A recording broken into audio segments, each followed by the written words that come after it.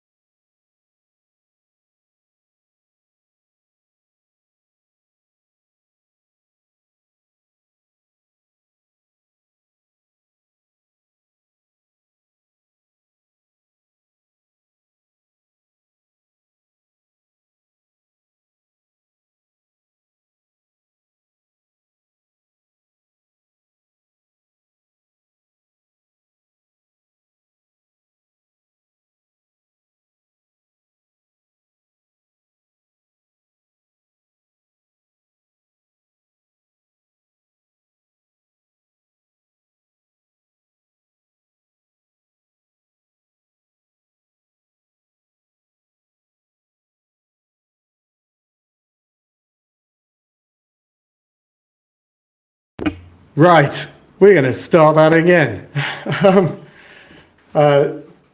Because apparently you could not hear me. And look, so not only did we start late, but apparently the microphone wasn't working and the camera started to fail. Absolutely. Oh, well. We're here now. You've got 24 more hours of this. I'm going to do the quick introduction again, because apparently I was talking to myself you were seeing a flat screen. We are so excited about this. It is an incredible thing. It's been put together by an enormous number of volunteers and people, we are thrilled. We've got Google, we've got Microsoft, we've got ATOS, we've got Heston Blumenthal, we've got Adrian Charles, we've got Meg McHugh, who's coming up next. We've got ADHD experts like Phil Atherton, the CEO of ADHD 360, and Rutger Don Hollander of Psychiatry UK. We've got book launches, we've got video launches. We are absolutely thrilled. I played you briefly, and I'll play you it quickly again. A little piece of one of the video launches we've got. It's a beautiful piece and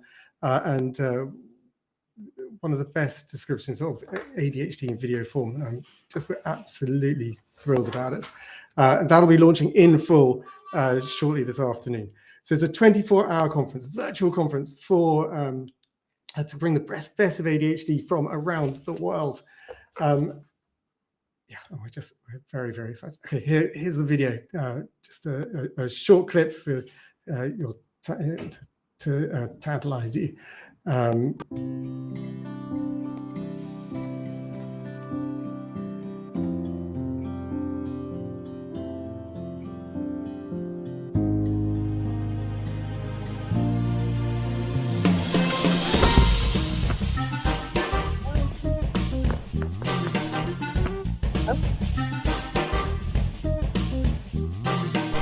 Hear me?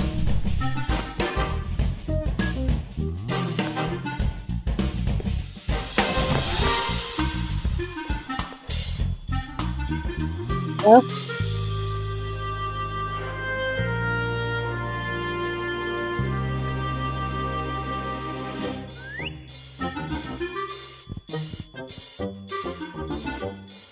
You're the one.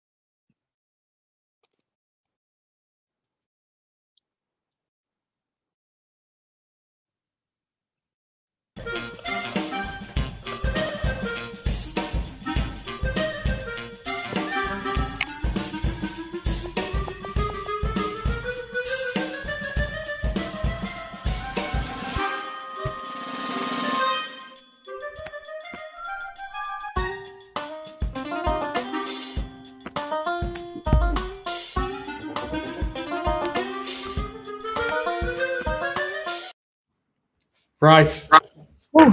Back and very, very excited. So we're shortly going to have Meg join us. We're absolutely thrilled about it. So Meg, live up in just a few seconds. Yeah, we're excited. You can hear me?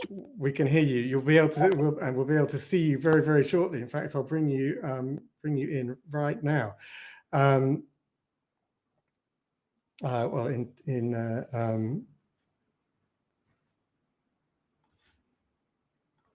there you go. It is absolutely wonderful to see you, Meg. And so you're going to be seeing yourself mostly at the moment, and then shortly me. We are absolutely thrilled to have you here, and thank you so much. and I'm well aware. There I am, hurrah! Technical problems always happen, don't they? It's been an exciting start, I have to say. Unfortunately for people watching, we will shortly have a little video break where we can sort out some of the technical stuff. It's always interesting when it's like loads of people involved, and then you have to rely on technology, and yeah. Well done. So yeah, Meg, it's absolutely wonderful. You are kicking off the conference. So we've had, I think, nearly 3,000 people register. We've just started. We've had some definite slips on the technology as we've got it going.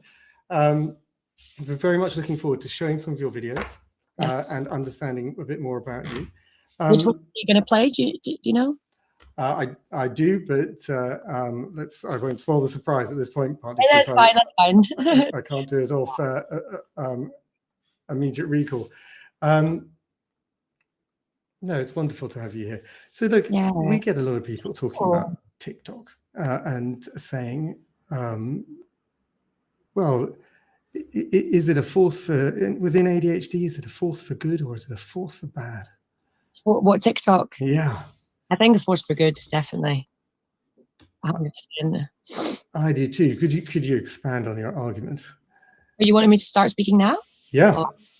We're live now. Are we live now? We are live now. Okay. So when I first was diagnosed with it, well, before that, when I first was made aware of it, I completely had no idea about ADHD at all, really. And when it was actually my hairdresser of all people that kind of pointed it out to me. And they said to themselves, I think you've got ADHD. It's very similar to one of my relatives. And I just brushed off completely because in my head, as everyone thinks, it's just a young boy running around a classroom, acting bad. And I didn't think that was me at all because I'm not even particularly hyper. So anyway, I looked into it more and more and I found that there was such little information out there at all, really, when it comes to ADHD, especially ADHD in women. A lot of the things that I looked at the time was all guys. And there was only a few and far between on YouTube. And also they're basically in America as well. So there was not really much UK based information out there. So when I ended up getting diagnosed, eventually I thought to myself, why would I not talk about my experience? Obviously everything's based on my own experience and it's different from everybody else. But based on mine, I thought to myself, if I saw somebody talking about the way that I felt, I'd feel less alone. And then I'd feel, able to go and do my own research about it. Because at the end of the day, that's all I'm giving is just information that people can do with as they please. So I definitely think it's a good thing. And I think that's maybe why it's taken off so much. I absolutely agree. And I think one of the problems about ADHD is that people haven't talked about it. And it's not been part of the conversation. And I don't think, I think ADHD has provided an ability for a community to come together that hasn't been able to come together before. And I think it's very important. And we had someone in a support group not so long ago say I was diagnosed by TikTok, and we just kind of said, well, you weren't diagnosed through TikTok. What happened was you learned what ADHD was in TikTok. Yeah. And from there went to go and get a formal diagnosis and then get the support, the help, the understanding that that helps and that you need. And it's a complete sea change. I think people make mistake. If you see something, they think there's only a few people that was in the majority think this way, but they think maybe TikTok is trying to diagnose everyone, which is not the case. There's so many different symptoms or behavior traits, should I say, of ADHD that comes with other things as well. So that's why it's important, if you feel like you relate to it, to go and get a proper diagnosis, because you can't be diagnosed over TikTok. But at least it highlights, that's something you might relate to, and you might be feeling alone your whole life, or you might be feeling crazy. So that's all it is, really. And you mentioned behavioral traits. So your ADHD behavior trait videos are really popular. What behavior traits of yours did you realize were ADHD related? Like, how did you? There's always this line, this understanding, right? What's you? What's ADHD? Like, so how have you explored that? Well, I think the important thing, like, to remember is before and after medication. So I'm on a medication now. I'm still me, and I think people always think that you're going to lose your personality or you're going to be a different person, and that's not the case. Basically, what the ADHD behavioral traits come from is from the lack of dopamine that you have. So if you, for example, have like you're hypersensitive about things, you can't what's the word for it? You can't rationalize things as well. So it makes you quite volatile at times. That's an ADHD symptom. You can be hypersensitive. Obviously, the normal stuff that people would go to straight away is like the concentration, but people think that, you know, everybody can't concentrate on things that they don't enjoy. But what the case is for ADHD, it's like simply crippling to try and do that. And it makes, you know, life so much harder to get through school and to get through work. And if you can focus on something that you really love, that is also a trait of ADHD, because there's so many benefits to it as well if you kind of zone in on it. Because then you can completely hyper focus, you have all of these ideas. Like, that's what an ADHD brain is good at. But because obviously we've been, you know, brought up in a society where everything's like made for the neurotypical brain, it makes people who are neurodivergent feel like they're useless or they're failures or whatever. So there's so many different traits that I just thought was actually depression, because I was so up and down. And that's a whole nother problem, is that so many people get diagnosed with depression when it's actually not that at all.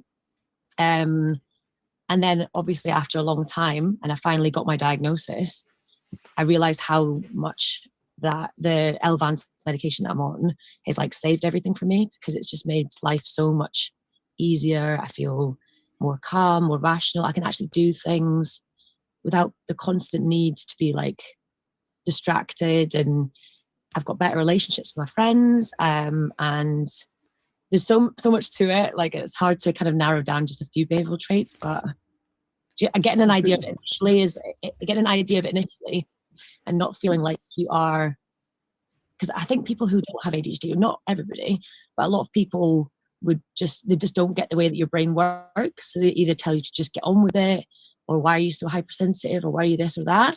And that in turn makes you feel like you're alone with it. So, but I didn't realize that these things were ADHD related prior to this, because I never knew about it. I never knew about the information that was out there, sort of thing. And obviously TikTok's like a new kind of, I guess, platform for people to discover things. And I think what's quite satisfying and like lovely to see is people saying that because of my videos, they went on their own little journey to like find help for themselves. And some people have got diagnosed, some people haven't. And I just find that so like nice, you know, to try and help people. I think it is a wonderful thing, and it is important. I think you did a video on why you're making the videos, and you just talked a bit about them. So I'm going to pop that up to show to people. I just wanted to quickly address this little comment here, because I'm getting quite a lot of similar ones on the post saying like, you don't have ADHD, these are traits that everybody does, you're not a doctor, I'm not going to go see a doctor, like this comment. And that's absolutely fine. Like, your mental health and health in general is completely up to you to decide what you want to do and investigate yourself, sort of thing. But I never said that I was a doctor, but I do have ADHD, and these things are definitely traits that anybody with ADHD would know are a thing. But these are only some traits. Like, there's so many traits out there, and a lot of my other videos show those traits. But I guess I wanted to just address just generally why I started doing these videos. And the reason being is because for my whole life, primarily in my adult life, I've went through a lot of kind of really depressive episodes, and I didn't understand why. I didn't understand why my brain was going this way, why I was so emotional, why I was acting the way I was. And I've been to the doctor so many times, and every single time that I went, they always gave me antidepressants, right? And I've been on them a few times, and every single time they've made me feel violently sick, They've made me feel even worse than before, and they've actually made me feel numb to the world, which is like actually worse than feeling bad. Is feeling numb, in my opinion. So I came off them myself. Like, I didn't want to do it anymore. I wanted to discover other ways and means. I've been to counselling, I've done loads of things, but things were not getting better. So it wasn't until somebody pointed out to me, who has a family member who has ADHD, I have similar traits and I should go get it checked out. And then I went back to the NHS with this information, and they basically said that we can't really help you for years. So then I personally went and researched myself, and then I went to private, and then it turns out after loads and loads of time and diagnosis that I do have ADHD. So basically the moral of the story is, the reason that I've been doing these posts in the first place is to help those people out there who might feel similar to me, who might have been bunged on an antidepressant, because that seems to be the way everyone just gets antidepressants left, right and centre, to actually feel like they're not alone. And like, if it's not working for them either, maybe if they're having these traits or the traits in my other videos, that it might be something to look into. That's all it is. I don't mean to like pressure anybody to say like, oh, you have ADHD. I don't want anyone to be like self-diagnosing or anything like that, because I mean, you can't really do that anyway. If you have ADHD, you have to get a full diagnosis, and it's difficult. But I guess I just wanted to address that, because I didn't feel like there was a voice for me when I was feeling that way. I had to look into it a lot myself, and there's been a lot of people. Mostly these comments are very few and far between, but I wanted to help the people who are looking for that extra little bit of, guidance, I guess. And all I'm offering is my experience. I'm not trying to tell anyone that I'm a doctor or anything like that. But it's just supposed to be like somebody to be there for you, feeling the same way. And if you're not feeling the same way as me, that's absolutely fine. But yeah, that's all I wanted to say. It's just to help people and, to share my experience.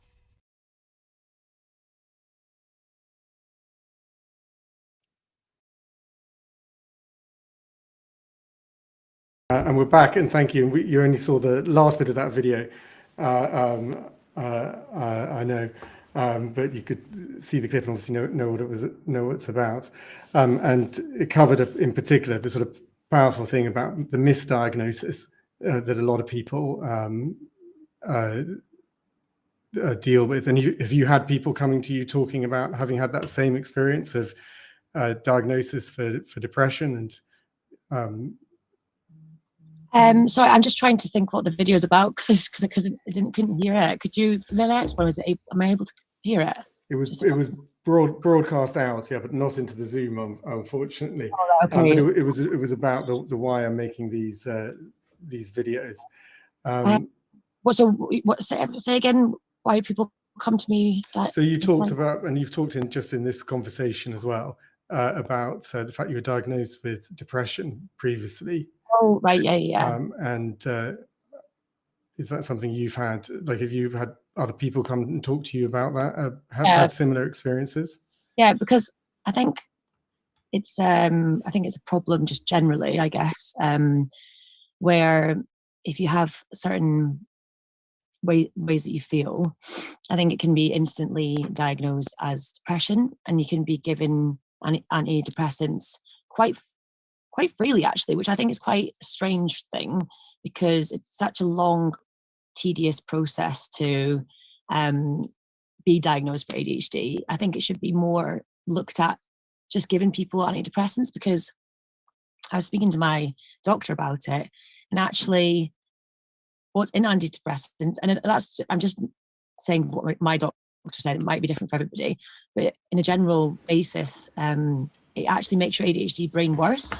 It's not the right thing for you to have. I mean, people are going to have these different experiences, and yeah, exactly. So you actually talk about medication. We've got a video up, which at this time I guarantee you'll be able to see it, although I still think not hear it. That's fine. I'm going to put it up for people to listen to and see what they think. In response to this, the transition to the medication was a really good experience for me. It was unbelievably smooth. Obviously, everyone's experiences are different with the medication, but for me, it has been perfect. The good thing as well is that if you are nervous, it's a stimulant rather than a medication that takes a while to like build up, like an antidepressant, for example. So it literally kicks in within an hour and it wears off the same day. So you'll kind of know pretty quickly whether it's for you or not. And for me, to be honest, the medication was like life-changing. It was quite emotional, actually, like literally the first day that I took it, because for the first time in my life, all of these crazy rampant thoughts that were happening 24/7 literally just died down. And for the first time in my head, like there was nothing going on, if that makes sense. It was surreal. I felt this mental sense of calm. Like everything was just super chilled and like really quite pleasant. I also could like concentrate on things that I was never able to before. Like I could completely focus on something, and just really like not hate my life when doing it, because with ADHD, if you enjoy doing something, if it's like watching a Netflix show or if it's like gaming or whatever, you can concentrate on it for hours and hours and hours because you're really enjoying it. But if you're doing something you don't want to do, it's like someone literally has to put a gun to your head to be able to focus on it. And this completely counteracted that. It was so surreal. Something that a lot of people don't know about ADHD is your emotional regulation is all over the place. So you can take things to heart really badly that other people won't care about. Your reactions are ridiculous. You can get really angry. All of these things I definitely was. I was very, very sensitive, over the top about everything. And since being on the LVANs, I've been like so much more rational. I'm not falling out with my friends like I used to. I'm not like shouting at my boyfriend. I'm not overthinking everything to the last degree. And like my boyfriend of all people has noticed a huge change in just like my sanity, if that makes sense. And just generally feeling so much less overwhelmed. I don't feel like the world is against me anymore. I don't want to nap like 4 hours a day like I used to, crying all the time. Like it's all completely like mellowed out and I feel so much happier. I like myself more. Yeah, it was a beautiful transition for me. Obviously there's side effects too. So if you want to know about them, leave a comment. But yeah, don't worry about it. You talked about the really positive impact of medication, and one of the reasons we specifically wanted to pull up that video is that medication is seen so controversially, and we know from the figures we see of people with a diagnosis of ADHD, roughly 50% after a year, it's a 50-50 split between those who are opting for medication and those who are not. Which shows people are making a choice, and it's an important one.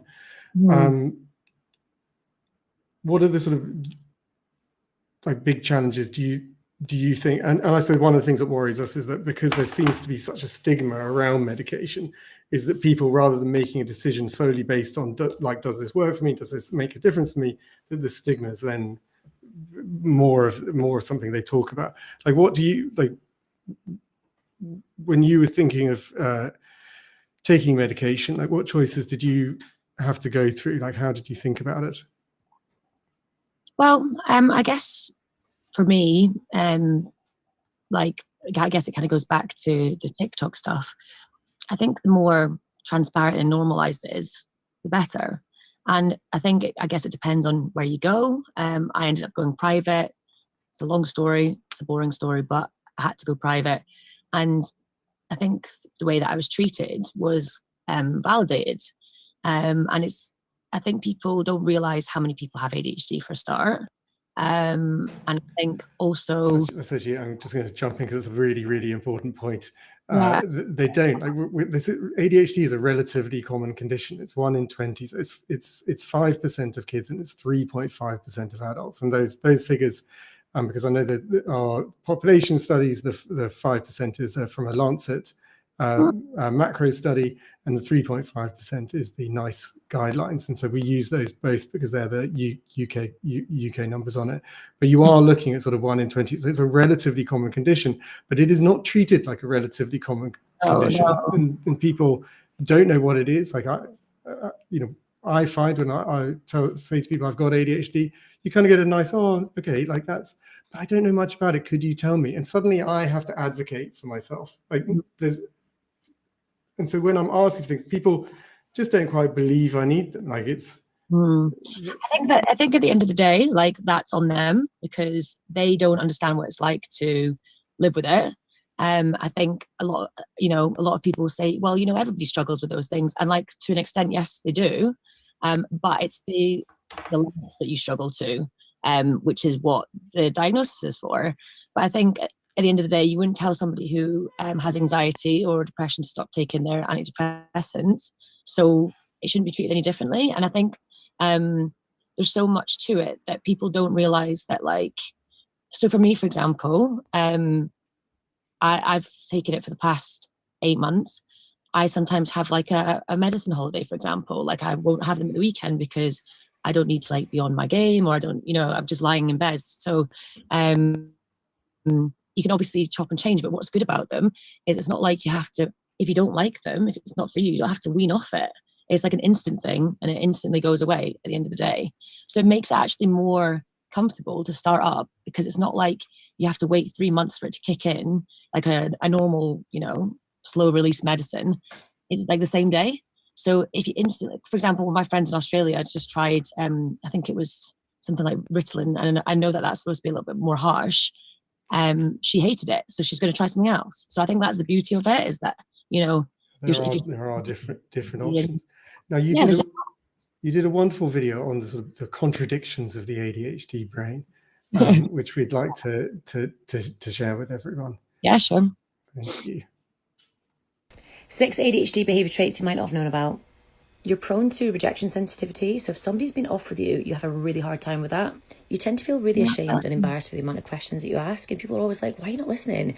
Why are you being so rude? Like, I literally just told you this, are you daft or something? And you're trying so hard to take it in, but literally only about 20% is, and then you feel nervous to ask a question about it. You're a very now or never sort of person, and only tend to do things when it's absolutely urgent. And that's not just work, it's general life things, like putting your phone on charge when you've only got 1% battery, or filling up your tank when you've got a morsel of petrol left, or even going to the bathroom only when you're absolutely bursting. You tend to make a lot of careless mistakes, and it's not because you don't care, it's because your brain's moving so quickly that you can't keep up with it.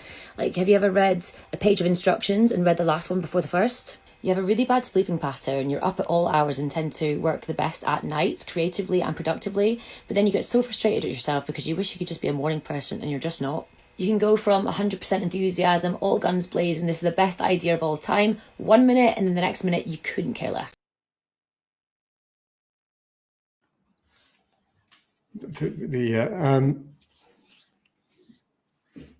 It's a wonderful video talking about some of the challenges of ADHD. Or you've messaged saying that there's a better one on contradictions, and this one, but this one's still a favourite, which is a wonderful thing. Obviously, as an ADHD conference, we are running slightly late, and we started slightly late. And actually, the only bit we're a bit annoyed about is the technical challenges at the start, because those are. We thought we had handled. But we are, to be fair, doing something completely new. You had one last video, which I can't resist, and I think is important, right? Because when we talk about ADHD, too much of the time we talk about the challenges of it and not about the sort of the opportunities, the strengths. And you did a wonderful video on the benefits of the ADHD brain. So I'd like to share that with people now. Here are 6 benefits of having an ADHD brain. Your passions are always super authentic, whether it's for a hobby or it's for an idea or a person. And that's because you physically cannot fake interest. So you don't have to try and pursue your passions. That's the only thing you can do. You love taking risks and seizing new opportunities, where some people might find it more beneficial to stay in their comfort zone and play it safe. You like to seize those chances. You like to navigate new things. You find it exciting and just a challenge. You're very understanding and empathetic to other people's problems, and you're actually quite good at giving advice. And that's because you go through so many different emotions and perspectives and thoughts on a daily basis, and your way of processing them changes over time. So you feel like you can totally relate to other people's problems and see where they're coming from. You have this insane ability where you can hyper-focus on something for literally fucking hours. Like, sometimes we're talking 8 to 10 hours, and you don't even know where the time's gone, and it doesn't feel like work whatsoever to you because you're so excited and into it.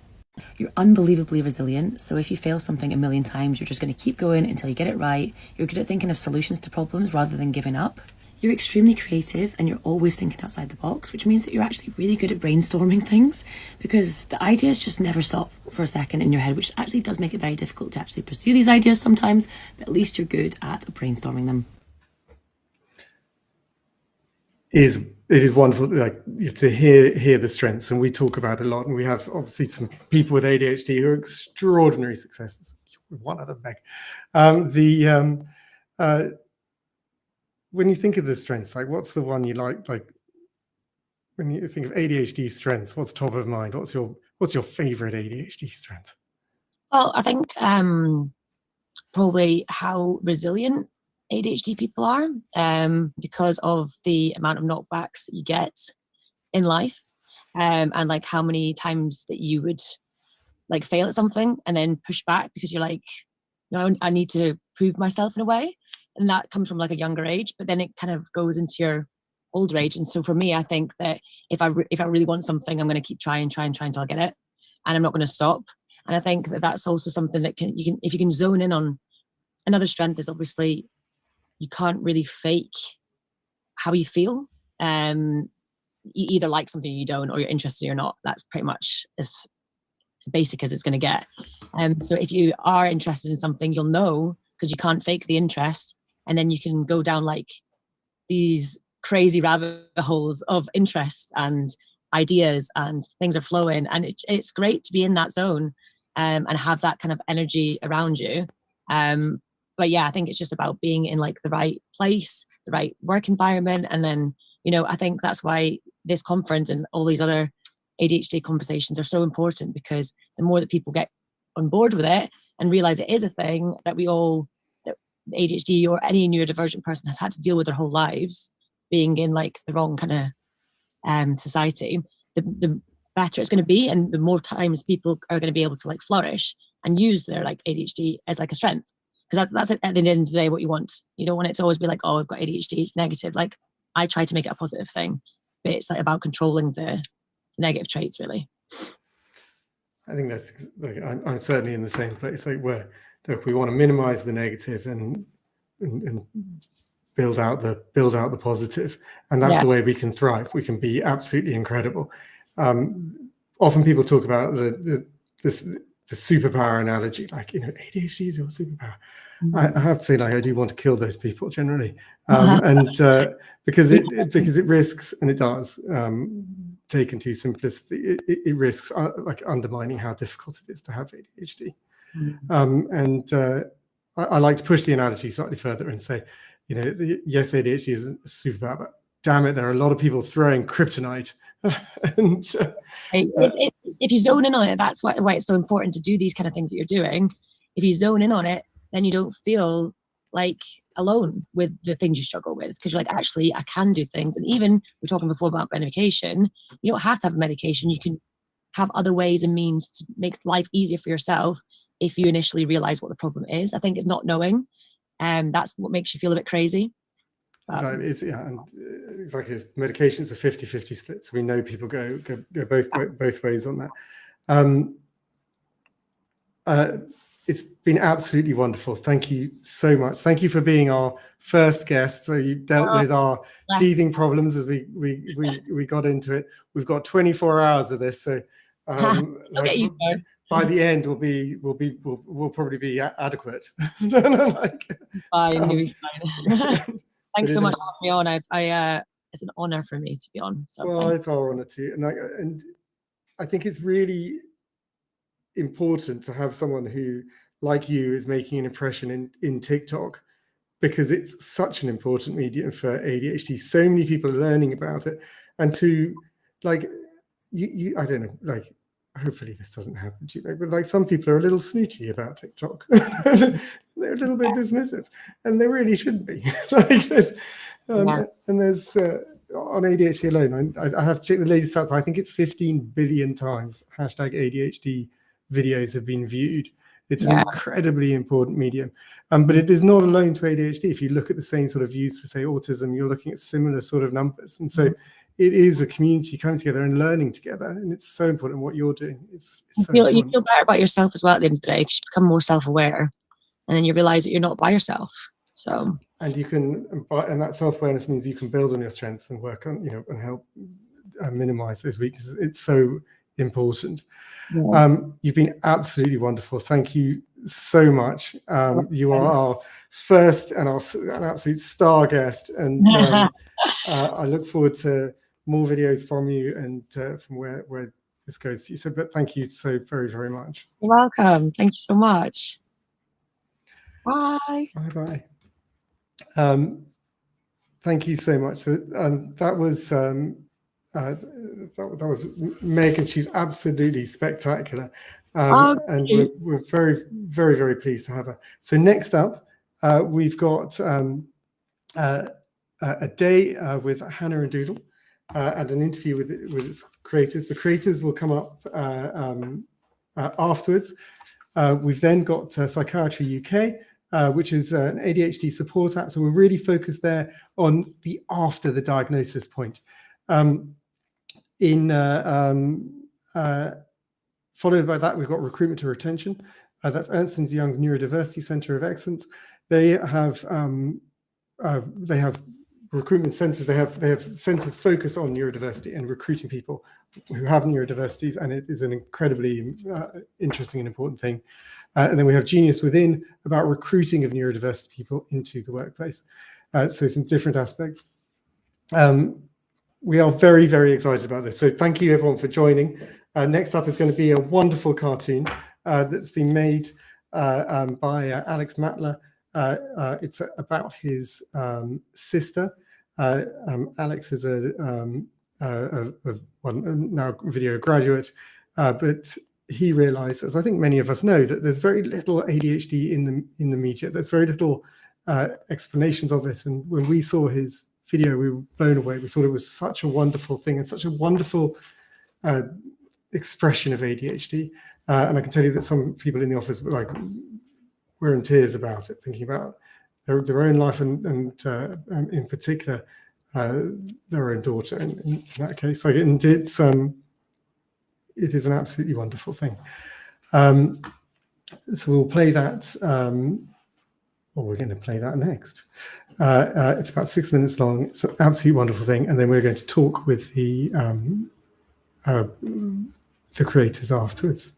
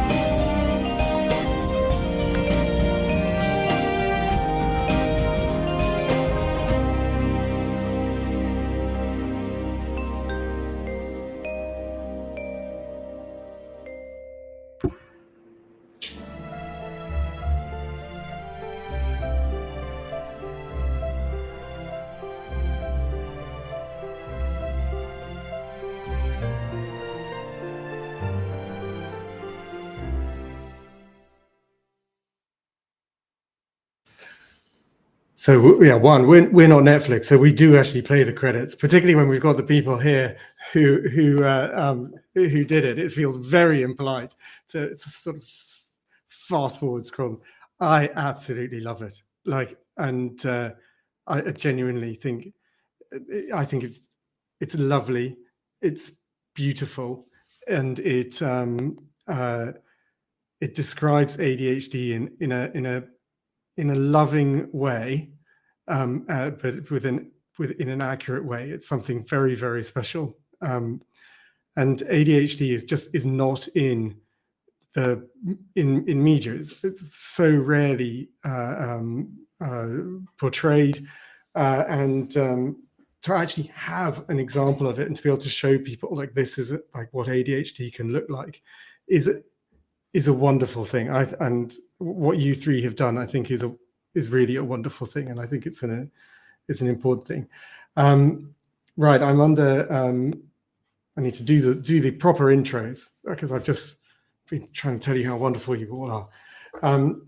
So we've got Alex Matla. So Alex raised and lived in Southeast Asia for over 20 years. Recently graduated from LaSalle College of Arts in Singapore with a bachelor's degree in 3D animation. He has dyslexia as well as love one with ADHD, and he founded, love working with his peers and creating this deeper expression in neurodiversity. Anya Agarwal, she's a writer and storyteller, strives to bring forward stories unheard and unseen, which I think you've done here wonderfully. And Del Astilio Liana Sagon, an avid lover of animated films and games since young, creative mind who enjoys giving life and emotion to concepts through the use of art and storytelling, which you absolutely did. In the production of this film, you took the responsibility of creative direction in terms of visuals, character design choices, and communicating those with the group, which is a tough gig when someone's like, related to the star. Like they tend to start to have views, very strong views quite quickly. So on to the questions. The film was inspired by family and loved ones and who live with neurodiversity and aims to shed light on the subject. With loved ones in mind, if you had to sum up one key takeaway, what would you want viewers to learn from this? That's fair. We'll start with Alex, I think, and then should we go to Liana and then I think with this question we'll go to Liana. Okay, Liana first. Yeah. So the main key takeaway that our group wants viewers to learn is that basically neurodiversity isn't something to be afraid of or to be demonized, and it doesn't really take away from anyone's abilities or who they are as a person. And at the end of the day, even if their brains are wired a little bit differently from most people, and they may sometimes struggle or require help with certain things, they are still very much human and are capable, and they're still your loved ones and are so much more than their disorder. That being said, we aren't exactly making a comment on what ADHD is or not. We just kind of give the viewers an insight on what could be like in the perspective of a child with ADHD, and understand that she's not so different from what most people perceive as normal. Yeah. Thank you. And does anyone have any, do either of you want to add to that? I don't think so. I think she said it perfectly. That's exactly the view that we just kind of went on with this project. Yeah. I think it's a wonderful, wonderful expression. Thank you. So the second question. So when you love a child with or without ADHD, there are times when even in the toughest moments, you can't stop from being softened by their enduring positivity, innocence, and lust for life. And those traits are captured just beautifully in Doodle. Can you tell us a bit more how you developed the character? So it was a lot to do with observation, and also, like we said, with the loved ones that we have who have ADHD. During the early processes of doing the concepts, I actually went and interviewed my sister and a bunch of kids, and I tried to make it a little bit different when I asked these questions. Instead of saying, what is it like, and how do you manage it? Instead, I pulled them aside and asked them, if you had to describe your ADHD, right? What color is it? Is it fluffy? Is it furry? And I got a plethora of different answers and lots of different things. And I think the kids loved it because it was something totally different. They'd never been asked, what color is your ADHD? And then from there, we started to stem little designs. Liana did amazing drawings with Hannah and her great facial expressions. And then Anya did these really fun conceptual art of Doodle. And then from there, we just started growing until we created this character with a simple enough form, but with as much character and as much expression as possible. One of the challenges that we tried to continue throughout the entire film was taking the great concepts that we had and then maintaining that kind of energy, that brightness, and that full of expression, all the way through to from drawings to the 3D characters. And as the animator, as the lead animator for it, for the movements, I really tried to, every time I thought that an expression was good and I thought that this movement was great and very out there, I would push it further. So it was never just, oh, I've done this, he's thrown something or jumped in a certain way. I wanted to push it a bit more and a little bit more, with thinking about my sister in the back of my head. Always, every time I did this, was what would she do? How has she acted? How have I observed her? Yeah.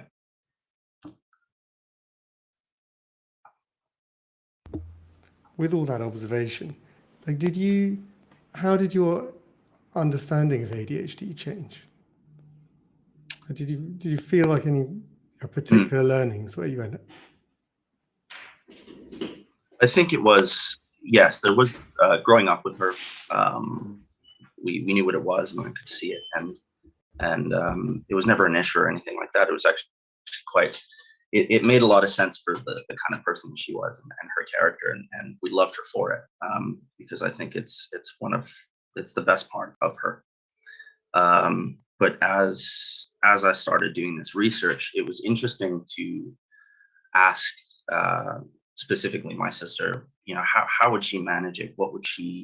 How would she calm down? Or how would, when she got frustrated, how did she herself as a child manage that? And that was really interesting. I didn't realize how much there's that internal work. And then from there, we tried to show that in the characters.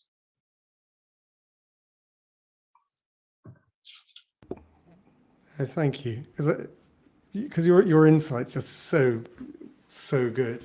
There's a heartbreaking moment where Hannah stops being happy and inquisitive and fun-loving character and becomes rather angry and stern. And the heartbreak of course, coming from the realization that those feelings were really aimed inward at herself. She's angry with herself.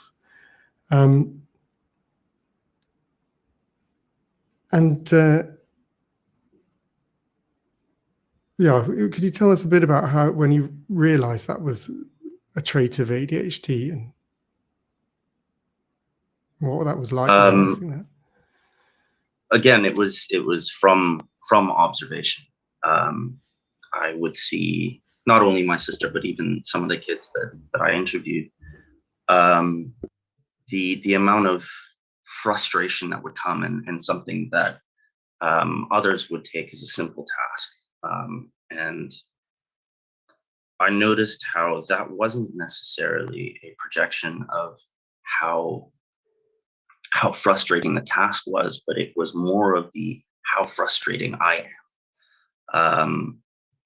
I can't speak personally for ADHD, but as someone who has dyslexia, I have my own similar version of that when I'm reading, or if when I was a kid I had to do public speaking. That was horrific for me as a little kid. And one of the reasons why I used to get so frustrated trying to read something and always being so slow was not at what I was reading, but myself. And this was something that we understood, and this is why we wanted Doodle to be this character, because at the end of the day, this is just her dealing with herself, not necessarily this external character. And that was one of the particular beauties. And Anya, you had the responsibility on the storytelling, that the end point where she's lost it, like she's focused in and doing the thing. And it's how did you come up with that conclusion and deciding that was your end point? And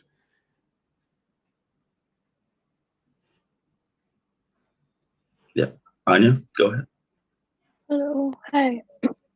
So actually, this was actually a lot of back and forth happening over there. So we had like to take a little bit of consults with different people, because the thing with the story we chose was that it was really fragile, because we were very mindful and aware that we did not want to make a comment on what ADHD is, if it's a good thing or a bad thing.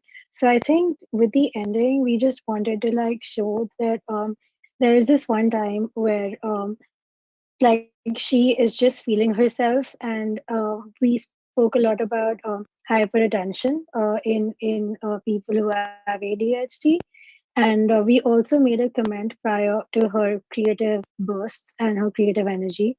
So we wanted to curate like a space and a time for her where she just sat down with herself and her ADHD, and they did what they knew best, and that is just to draw and to have some fun. Because that was like the perfect ending, because that way we were not commenting on if ADHD was a problem to her or not. And we already had seen their trajectory throughout the day.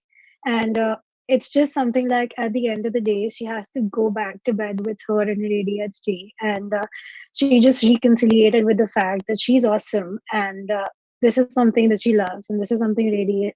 And this is something where they meet. And this is their ground and their mojo. So I think it just fit perfectly, but it required a lot of back and forth as well. So yeah. Well, it was absolutely worth it, and obviously you guys working as a team together. Our last question is what does it mean to you to be an ally of the ADHD community, which you all three definitely are? I'm going to start with this one, and then yeah.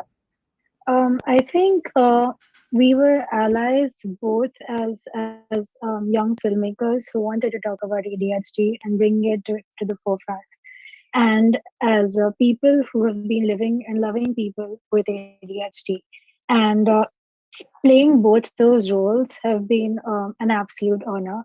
And it has taught us that it's acquainted us to a lifestyle which can be fundamentally very different from us. It kind of opens you up to like being more accepting towards people who may or may not have a disability or a disorder.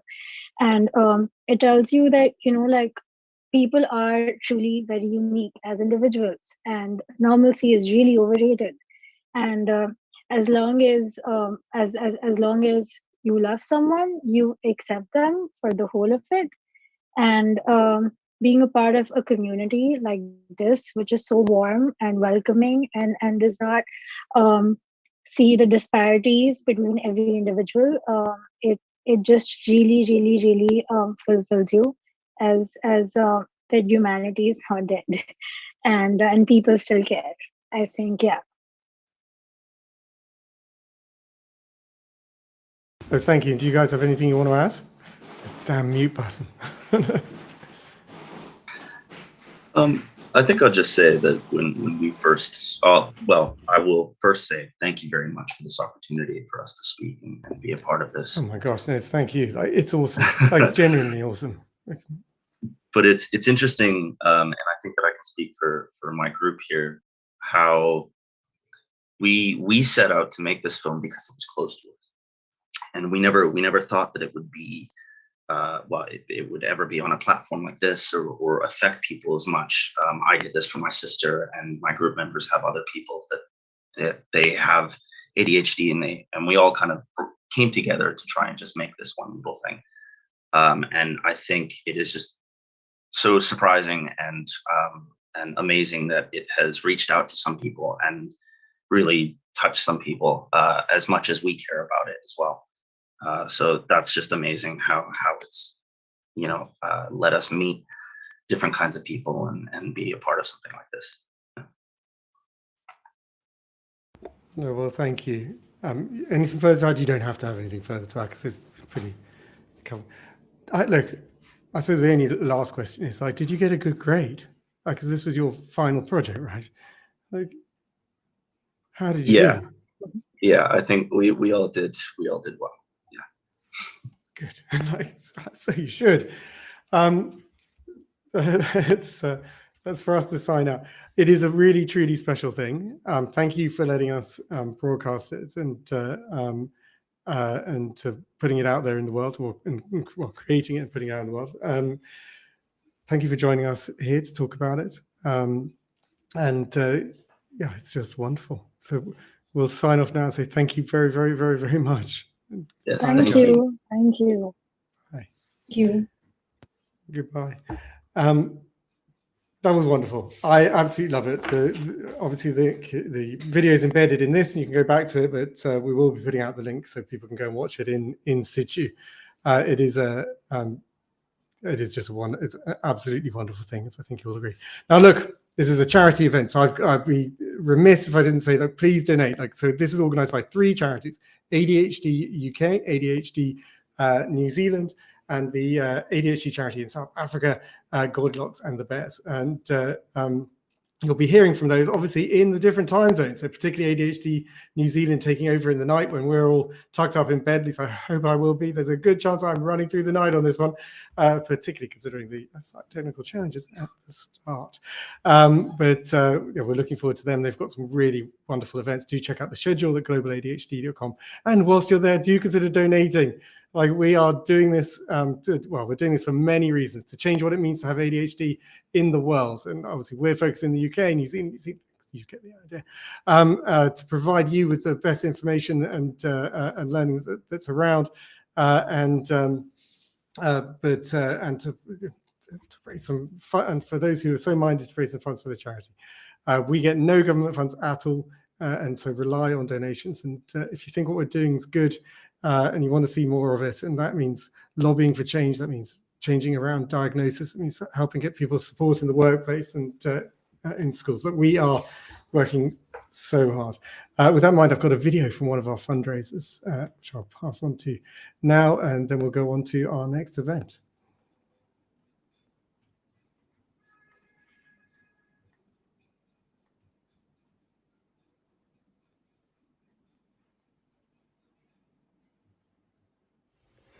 Hello, I'm Alex Campbell. I'm a registered BACP psychotherapist and a ADHD coach. I chose to raise money for ADHD UK, and I recently ran the Ealing Half Marathon for them. And I'm amazed at the work that ADHD UK does and the amount of support and free guidance and advice that they give, and the number of support groups. They keep growing every month, the different groups that are being led, all for free on a donation basis. And so for me, it felt important to raise money in order to continue the incredibly growing work that ADHD UK are doing for adults who are, let's face it, most of us have been diagnosed later in life, so we're just discovering this about ourselves. And the support that is needed once you know that you have ADHD is so great. And ultimately, that's why I started raising money for them. Thank you. Alex is absolutely fantastic, and it's just nice to hear the story of someone. So coming next, we've got Rutger von Hollander from Psychiatry UK. We've got, and then that's followed by recruitment to retention from EY, and then Genius Within. And that's looking about recruiting in. And then we've got ATOS and Microsoft together. We're incredibly excited about having them talking about ADHD and technology. It really is an absolutely wonderful thing. We're going to have just a quick interstitial, another one of Meg's wonderful videos, and then we're going to go straight to Rutger. Here's some contradictions of an ADHD brain which can make life quite difficult. You have an insane amount of ideas, you're always thinking outside the box, and it's always a constant stream of thoughts, but actually putting them into practice can be impossible. You hate the slow, mundane life that makes you feel miserable, but also get extremely overwhelmed if you've got too much on and too much to do. You can be so interested in a specific thing, a person, a subject, that's all you can think about, but the minute you lose interest, you never think about it again. You can be extremely sensitive to any sort of criticism or rejection of any kind, but you can also get easily frustrated and overly snap at people who are closest to you for the smallest things. You simply need routine and structure and pressures and deadlines to thrive, but you also have no sense of time, you're chaotic, and you hate being told what to do. You can either get a whole week's work done in a few hours, or you can completely waste a day and look at the clock and it's 4 PM and you've done nothing. You absolutely hate mess, it makes you feel so on edge. But you literally cannot tidy up as you go along, so much so it's a fucking bomb site. Every couple of days, you have to tidy up the entire thing and tell yourself you're going to keep it tidy this time, and then you never do. You crave social situations, you're always known as being the chatty, energetic, enthusiastic, and spontaneous one. But when that social battery dies, the idea of speaking to anyone for any purpose is a fate worse than death.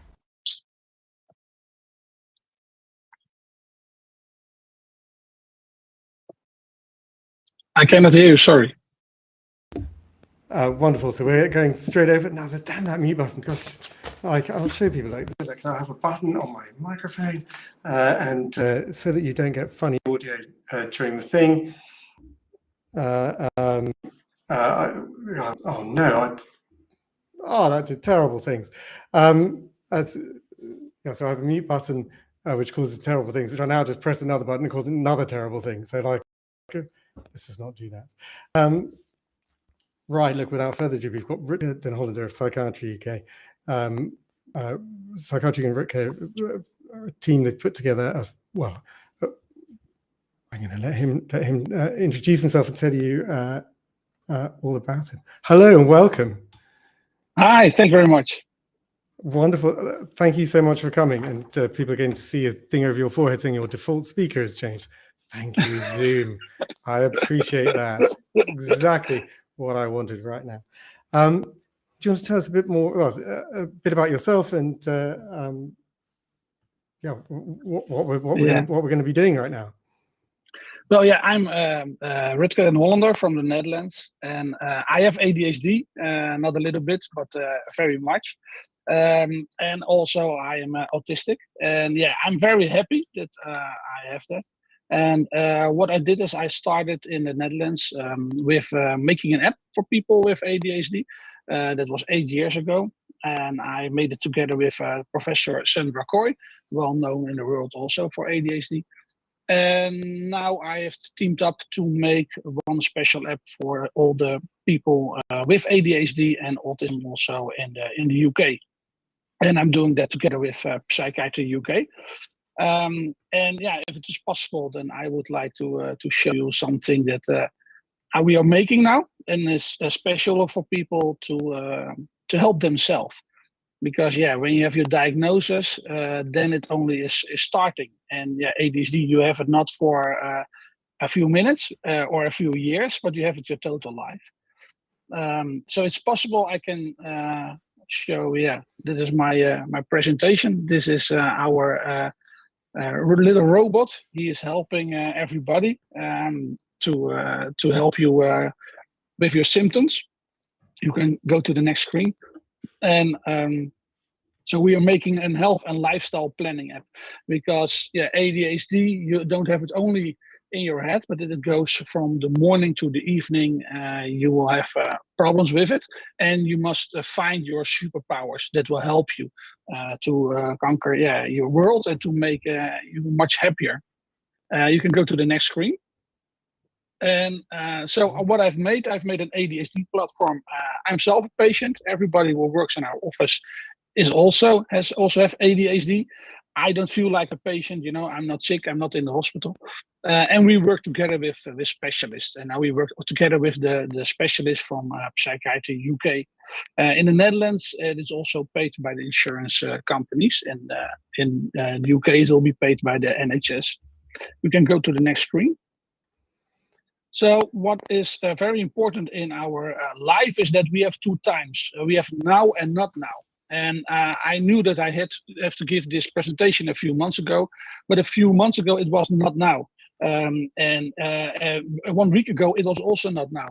Yesterday it was also not now. This morning it was also not now. And 1 hour ago, yeah. I think that's when you sent it. When did you send it in to us? When did we get it? Yeah, I think 30 minutes ago. So 1 hour ago. And then it was now. So that is the main thing. What we have is the whole life. Yeah, every time we are doing things at the last time, or mostly it will be too late or just on time. So that's why also my presentation. Yeah, you received it 1 hour ago. Well, thank you. Right, we'll go back to the presentation. Yeah. I'm going to try and bring your video into it so people can see it. So they'll see it. Perfect. Over to you. And yes. Yeah, you can go to the next one. Yeah, so it is not now. That was yesterday also not now. This morning it was also not now. You can go to the next screen. And then people are calling me and saying, you have to give the presentation, you have to send it, please send it now to us. You can go to the next screen. And that was wonderful, Christine chasing you, so thank you, yeah, Christine was chasing me. Thank you very much, Christine. I got a lot of emails from you. No, but that is not needed. So for me, it is like this. I am relaxing. I know always, I will do it. You can go to the next screen. But yeah, I can imagine that Christine is doing like this. And yeah, that is what we see, a lot of times, that other people are thinking, what are you doing? And we think, don't sweat, it will come. You can go to the next screen. So what our goal is for our the help app, because it's called the help app, is helping patients to help themselves. Because yeah, you can have a diagnosis, you can have medication, you can also have a treatment, but then you have to do it by yourself your total life. And for me also, personally, it is, I wanted to stop surviving and I wanted to live a happy life. It feels when you have ADHD that you have to survive every day, and things are going, a lot of things are going wrong, and every time you have to get up and you have to get up. So I want to stop surviving and go into living, and find my ADHD superpowers. So then I, will be much more happier with my life, and everything will go much easier. So how do we do it? Well, we have made a self-management toolkit with specialists, and there are more than 350 tools in there. I will show you later also. There's also a community in it. And what is important is the titration and a safeguarding from Psychiatry UK. So the specialists, the doctors, the nurses, they will do the titration with you to make sure that you will have also the right medication. And after that, you will have your self-management programs. So with ADHD, it is not like abracadabra, you know, I want to solve all my problems. I just can sleep at once. You have to do something for it. And we want to do things, but only we don't know what to do.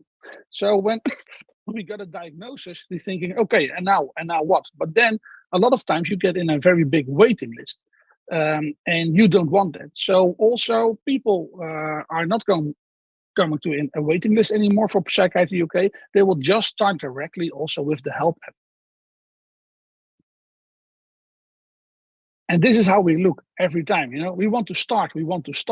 And we always start too late. And that's why we make the app, so you can already start with yourself and with help from other people. So this is the starting point in our app. You get a dashboard, and then you see our little robot. He will greet you every day, every morning, every evening, and he will help you. So he will help you to make an agenda. And with the agenda, you can, for example, I take Alphonse 50 milligrams every day. It helps me very much. And I take it 2 times per day. And then you can also get reminders from our little robot, so you don't forget it. We also have made, I'll show you later, a medication box with Bluetooth, and it connects to the app. And then when you need to get your medication, you take it from your medication box, and then it gives directly a sign with Bluetooth to the app that you've taken your medication. For everything what you will see, you will also get rewarded. And that is very important in our minds, because then we get dopamine, and then you want to do more and more. We also, you see it here, have a black screen and white screen, because a lot of people with ADHD, white comes too hard to us, light also, and then that's why we have made also a black version for it.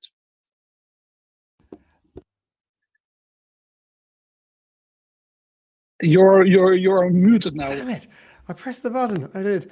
Something we want to tell people about is that we do have Q&A. So, like, if they go to globaladhd.com, they can upload their questions. So do that. If you've got a question you want to ask, upload it there. Please. Because we're streaming on multiple platforms. So on LinkedIn, on Facebook, on YouTube, there's lots of places for people to comment. We are focused on looking at them in the ADHD, globaladhd.com platform as a sort of central place to do that. So because you're saying really interesting things, I wanted people to know that was an option. Right, back to you. I presume you would like a new slide.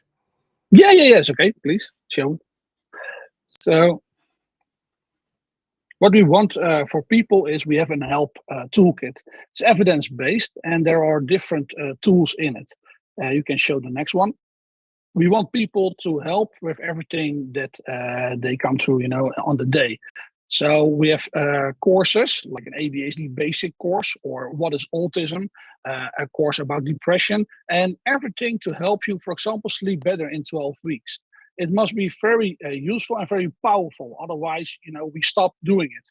We have also things about manage weight, quit a bit habit, help you with money problems, doing self-test, because that is the benefit of having ADHD. We have everything. We don't have only ADHD. We also have autism. We also have anxiety.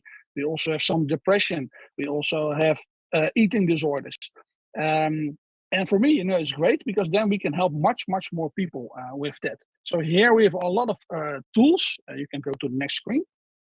Self-help programs, self-test, meditations, for example. We have made meditations because sometimes, we can get angry suddenly. And then we have a meditation for like 3 minutes or 1 minute who can help you, to get rid of that anger. So then you're putting your meditation on, you click on start, and then it will help you. You can also follow how you are sleeping.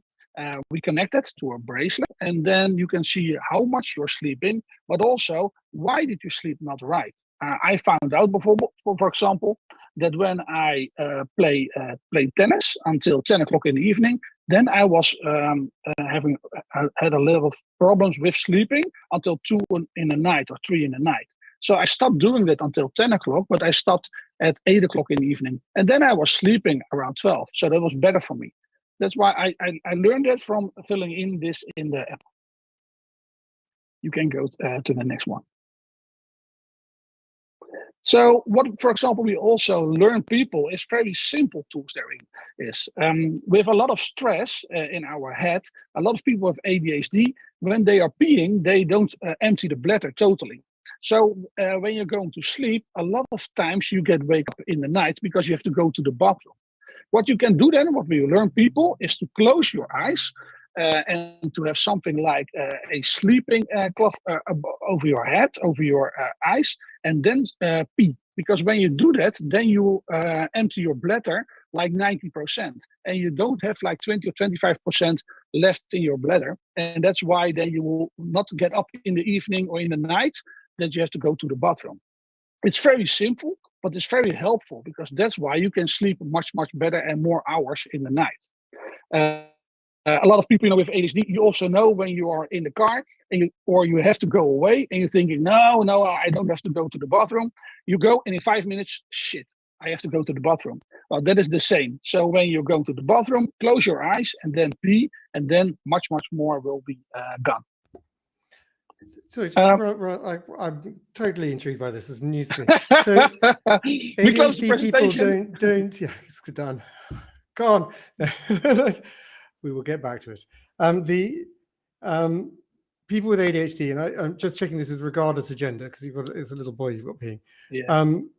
They tend not to empty their bladder. Is that what? Yeah. And why do you think that is? Well, sorry, it is because the connection between your brains that give the sign to the bladder is not working fully for people with ADHD. Because of, we have a lot of stress in our head, because of the hormones, and that's why we don't give the signal directly to the bladder. Especially for women, that's a problem, because a lot of people, women with ADHD, have bladder problems. Excuse me for my English. They have problems, with peeing also. And with men, it is a lot that you have to go to the bathroom a lot in the night, or when you are in the car and you're thinking, shit, I had to go to the bathroom, I didn't empty my bladder. But it is for everybody, yeah. And that's due to the lack of a missing connection Yeah. in the brain. Yeah, the connection is not fully like normal people. Okay. And So the, when you but know the this, solution is to be aware of it, so Yeah, you do empty your bladder, and what you said something about covering your eyes. Yeah, you have the sleeping covers for your eyes, where you then it's totally dark, and that's best when you do that. So you go to the bathroom. Okay, yeah. Yeah, you go to the bathroom, you make everything dark, or you close your eyes, or it's even better, to put something above your eyes and then just pee. And then, like 95% it will go out of your bladder. I imagine if you live with someone, I imagine they very much hope you sit down when you pee. Well, yeah. I'm doing it already now for 25 years. So, I had a fight with my wife and with my daughter. She's now 20 years old. But I do it always for them. Yeah, you're right. Otherwise, you have a problem. Yeah, it's very dangerous. Very dangerous. Right, back to slides. Okay. So this is something that we learn people, and it's very handy. For example, also binge watching. People with ADHD, we tend to binge watch a lot because, we when we like something like Suits, I watched Suits, all the episodes, all the total series in 7 days or something. So then you're watching until 4 o'clock, 5 o'clock in the morning, and then you have to get up for work at 8 o'clock. Well, then your ADHD symptoms are, skyrocketing. So that's why we learn people, for example, not to stop at the end, because then you have a cliffhanger, but stop at 50%. And when you have stop at 50% of one episode, then you don't want to see the next episode. And that will save, for me, it saves a lot of times, of sleeping. So that's a very simple thing, what we learn people, how to binge watch less. Making up your bed. A lot of people with ADHD and autism and anxiety and depression, we have a sleeping problem. So, for example, a very simple thing that we learn people is making up your bed. Because when you're making up your bed, you will sleep better. It is science proven.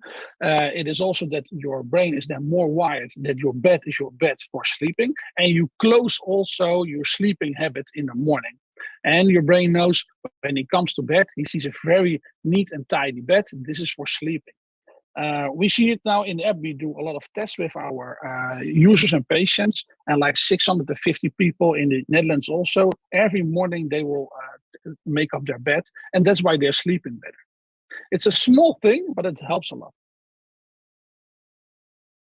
Oh, wow. Okay, do you want the next slide? Yeah, well, I will show you some more. What we're also using is a lot of rewards and fun, because if something is not fun, then we are not doing it. Your brains don't like things that are not fun. So for our users, we call them helpers, they get helps rewards. Helps are coins, and what you can buy, you can show to the next screen. We just have simple shop items like t-shirt, like hoodies, like yoga mats, for example, or healthy books. But you can also donate to help other donations to help people in Ukraine, for example, or in Pakistan. It is all that when you're doing something, it also must give you fun, but also with that you're getting rewards, you're getting dopamine. And our brains, yeah, we have a lack of dopamine. We work on dopamine. So that's why your brain wants to do things, because you get those rewards. That is the end of my presentation. Now you can ask me all the questions. Oh, is it like, well, there's more slides? Yeah, I know, but then then I'm like, showing look, all that these has slides. to be shown, surely. Like, it's Yeah, wonderful. Is this how you this felt is- when you like sent it in 30 minutes ago? You're like, Yeah. boom, this is me. Yeah, this is me. Yeah, I've done it. So I reward myself. So I've taken something to eat and something to drink to reward myself also. But it's important, that you're rewarding yourself. And that is what we do also in the app. We give people a lot of rewards for everything what they do. Because we tend to do a lot of things not. I'm the king of making to-do list, but I'm also the king of not doing anything from my to-do list. And now everything what you will do in our app also will give you rewards. And we know that is important, and we know also that it is working. So we also have challenges. Then you can join the challenge, and when you win a challenge, or if you join the challenge together with all people, then you will all get rewarded for that. So there's team challenges to come to. Yeah, because what we see is that people wants to help each other, especially people with ADHD. We want to help everybody, also ourselves, but we forget a lot of times to help ourselves. But we want to help others, and that is for us also very important. We have a community in our app, and that people can talk with each other about it, but also there are also experts in it. And experts will also help people with questions, with Q&A to help further. Peer support is something very important, because why? We tend to listen and to learn much more from people who also have ADHD. You can go to the next one. So there are a lot of groups, different groups, for example, women with ADHD. We had a lot of questions from women who said, yeah, I have a baby now, but how can I raise my baby? I have ADHD, and that's a little bit an issue. But then we have made a special group for that kind of users, and then they also can help each other, and we are looking for an expert who can also help them. You can go to the next one. On the superhero analogy, I think I said with Meg earlier, it's my favorite thing to go to when it's mentioned, is that I find the superhero analogy can be quite undermining. It has a positive side, which saying like, you're a superhero, yeah, but it's also quite undermining, because there's a lot of moments where I do not feel like a superhero at all. In fact, it's the exact opposite. Yeah. And actually, people saying, "Oh, you've got a superpower," can be quite undermining when life's very, very difficult. Really, it is. And so the way I've tried to neuter that argument, and retain the nice aspects of it, is to say, like, yes, if yeah, I'm agreeing, we've got the superpower, but the only problem is like this world is littered with kryptonite. And, Yeah, a lot of kryptonite. yeah, Really there's a lot. of kryptonite, and some of there are people kryptonite, and there's object kryptonite, and there's task kryptonite. But like, and I find it a helpful analogy, because then it's like, right, okay, look, if I'm to access like those real strengths of hyper, super flow, hyper focus, I have to deal with the kryptonite, and that then I think becomes quite useful without. And that kryptonite can also be within inside you, within your own attitudes. I can see a lot of what you're trying to do. That's what you. I think that is almost the most beautiful thing I heard in a few months. What you're saying now, Nice. it is really, that is it. That is what it is. It is also what you see every day when you get up out of bed, when you are talking to people, when you're going to work, when you're seeing people on the street. It is all kryptonite for you. It is the light, it is the sound, it is people, it is so much things. And but I tend to see, more the superpowers in me that are much, much stronger than the kryptonite. Because that is, I think, also the superpower of ADHD. We always tend to get up. We fall down and we get up. We fall down and we get up. But we get up more than we fall down. But that is also what is, I think, important to also let people know that it is so hard. It is not just something like I have a headache for a few minutes. No, really things are really, really, really hard. And for me, it is a lot of times that you're thinking I'm surviving instead of I'm living. And that is why I want to help people to start living again and not surviving. I think that's an important statement. It's certainly where we are, and what I'm personally at as well, which is helping people with ADHD thrive. We know they can be absolutely wonderful successes, and getting all that they look to want to achieve out of life. But we also know that people can be completely constrained, and that people can be put in situations of kryptonite, of massive problems. And that can be a bad work environment, or it can be but it can also be not having the systems in place that can release you.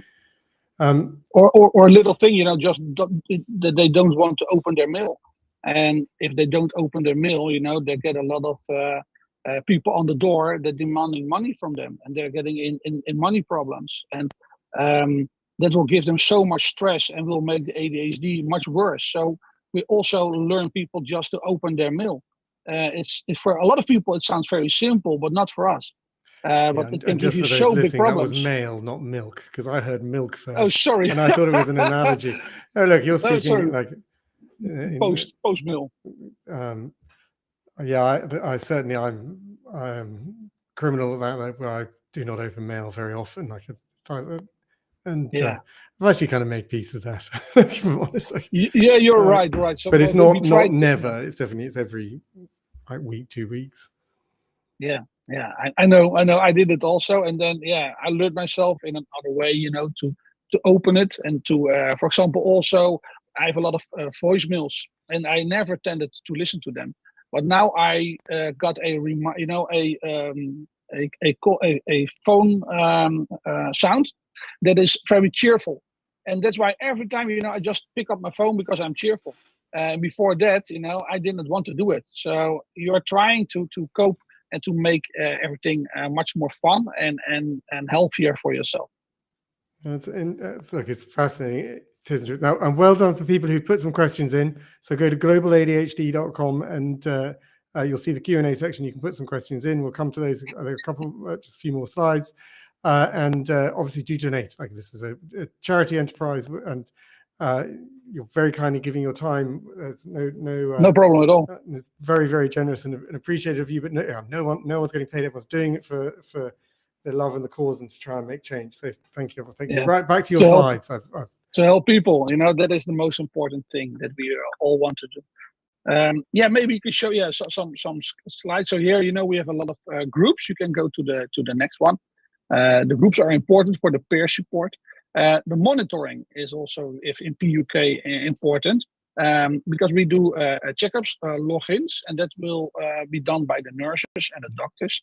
And then they will follow you, what is your heartbeat, what is your weight, are you taking your medication, how is it with your sleep? So they can monitor you and they can help you better. You can go to the next one.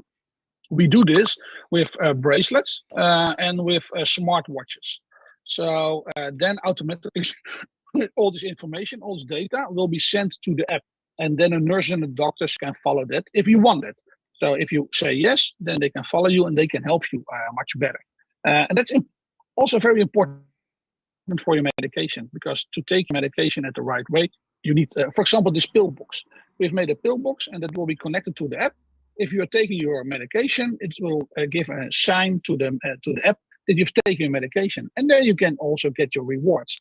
Because a lot of times then I think, shit, did I forget to take my medication? Yes or no? And I'm not going to take it another time. And this will help you, to reminder and not to forget. And that is important also, that you get in contact with people, in contact so with the nurse or with the doctor who is doing your titration. And that goes then through the app. So when you have a question for them, you can ask them a question also with a secure chat, and you can send then a chat to the app, and they will ask you also questions, and they can help you much better. So the safeguarding is an important part in our app. You get the support. You can call, you can send a message, you can do it through WhatsApp. Well, this is not from us. That's from me. That popped up on my other screen. I thought I never saw that before in our app, but okay. And we are ISO 2007-1 compliant and GDPR compliant. And that's important because people must feel that they are safe in this environment. So it is not just like Facebook or like Twitter or something else. You're in a secure environment. You're also there. You can ask people questions, and people will also help you. And you are anonymous there, so people will never know who you are if you don't want that. We have a big safeguarding team who will also take care of you and make sure that nothing strange will happen. And otherwise, people will be removed if something will happen what we don't like. And our little robots can always help you. We have the FAQs, support videos, and very important, contact support. So you can always call or send a message through the app or through WhatsApp. And yeah, this is our help app. And what we want is that people will be happier, will be more happier in their life, and that we can support them through our app after also diagnosis and after that they have given medication. That's it. Well, it's fantastically done, and well done for putting it off half an hour before it was it was due. So we have had a couple of questions sent in, and do other people do put your questions into globaladhd.com Q&As. That's where to do it, and obviously, like I possibly will labour this point, but do donate. All donations get shared between the organising charities, ADHD UK, us, ADHD New Zealand, who you'll see a lot more of during the night, and ADHD South Africa, who you'll see in the morning. So I think they're both. We've got two questions so far, and they're both quite similar, but it's really how to get it, it's when is it available and where is it available. And bearing in mind we are a global conference with 55 countries represented. I know. There are obviously people keen to know how to get it. So I can see there that so over to you. In the beginning, it will now be available for the patients from PUK. And it doesn't matter where they are. They can be in the UK, they can be in Germany, they can be in New Zealand. Everybody can use then the app freely. After a while, it will be also available for other people, also in other countries. And then we have to also translate it. So first we are starting the English version in the UK, and after a while we will start also for other countries. So it's UK only, and only through Psychiatry UK. So they have in the beginning. They have it exclusively at the moment.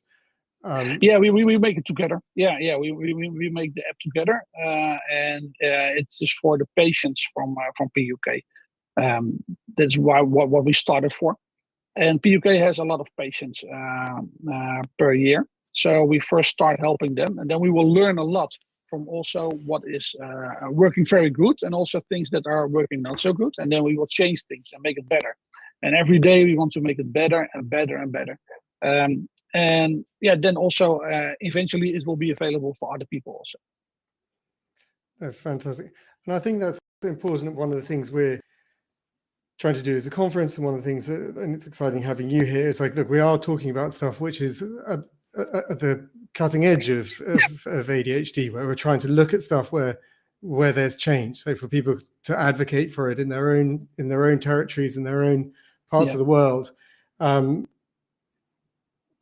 Yeah, because that's where we want to be, right? We want to be changing it. And I think one of the things that I think is particularly interesting and exciting about what you're doing is it's a really significant effort in the post-diagnosis part of ADHD.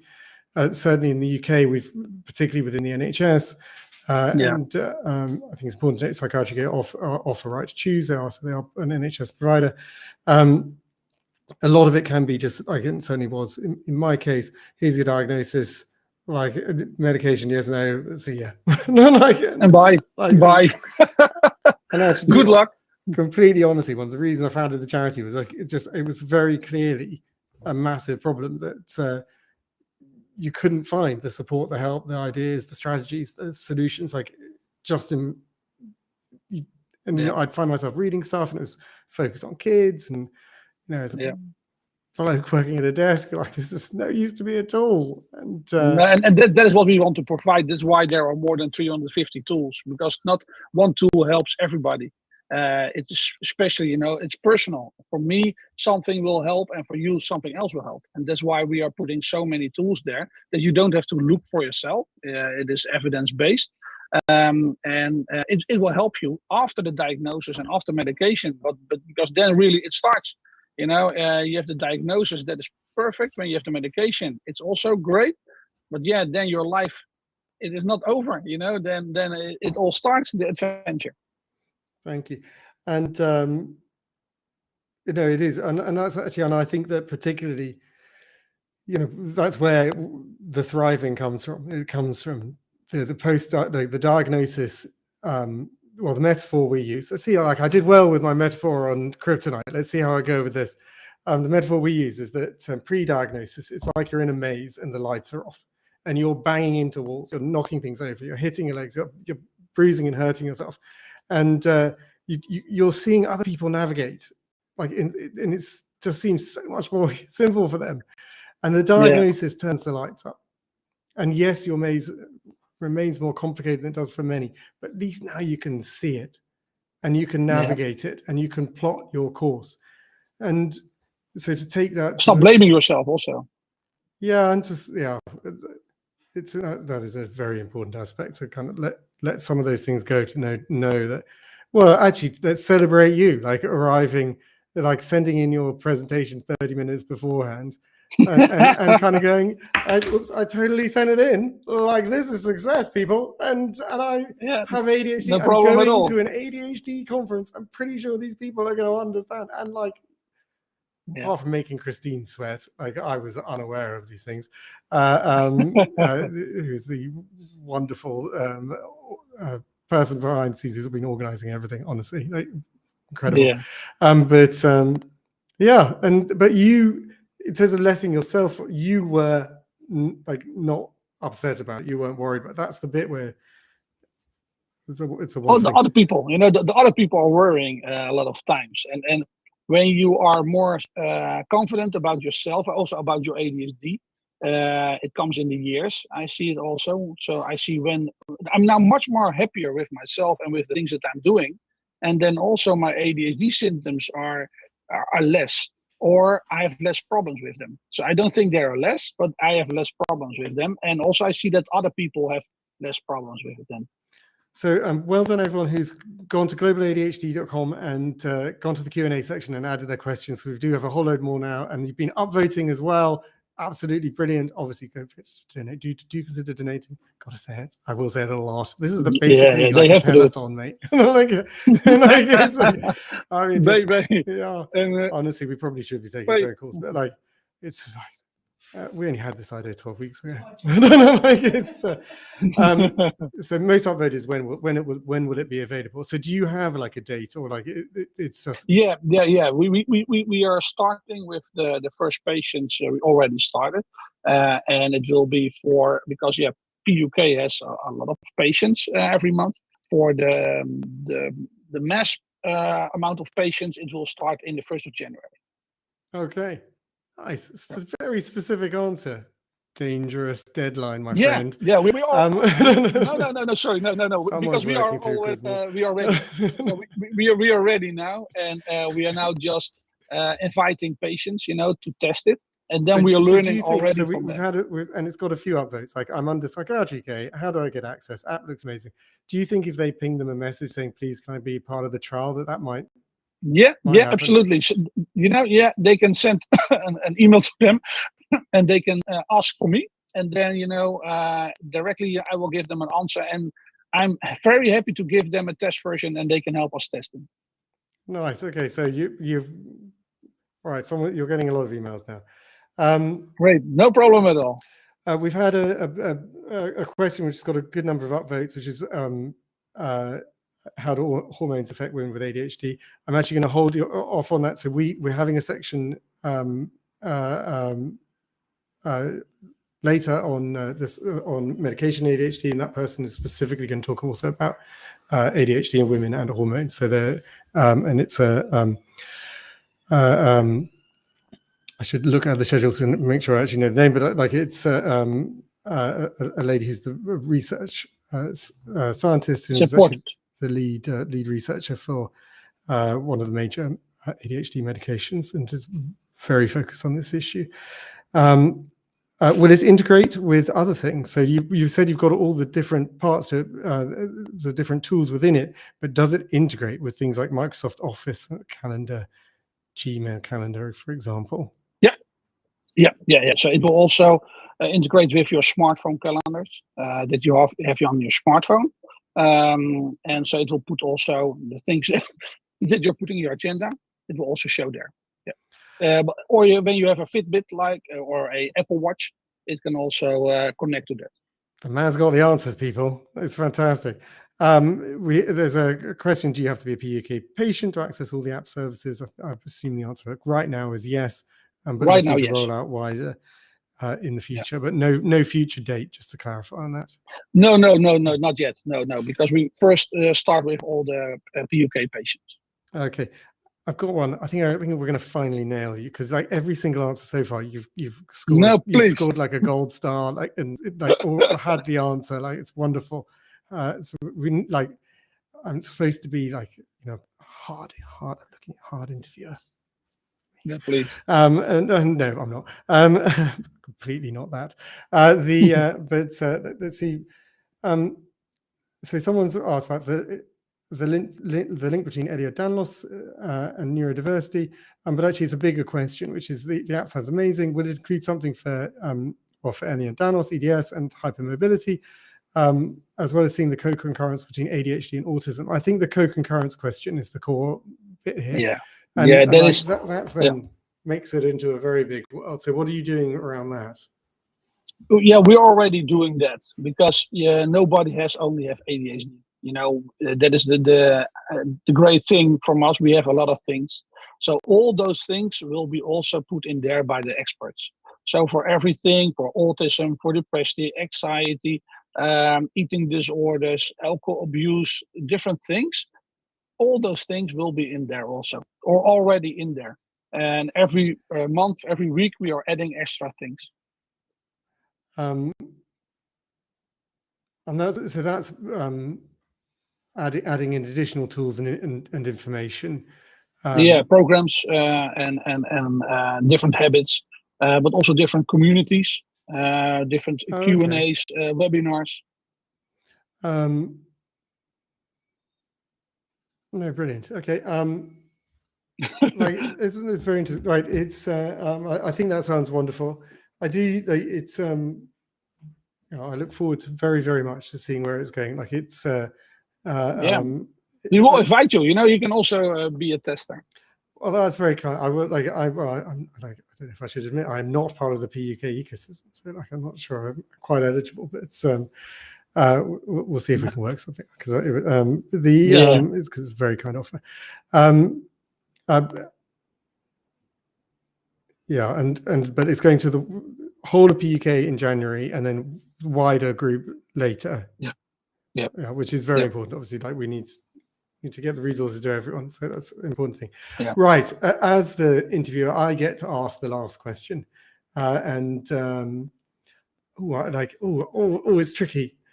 Like, should I be late for the next segment and ask 2 questions? Or apparently you've got a plane to catch. Yeah, a little bit ADHD. I have to go to the airport, otherwise I'm too late for my plane to London. Oh, that's in London. You should have done it live. This is live. Sorry, but no, but don't worry.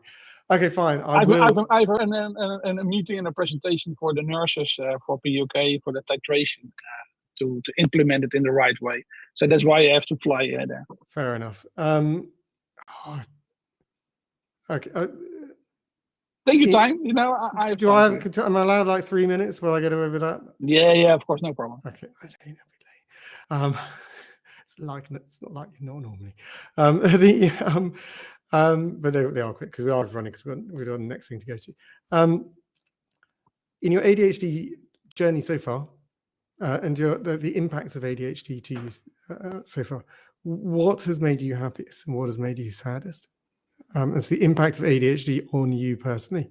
The saddest, really the saddest, and that was also the part why I was looking for help for medication.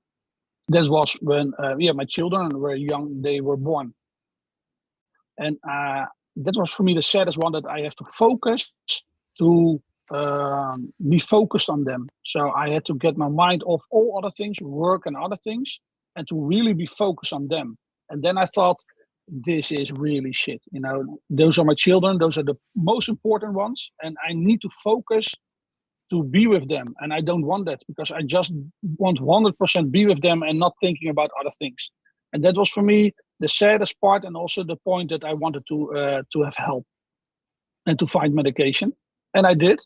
And the happiest part is that I can help so many people with an app. And I received a letter from a user, from a patient, and she said, my life is 10 times better and happier when I started using the app, and I'm not feeling lonely anymore. And now I can live more happier. And that's why we are doing it. That's the only thing we are doing it for. Okay, and then thank you, and thank you for sharing. That's obviously a big share, and thank you. It's a question I try and ask people, most people I bump into with ADHD, because it connects with the emotion of ADHD and the impact, and it's important, and I think it brings a lot out. Okay, and then my truly final question: how long has that Christmas tree been up behind you? Every day, because every day is a holiday. So that's why I have every day a Christmas tree. So it's not about ADHD that I forgot it, or no, I have it standard in my office. Every day is a holiday. So that's why. And I also like snow. So it is also snow on the Christmas tree next to Superman. Fantastic. You've been absolutely wonderful. It's very exciting to hear about your app. I think it's an important area of the sort of post-diagnosis area is incredibly important. It's obviously at the cutting edge, and it's sadly exclusively with PUK at the moment, but coming out wider in the future. It does have to get developed somewhere, and I think it's I think it's a very important, exciting thing to look at more formalized post-diagnosis programs, because right now, particularly in the UK, there is nothing.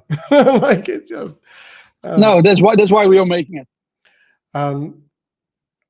Thank you very much. We'll say goodbye now, and thank you very, very much. And thank you again. Good luck, and I hope you're not too late for flight. Yeah, maybe I see you in London. That would be wonderful. At some point, let's do that. Bye-bye. Thank you very, very much. Thank you.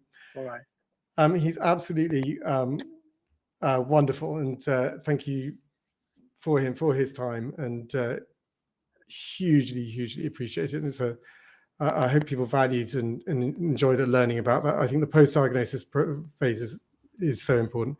Well done those who voted, who went into the app and made those changes. That's incredibly, put their Q&A in. That's how we're doing it. Do consider boosting, like you put in a donation, it boosts it to the top. Like it was my prize idea only like about 2 weeks ago. We have a team of volunteer, all with ADHD developers who've been making this Q&A thing work, who then built in the donate button as well. They've been absolutely fantastic. And if you are a coder and want to get involved, do consider it. Right? Go to our ADHD UK, get involved, and you'll see a link. It actually arranges a meeting with me to talk about what we're up to. Wonderful. Right. We're like we were actually on time. Like we were like that could have ended on time, and I like just totally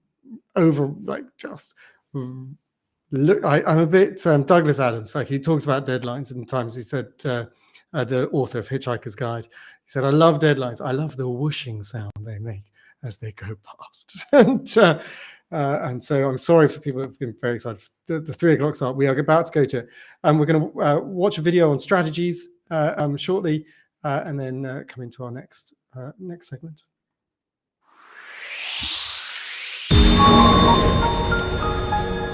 So having like a lot of alarms, timers, reminders, and as much as it can be kind of exhausting to continually do that, it's a lot better than having to scramble around last minute and not do as good a job as you could do. I would say as well, definitely writing lists. Like for me, my phone, I would say, is my main way of remembering things, like calendar and lists and things like that, because I know I need something. It's like don't try and force yourself into someone else's idea of what productive looks like. Just do what, alter your habits into the way you would naturally do things. So I would naturally look at my phone, and I've put certain sort of reminders and calendars next to apps that I regularly use.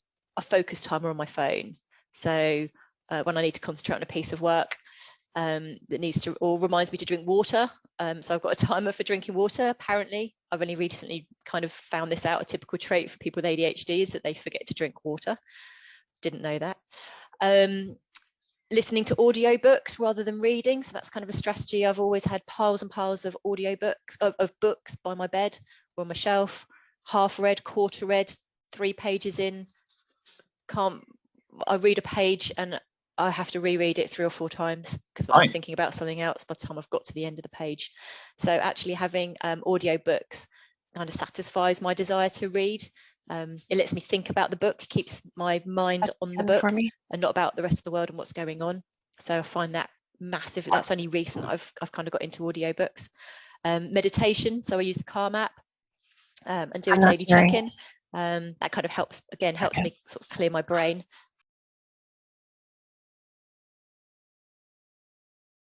Fantastic. So that was a short video on strategies, which provides a wonderful interstitial, good, a long word of the day, for us to organize ourselves.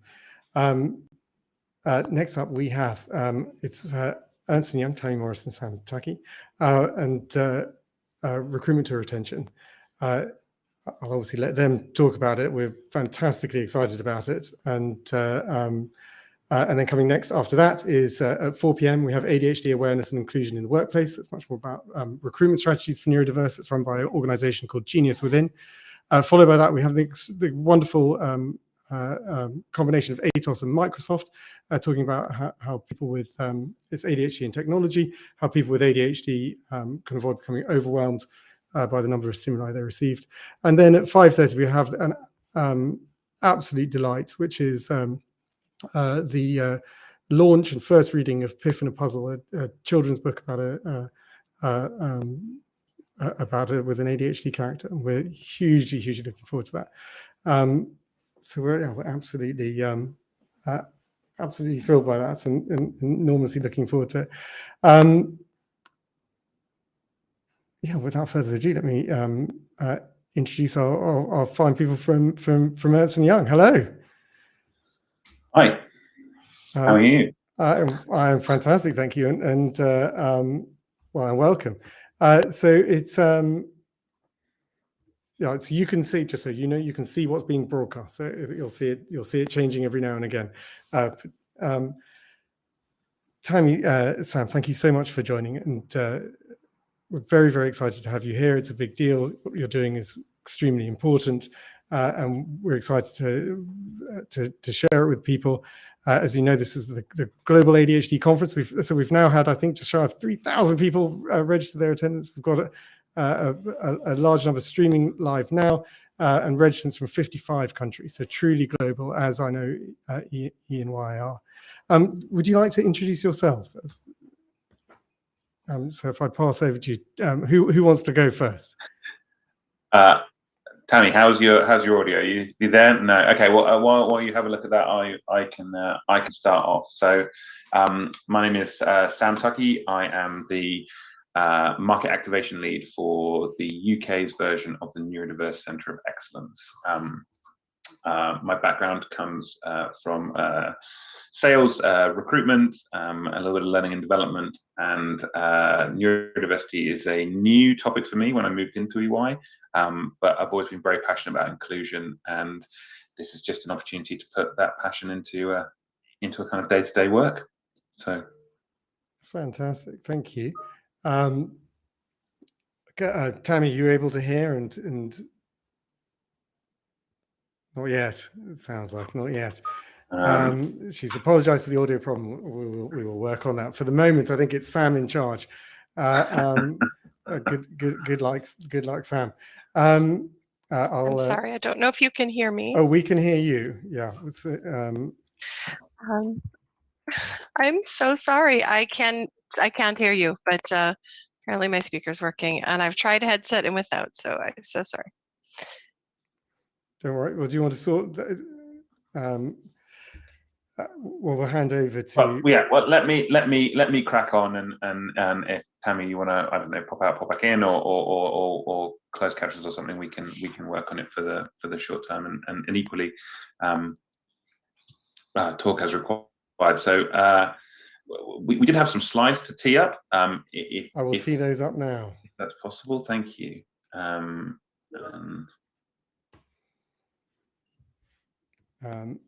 They are just. They would just come. My computer is just frozen somewhat. No worries. Well, I will tap dance for a little while then. So Tammy actually leads our Neurodiversity Centres of Excellence in Canada. They are a fantastic example of what's possible with not only the work they've done, but the speed which they have grown.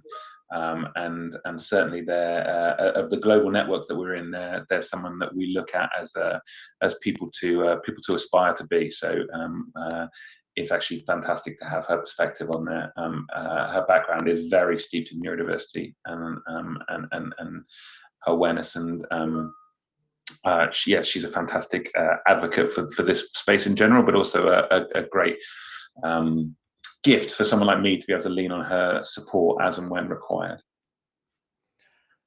Wonderful. And my broadcast part is it's very exciting for me. Well, don't worry about it. We can just talk a little bit more generally, and while things happen in the background, we can see how we get on. What we want to talk to you today about is about recruitment and retention. I think there is a general consensus that getting more people who identify as neurodivergent into the workforce is a fantastic thing, to lean on some of their skills and abilities, which are often fantastically focused in towards these skills and requirements needed by companies at the moment, and often with sort of a small amount of opportunity, we can provide more opportunity than has maybe been provided previously. However, it's all very well and good getting people into the workforce, but actually when they're there, keeping them and making them feel psychologically safe and prepared to be able to manage that. So we want to sort of explore a little bit more about that today. Where I thought we would start is just putting a little bit of a base down in terms of language. So when we talk about three things. We talk about neurodiversity, which is we reference with biodiversity. So it's everyone. Neurodiversity is every single person, all cognitive variations, and within that, the two sort of key areas are on people who are neurodivergent. So that is people who display some sort of cognitive variation. And these include things like ADHD, autism and dyslexia, dyspraxia, dyscalculia, etc. Interestingly, ADHD is the most prevalent of these, which is coming in roughly 10%. And then the second group is neurotypical, so those who display typical cognitive thinking, and applies to the majority of people. And the numbers that we use, and I'm very open to have my mind changed on this, is approximately 20% neurodivergent and approximately 80% neurotypical. But depending on which papers you read, that can flip in between. That can flip in between those things.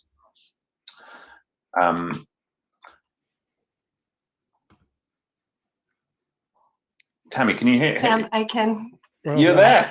I can't hear you. I'm using captions, so we're having a different experience on my end. But if you can hear me, I saw kind words come across about me, so I'd like to repay, of course. I'm so happy. This is a global conference, and so happy to be here with Sam together, speaking with you all today. So appreciate the invite. I have no idea. I've tried everything, so I apologize. But I spent a lot of my career in the US. I moved back to Canada a few years ago to expand our team there, and so really enjoying that, and of course working with a global team on a global concept and issue for sure. So we are really, I know Sam's defining what EY defines as our umbrella of neurodiversity, and it's broad, of course.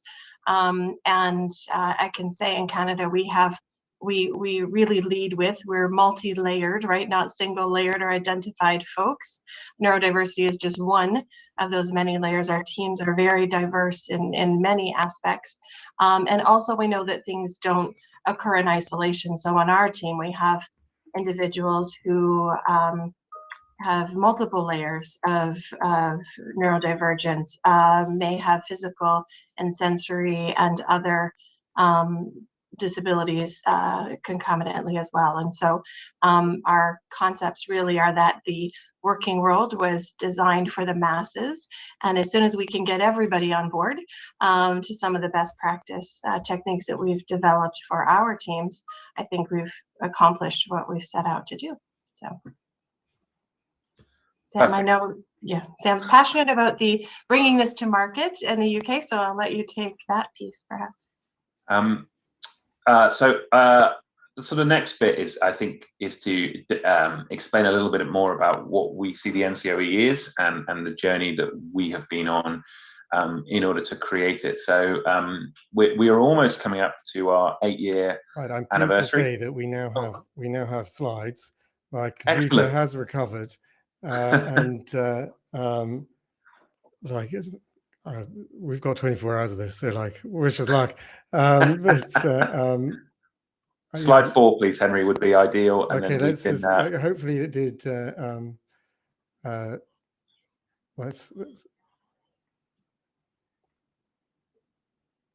Well,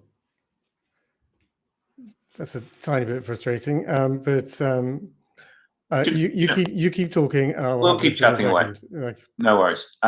So approximately 8 years ago, a number of big businesses, including EY, got together in the US and created a program called Autism at Work, which was very successful and a fantastic opportunity to bring a more an underrepresented group of people into a working environment. And not to comment on what other organizations have done, but what EY noticed very quickly was that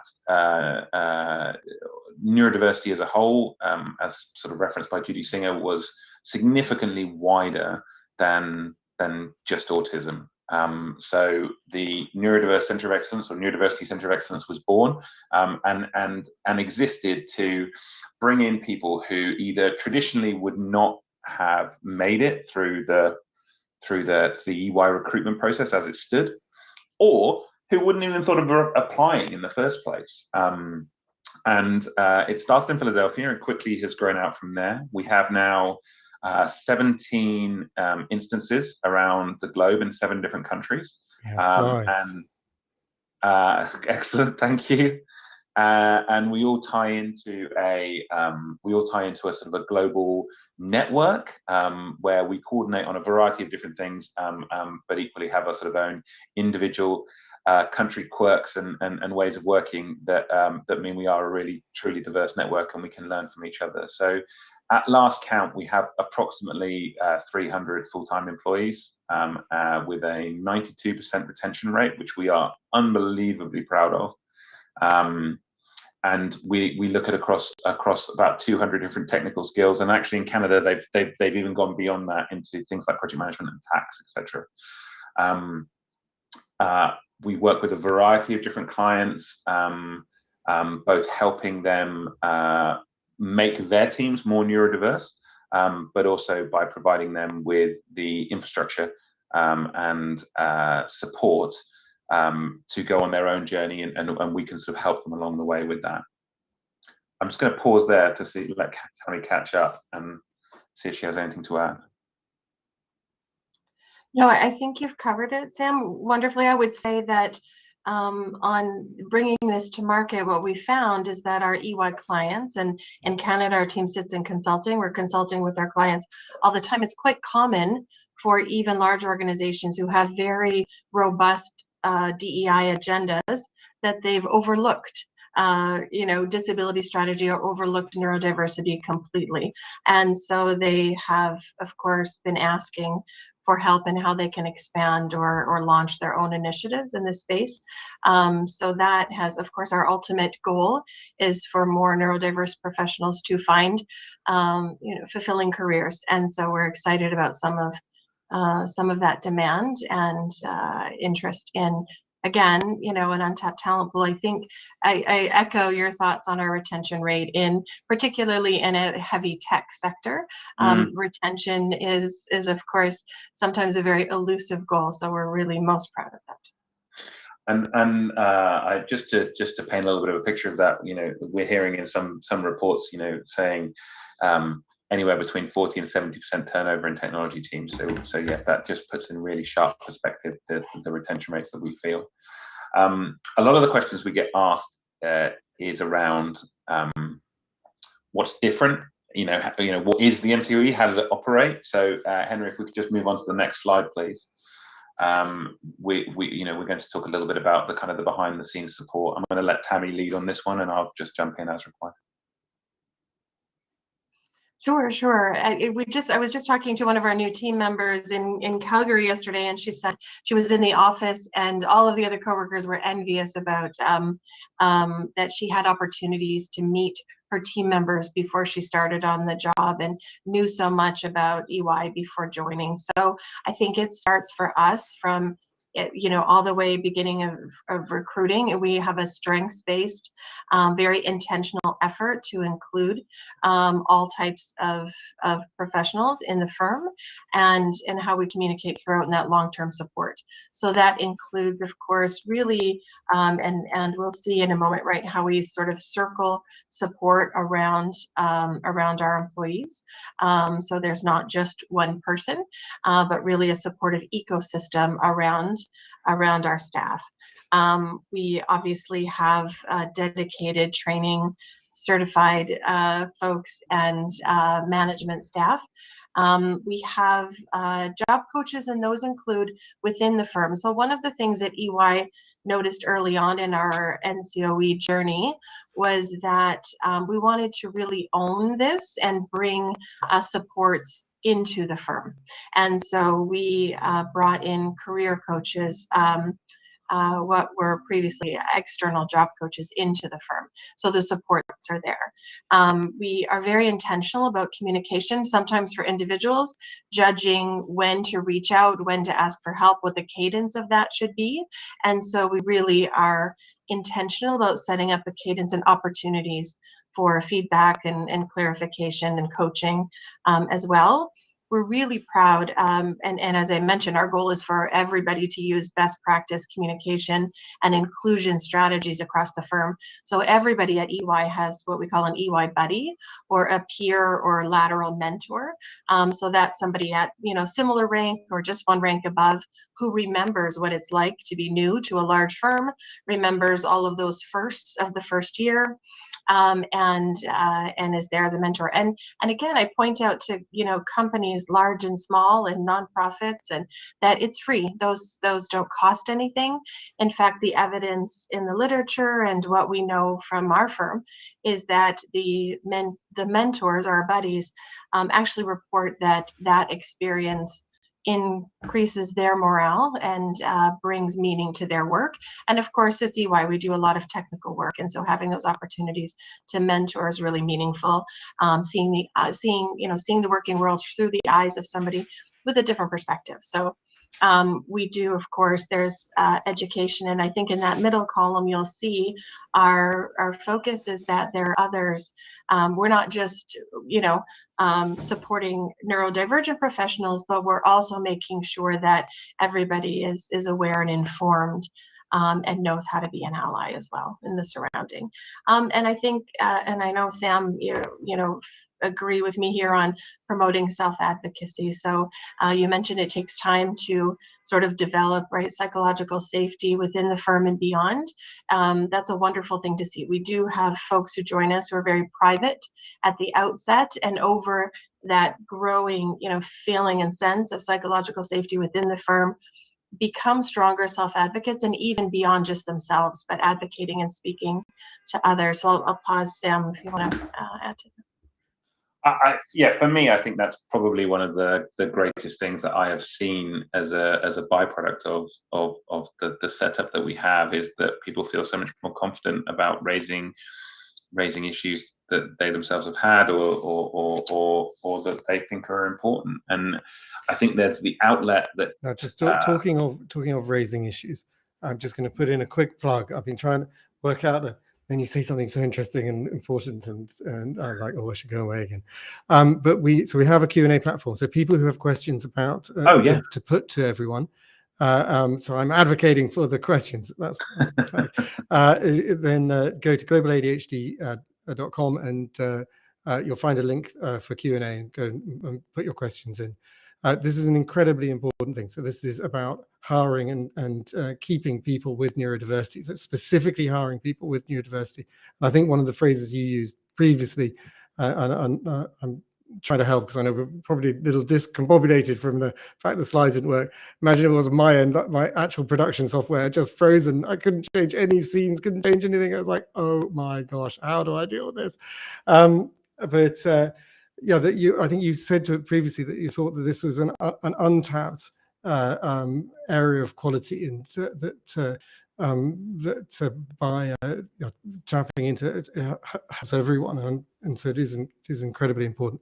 Right, so go to the questions. If you've got questions, put them in the Q&A. Also, whilst you're there, donate. This is a charity venture. These guys are very kindly giving their time and knowledge and expertise for free in supporting this endeavor, which is very, very kind to them. Right, I've interjected enough. Back to you and slides. Thank you, Henry. Yeah, I think the just to finish on the self-advocacy point, the being able to ask when you feel like you need to, and having the space to have that voice is so crucial. And I think the psychological safety that comes with gaining that voice is something that, if we can replicate for everyone, I think it's whilst it's absolutely necessary for some, it would be extremely helpful to everyone if everyone, regardless of whether they're neurodivergent or neurotypical, felt like that. But especially where we can help support this group. can't stop myself, like, because we talked about this when we did some of our pre-meeting, which is this wonderful phrase that we like and you like come at it from the same thing, which is we have this phrase, essential for some, good for everyone. The idea that a lot of what we do is just really fantastic for the wider population, and the learnings you get here are useful for everyone. And it's a really, really, really important attitude, because instead of, like, often disability conversations, frankly, can become very divisive, that it's as if it's been taking from a single pool and it's less for everyone. And this is not what this is about. This is about more for everyone, by using the learnings and information to help everyone. And yeah, and you obviously just touched on that. I couldn't stop myself. Also, I've got ADHD, and I'm totally going to blame the impulsivity, but anyway, back to you and slides. And I think with the nice thing is, every time we open up a new one of these, we look back at what we've done over the previous iterations and think, what did we learn? What can we grow? What can we adjust? And Tammy, who's been here longer than me, said the other day, the first time we opened one of these is very different to the most recent time, and that's because it's gone through that iteration, it's gone through that learning process, and being part of a global network that shares significantly is a really massive bonus. Anyway, I'm going to pass back to Tammy, because I know she's much better on the technical knowledge support side. No, thanks, Sam. I think that one of the things that's often misunderstood is the work adjustments and accommodations piece. So EY has a very public commitment to digital accessibility, and what we know in this space is that I would say many years ago, right, it took moving mountains to get accommodations and around assistive technology. Now many are just built into the platforms that we're already using. So a lot of that is just about awareness and making sure that those who are hosting meetings and supporting and working with folks on teams and on projects are using the tools available, and then everybody's aware. I think that is the other piece, is that when you are somebody who requires some work adjustments or accommodations, that the process be smooth. And so EY has really worked on, we use the term inclusive design at the firm. So, universal design, it benefits everyone. Inclusive design that we've intentionally set up. So we want, just if you need a software, voice to text, whatever you need, it's just a couple of clicks away without layers of approval. And so you can, whether you are blind, deaf, or facing learning differences or disabilities, that those are really just at the touch of your fingers, and not that it goes through layers and complex approvals to navigate, and that you don't have to repeat your very private story many times. I think that's important as well. So really, it's part of what actually drew me to the firm as well, was that commitment to accessibility. 100% agreed. And actually, sometimes I think a really good point to note is, it's not necessarily about people understanding what they need. It's about people knowing what the options are. And if you can create a menu, if you can proactively get after it, that can also be incredibly helpful. I think, Henry, if possible, we're going to move on now to our next slide about networks. Thank you. Definitely possible. And I think, again, Tammy will start with this, and I'll add in a few bits as and when. Sure. Yeah, I think I referenced support circles, and so I mentioned the peer buddy. We have, of course, our counselor, which is as our managers. Within our work, technical mentors, and then ad hoc support. So there are many supports in the workplace. At EY, we're very blessed. I've listed out some of those things that the whole firm is wrapped around. In our DEI team, we have 7 professional networks, or ERGs or BRGs, however you reference. Obviously, many technical training opportunities, and really strengths-based competency alignment with the work that we're doing. I think we've touched on a lot of these. We do, we've added ad hoc supports, and those are internal to the firm, sort of as needed on some coaching. But also, I think, Sam, you can probably comment on the system in the UK and the supports that you use as well.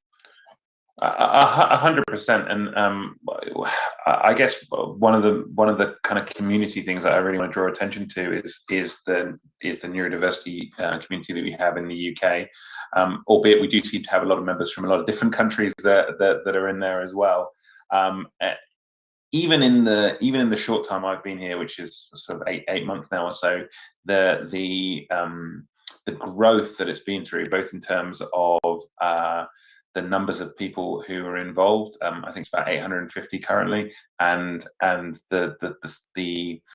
the specialisms that it is then drilled down into. You know, when I first started, it was very much just a general neurodiversity forum, and now if I'm just looking at the list now, we have a general space, we have an ADHD space, an autism space, a dyslexia space, dyspraxia space, a sharing space, a parenting space, a professional qualification space, etc., etc., etc.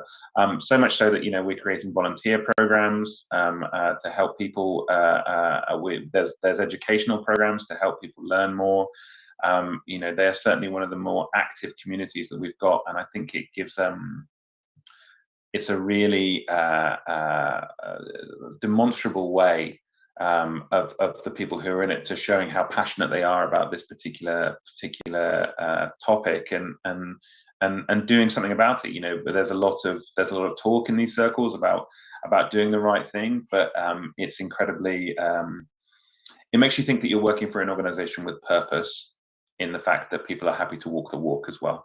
And the two people that run that, who are called Grace Bolton and Madeline Bachari, they do a really fantastic job of keeping everyone engaged, keeping the conversation going, making sure they're making the right connections with people, being an ear to listen, and it's a really positive and engaging space to be in, and we're very lucky to have it. Yeah, no, it's fantastic. It's interesting stat. There used to be in the literature, used to say 65% of neurodivergent professionals had never and planned to never disclose to their employers their neurodiversity, right? Obviously, we're talking about non-visible differences.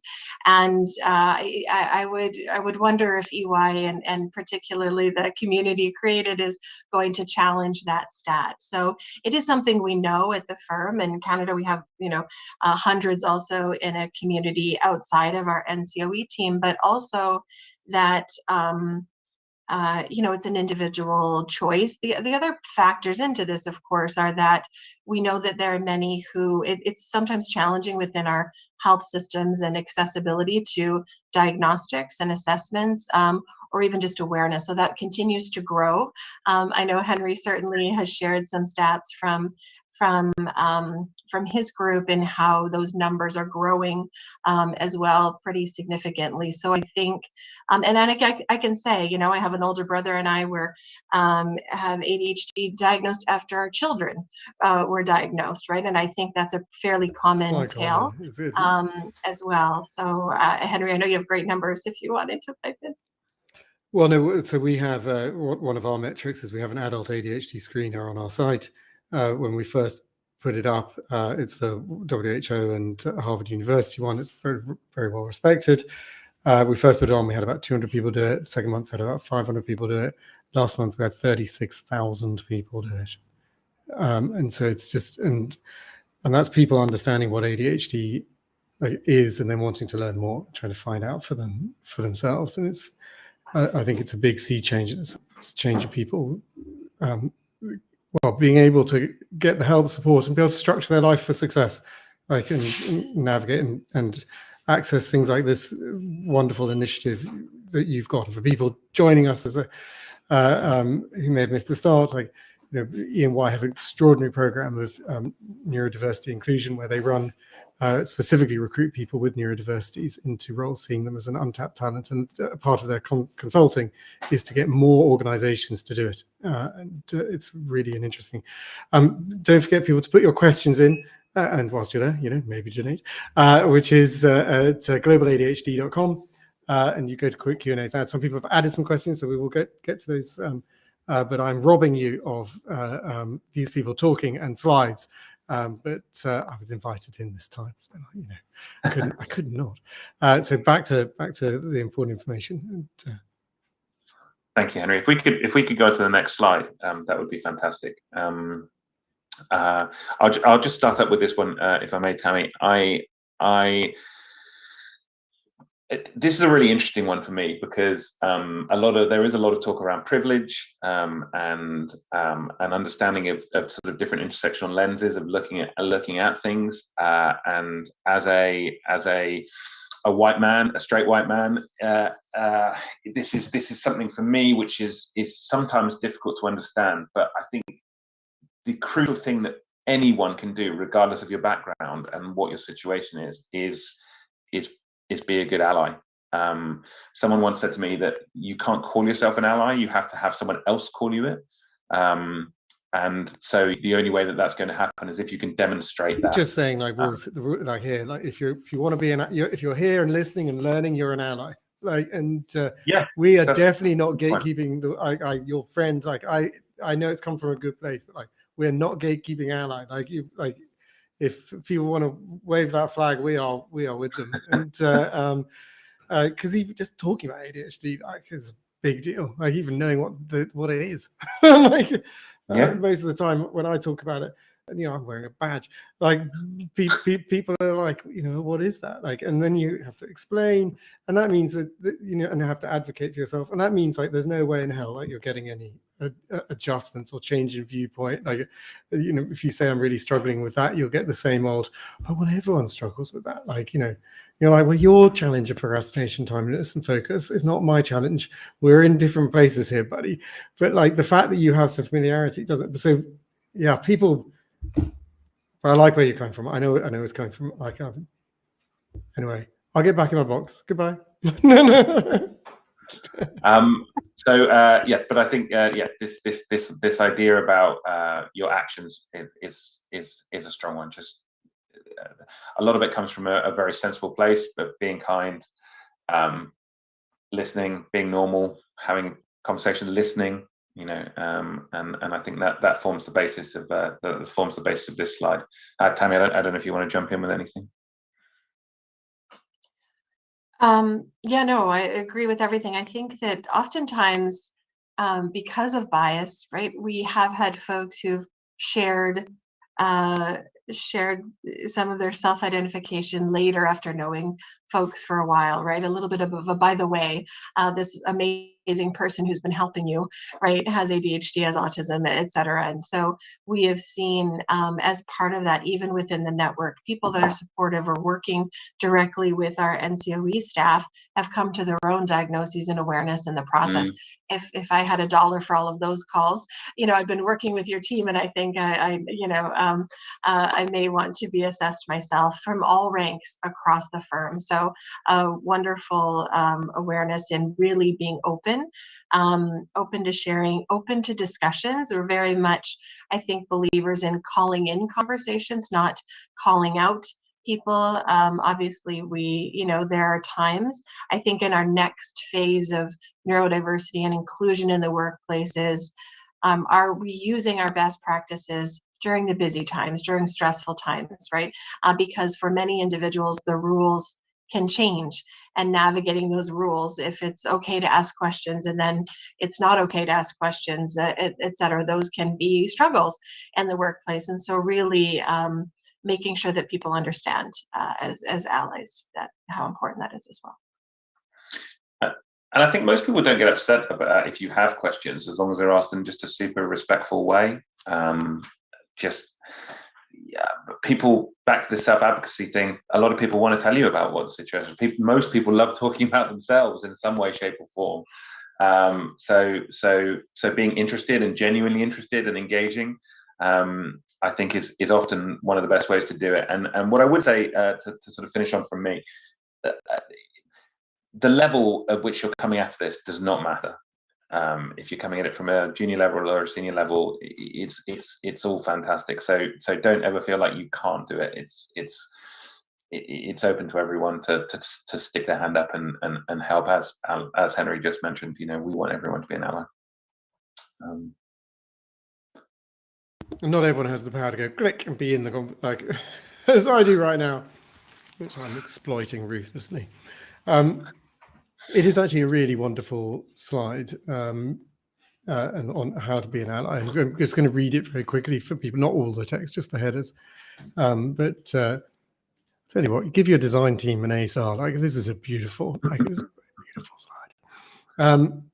The central part is nothing about us without us. Like, and I think a lot of people with ADHD and neurodiversity will underline that it's because like we're often not well understood, and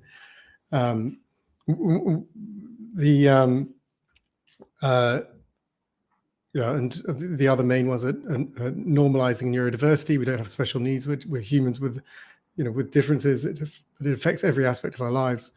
And I thought this was quite powerful. Don't expect us to remove the label when it's inconvenient. And like that, you can really see, like as someone with obviously with ADHD, like if we're starting to get towards a deadline or starting to like there are challenges, people are like, I'm sorry, like just need to get over yourself right now. You're like, okay, the only problem is I am still going to screw this aspect up unless I get help. And I'm like, I'm just under this deadline pressure thing, like all the time I think, probably just going to do it quicker. So like, if we could just have some understanding, it'd be very, very helpful. I thought listen, don't judge was particularly nice. Engage respectively, which you just talked about, and be curious. And I would say I think that point on engaging in a good way, in a positive way, like I do like that. It's as soon as the sort of like, well, as ADHD, obviously we get a lot of like, oh, but everyone's like that. Like to the point of like significant debilitation of your life. maybe not. But I also think that's the flip side. We talk about neurodiversity, so we talk about familiarity of ADHD traits breeding contempt of them. So people are familiar with procrastination, timeliness, a lack of focus, and they can end up thinking that their challenge plus a little bit is our challenge. And it's obviously not. Like we're in a very different place. But the flip side of that is, and which you guys talk to, is that the solutions that work for us, they like oftentimes really super work for everyone else. And so like the stuff you put in place to help an ADHD, like everyone else goes, yeah. And that's our line that we share, variations of essential for some, good for everyone. This idea that these things actually help everyone is I think really, really powerful. Right, we've got questions. You ready for questions? Or do you have a wrap up? I obviously have the privilege of knowing that we're out of slides at this point. I love, by the way, very efficient, 7 slides. The gentleman before who sent it in half an hour before, I think he had like 35, many of which were just big pictures that he liked. Very different expressions. And right, I'm going to take these in order. Do consider boosting people, donate, boost. And do consider donating. Right, it's quite long, but I'm going to go for it. Having been diagnosed with ADHD, I'm 42. The summary is I'm 42, have ADHD, and don't know where to take my career. Yikes. I'm happy with my career so far. There's a nagging doubt whether I could have done better. And it's been upvoted a number of times. Had I known and acted on it in the past? I mean, dude, like the late diagnosis and thinking of the life that could have been, like, you are not alone. Like, and there's just to be quite clear, right? There's this really big difference. It's a really important difference between going, if I did this again, I could do it very differently, and I'm happy with who I am. Because a lot of people, when you ask them, like, if you did life again, would you do it differently? They answer a different question. They answer the question of, are you happy with who you are, who you've become due to the experiences you've had? And so they go, no, I would do it the same. And I'm always like, are you an idiot? Have you learned nothing? And I'm like, have you learned nothing in your life? Because I could do this much, much quicker now. And I'm like, so there is that nagging doubt. That is a thing. And so my question is more to do with next steps. Sorry, man, I got distracted. My next career move would be all about going into senior roles, which require organizational skills, consistency, projecting experience without the social dysphoria, and focus on delivery, all of which are not my superpowers. My superpowers are connecting the dot. Yeah. So I guess the question is, what is our advice? Yeah, well, to be helpful in that situation. I think so. And it's made me think of something that I'm now properly putting you on the consulting spot. You ready? Bringing some MBA into play. I was very interested as a part of my MBA, where Microsoft had realized that their most senior engineers, in order to achieve, were being forced into management, where they like a number obviously excelled, very, very good, and a number hated it and were terrible. And so they were forced out of being brilliant into being terrible so that they could achieve more. And Microsoft, this is my MBA was 15 years ago, so there's a tiny potential that I am behind the times. But what we were told was that they'd recognized this and started to say, like, you can have a sort of really high value engineering track, and you don't have to go into management. And that's how they'd squared this particular circle. So I think this guy is saying, like, he's a good engineer, but to go into senior roles, he has to go into management, which requires organizational skills, consistency, projecting experience without social dysphoria, and focus on delivery, all of which are not his superpowers. His superpowers are connected, not finding the solution, I assume.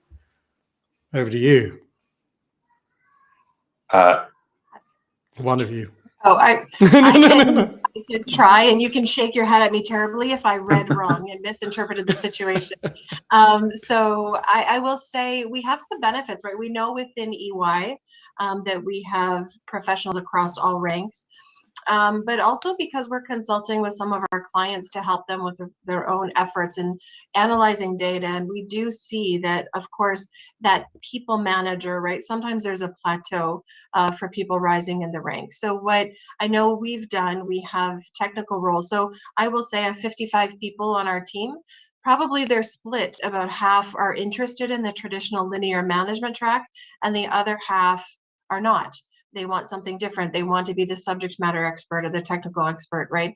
And not be responsible for other people or set up to not be successful. And our program is all about setting people up for success in their career, particularly those that are seeking a really welcoming community or maybe have even had employment challenges in the past. So, but we do see, I think in our case, it's on, technical lead, technical director. There's some other paths to advancement, but I think as companies, really it's creating those alternate paths. There's some discussion about, the hardest spot is from manager up to the point where you can have an executive assistant, because an executive assistant bridges a lot of, sometimes in ADHD world, some of those gaps. And but you have to get there, which means you have to be successful in all the other ranks to get there to having. So we try to leverage the strengths within, and that means I'll give you a funny example, but at EY, we're very remembering to submit your timesheet is important. That's how, of course, we bill our clients. So we have many on our team who, have some time blindness for those deadlines and forget. And so, the answer was, well, then create a bot. So they have a bot that does their timesheets for them, that submits them on time. So we're really trying to take the strengths and innovate through that. So I think, yes, those are challenges for sure in advancement, but it's looking for opportunities with outside of that linear track, and hopefully others, right, are doing the same. And I will just add into that just briefly. What do you enjoy? Like, because there's a difference between your strengths and what is fun or what you like doing at work. And maybe you like doing the management side, and that is something you want to do. So maybe the gap that you need to bridge is not in your skill set, but just in how you manifest that skill set, how you explain that skill set to people. Because every single person who works has got strengths and challenges. So maybe it's just finding someone that you work with really closely who can be the mirror to you, and that allows you to concentrate on the things that you are good at while still still following the career route that you would like to. Thank you. I'm going to jump a question, but we'll come back to the one just because you've touched on it just now. When you're ADHD and twice exceptional, person references twice exceptional, and I don't know if that means, like, I'm not quite sure what that means. You might be able to tell me, because I don't. And twice exceptional, it means that you get in on the ground floor but you failed to progress. How do we address this? And you just talked about the need, you know, for an executive assistant. Something I would say for people in the UK, there is the Access to Work program. Go to the ADHD UK website for Access to Work, and Access to Work will provide you with some executive support. They will pay for that. You have to work with your organisation to incorporate it, but there is funds available, so do consider that. But on the wider note, and for EY, like, how do you help people jump that gap that you just talked about? For me personally, I think it's about, again, finding, you know, channeling your strengths where they need to be channeled to. You know, if you're constantly fighting against the things that you feel you are either not good at or you find more challenging, then it's always going to be more stressful. It's always going to be more tiring. So if you can work with the organization to forge out a career path that works for you, then fantastic. And if you can't, you know, maybe it's not the right place for you to be working, or maybe it's not the right boss for you. I do think. Yeah, I would add, I think for us, it's about transparency. We're building consulting teams all the time. When we do that, when you build any project team, you're pulling together folks with different backgrounds and subject matter expertise. We just layer in neurodiversity into that. So there may be individuals from our team who are very strong presenters and others who are much stronger in back office data work. And so it's really, how can we complement one another? I think and when we do that, it sets our staff up for success on those particular projects. And I think the same is applied to broader career trajectory as well, and that we are very transparent about performance expectations. You know, performance appraisals, people should know that from the day they're hired, how they're being evaluated, by what metrics and what those are, so that they can have transparent conversations about their strengths and how they can augment where they may have faced some barriers.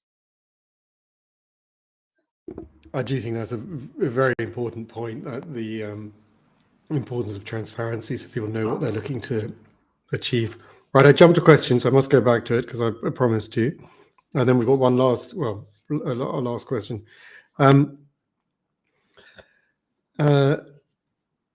a wider question, I think. So how can we make things better for people working in environments who are ignorant about the needs of neurodivergent staff? So very different from what you've created. I'm still healing from my treatment on a creative project in which I disclosed to a collaborator that I had ADHD. That information was then used against me, and I've been ousted from the project. It's put me off disclosing. What would be your advice to that person? It's honestly, it must be so frustrating. I'm completely with you. How, you know, what a terrible experience that must have been. And I think, sadly, it's a really personal decision. You have to feel safe that you can disclose, and unfortunately, there are still some people out there who are not very nice or helpful, and that's not a fantastic thing. I think you've just got to try and surround yourself with people who are the best people possible, and you make a constant decision and judgment about that on you know, on an almost consistent basis. But for me personally, and Tammy might have a different view on this, I don't think there's a right answer to that question. I think you've just got to make a judgment call every time, and in this case, it has blown up in your face, and I'm really sorry that you had to go through that. Yeah, I would add, Sam, I think that there's sharing and oversharing. So oftentimes when we're speaking, when we're looking through a neurodiversity lens, there's no such thing, right, as ADHD behaviors, autistic behaviors, whatever they may be. They're just human behaviors, and some people may do them more or less. And our ADHD professionals do some amazing human behaviors more. They're more creative, make great business decisions a little more easily than other people. We see, you know, so many strengths in persuasive arguments in many areas. So I think that when we're sharing, if particularly if the audience is not understanding or aware, that it's also, it also just may be in taking on those roles to share maybe not a diagnosis necessarily, may not be relevant, but these are my strengths. This is, this is where I may need some support, or the roles that I may not, sort of take on and absorb in a project. So that is, I think, the general advice, of course, for people who want to support is to, resist judgment. Just ask questions. Just ask the question: is there a reason why, right? You didn't respond, didn't follow through, just to be general and open to asking questions in a non-judgmental way. Agreed. Thank you. Thank you. And so we've got one last question and let's go. Like I'm ruthlessly never ending on time or starting on time. I feel like as an ADHD conference, it'll be wrong. It'll be wrong. So if you've tuned in at 4 p.m. for the next thing, and it's not happening yet, it will shortly, but we are not on time. But we are only a couple of minutes off, which is, like, honestly, it's success. The last question is lovely, and I saved it. Thank you everyone for your time, and seriously, thank you. I think what you're doing is very, very important. And in terms of that person talking about sharing, the reason they can't share is because of the lack of awareness, understanding, and you are part of driving that down, like that lack of awareness, helping people know, and then you don't have stigma if you've got a group already working within an organization. Where if you're talking about neurodiversity, that is the first step of this. Then people know that there is a good neurodiversity conversation, if there is a conversation. If there is no conversation, they don't know, right? They expose blindly. They don't know what's going to happen. Whereas when they're talking about it, they do. And so you're absolute pioneers, and it's thrilling. And talking of which, our last question. Well, he's put the full name here, so I'm going for it because it's size public. Neurodiverse in South Africa. Thank you everyone for your time and hosting this event. Does EY South Africa offer ND jobs? Regards, Zaid Keys, IT Systems and Security Engineer. Zaid is 100%, I like Zaid already. He's in and enthusiastic. Where are you at with South Africa? Currently, we are not there. So that's the first thing to say, sadly. But there's no reason why we can't be in the future. And these are the types of conversations where we can run that up with the global team and make a suggestion. What I would say is, and this is absolutely not a guarantee, but please feel free to connect with me afterwards, Zaid, because we are working with a client who has suggested that they are open-minded about hiring in South Africa. So maybe whilst there might not be a chance to work with EY, there may be a chance to work with one of our clients down there. So happy to keep you in the loop as much as I can around that. How best should Zaid, that is very kind of you, how best should Zaid get in touch? And noting that other people may, okay, LinkedIn. LinkedIn, yeah, connect with me. Very happy to connect with pretty much anyone.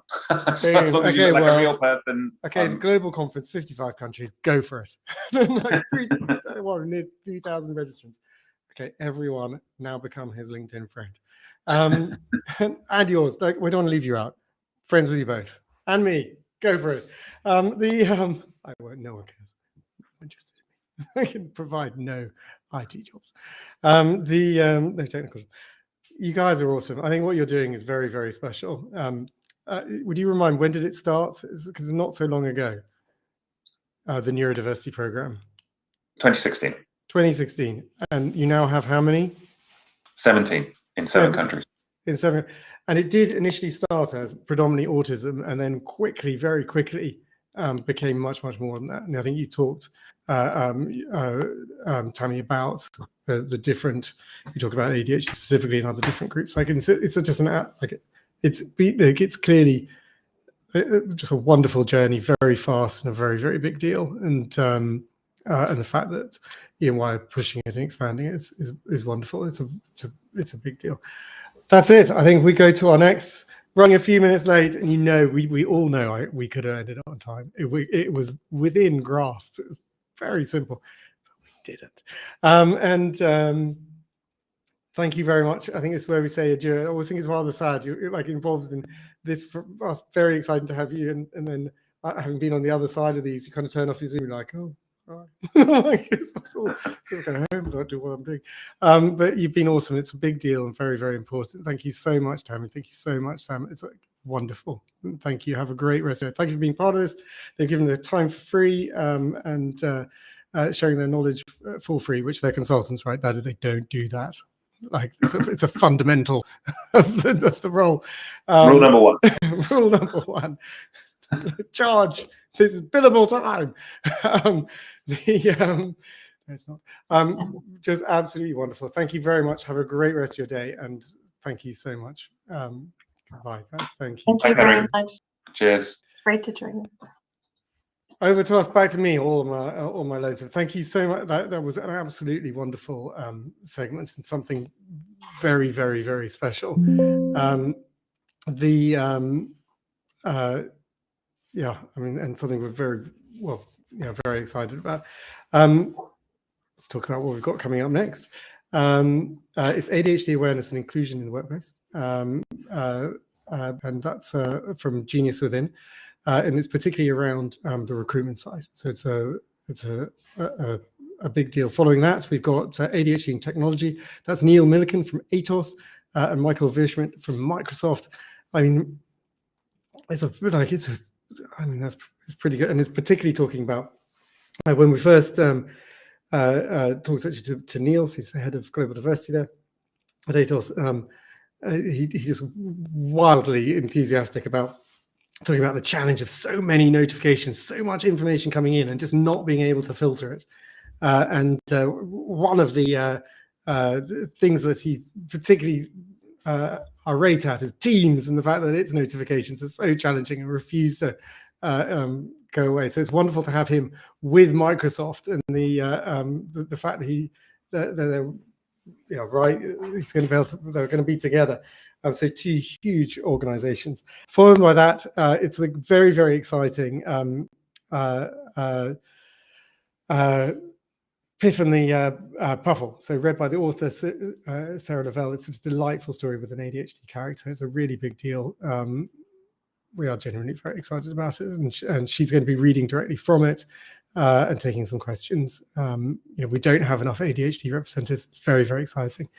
And then third on that list is Couch, Neurodiversity, Healthcare, Improving Accessibility and Inclusivity. So that is talking about the inclusivity of ADHD in other medication, in other medicine, in other healthcare scenarios. It's a big deal. If we go back to talking about essential for some, good for everyone, we do have this massive challenge. It's this is a good thing that if you create tools that work for us, they work for other people too. And that's a big deal and very, very important. But there is a side that, speaking completely honestly, I find it very, I obviously have struggled remembering with focus and taking a sort of medication regime. I am bad at it, and I forget to take the medication. I forget to do it, particularly if it's not, life critical or and I worry very much at that point where I start to have to take different things and I muck it up and I make myself more ill. We had someone talking with the charity recently where they have diabetes. They're really struggling with managing it. And that has very, very serious complications around it. So getting ADHD included when medication is being reviewed and tested and answered, I think is important. And Couch are here to talk to us about that and the accessibility for us.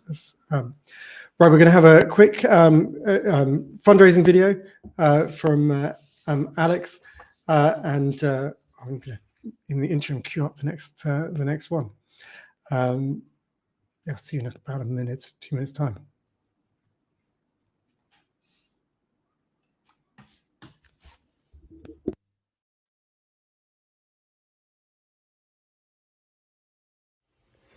Hello, I'm Alex Campbell. I'm a registered BACP psychotherapist and a ADHD coach. I chose to raise money for ADHD UK, and I recently ran the Ealing Half Marathon. And I'm amazed at the work that ADHD UK does, and the amount of support and free guidance, checking if you can hear me okay. advice that they give, the number of support groups. They keep growing every month. The different groups that are being led, all for free on a non-donation basis.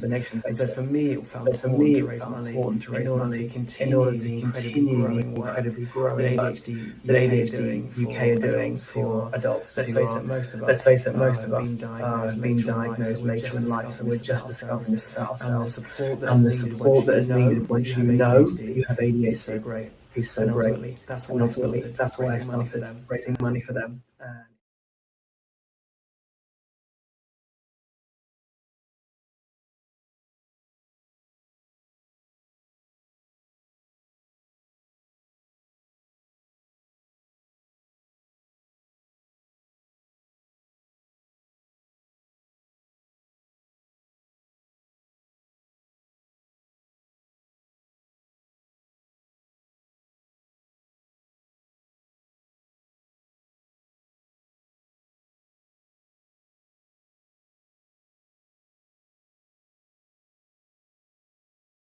Oh, damn the mute button. Evil mute button. Evil camera and evil mute button. We have all of it going on in this call. Yeah. And with that, let's introduce Ishwara. Very, very nice to see you. She's saying evil camera. As you know, we should just jump off it because it was just descending like lower. We actually had pretty evil camera at the very, very start of this, where we bought a snazzy camera to hopefully make me look so beautiful. But also we've got some people coming in who need it to work. And anyway, whatever. It froze. The first 5 minutes of this the whole thing was me frozen. Thanks so much for coming. Like, it's a big deal. Thank you. We're very excited. And if people got questions, please go to globaladhd.com. There's a Q&A section to add questions there. We are very, very excited about it. Yeah, I think. And how do you want to do this? What's shall I bring up the slides?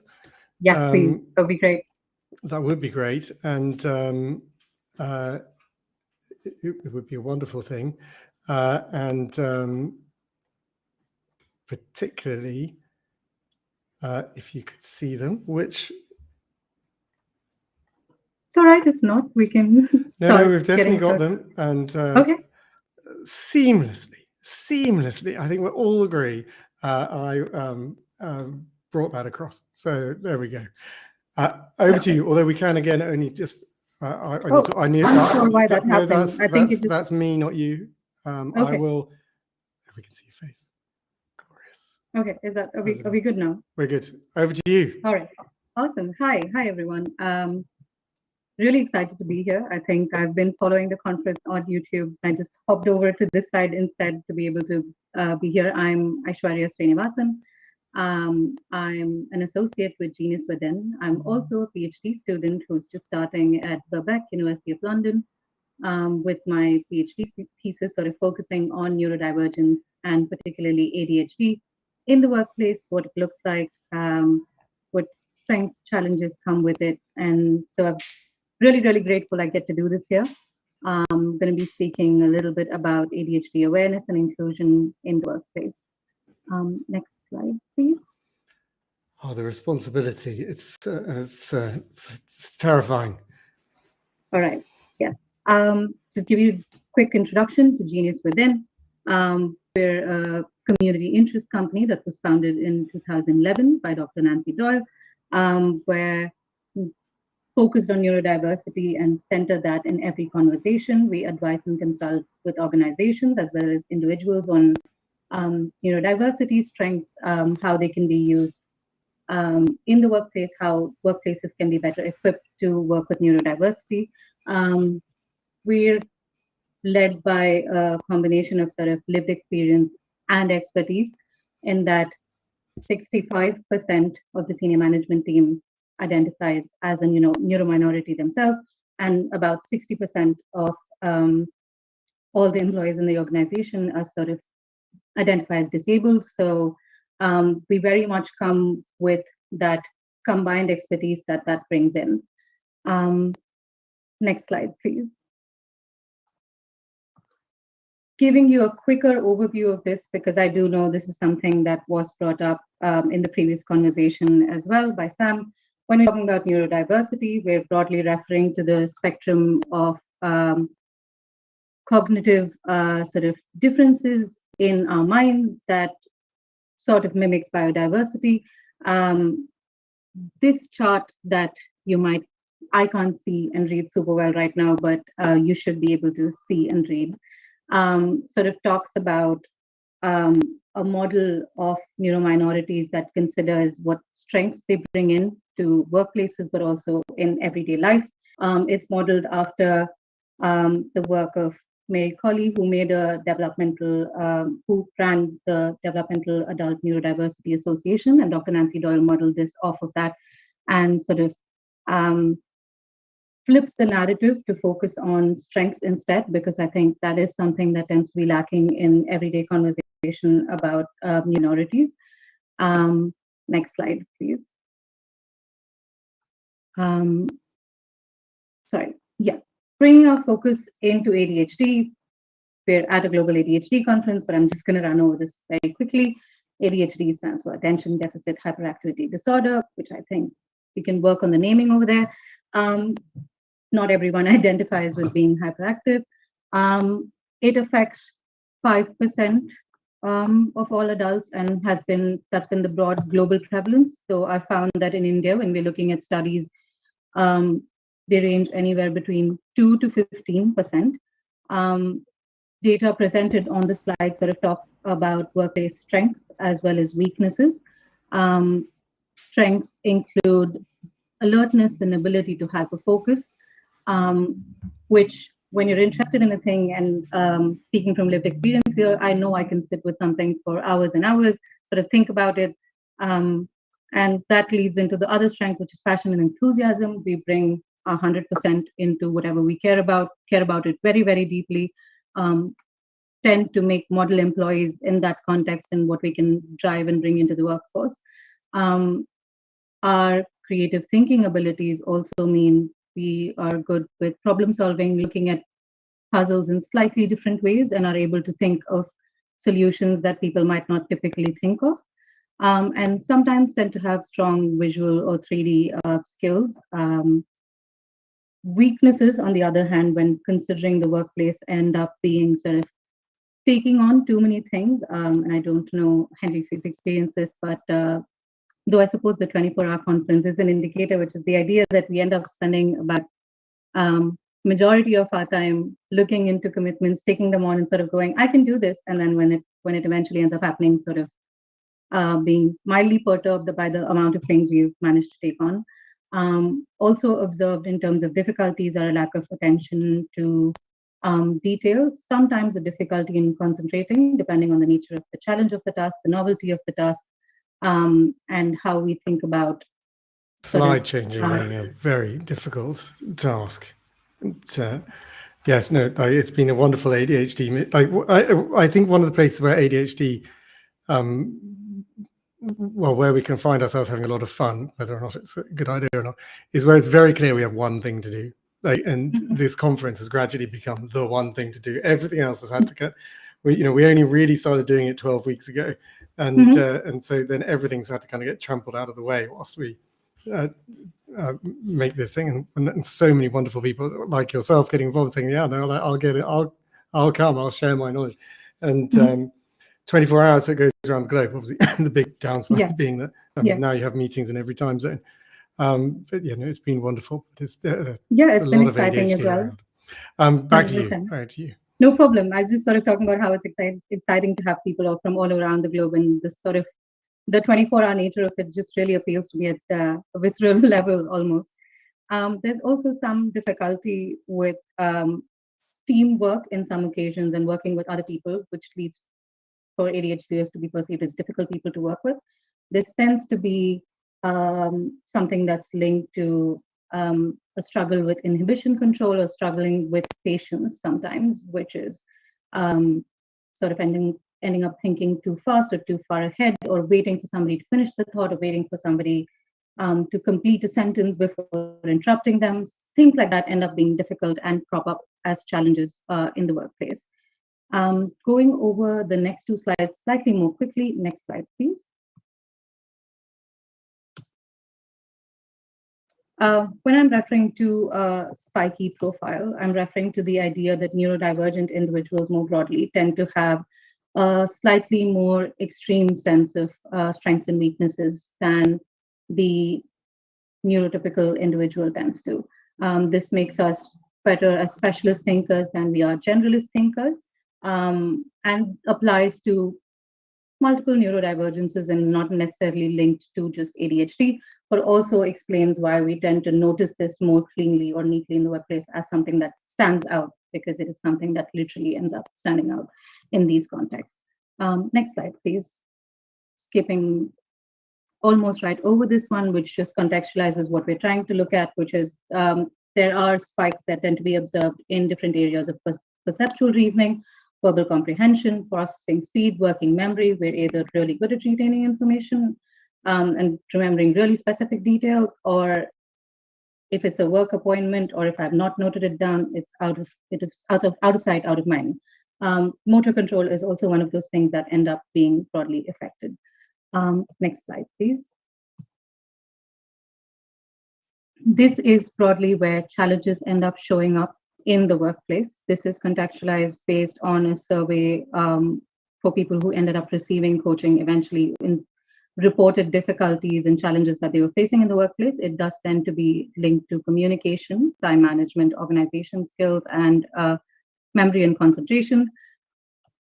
What this ends up sort of generating is also a feedback loop where there are morale problems with how one ends up feeling in the context of the workplace, how they feel like they can engage with the workplace in the future, and sort of further sort of exacerbates the problems that are faced in the workplace. This is broadly sort of thinking about what challenges and strengths ADHD brings into the workplace. The next part of the presentation focuses on inclusion and a little bit on the adjustments and what they can look like in the workplace as well. Moving to the next slide. We have different levels of inclusion that we can sort of think about. Where we want to be, always where we want to be should be systemic inclusion. But we start from the left side, which is exclusion, which is something that neurominorities do tend to experience. This also happens with other sort of marginalized communities in whatever capacity. If race, gender, sexuality, disability, neurodivergence, all of that sort of tends to get grouped in. And if you sort of have an intersection of those minorities or marginalizations, it does tend to make it slightly more difficult as an experience in a workplace when one's a neurodivergent individual. The employment gap for disabled and non-disabled individuals still stands at about 30%, and this does get worse when you think about some neurominorities. The three levels of inclusion that are indicated here are sort of compliance, deliberate inclusion, and systemic. When we talk about compliance, we're talking about individual level inclusion, where we're accounting for a single person's needs and making adjustments in their context. Deliberate inclusion sort of thinks about having specialist teams come in that fit the group of people you're trying to include, but does not account for inclusion at a systemic level and at all levels of hierarchies. Systemic inclusion, on the other hand, sort of brings in inclusion to organizational culture. How do we talk about how an organization can do better by neurodivergent individuals, in this case by people with ADHD, and what those changes in the workplace should and could potentially look like. Moving on to the next slide, please.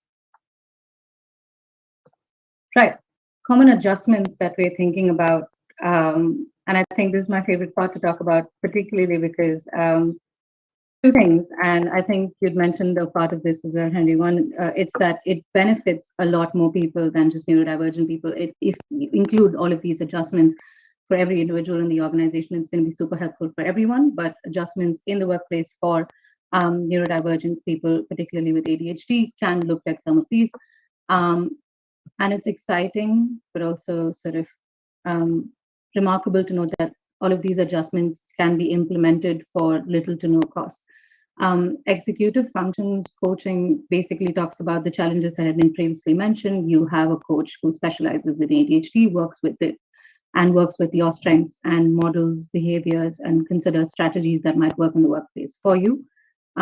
Literacy coaching, again, a broader neurodivergence inclusion thing, which helps with skills that require more reading and writing and how we can ensure we include everyone in the workplace. Supervisor input and managerial input is something that sort of goes, how do you generate a feedback loop between a supervisor or manager and a neurodivergent individual who gives you specific feedback, who gives you things you can work on, and how can these individuals be sort of facilitating model of coaching and coaching behavior for you as well. Assistive technology, which includes something like the bot, I think, that Tammy had mentioned, which sort of just made timesheets automated so that you don't have to think about inputting the timesheet if you have time blindness and you can't think about time in a particular capacity. Formal training so that everyone in your workplace has an understanding of how a particular neurodivergence works, how you can support an individual, how you can create a workplace that is friendly and that is inclusive. Workstation adaptations, which is adapting for any sensory issues or anything that you might physically require in your workstation to be able to work better. And a flexibility in schedule, which is there tends to be bursts of concentration or bursts of focus that tend to arise when you're working with ADHD. How do you ensure that a workplace is conducive to that burst and also to the lulls and the exhaustion that might follow after that does happen? Next slide, please. Common organizational strategies. And I'm trying to just go over what's on the slides here so that and read it out so that anyone who's not able to read it or would prefer for me to say it out loud just gets some context. They're divided across communication, how we can do it in meetings, and how you can have general organizational awareness. Communication, use bullet points, use highlight keywords, which like signal areas of focus, be more specific, provide templates for communication that make it easier for employees to communicate to employers and the wider organization, provide context for why a certain piece of work is happening, what that means for the organization, and explain rules that we might not necessarily understand. This is something that, again, other marginalized communities also understand, which is the idea that there are rules that tend to be hidden, that you're not made aware of. How do you recontextualize that and bring that to the forefront and say, hey, this is explicitly what we want you to be doing, and here's what you could be doing instead. A system of feedback that tends to sort of work in this context is clean feedback mechanisms. There are 3 broad questions, and each question has evidence of the behavior, what the inference from that behavior was, and what the impact of that behavior was. So you ask what worked well, what didn't work well, and what would work better. So if you're providing feedback and you have a system in place for how you're providing this feedback, then it makes the system, one, expected and therefore doesn't sort of startle the individual or confuse the individual. There are no gaps in communication, and you know that the feedback is not personal or impact driven, and so also helps with emotional regulation and support within an organization. Moving towards meetings, give extra time to prepare for those meetings. In those meetings, provide slides beforehand so that there's some preparation time for people to familiarize themselves with what they want to be talking about. Email minutes of the meeting right after, provide an agenda, build in breaks so that there's time for people to step away and step back into spaces that might potentially be overwhelming. And importantly, provide alternatives, because if these are strategies that don't end up working for everyone, and they don't because there's no one size fits all, how do you ensure that you give them other options and other ways of communicating, providing updates, and getting information across organizations in the way that needs to happen? Awareness strategies across the organization for individuals, but also as sort of larger systems. Listen to what people are saying, set clear deadlines, communicate those deadlines, communicate check-ins, try to ensure there's a model of how you want to be checking in with each other. I found that particularly in my work experience, it's been useful to sort of go, hey, I would like for you to check in with me these many times. Or, hey, I would like this by this deadline, but I would like part of the draft, or I would like to see some part of this project by this timeline instead. Take an interest, try to understand how things like ADHD impact people's everyday life, how it impacts their workplace, how it impacts how they engage with work, what means for their energy levels, and be aware of sensory sort of stimulation, which can overwhelm an individual and can make it difficult to create a working environment that works for someone. There are several more strategies that end up working for people, and some of these work for some individuals over others. I found that coaching or workplace needs assessments tend to be good ways of drawing out what individualized strategies can look like. Next slide, please. Right. Just quickly going over how this does tend to be quite successful adjustments, and providing these adjustments, however simplistic they may seem, do tend to have positive impacts for workplaces. There have been managers who've rated their employees as having improvement in productivity. There's been a self-rated improvement in performance and how confident one feels about their ability to get work done. Promotion rates do get better, and I think importantly that statistic which says there's a job retention rate, which can be quite difficult if organizations feel like they're at odds with a neurodivergent individual. Having a greater retention rate by making a few simple adjustments is inherently worth it, because keeping that pool of talent, that pool of individuals who bring so much more to the workplace is inherently worth it. For my last section, I'm going to be focusing a little bit more on the Indian context surrounding ADHD, which is something I'm most familiar with. It's something that I care deeply and passionately about, but I've also found that it's difficult to have these conversations, and the conversation is just beginning to be had, which is why I'm all the more thankful that I get to do this conversation at the Global ADHD conference here, to bring like that to the limelight a little bit more. Next slide, please. Right, the Indian context. As late as 2016, the updated Act on the People with Disabilities Act did not include ADHD as of yet. It had begun to recognize specific learning disabilities and autism spectrum disabilities, in addition to some mental health conditions, but they tend to be vague as well. Neurodevelopmental contexts do not currently include ADHD, but that is part of an ongoing sort of policy level dialogue on how neurodivergence inclusion can work at a government level. Research in India surrounding ADHD has been limited, though it has been increasing in the last 2 to 3 decades.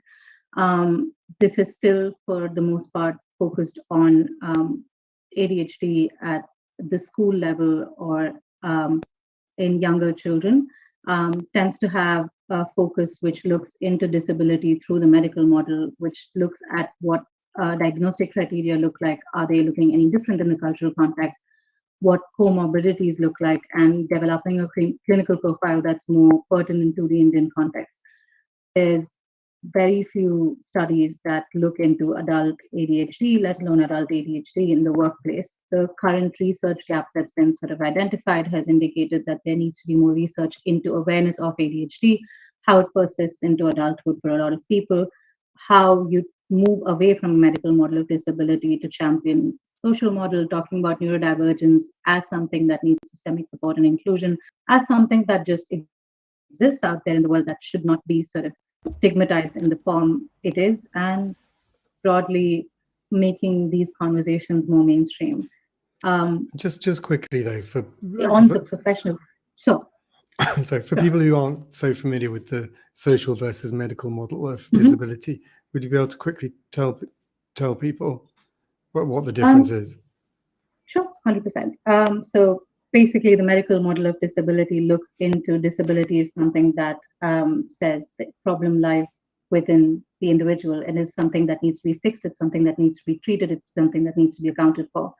The social and pathologizes disability and neurodivergence more broadly over there.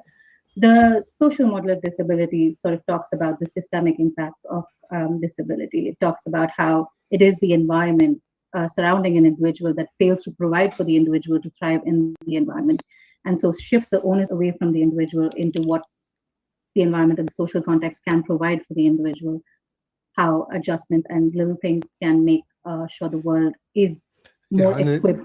And the example I've heard, which has has helped talk about that, is just the example of a building with stairs to get into. So if someone is in a wheelchair, if it's got a small entrance with stairs, like that chair's not going in, and that person is disabled in their ability to use that building, and to go in and be part of that. Whereas if there's a ramp with a wide enough door for a chair, then that person is able to access the building, able to access its resources and use it. And in that context, that disability has been, they're not disabled in their ability to use that building per se. And so and when we talk about ADHD, that's looking at the sort of adjustments that allow us to thrive in the adjustments you were talking about in the workplace. Those are the changes that have people included and thriving. But if you put the blocks in the play instead, then we're out. And how important that is. Right, back to you and slides. No problem. I think thanks for using that example as well. I think that also really contextualizes what that means in sort of non very research oriented terms. I don't know. But sort of non-technical terms a little bit at least. And moving ahead to the professional context surrounding do we need India a new slide? And ADHD, we're looking at mental health infrastructure, which is limited. I think COVID also highlighted how limited mental health infrastructure is and how it is sort of struggling under the weight of the sheer number of people who need mental health support. There is a gap in the number of practitioners that are required to be able to address what this can look like. There are diagnostic and systemic biases because there are individuals who were trained at different ages and sort of stages in their life, and so tend to use older models for diagnosis or tend to use different narratives, do not have, for instance, the gender context that's linked to ADHD, sort of tend to think, hey, if you're getting good grades, you can't have ADHD. And I think those conversations need to shift a little bit further. But there are also limited funding resources, and that's something that's a more sort of larger scale conversation that needs to be had as to who can fund this research so that we have policy that's more inclusive and actually considers neurodivergent individuals in the mainframe of research. At the workplace level, neurodiversity, inclusion, and support and adjustments are beginning to get recognized. I know of a few sort of organizations that take it upon themselves, but it's not broader national level policy yet. So it is up to individual companies to choose to employ policies that are friendly and inclusive of neurodivergent individuals. There still seems to be a barrier where there is an assumption that financial costs associated with these adjustments or with inclusion is heavy, which needs to shift as well. But the overall news, I would like to say, as sort of late as a couple of articles I read from 2 weeks ago and 1 week ago, is that they're beginning to recognize the benefits of a neurodiverse workforce. What a company can bring out into the world if you have people who are allowed to thrive in the environments that that are adjusted for them, that accommodate them, that are inclusive of them, and sort of the magic that a neurodiverse workforce can bring. Next slide, please. Just sort of concluding on the note that inclusion should be a moral, social, and economic imperative. We stand to lose a lot of human potential when we don't think about these things. And I hope it becomes centerfold conversation everywhere in the world. I hope it becomes policy conversation at the India level. The change is beginning, and I hope we sort of see an upward trend from here in terms of inclusion. Next slide's just references, and then we're wrapping up for any questions. You're muted again, Henry. Damn it. Damn it. So I think we're running a bit late, and actually a bit later even than with hope. So I think we might have to skip questions, but although I've tried to insert as we went along relevant pieces. And I'm very, very pleased, and thank you so much for bringing in the India perspective, particularly like this is a global conference. We want to bring in different knowledge and understanding and attitudes because it educates us around. We have a lot of shared fights, and we have fights we can learn from each other. And this is a global battle. This is a change in perception globally around ADHD, and so it's. I think it's great. I mean, it's pretty devastating to hear it's not recognised as a disability. Getting there. So, you know, we know how much some people are struggling, and it's really, really tough. And I thought that when you talked about, and there's people still thinking, and I'm afraid Stephanie's still here as well, that if you've had some success in life, you can't have ADHD. If you could manage to hold down a job that's probably beneath your potential, if you've managed to get a qualification, then you can't have ADHD. Like that's it's just absolutely wrong. And actually, plug for later at 7 p.m.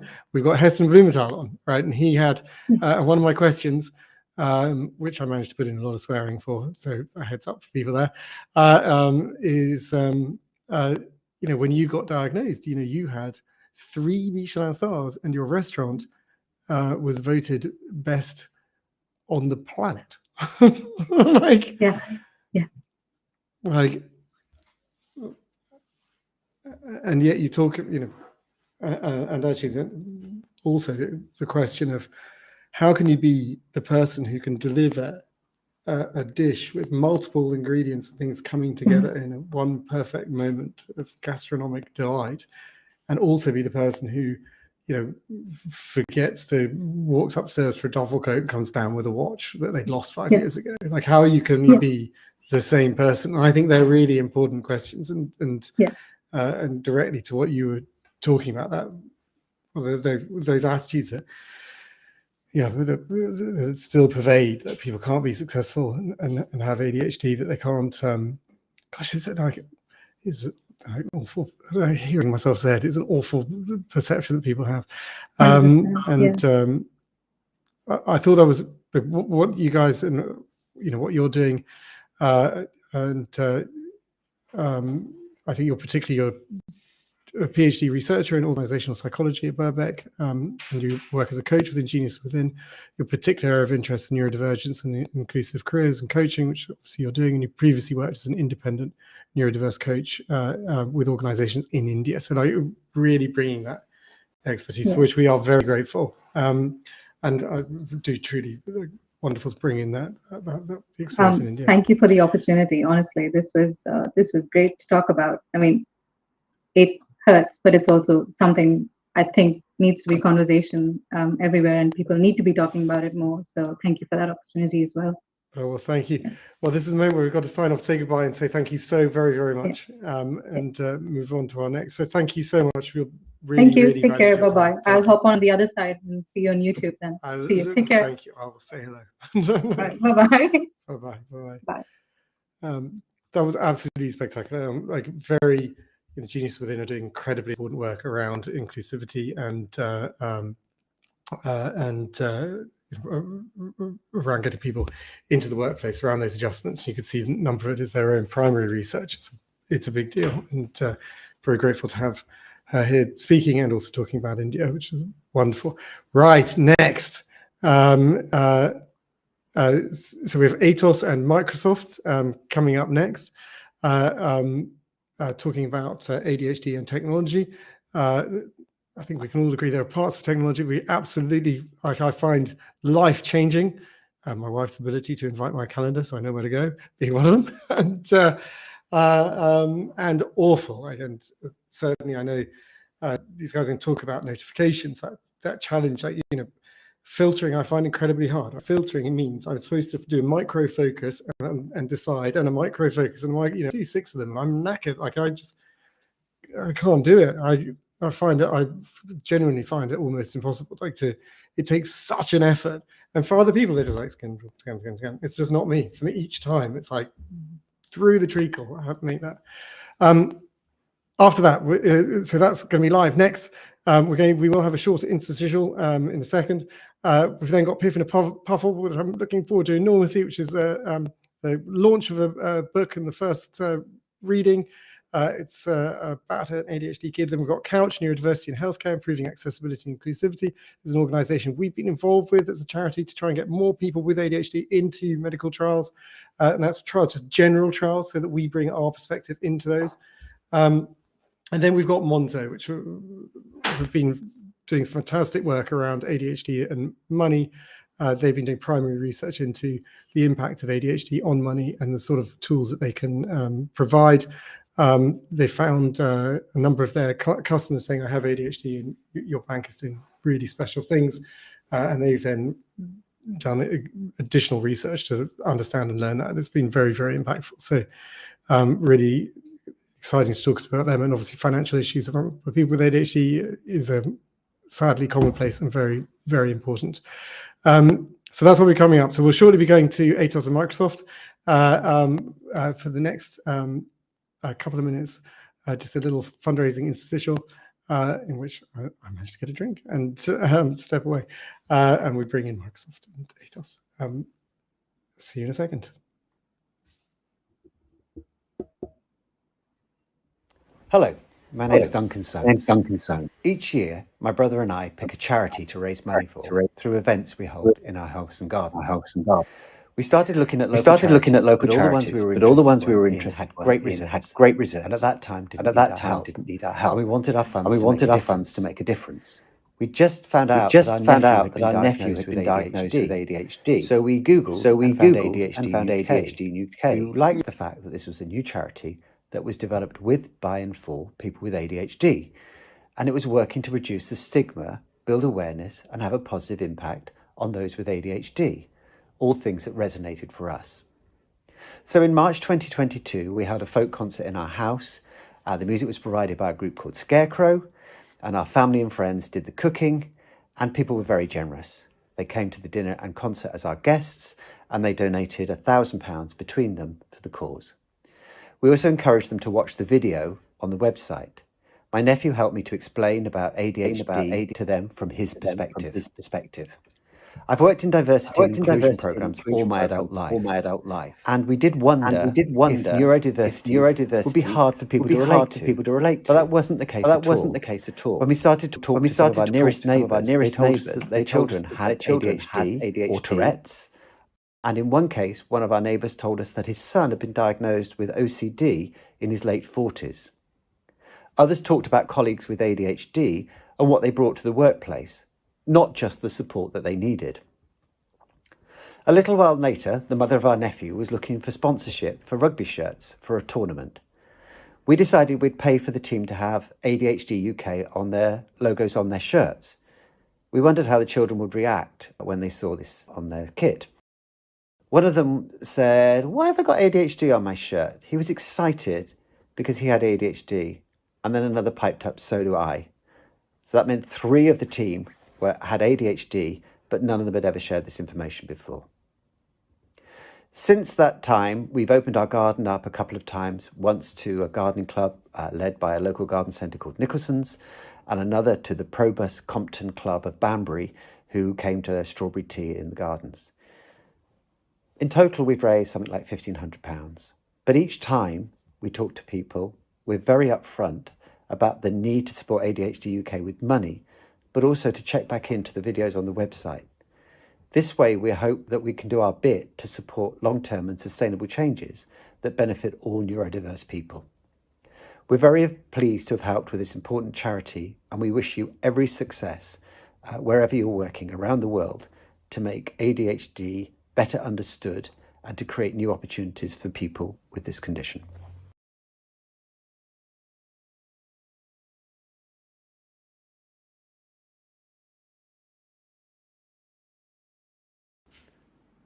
So apparently there was an echo there on our video, which meant that I've now got 2 places to mute. Like, wish me luck, people. I think we know how many times I have fallen off mute so far.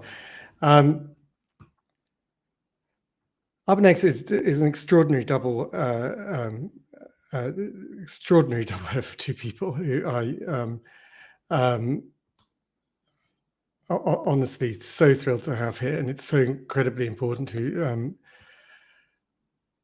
I can bring them in. So we've got welcome you both. Hello, Neil. Hello. Ah, you went the wrong way. Oh God, you went the wrong way. The right way now. Well done. And I should actually be able to use a bit of technical magic to spread you out slightly. Whoop. What's up with Neil? We've got Neil Milliken, Global Head of Accessibility for ATOS. Neil's role is to make the world a better place. But did you write this? But ATOS being a very large 11 billion organization, but delivering better technology for ATOS' customers, staff, embedding inclusive practice into the business as usual processes of organizations, delivering both strategy and services, working with a wide range of clients, internally and externally, to develop processes and policies and technology solutions, including the BBC, Department of Health, Ministry of Justice, and NHS. It's a very, very exciting to have them. And this was the order it was written in, so I don't want people to feel like I've in any way prioritized anyone. We are so excited to have you, Michael Virschmat. So in Microsoft, accessibility go-to-market manager, so bring digital transformation via diversity and inclusion. And his digital inclusion focus enables customers across industry sectors for engagement, productivity, and innovations. Chairs the Microsoft UK's Disability Employee Resource Group and has been invited to 10 Downing Street to present views on bringing disabled talent to work. Regularly invited to speak at global events, possibly ones with higher budgets than ours. You guys are wonderful, and what you both do and impacts individuals across the world, and obviously in the UK, Microsoft within the products, ATOS within what you do, and it's really wonderful. And actually, I've just seen Michael, you got Microsoft's highest Platinum Club Award for his work in disability inclusion, which is quite something. Michael, sorry, Neil, do you want to tell me what you just messaged me? Yeah, so what I messaged you was that I double book myself being ADHD and doing time booking. So if I may go first rather than Michael for the shared session, that would work for me. So, Michael, are you happy for like? Yeah, that's fine. I do appreciate that I think you're potentially overrunning. So if I need to do something about that, just tell me as well. Well, we think it wouldn't be an ADHD conference without it being running slightly off time. Okay. So we're pretty comfortable with it, if I'm honest. Although I am worried, you've both got so much to say. You both got like, I need to like, there's someone like whisper in my ear, but like you both got more slides than we have minutes. So like we're slightly terrified about that. Apparently I'm in charge of pressing next. Okay, so we're going to you to Neil first, then Michael. Yeah. Just wonderful. Thank you. Okay, I'm flipping to the presentation, which I hope I just set up. Yeah, I totally did. There you go. And then I'm going to, so Michael, so you don't have an awful time having to constantly think I'm on screen. I'm going to use some technology to eradicate you very gently. Okay, over to you. I know you can't see. If you would care to go next. I would care to. Yeah, thank you. So this is me. So yes, I'm actually ashamed to say that I wrote that description on LinkedIn a long time ago and haven't got around to updating it yet. But this is me. I'm VP in charge of accessibility at Atos, and I'm doing a lot of stuff there. And I've got skin in the game because I'm dyslexic and ADHD, and I use assistive tech and have been for the last 20 years. I'm evangelistic about this stuff. I really care. I want to talk to people, win hearts and minds, and so on. At the same time, slightly impatient, but patient enough to work in a really large organization and recognize that change doesn't happen overnight. So outside of work, I'm involved in social media. I'm on various different boards relating to disability inclusion and neurodiversity, etc. Next slide, please. Next one. So a little bit of context around what we do at Atos. Essentially, you know, we brought together our raison d'etre, which is our sense of purpose. We are French, raison d'etre, and that's the purpose around the golden ring that tied everything together. You know, and it's about people, planet, and we're a limited company floated on the stock exchanges, so we're profits is part of that. At the same time, we have these three key programs: CSR, diversity, accessibility, and there is some overlap. So, you know, we support the shared values for each of these parts of the organization. And my part is obviously accessibility. And we do both internal stuff, so running our program to be more inclusive generally, but also doing that for our customers. And oftentimes those customers are using products from Microsoft and Michael's company. So we work quite closely with Microsoft on a number of accessibility issues, and you know, very much in tune with what they're trying to do and the features that they include in their product set.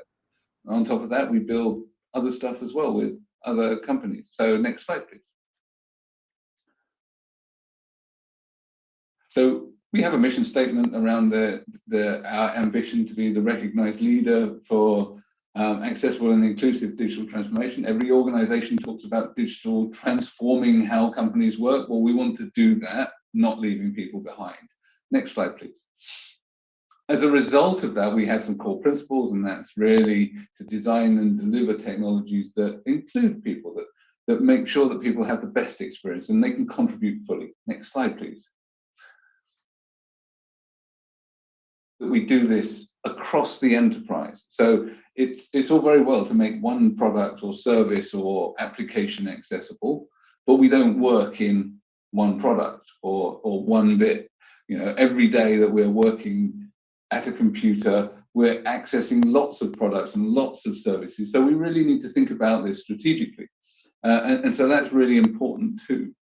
So thinking about it across the business and across that sort of complexity. And of course, there are legal commitments, but it's an ethical commitment for us as an organization to do this too. And next slide, please. And of course, we have to do this in partnership, right? Because we are not alone here. We're what some people might remember as being called a systems integrator. Yeah, we do make our own products. We make quantum computers and all sorts of high performance computers, but we also integrate lots of other people's stuff. So we're a systems integrator. And so we need to work with our partners, and we need to cross social partners as well. Next slide, please. And I think that the really important part is about transparency, right? Because actually we can't do this well if we don't talk about this and actually share stuff openly. You know, sometimes things fail, and actually it's good to learn from failure. And we want to be honest about the programs that we run. Next slide, please. So we believe honestly that inclusive technology, you know, is the art and custom and practice of reducing exclusion and promoting inclusion. And it's a tool that we use as part of our cultural change within our organization to really sort of break down the barriers to people feeling included and belonging in company life through providing them with the tools that they need to do their job. You can advance for 2 slides, please. So what we got here, you had it right. So complicated slide advancement. That's like, that's a trick question, wasn't it? But it was a kind of dead slide. So it was, how do we implement this stuff? Well, what I've got is an example here, right? Well, so we're really well known for decarbonisation. We do really well on the CSR indices and stuff like that. And we did a recent redesign and rebrand, and this eco-branding exercise, we also brought in accessibility.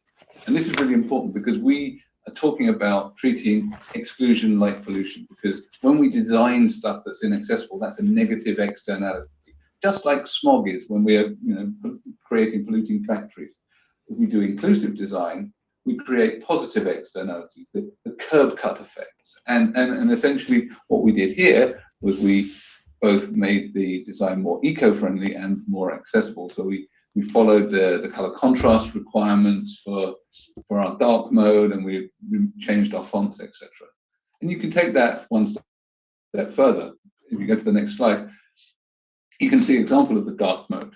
But we talk about driving our program in the same way that we talk about doing this for decarbonisation. So looking at the direct impact of our owned and controlled resources. So we design and produce accessible products.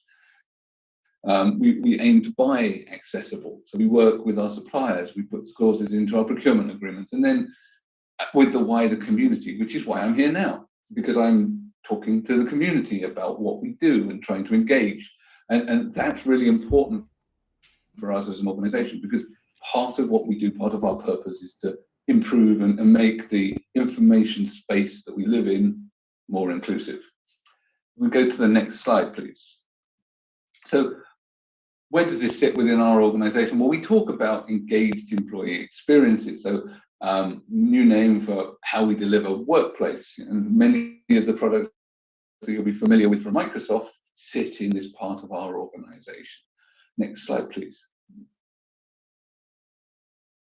And we call them DWP, not to be confused with the Department for Work and Pensions. And we really focus on making sure that people really feel engaged at work. And engagement means wellness as well. We need to be thinking about the flexibility of working, which is super important for a whole range of people with different disabilities, but it's really important and impactful for people like myself who are neurodivergent, and looking at mental health and the impact of technology on mental health. So there's a whole bunch of work going on to make sure that we're coherent on this. We may go to the next slide, please. So the point being that we're really trying to think about holistic well-being. And so we're even thinking about how do we, think about people's physical health and the impact on their mental health and all of these other services that fit around the employee experience. So it's not just delivering, better spreadsheet experience. It's really thinking about how we blend our work-life balance. Next slide, please. Yeah, don't push the better spreadsheet experience. I'm pretty sure Microsoft will tell you here the better spreadsheet experience is an important one, and I back them on this. I like it. But I would say that it's only a subset of the entirety of our work experience, and therefore not the most important part of our working life. Excel's extremely important. Most businesses run on Excel in the background. Okay, I'm not trying to cause a fight, right? Back to presentation. So we can go to the next slide. Okay, and part of what we are having to do is make sure we listen, right? So whether that be through surveys through Medallia or Qualtrics, or through things like our Great Place to Work survey, and different ways of detecting so on, we really want to make sure that people are okay. And part of that also comes into making sure that when we're designing stuff, we're thinking about the impact of technology on people. If we go to the next slide, please. This means that we need to support people through change, and micro-learning is really important about that. Giving people information at the point of which we're delivering new technology helps them to be able to use this new technology, because what happens quite often is we're in an evergreen world now where technology gets updated all the time and the user interfaces change really regularly. And that's a challenge for people like me that are interface blind. It's a challenge for neurodivergent people in general. So if we can go to the next slide. I've talked about how generally we deliver this stuff, but you can see that accessibility, coaching, well-being fits into our wider piece around employee experiences. Now we can go to the next one. I'm making you work hard. This is how we deliver assistive tech in the workplace. So there's an element of sitting in really boring meetings. It's called governance. And that bit really is about making sure that we are there when decisions are made so that we don't leave people behind. We work with the inbuilt features in the Microsoft and sometimes Google suites. And then on top of that, we support third-party assistive technologies. We support things like text help and Claro and look at the various different mind mapping tools, as well as screen readers and magnifiers and so on. And then there's, of course, the inbuilt tools as well. And we help people work out what's appropriate for them and then provide training and additional services on top of that to make sure that it's a really holistic approach. We can go to the next slide, please. I think these benefits are fairly well understood within our community, but if you do this right, you attract and retain talent. We're all getting older. I dread to think how I need these quite so badly now. We're improving our well-being. We know for a fact that when we do this right, we reduce absence. We ensure the compliance with the legislation for sure. And actually, when I'm dictating, I'm far more efficient. So when we enable people through assistive tech, it's much more efficient, but we need to design it. So we can go to the next slide. And we need to be thinking about this right from the beginning. We need to think about it in the specifications, because if we don't, we spoil the interoperability. We need to build it and build in accessibility. And then we need to consider people when we're rolling out this new technology, because we need to inform people that this is coming and talk to them about the change, reassure them. How does this relate to neurodivergence? Good question. There are some challenges. So rather than congratulating myself on asking a great question, can we move forward 2 slides? Because one of them just says dealing with the challenges and is really quite tough. Thank you. So how do we cope when we're drinking from the information fire hose? Because we're in an always on world now. And Michael has a lovely little out of office message on that says that you need to @message him to have any hope of actually getting through, and that they're going to distract his flow. And I totally relate, because actually it has a profound impact on the ability of someone like me or Michael to be able to concentrate and do our job. I'm ADHD. I'm distracted by everything. I've got thousands of messages. Stuff is pinging all over the place, and that impacts me. So there are some things that we can do to tune it down and make it slightly less distracting. So we can go to the next slide. So firstly, calendaring is super important, right? I'm always apologizing for being late. So chopping 5 minutes off your 30-minute meeting gives you a bit of buffer time. You may even find that you don't use all of your buffer time and you can actually go to the loo and grab a cup. Or you then start conceptualizing that you've got 5 minutes time and go down the rabbit hole and spend 10 minutes and get later. But that's just me failing with my strategies. So next slide, please. Scheduling. I think this is super important. Consciously overestimate the time that you're going to need, because usually we underestimate. And I'm full of ideas, and I'm really optimistic about when I can get something done. I say yes to everything, and that's a problem. So talk to people about your workload and your scheduling, and color code time so that you can block stuff off. because then you can see at a glance what you're supposed to be doing, what mindset you're meant to be in. Is it a meeting with colleagues, or is it a development staff? Is it quiet time? All of these things can help you, and you can also start moving stuff around so you have blocks, so that you can organize your brain into certain sort of thought patterns, etc. Next slide, please.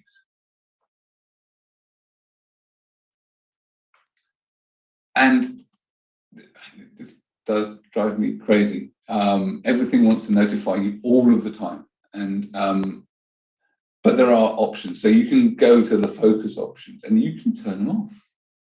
Turn everything off until someone shouts at you for having ignored them. Because really, there are so many things that are vying for your attention. Well, why does Word need to give you banners and sounds and so on? Turn off autoplay. Why does your printer need to talk to you unless you're actively trying to do something with the printer? All of these things you can turn off, and they will help you keep better focus, which is super important. Next slide, please. Again, do not disturb and mute in chat in Teams. Really important, because if you're in a really large organization like Michael or myself, you've got thousands and thousands of people, and they might have added you to all sorts of groups, and there's just noise everywhere and notifications going bing, bing, bing, bing, bing, bing, bing, and poster pop-up messages, and you're in a conversation. I literally stopped talking halfway through because I've seen a poster pop-up message, and I've completely blanked on what it was that I was talking to someone about because I've seen a poster pop-up message. So putting do not disturb on and muting stuff is a great way of grabbing back your attention and concentrating on the now and the meeting that you're meant to be in. Next slide, please. This is a challenge for me, right? I'm also dyslexic, and I work in an international company, and I was reliant on spell checking until I started using spell checking in a document where I'm collaborating with lots of people, and their computers all decide to take elements of it and spell check it in the language that their computer's in. So that really causes me a bit of a headache, because I'm sort of staring at this stuff going, well, I think it's spelled right, but I'm not sure, and there's a red line there. So this is a challenge for us yet to resolve. And I think that it's an interesting one that won't hit you if you're just working with UK colleagues. Next slide, please. So, inbuilt assistive tech. Michael is going to tell you all about the amazing work that Microsoft are doing on this, and there has been a massive improvement in the quality and availability of inbuilt assistive technology over the years. I use dictation. I've been shouting at computers for 2 decades. Only recently they started answering me back. But now, instead of using Dragon Naturally Speaking all of the time, I tend to use the inbuilt dictation in Word and Outlook for short messages, and only put the load on the computer that Dragon imposes when I want to do a complex document. I think that, so it's horses for courses on this. Likewise with the proofing tools and so on and so forth. There are specialist tools, but sometimes when you're just doing a quick piece, actually the inbuilt tech is much more convenient. Next slide, please. We have an employee resource group or network, which is called ADAPT, and they've been doing a neurodiversity survey. There are 3 main recommendations to come out of the data that they gave us. Line managers need training. The communication and openness is really key to acceptance, and the availability of support services is really key to success. So we're ramping up the provision of support service to make sure that people get the tutoring and the help that they need, as well as the technology. Next slide, please. Trying to keep this on time. So here we go. Hybrid work. Right? I've been working from home for years. I think Michael has too. It's been nice and peaceful. Now everyone wants to call us. And if we're in meetings where some people are in and some people are out, it requires facilitation, right? Ideally, get someone to take minutes and curate, and for that person not to be engaged in the actual meeting, and make sure that there are breaks too, so that people that are on screen aren't just really it's quite hard to follow, so it's quite wearing, so you need to give them time. So next slide, please. As we return to the office, many people have forgotten, right, how this works. Right? So we, again, we need to make sure that people are comfortable and give them time to do that, and also help people with their anxiety about traveling. It's not uncommon for neurodivergent people to feel anxious about traveling. So make sure that they're prepared and they've got the support necessary. If we can go to the next slide, only a couple more. This is something we did. We created a neurodiversity immersive experience to help people understand what it's like to be distracted. You can put the headset on and you can experience a world of distraction whilst trying to listen to a lecture. And then you get a quiz at the end and we see how badly we've distracted you, and we can dial it up and down. Next slide, please. These are things where tech can help, right? I think that noise cancelling headphones, they're not a luxury. They're an essential aid to helping people block out distraction. And magnetic cables, where you can connect stuff and disconnect them without ripping the USB out, is super important for people that are clumsy like me. Next slide, please. And it's the final one, right? I don't know if you're like me, but I suspect many of you will be. Smart tags are super, and the Find My facilities, whether it be for your iPhone or other brands being available, are really important, because the magically disappearing stuff can also be magically reappeared when you start using the features that locate your device or your wallet or whatever else you choose to put down, which you had 5 minutes ago and can no longer find. So technology can really be helpful in situations like this for ADHDers. So thank you very much for giving me the time and the platform, and I think I've brought those slides in more or less on time. Well, So thank you, and thank you again for being part of this, and thrilled to have you here. We are running out of good time, so I will quickly jump over to your fabulous colleague, well, not colleague, but a colleague in this, to Michael, and just absolutely wonderful. Thank you. Thank you. Yeah, really, really interesting. Over to you, Michael. So shall we bring in? I'll bring in your slides, and I did want to say thank you so much, and to both of you, and also to remind that you're obviously giving your time for free and sharing your knowledge for free, which is an extraordinarily wonderful thing. But this is we are running this for charity. So for people watching, do please consider donating. You go to globaladhd.com and you can donate there. We also have Q&A there, although I think we're probably not going to have time in this segment. But let's see.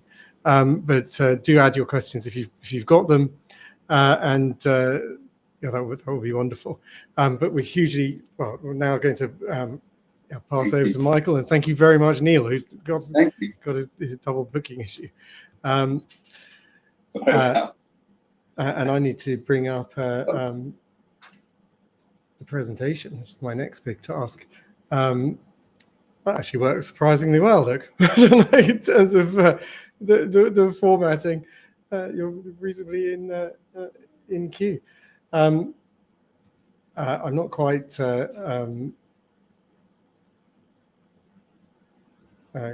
Give me 2 seconds, and what's happening in the background is I'm currently rejigging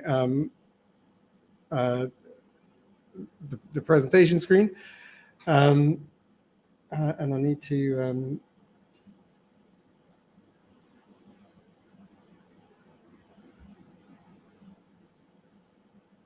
and say goodbye to that. So, right, over to you. Fabulous, thank you. Okay. Thank you for repositioning that. Right, we're just going to go quickly, maybe straight in. I think I think we had already some conversations on who, but just in case, because I don't know how they're going to. Yeah, I thought of going straight in, but just in case they, I don't know how this is going to ultimately reuse. Thank you for going back as well. It's completely up to you. I was trying to be a proactive slide mover. Like for all of us in the UK, like the whole next slide thing is very reminiscent of COVID, where we had those daily or however often meetings, and the chief medical officer would have these. It'd be like, next slide, please, and then it'd be like more awful things. Every slide was a new awful thing for us to learn about. And this is not awful stuff. This is good stuff. Good, thank you.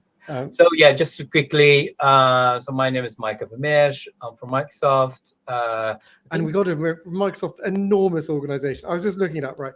We're very nice to ATOS and like pretending that they're in the same league, but like they're still huge, multinational, but 11 billion. And there's Microsoft touching every aspect of like almost every single individual, apart from those poor fools who are too engaged with Apple. Like, let's not talk about those people. So they have 11 billion revenue, which is an extraordinary amount. It went down last year, just saying. I mean, and you're 198 billion. Just the quantum of difference is just something else. Yeah, but must not forget this. We would be nowhere without our partners. We wouldn't have the reach. We wouldn't have the scale. And it's so key that we need the village. We need the village to actually act upon our mission, which is to empower every person and every organization on the planet, so to achieve more. So we do need, we need ATOS, we need the other partners, we need that whole ecosystem. So definitely. It is, and we are running this on a Windows 11 PC, and so far so good. But and if it does go down, I'm pretty sure it won't be me tripping up on the plug. No worries at all. So I'm the accessibility go-to-market manager at Microsoft, and also the chair of the employee resource group for employees with disabilities at Microsoft UK. So we can just go to the next slide, please. So just to position this a bit, I like this slide. In this slide, at the end of the day, why are we having this conversation? Why are we having this event? Why are we having this celebration? And it is about to remove barriers right from the start. Here you see a picture of a conference center in the UK, and you can see that you have choice here. You can go from one place to the other one, either by the stairs, if you feel sporty, or via ramp, because today you might want to use the ramp, or you're having some luggage as well with you, with wheels and things like that, or you can use the elevator. And this is not only great for people with disabilities, but that's for everybody, because choice allows us to engage how we want and how we need to. And I think this is what the essence is, that one of the message, if you take one message away, this is one of the message that we want to bring: provide choice so everybody can be their true best self. Remove those barriers, please. Next slide. And just a little bit of level setting here. On the left-hand side, we have the Equality Act, which is a UK act, and that defines a person with a disability, a disabled person, as someone with a physical or mental impairment that has a long-term substantial adverse effect on their ability to carry out day-to-day activities. This is a great definition as it considers the day-to-day and what it means. For example, let's say you have to have a treatment. You have to have a treatment, and that's in a hospital, and that hospital is 50 miles away, and you have to have that treatment once a week. Now, going there, coming back will have an impact on your work life, will have an impact on your social life. And at that point, the Equality Act sees that you are being disabled. So in that context, we need to remove the barriers to make sure that you can be your true best self. On the right-hand side, we have the definition of the World Health Organization, which is very similar to what in the UK is known as a social model of disability. We like very much this definition because it goes even more away from a condition. It focuses on the barriers that a person can face And once you can do that, you only need to see what needs to be done to remove those barriers and then empower that person. These barriers can be physical, but also social, cultural. And that is very powerful. And just imagine on all the things you will be seeing today, just like, if only this would be different. I would be able to be my true best self, and people would see me on what I can really bring into the equation, rather than saying all that kind of stuff. Anyway, let's not go dwell too much on that. Next. Now, what is the size of this exclusion? Well, there are over 1 billion people with disabilities on the planet. That's a lot of talent. That's a lot of market share. And, you know, okay, we're doing this ADHD conference, and you will be amongst that 17%. 17% of people are born with a disability.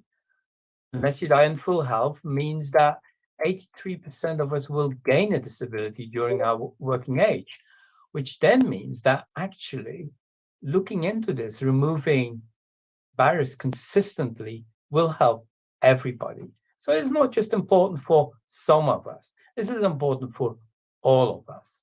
And if you think you're not hiring anybody with a disability, think again. 70% of disabilities are invisible. If you think, okay, still, but not quite here. Well, in the UK, think again, that's 13 million people. Again, that's a huge amount of talent. That's a huge amount of market share. The government in the UK has calculated this for the UK. That is more than 250 billion pounds. It's now 274 billion pounds per year that is locked away, that doesn't flow into the economy because of those barriers. And I think we can all agree that we would like to have some of that money now flow into the economy, right? So they should remove the barriers. Next. Now, we're going to talk a bit about our journey, and hopefully that will give you a couple of examples of what you could do as well. Next. So it kind of started with that, although that's not entirely true. This was something that happened in 2015, but as already was told, we've been there for a couple of years, actually 40 years in the UK. Pretty sure that we, based on disabilities being invisible, that we've always hired, we always had probably, likely had people with autism amongst us, but it wasn't necessarily, visible because it's invisible. It wasn't necessarily a focus.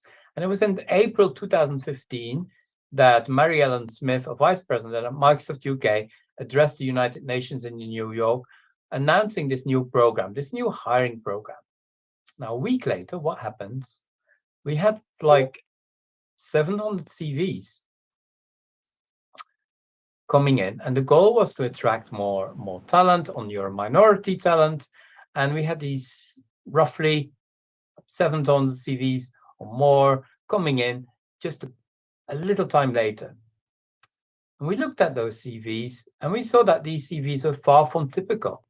They all represent talent, but typically uninformed recruiters using typical screening methods would bin those CVs. There were gaps in the experience, or there were too much detail, and this showed us that we completely needed to review on how we had to do neurodiversity hiring. And here I'm going to leave you with a question, which you obviously can't answer, but think about this. Would you rather hire someone who can do the job, or would you rather hire somebody who can write a great CV? I know what I would like. The one who can do the job. Anyway, next. Now, since 2015, we've learned a lot, and the program evolved from specifically the autism hiring program to the neurodiversity program. So what does that entail? Next. Now, there's a lot on this slide. You can read at your leisure all about the stuff on the slide at the link which is underneath, but I'm going to give you something that you can pop into your browser. It is aka.ms/inclusive hiring. If you pop that into a browser, you will get detailed information around this. With the neurodiversity hiring program, we saw that we needed to do things differently. We needed to remove the barriers. Much of this information shared here, but just zooming in on a couple here. We added workplace job coaching. And that's an adjustment that helps employees to optimize executive function. The job coaching is catered to the needs of the employee, not telling the employee how things are supposed to be. It's just saying, okay, so what do you need to, so we can remove the barriers. This can be around task initiation, prioritization, things like that, but also, you know, what works to remove stress and where are resources around that. Also to help gain confidence or be an advocate in the workplace, to gain confidence in self-advocacy or advocate for the employee. Also manager and team training. Yes, you heard it well. There's nothing wrong with the individual. We train the manager and the team around the individual. This is not just for employees going through the program. This is any employee at Microsoft can request that training for their manager and their team, so as an adjustment to any point during their career. The content includes a social justice perspective that addresses communication and related barriers faced by neurominorities. What we've seen, once people have gone through that training, they leave with a better understanding of interactions with all colleagues, not just neurominorities. They get to be better colleagues. They get to be better managers. That's their general feedback. And let's face it again, you don't necessarily get this kind of training in school, right? But it's so important in the workplace, and even more now in a hybrid workplace. We've got community mentors. Community mentors are focused on assisting with onboarding for new employees. A disability ARG group is a great resource for this kind of thing. Next. So ultimately, it is about making disability inclusion or accessibility mainstream. I'm repeating some links here. aka.ms/disability inclusion. Pop that in the driver. You will see what we're doing. aka.ms/accessibility features.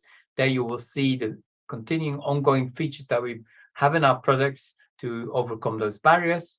aka.ms/Microsoft Accessibility. That's a website that is continually showcasing what we're doing in this space. aka.ms/inclusive hiring is all about the different programs we have around hiring. And again, that will have resources for you as well as an employer on what to use, what to reuse, that you can implement yourself. Next.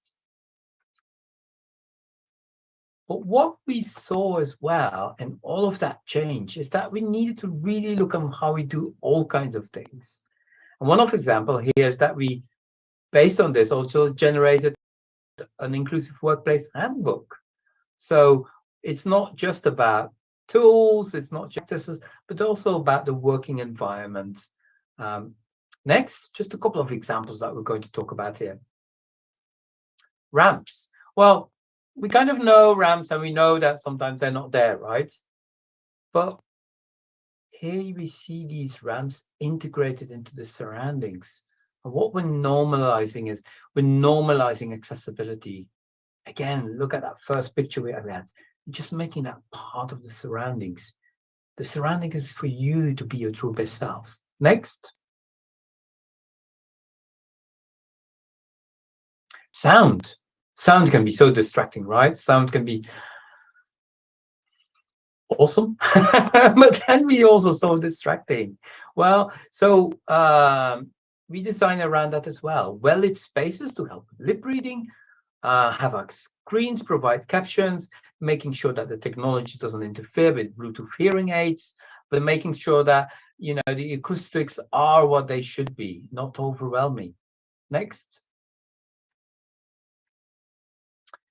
Use of detectable and tactile surface to indicate boundaries. That's not just useful for somebody who's, for example, blind, but also useful. So where do I really cross the road?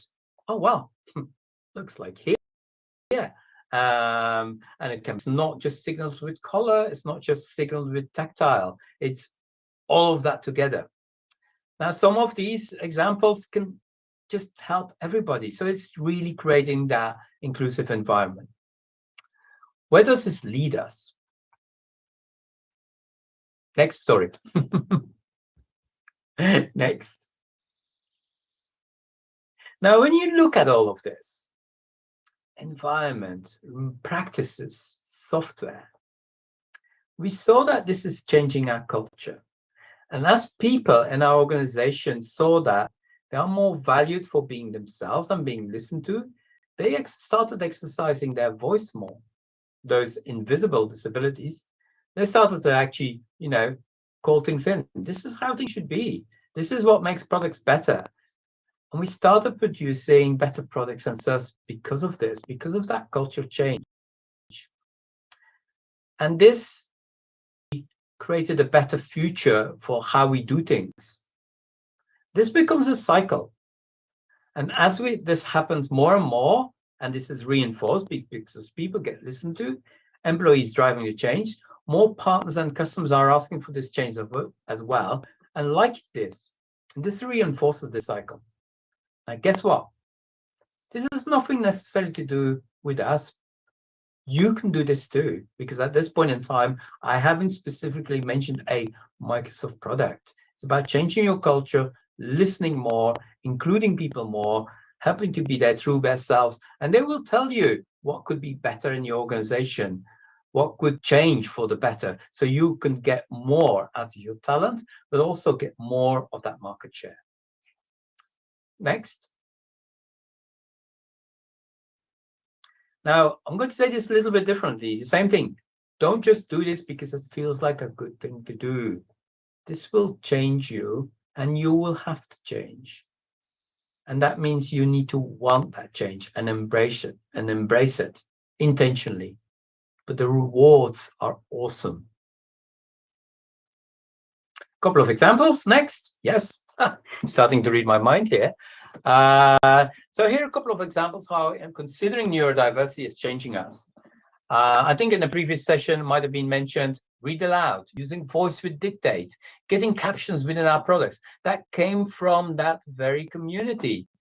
And that helps us make better products, and that helps so much more people. Helps people, for example, being in a noisy environment, seeing captions on the screen, that we now can have everything thanks to Windows 11. Even when you see a video which doesn't have captions, Windows 11 will generate those captions for you. Next. Now, not sure you heard about learning tools. Learning tools is built into our products. And again, came from that community. Even if we didn't give them that voice, that we empowered them. This was first produced during a competition. Now it's pretty much across all our products. This was already to help dyslexics reading. But to be fair, you know what? I use it when I'm looking at those busy websites that you can have with loads of adverts and things like that. I just look at what the content is. Stuff, getting you advertising. Did I say that? I shouldn't have said that. But that can help me focus. And that's how I like to work. Now, today, immersive reader is available in over 30 languages and used by over 13 million monthly active users. Shows you that this is really welcomed and really useful. Next. And you can integrate that, by the way, in your website. Don't go back. We're continuing. This is another example that I quickly added in this presentation. But for example, visual effects. We're actually baking this through all our products. But this is an example for Windows 11, where I don't want to generalize in these kind of things. It's generally about having choice. Whether you want to have a more simple interface, you can tune that in your operating system. I want less animation. I want things to be like this. And this is what, again, gives that very first slide. It's about choice, making you be your true best self by removing barriers. Next. Now, this also rubs off on our partner ecosystem. Here's a product from one of our partners, but we have many partners. I already mentioned that. You might have heard about this product called Teams. This is a platform where people can collaborate. It also supports bots. And this, I'm just highlighting this phenomenal bot here, which can provide support for neuro minorities. And one of the feedback we had from an employee was, the bot is always there. It's always available. If I ask stupid questions, how things work, or there might be stupid questions, The bot doesn't judge. It is resilient. I can ask loads of things continuously in different ways. And it makes, so how do you do this? I can ask the bot. Removing barriers. And barriers, the bot will say, oh, by the way, if you want to do this, I'll tell you how to do this. And that's just so, again, removing barriers, but as artificial intelligence within the product itself. And we've seen that this helps neurominorities incredibly. Next. If you're a member of the Business Disability Forum at the businessdisabilityforum.org.uk, check out their toolkits. You will find a neurodiversity toolkit here with loads of resources. We have specifically supported this toolkit and contributed material to that toolkit. So definitely recommend it. Next. Another opportunity for you. If you want to attract neurodiverse talent, consider hooking into this. This is called a Neurodiversity Career Connector. So together with a number of other organizations, we set this up where you can have talent, neurominority talent, neurodiverse talent, connecting to employers. If you're an employer and you're not on there yet, get on there so you can get access to the talent. If you're part of a neurominority, get on there to connect with organizations who want your talent, who appreciate your talent. Next. Here's a slide with some extra resources. I think they're going to share the PDF, which will give you access to all those links. Here, for example, you see how to actually do the hiring, do extra material, not just on neurodiversity. Guess what?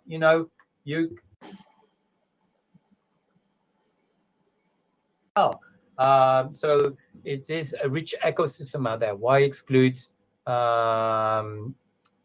people? Just harness that talent. All of these things will help you be more inclusive and get more access to more talent. That's me probably. Next. Yes. Absolutely wonderful. Absolutely. I can't. I don't think I have quite words enough for.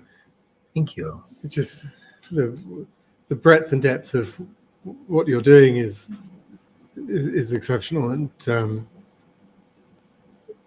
yeah, it's slightly hard to take it all in. If you have any questions, just go for it. No, it's very kind. Yeah, and if people do want to, if people go to globaladhd.com and go to Q&A, they can add some questions. You can upvote, downvote them, and do whilst you're there, donate. And actually, I'm going to use.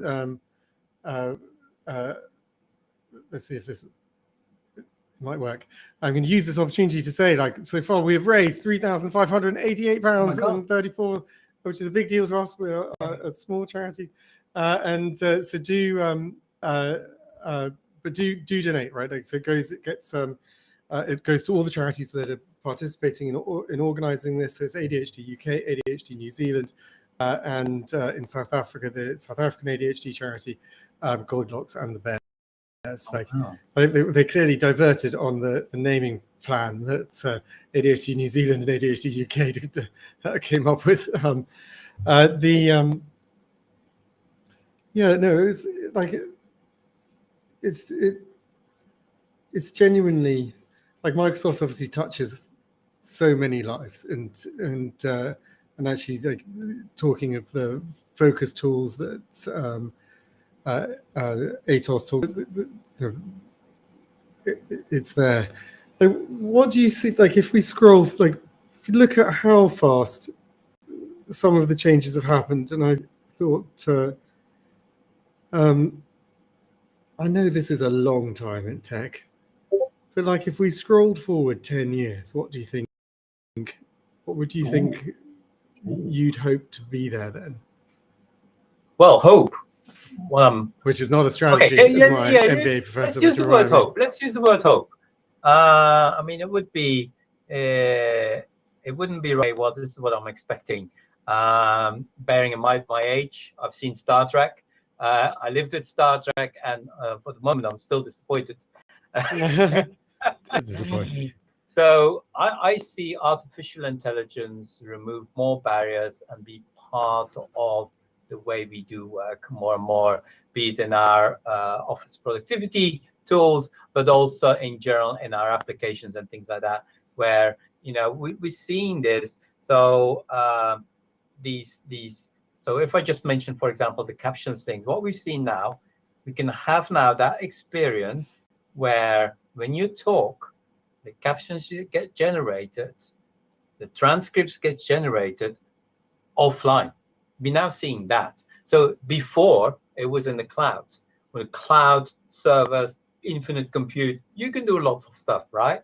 Now, machine learning has allowed that to bring that to a lab, you know, the cloud, so your laptop. I see more and more of those things happening where artificial intelligence will help you to remove barriers. And I think that's really exciting. And I think that's an area where, you know, people need to look into, organizations need to look into. And guess what? That's also sustainable when we then have technology removing those barriers for so many reasons. But also, the other thing as well, just when there is a barrier, it costs more as well.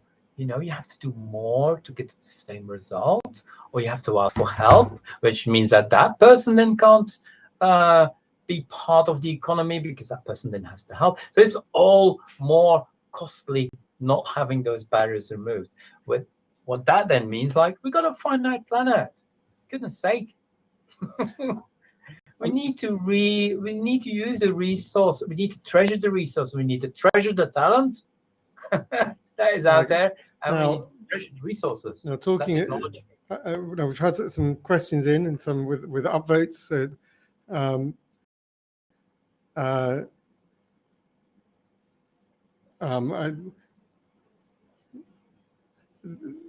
so just like feel like two blokes, like particularly like I can't particularly don't want to filter this, but that's an important question, full stop. But like it's not really a question, but I've noticed more so with Microsoft sites than that all the pictures, or predominantly the pictures, are of men and not representing neurodiverse women. It makes me feel that women employed are underrepresented. It makes me feel excluded. And I thought you'd probably want to respond to that. Well, I think what we're seeing now. So I don't know the exact figures, but we definitely have more representation. You can see our representation on employment in our reports that we publish annually. We also report on the gender pay gap. So hopefully that will give you a different picture. Now, based on that, we do know that there is an underdiagnosis with women with regards to neurodiversity. And I think that's definitely work that we need to look into, obviously not diagnosing, but by looking more at inclusive processes on, for example,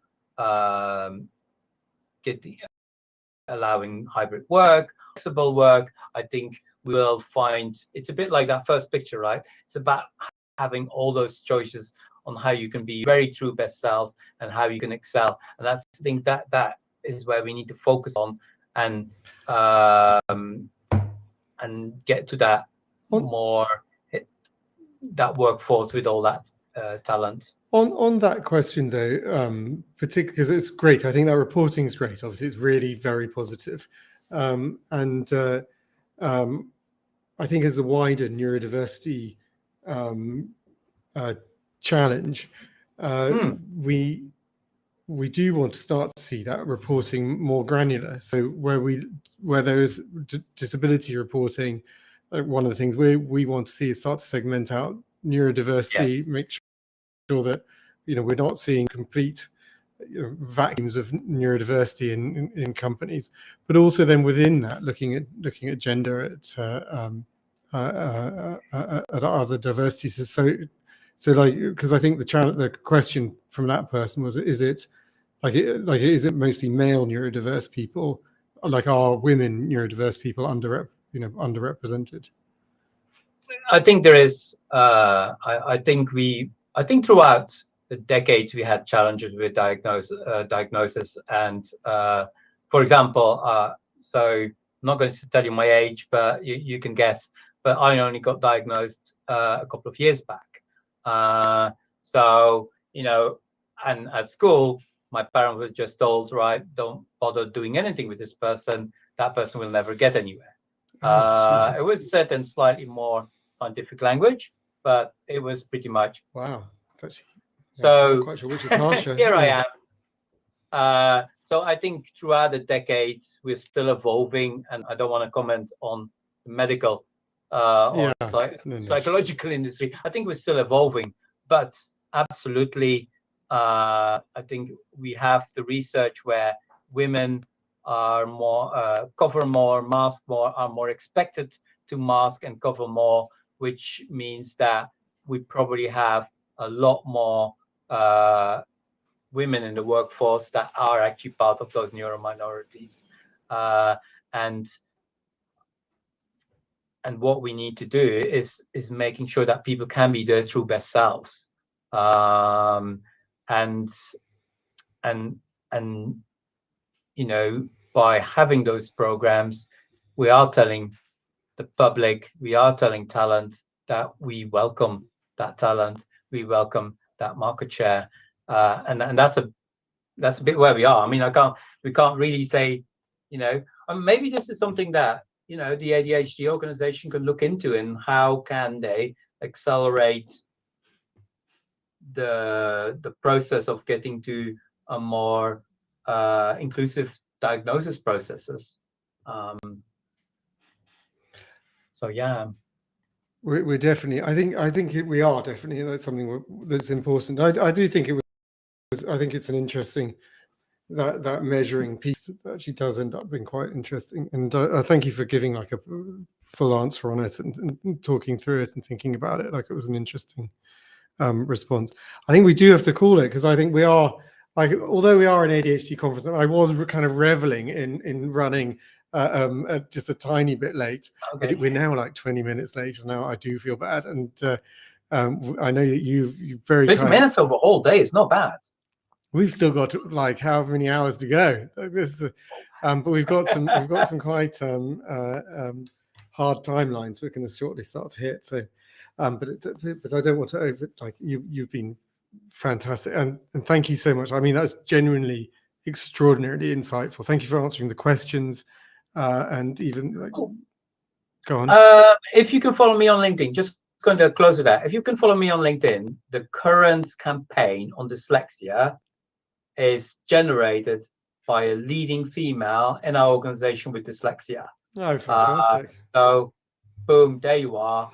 And it's only because she can be her true best self that she, on top of her other work, that she has kicked off this campaign with all the backing that Microsoft can bring.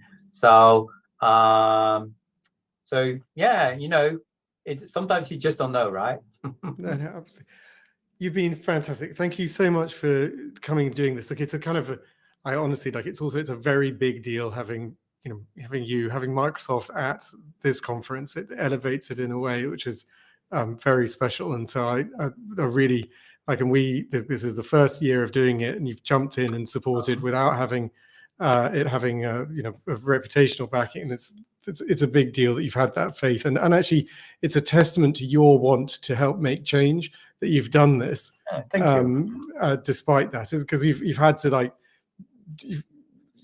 take a leap into the dark, thinking, right, I think this will do some help and help people, so I'm going to do it. And that's a wonderful thing. And I genuinely, like, it's made a big difference here. It's made a big difference what we've been able to do, and it's had a sort of cascading effect on other people coming. So it's a very big deal. So I kind of wanted to acknowledge that, because working and representing such an incredible company, like, it comes with a gravitas that I strongly believe you've used for good today. So and used for good in many circumstances, but particularly today, and we value it. So thank you.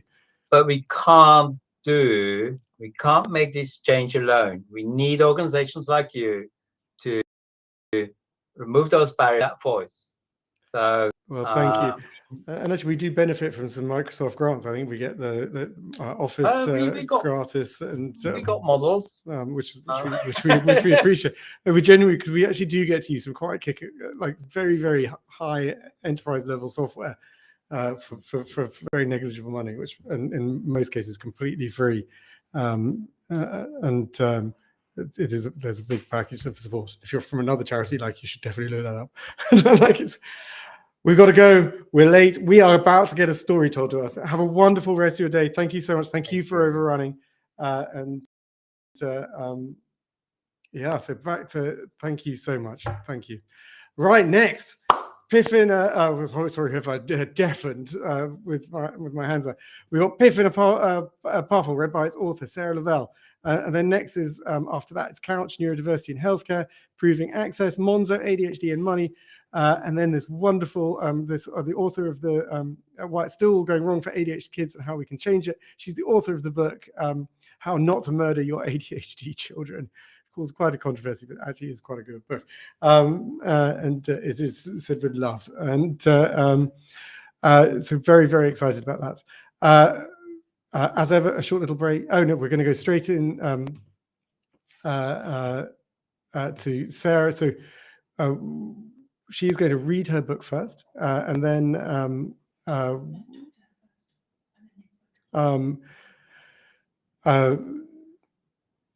well, I'm being told that we're going to talk to her first and then read the book. So we will do that. No, so this is a wonderful book. We're very, very excited about it. And we're very, very excited to have Sarah join us. I'll bring her into the conversation very, very shortly so that she knows it's about to happen. Very, very excited to have Sarah join us. I'll bring her into the conversation. I'm getting a little of an echo from her, so I suspect she's got us on at the moment as a speaker. Sarah join us. I'll bring her into the conversation. I'm getting a little of an echo from her, so I suspect she's got us on at the moment. Right. Oh, that's much better. Okay, now it's fine. I don't know if everyone else could hear that. That was quite loud. Right, I'm just about to bring Sarah in. Hello. Hi. Wonderful to have you here. I've been so excited about this, enormously excited about this. Been telling everyone about it.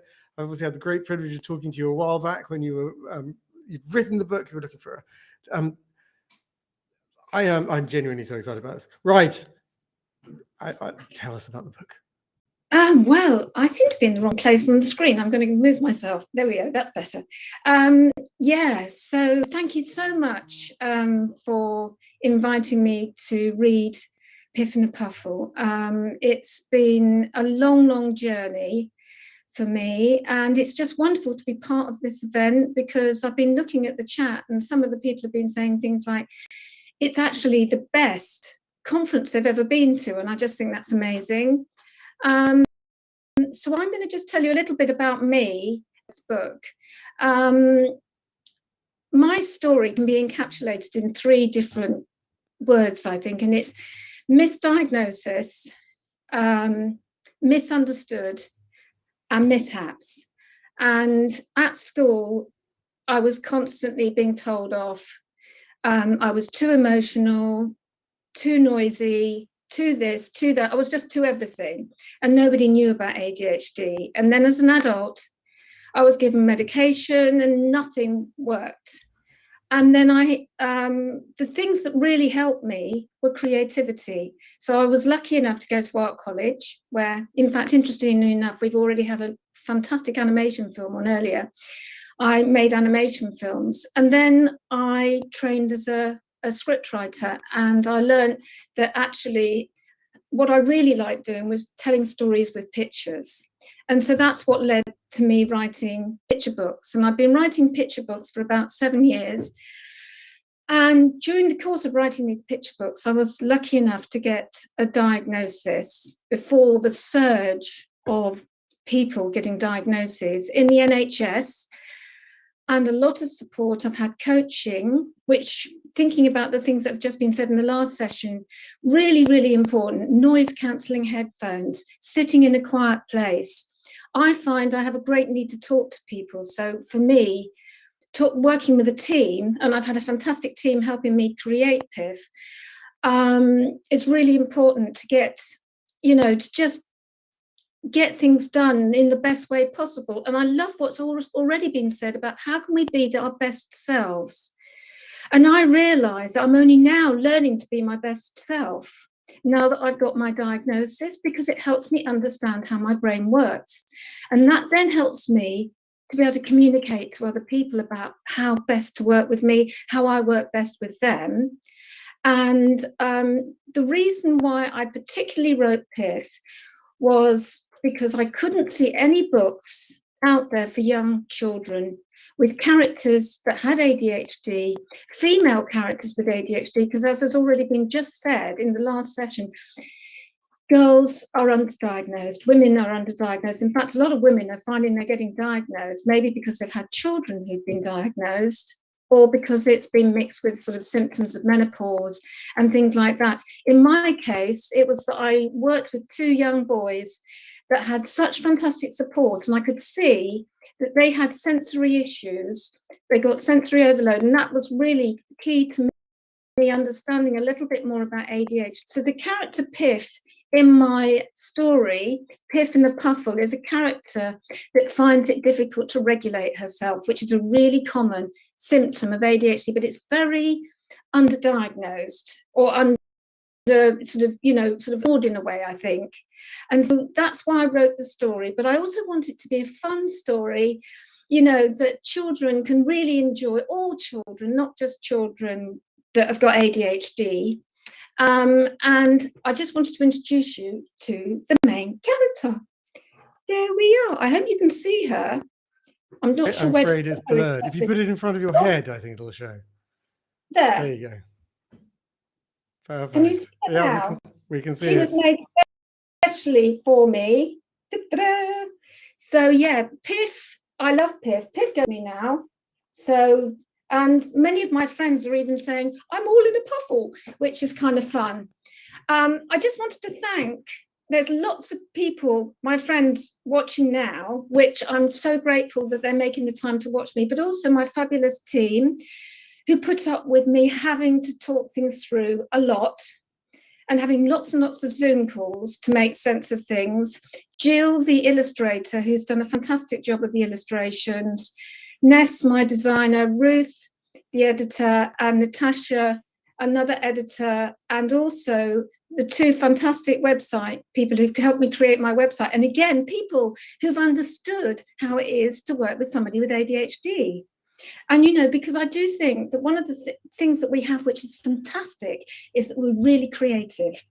So, yeah, think about the strengths, not the weaknesses, is my point. It's been a wonderful journey, and this is the launch, right? This is the launch of the book. This is the launch. The book is available from today. Today's the day, and we should, to coincide with this. So this is the, and I think it is a big deal. Look, we don't have ADHD for children with ADHD. There isn't a plethora of children's books for them. It's important. It's important to be representative, to have characters to represent you. It is a big deal, and hopefully, I don't know if you've been able to follow along with things, but I've been training this for some time. I've been very, very excited about it indeed. I have not watched, so you've recorded yourself. We've got a video of you reading the book. This is the first reading, first time out, and it's a huge deal. I'm very, very excited. I'm nervous. Oh, well, Christine's seen it and she loved it. So hopefully, fingers crossed. And then I've just got to do this, but do donate, people, right? Look, so this is a entire thing is a charity thing. So it's been wonderfully kind to time this with this. Is partly to obviously introduce it to your audience. It's also to support the conference, to help it get that traction. And do consider donating. Everyone's giving their time free. Sarah's given her time for free. She keeps trying to offer us signed books to give out, and is just trying to support in every which way. I've been talking to Sarah for months now, and she is wonderful, genuinely wonderful, and I'm very, very excited about it. So do donate. Go to globaladhd.com and click donate, and that would be a wonderful, wonderful, wonderful thing. I think that's. Are we ready? Do you want to do an like? Do I just press play? Do you want to do a little intro? Like, go on. Talk us into it. No, I think it speaks for itself. Let's just go for it. Who presses the play? I do. Okay, so without Piff in a Puffle, written by Sarah Lavelle and illustrated by Jill White. Splosh! Sir Katisha comes to town. Epic! Sensational trapeze, clowns and much more. The first time Piff went to the fishy circus, she laughed and laughed and laughed until her tummy ached. And it was at that moment Piff knew the circus was the life for her. But before she could stop laughing, Piff lost control, knocking over the fishy crowd and bumping into Coco the clown. Piff took a deep breath and unpuffled slowly. "Please, can I join the circus?" she asked. "You'll have to ask Madam Katisha, the ringmaster," Coco said. "What is the name of your act?" Madam Katisha boomed. I don't have one," Piff said. Madam Katisha frowned. "Well then, we better find you one quickly. Our next show is tonight." Otto swam past, juggling jauntily. "Can I have a go?" Piff asked. But as she tried to juggle the hermit crabs with her fins, Piff got all in a puffle. Munch, munch, ouch! The angry little crabs nipped and Piff dropped them. Madam Katisha scowled and shook her head. "No, no, no." The swinging swirlies soared effortlessly on the trapeze. "Can I try?" Piff asked. But as she reached the top of the tower, Piff got all in a puffle. Donk! Piff tumbled into the slimy seaweed. "Tut, tut, tut," Madam Katisha tapped her cane. Next, Piff tried taming the lionfish and spinning the seashells on eels. She tried to do cartwheels and somersaults with the starfish acrobats. Then something caught her eye. Luna, the cannibal crustacean, was firing spider crabs into the air. "This might be the act for me," thought Piff. No juggling, somersaults or swinging in the air. On went the helmet and she squeezed her tummy into the cannon. Luna began the countdown. 3, 2... Piff shook. She trembled. She closed her eyes and held her breath. She tried really hard not to puffle, but... "One! Blast off!" cried Luna. "Help!" Piff cried. "I'm stuck." Madam Katisha frowned. "This will never do." With her enormous claws, Luna wiggled and jiggled Piff out. She landed in a deep, dark corner. There simply wasn't an act for her. Her dream of joining the fishy circus was over. Coco the clownfish swam past. Yoo-hoo! Why are you hiding in there? She called. I thought you wanted to be in the circus. I'm no good at anything, Piff whimpered. I keep getting all in a puffle. When I first started, I used to be nervous too, Coco said. Come and watch us rehearse, and it might make you chuckle, and you can't beat having a good giggle. How Piff laughed as she watched the Clownfish clan practice their act. Oh no, it's happening again. I can't stop, she cried. She held her breath and Piff bumped into a rehearsing spider crab, bounced onto the clownfish seesaw and catapulted Coco right up into the air. Whee! But this time her puffle made everyone giggle until their tummies hurt. Even Madame Katisha chuckled. That evening, Madame Katisha announced, "We are proud to present our new act, The Clownfish Clan and Piff in a Puffle." Coco smiled at Piff. You're part of our circus family now, and Piff got all in a puffle.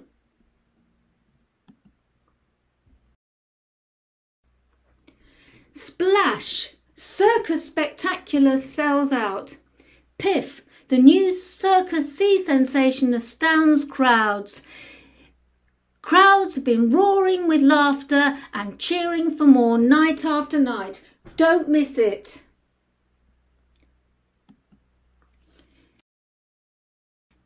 The end.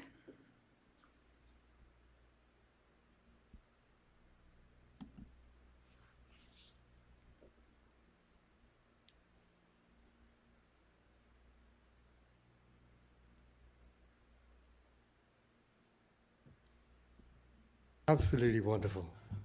Just a delight. Just a delight. How does it feel? How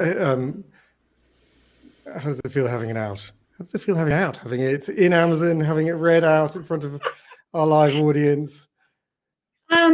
Well, I just hope somebody gets something from it. Either they've just enjoyed it as a little story and they like the illustrations, or, you know, it's inspiring somebody, because, you know, this is a book, this is a story that I would have liked to have read when I was a child. And then when I started to look around, because I was already writing pitch books, I didn't see anything like this. And I thought, actually, and then I just came up with the idea. And the thing about a fish is that everybody can identify with an animal in a way. When you've got a human, it's not quite so easy, because if they're a boy or a girl or whatever else like that. But it's just, you know, some of the most memorable books I have at home are picture books.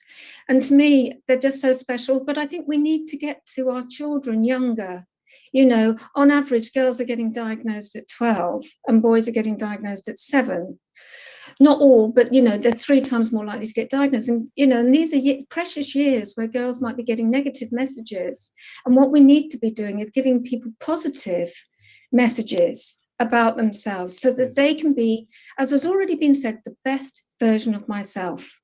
And that is what I aim to be on a daily basis, is the best version. And Piff is being the best version of herself by making people laugh. It's wonderful. And that is a perfect moment to end on. And absolutely, yes, like, it's wonderful. And I'm thrilled. Good luck with it. We've, if people go to the schedule, you'll find the Amazon link there. So at globaladhd.com, and whilst you're there, maybe donate. It's as we've said, this is we're running. Well, it's being organised by charities, and everyone's giving their time and support for free. And thank you for doing so.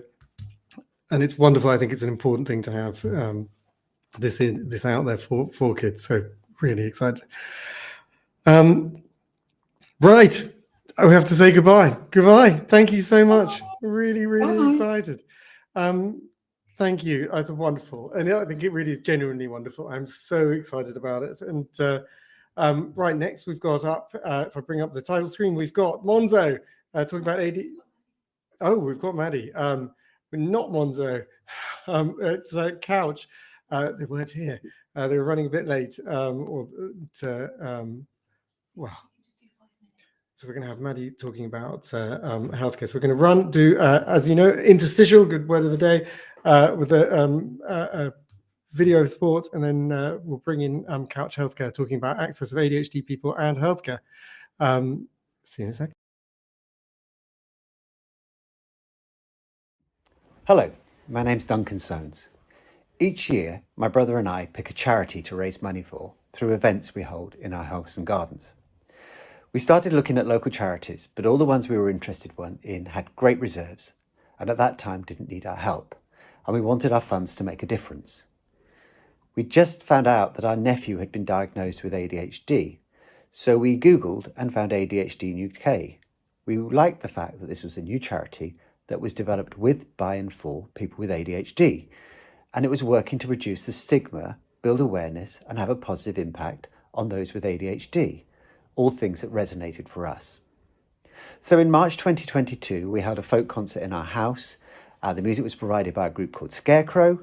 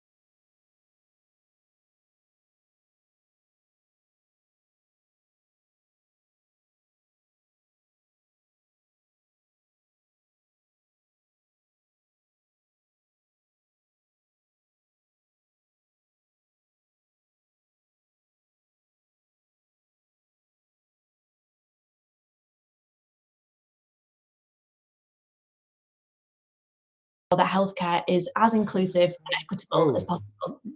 Maddie, I'm just going to pause. My phone has blown up, but I managed to. So we now, whenever we put a video on, we have to mute both my microphone and the input, and I'd left it muted, so poor people didn't get to hear that. And very generously, the table's almost breaking with the vibrations of people saying we can't hear anything. So we need to start again. No worries. Summary, she's amazing, doing amazing stuff, introducing herself, and she's got some slides which I'm going to queue up whilst she tells you all about what she's doing. No worries, and yeah, we'll try that again.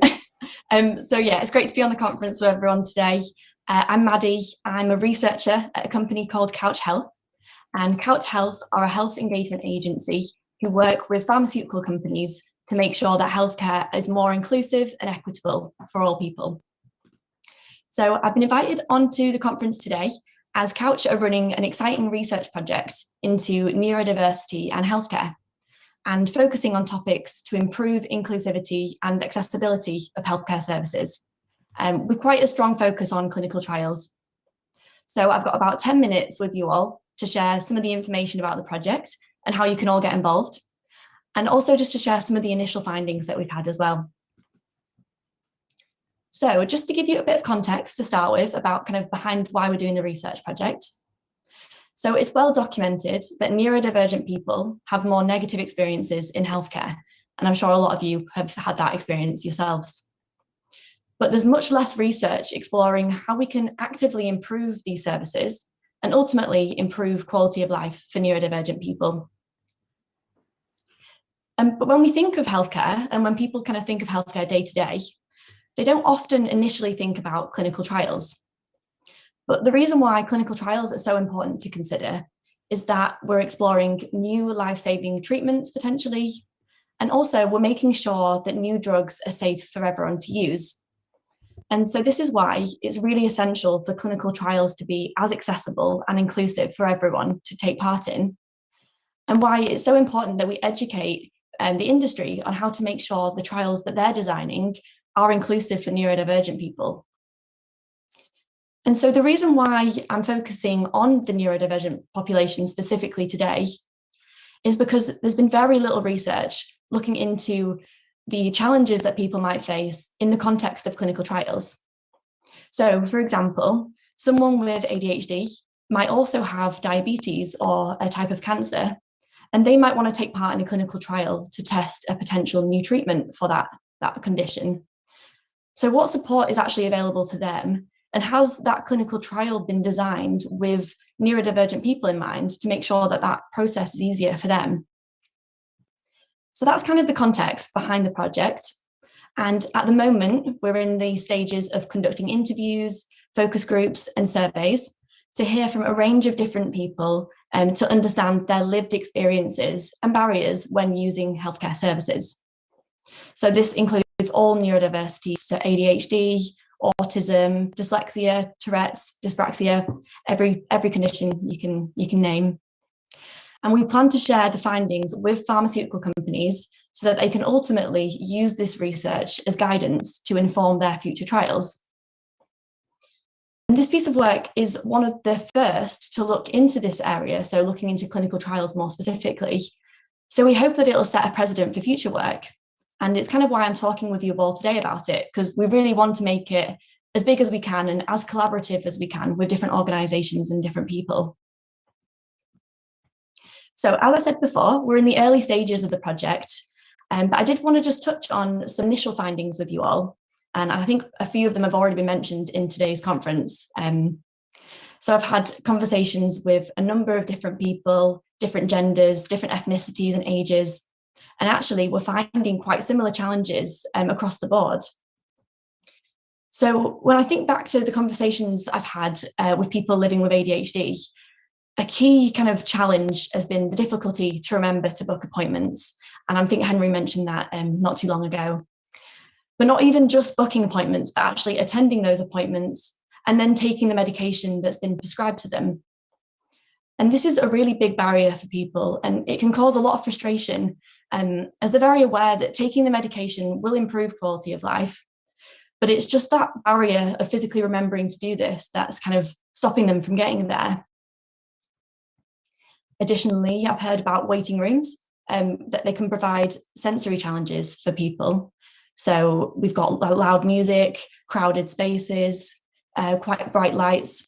And also a key one with ADHD is sitting around for unknown periods of time. So when we think of A&E, for example, you could be there for 2 minutes, you could be there for 3 hours. So it's that kind of uncertainty that I've heard has made people feel very on edge. Additionally, sensory processing issues, like finding the words to explain symptoms and pain, and actually forming those sentences can be very stressful for people, particularly with people with dyslexia and autistic people.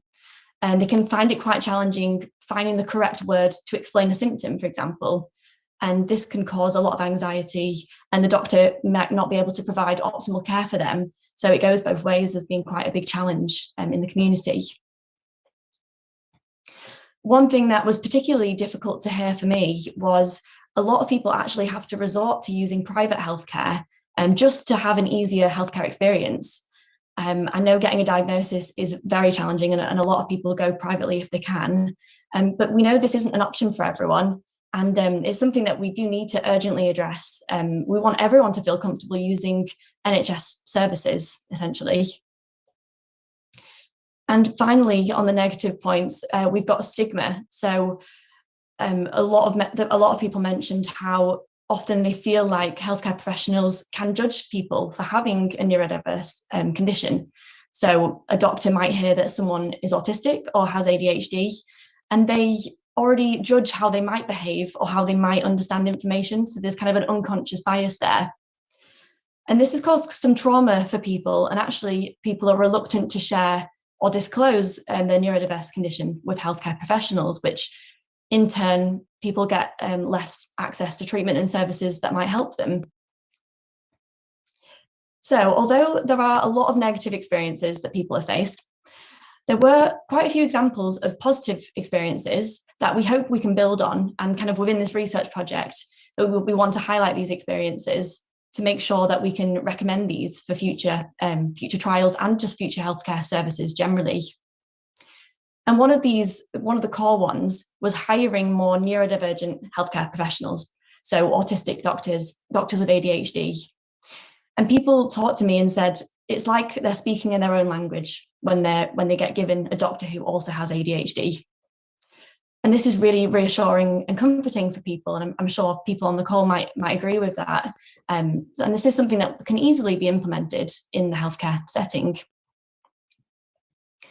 I did just also want to mention a quote that kept popping up in the interviews.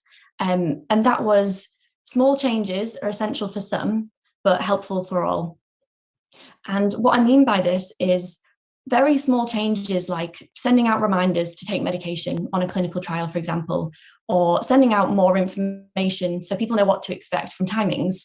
This is going to be essential for some people taking part in the trial or in a doctor's appointment, but also it's going to be helpful for everyone. So no one's going to be disappointed by receiving an extra reminder, for example. So we're not asking the pharmaceutical industry to make huge changes. We're just asking for small considerations to be made that will drastically improve experiences for people. Additionally, we heard a lot about patient engagement and collaboration. And one quote that stuck with me was, don't do things to people, do things with people. So again, it's kind of why we're doing this research project, asking people, what are your experiences? What do you need to see change? And how can we implement that? And it's as simple as that, really. So we're as I said before, we're in the early stages of the project and we're still running the survey. I would really love for as many people as possible to take part in the survey and contribute to the findings of our work. So I'm inviting anyone who is neurodivergent to take part on the call. You don't need a formal diagnosis. We all know how hard that can be and how long that process is. So yeah, anyone who considers themselves to be neurodivergent. We also would love for carers or loved ones or family members of someone who's neurodivergent to take part. We'd love to hear your experiences with healthcare and how we can make a change. So the link to the survey was on the website, but I'm going to post it in the chat today, or if Christine or one of my couch colleagues could do that for me, that would be great. And it would only take 15 minutes to do if you just get a few minutes to do that. I'd also love to hear from any organisations who would like to get involved in this project. So any organisations that support people with neurodiverse populations. We just want to make sure this report is as big and collaborative and as helpful as possible. So whether that be you sharing the survey with your networks or getting involved in the reviewing process and making sure what we're doing represents your community, essentially. So yeah, any contributions would be really valuable. And I will leave my email address somewhere as well if you're interested. So the link to the survey is on the schedule. So go to globaladhd.com and whilst you're there, do consider donating. But it's very, very important what you guys are doing. Like genuinely, it's in my sort of horror share of things. When I really think about stuff that worries me, it is that issues around medication and letting something that would otherwise be fine become a problem because of my struggles around compliance on it, and so your focus on getting inclusion for people with neurodiversity and with ADHD is a big deal, and we've been talking for a number of months now on it, and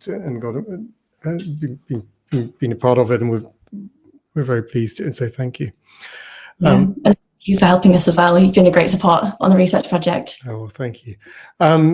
We're running late, so we've got to run. So we've got to go straight over to our next. But I just want to say thank you so much. It's really important what you're doing. And to be honest, I also think for people watching it, it highlights that some of the other challenges around ADHD and that we have to work on. And the fact that you're doing work is wonderful. So thank you. No, thank you. Right, now this time this slide is now correct. So Monza up next. Then it's why still going strong for that ADHD. Then we've got an incredible interview with Heston Blumenthal. And then Adrian Charles is in with us. So we're very, very excited. And I can't tell you how incredible I don't have words for enough for how incredible the Heston Blumenthal interview is. As ever, we're going to have an interstitial. They're basically our adverts. So someone fundraising is a wonderful Neil. And in the interim, I sort of scrabble about setting up the next person. So see you on the flip side.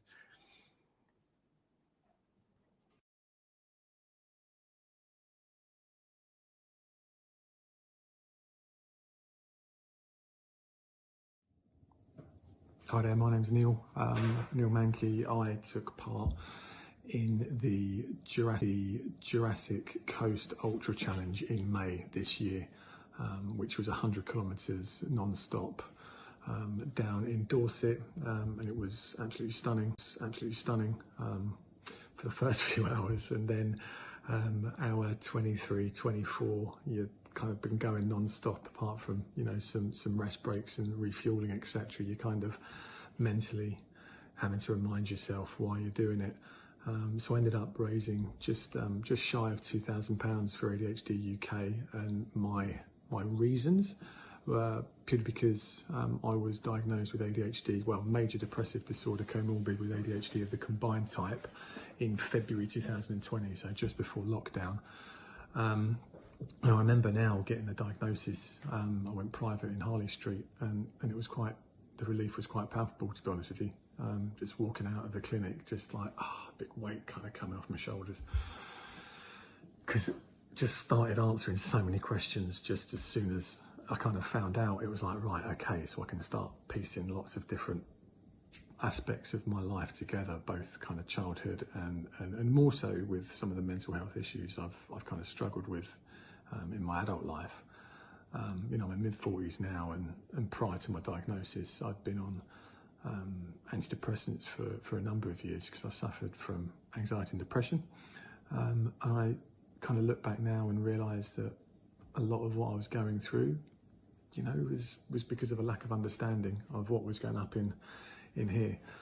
So I was working against it, whereas now I kind of know why I am the way I am and why I think the way I think and behave the way I behave, etc., etc.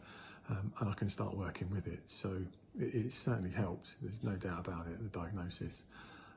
One thing that has been really obvious for me is I've had to make some changes with my lifestyle, with my relationship with alcohol, which is no longer a relationship because I don't drink. Haven't drunk now for it's over 18 months, which has been great. And the difference in cutting that out, because I have a very addictive personality, has meant that I've been able to have more time and energy to really focus on other aspects of my life. So getting in a routine, exercise, meditation, healthy eating, all of the things which we kind of all know are good for us, regardless of whether you're neurodiverse or neurotypical, but don't always necessarily follow. So for me, it's been great. It's been great to understand. It's been great to be part of the journey for the charity and that the charity are on. Working with Henry and the team to really drive our mission and really open up awareness of ADHD, more so in the corporate world, because as I said earlier, I struggle with work due to my mental health, due to my ADHD and my different ways, which haven't always been understood and been very misunderstood.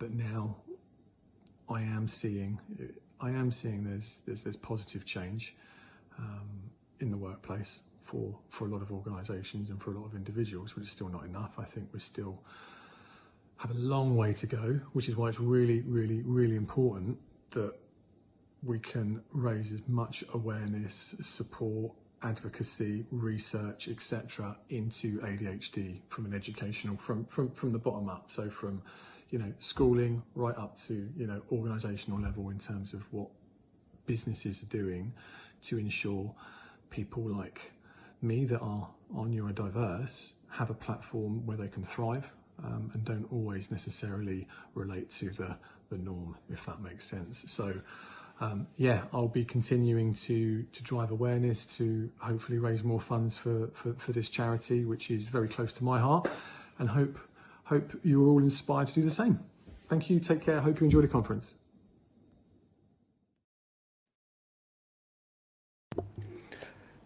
That was the wonderful Neil, who's been doing some fantastic fundraising for us, and he is absolutely wonderful.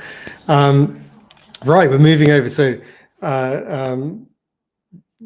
absolutely delighted to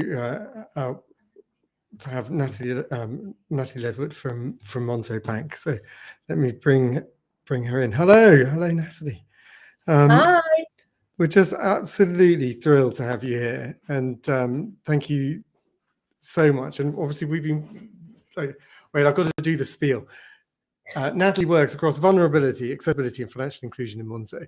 This is became winner of the first Which Your Consumer Champion Award in 2019 for work in creating a gambling block to create vulnerable customers. Previously worked at Apple, specializing in training and ran events for charities and organizations on assistive technology. And at Monzo, she uses her experience to develop ideas to reduce barriers and empower customers. And it's and in order to help Monzo with its mission to make money work for everyone. And it actually genuinely is, right? So we've been working for a little while together, doing a project where I think you are the first. I don't know of any other major organization to go out and say, we are helping people with ADHD. Our products help people with ADHD. And not only do they do that, we want to make a noise about it. And we totally get it. Our products, we talked about this line, essential for some, good for everyone. This fits. These are things that help so many people, but they are. We just. Do you want to tell us a bit about that? We've got slides, and then we do this, or do the slides do this? Have I just jumped? I've ruined. No, I hope that what I'm about to share kind of sums everything that you've just set up. Well, let's do it. So, shall we jump straight into the slides? Why not? Now they're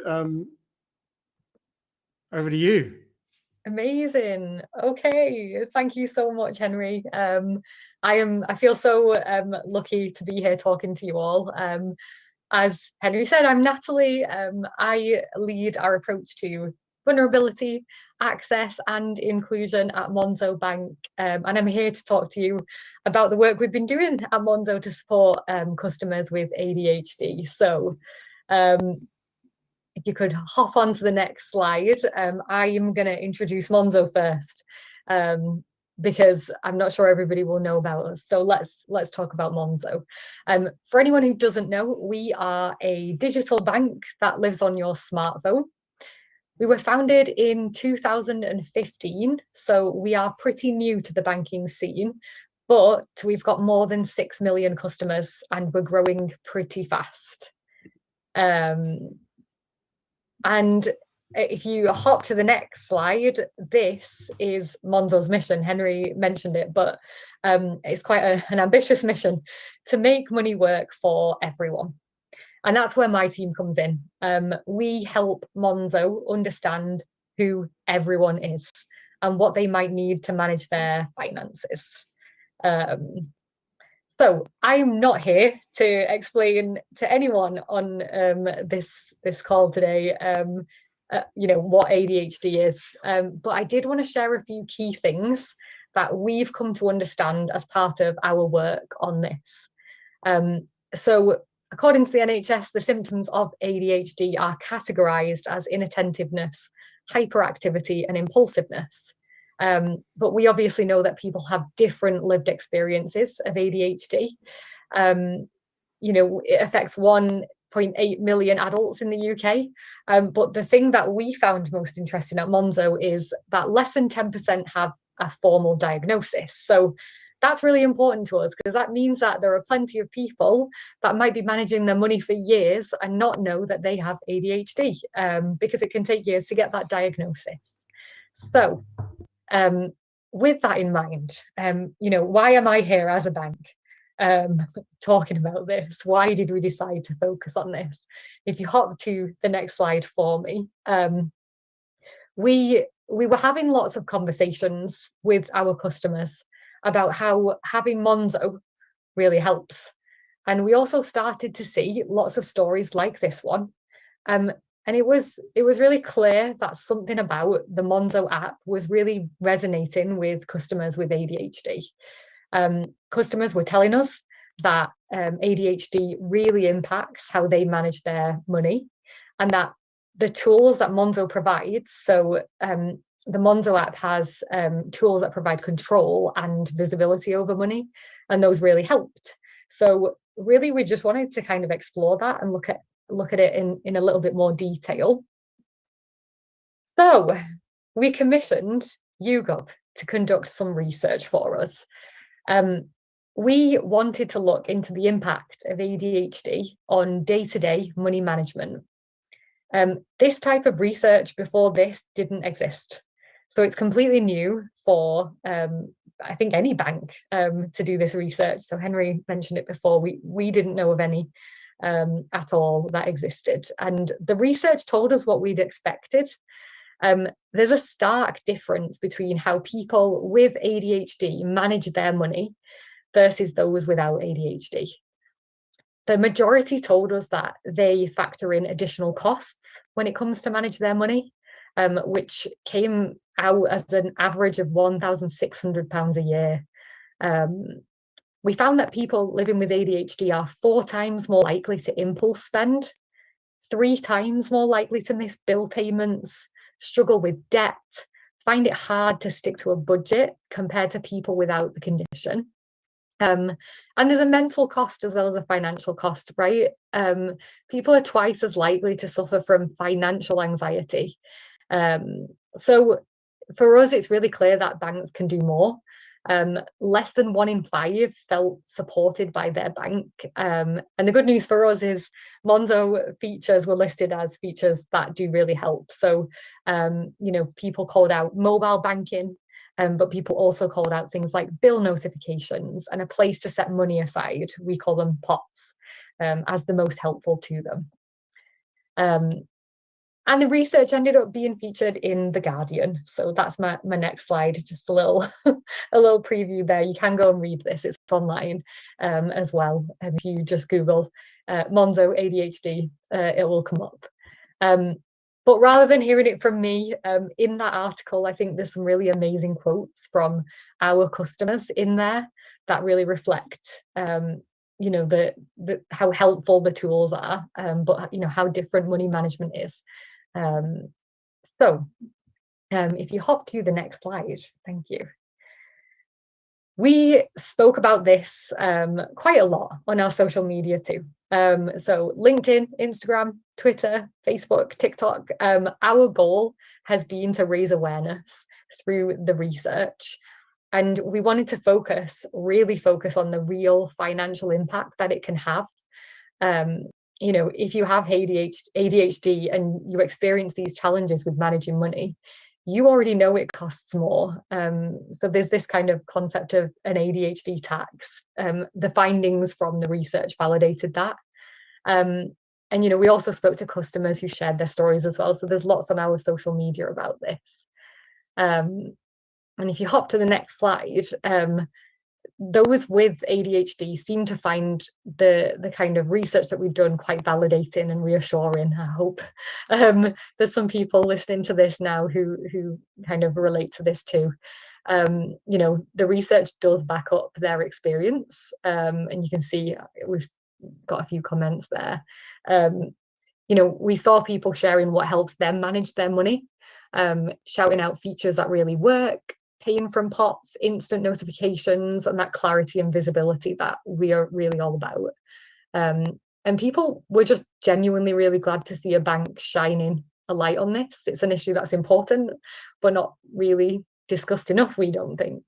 And we even got an increase in customers talking to us about it. So that's great, because that gives us an opportunity to better support our customers. So yeah, keep going. Hop to the next slide. Thank you. Perfect. So following on from the research, we're working on lots of exciting things in partnership with ADHD UK to make sure that we continue to provide the best support for customers. So we're going to carry on talking about this. It's the reason why we're here today. We want to make sure that we're offering the right support, not only to our customers, even though I've talked a lot about our customers, but also to the people at work who work at Monzo too. We've updated our guidance for our customer operations teams since we launched this research, and we're going to continue to review things like guidance for our teams, guidance for our customers, to make sure that everybody does get the best support. And by talking about it more, we hope that our customers know that we're really open to hearing about how ADHD impacts money management. We do have something called Share With Us in our app for exactly this. So Share With Us is a tool, and it lives in the help section of the Monzo app. And it's a way for customers to let us know about their situation. If your situation affects the way you manage your money, or even how you interact with us as you bank, it's for everyone, right? Like, you could be going through a life event, you could be going through some sort of health problem. If it impacts your money management or how you interact with us, there might be ways that we can help you. So we really want to hear from our customers, because we want to make sure that we can work together to make sure that people's accounts are set up in the right way to stay in control of their finances. And that's really what we're here for. We're also looking forward to a Monzo-wide lunch and learn delivered by ADHD UK. But what I'm really excited about is, if you hop on to the next slide, next week is the very first of our listening sessions with neurodivergent customers. So these sessions are facilitated discussions on lived experience. And next week, we're going to be focusing on money and the workplace. We're going to have representation from our product teams who can improve the experience for customers, and our people team who can improve the experience for our colleagues. And last but not least, through the month of October, we are spotlighting ADHD UK in the charity donations section of our Monzo app. So there's plenty more we can do, honestly, but we're really excited to be on this journey, learning more about this and hopefully creating a better banking experience. Thank you so much for listening to me. Hopefully that was an interesting update. It was wonderful, and it is wonderful what you're doing. And I want to talk to the audience, just outline how significant it is that a big organization and a bank, obviously no less, is going out and shouting about how it's helping people with ADHD. And I literally do not know anyone else doing that. I'm honestly on a global basis. It's one of a kind, and it's a big deal. It's wonderful that you've had such a good response, and it comes out of your listening, like the fact you heard customers saying, I have ADHD, your tools are making a huge difference to me, and you listened to that and went like our product is resonating, and let's listen more, and you're doing more to learn more, and it's genuinely a wonderful thing. As you know, we wish to give you we would like to have had it here, like an award for as ADHD as an ADHD ally. We will get that to you, and that's formally telling you that that's coming. It is genuinely, it's really, really wonderful what you're doing, and very, very impressive. Thank you. We think it's wonderful what you're doing, and thank you so much for sharing this spotlight today with us. We're really grateful to be able to talk about our work and learn from you all. So yeah, thank you so much. Well, thank you. We're running late, so we have to call it a day there and say goodbye. And we are going to slip. So for people, we're slipping about 15 minutes. Thank you again, and we'll say goodbye. So thank you. Thank you. Thank you, everyone. Bye. Right. I think that was absolutely fascinating, and it's genuinely so important. It's it's a really big deal. Like ADHD does not get talked about, and certainly, you know, as we know, we're always having to fight for accommodations and understanding.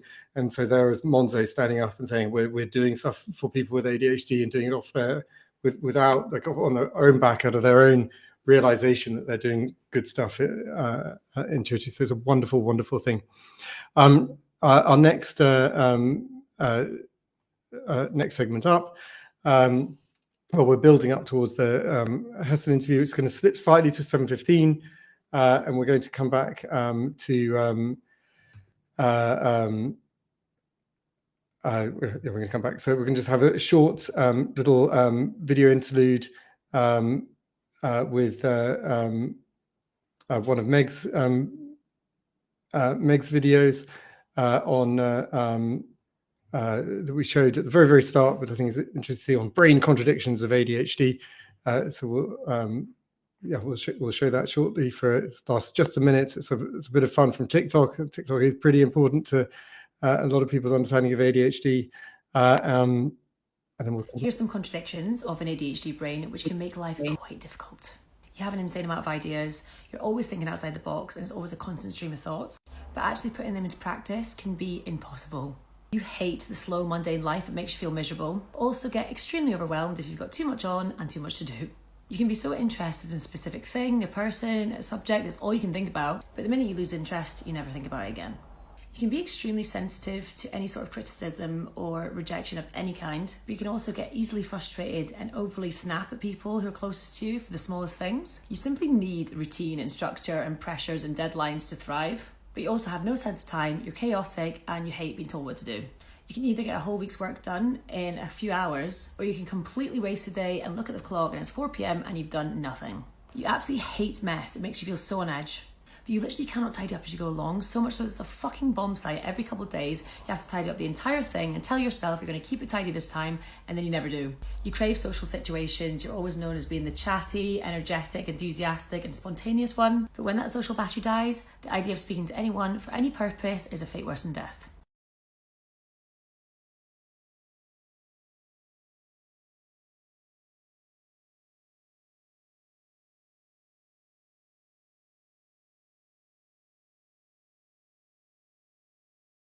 Is that good, bad, rubbish? So we're very excited. Shortly, we've got Sarah with her. She's queued up in the video. She's very, very kind, been very patient as we're running slightly late. So we're running about 15 minutes late.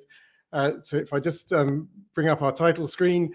So we've got Sarah Templeton, amazing ADHD author, therapist and campaigner. She is an extraordinary person. Coming up next, though, is the interview with Heston Blumenthal that we are hugely excited about. It slipped slightly, so it will start at 7:15, followed by an interview with Adrian Charles. So just after that, we'll have ADHD and medication with Lisa Mangel and Phil Anderson. So we are absolutely thrilled and very, very excited. Right, welcome, Sarah. Thank you. So wonderful to have you here. Thank you for your patience. Can you see me? I'm sorry, I'm very dyspraxic, so if you can't see me, that's why. You see me all right? I think so. We can see you. You can see you can see what's going out. So whatever you can see in that screen is okay. It's so you're not getting my double chin, which is a good start. Okay. No, and you're doing great. You're looking good. Look, I've got an interview, a formal introduction, and right. Look, you wrote the hit book. This is a hit book. How Not to Murder Your ADHD Kid. Instead, learn to be your child's own ADHD coach. And I think a lot of people got stuck at the how not to murder and got a bit angry. And realized the key to stopping ADHD adolescents becoming homeless, unemployed, on drugs, and prison was to educate the parents. And if parents could recognize their kids getting into these sorts of issues early on and change their child's life path, that's something we absolutely agree with. Managing their ADHD properly from the start, the end result would mean prison, homeless hospitals, rehabs not packed to the rafters of people with ADHD. And actually, so ADHD New Zealand are taking over this evening to continue this conference. And one of the things they've done is they've really worked with the criminal justice system, with the police service, to the extent that they got the head of the police to stand up and say, like, you know, we are arresting people with ADHD, and it is a healthcare issue that is not being, and it should not be for us, and we shouldn't be arresting them again and again because they've been let down. And I thought that was a really... Well, good on New Zealand, and it's a start. It's time that England started, because we are very, very far behind on that. Our prisons are packed to the rafters with ADHD, absolutely packed. It's we know it's a significant issue, and it's something. And you're part of a vocal advocate for change and beliefs. You've got you're on the APPG for ADHD in the House of Parliament, looking to get people's voices heard, particularly in the prison system, as we just discussed, and just obviously without a correct ADHD diagnosis and opportunities for medication and other support, then they can't. You know, it's very, very hard. Campaign to get all offenders assessed for ADHD, especially young offenders. Right. Do you want me to talk, or are you going to carry on? I just thought I'd carry on. No, I've got questions now. I've got quite a lot to say, and I've already had my time cut. I know, sorry about that. Justice is kicking in. Yeah. No, okay, well, it was straight over to you. Yeah. And also, I think Christine, like, when we were messaging, I think it was, you were asked, like, will he speak as fast as I speak? And Christine answered I speak yes. very fast, and I speak a lot. Well, so can I say what either I've you can come here talk to about say? whatever you want to say, or I've got these questions, which I don't know if they're... No, you can throw the questions at me. Throw the questions at me, because they are relevant questions. Okay, can you tell us a bit why you wrote the book, How Not to Murder Your I ADHD wrote the book. Kid? I wrote the book for one very good reason, and that is because I'm an ex-prison counsellor, and I've worked in 4 prisons in total, 2 young offender institutes, 4 adult male prisons.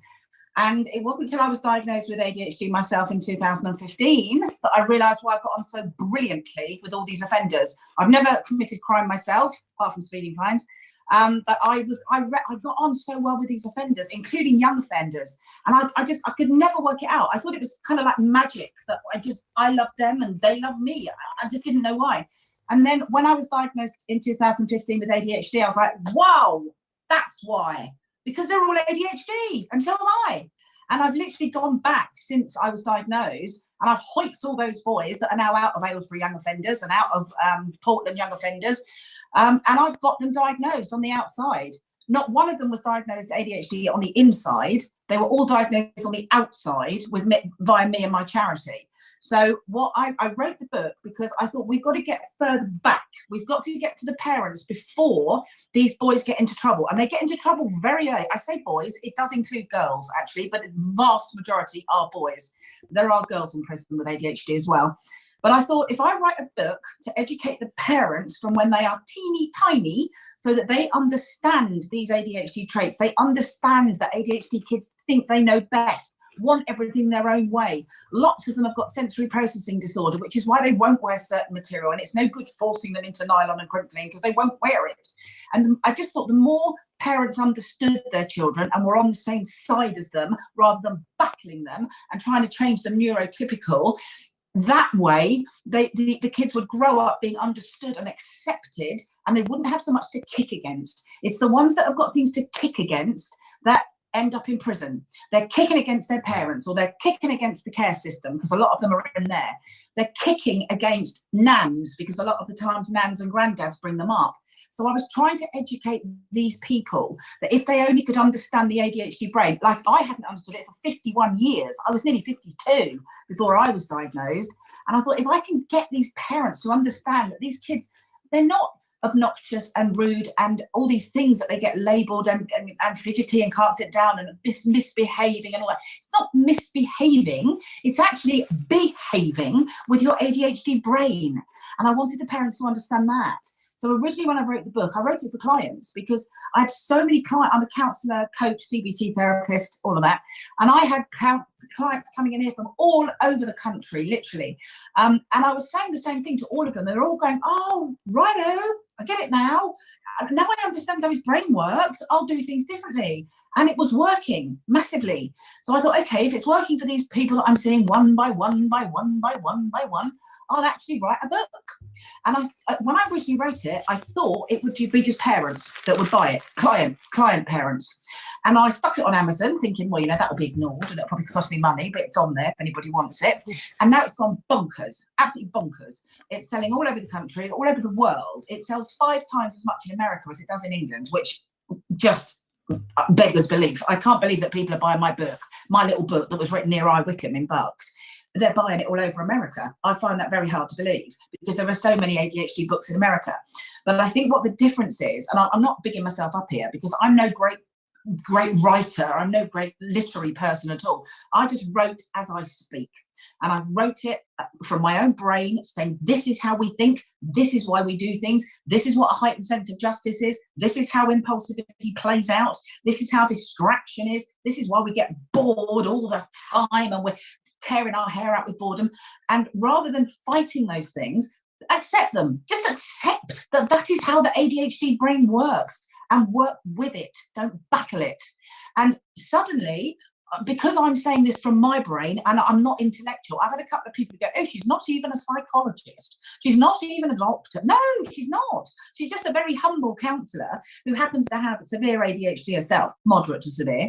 And since my diagnosis, I've gone on to be diagnosed with severe dyspraxia, which is why I practically had a breakdown joining this meeting today because I can't do links and I can't do things like that. My severe dyspraxia really gets in the way.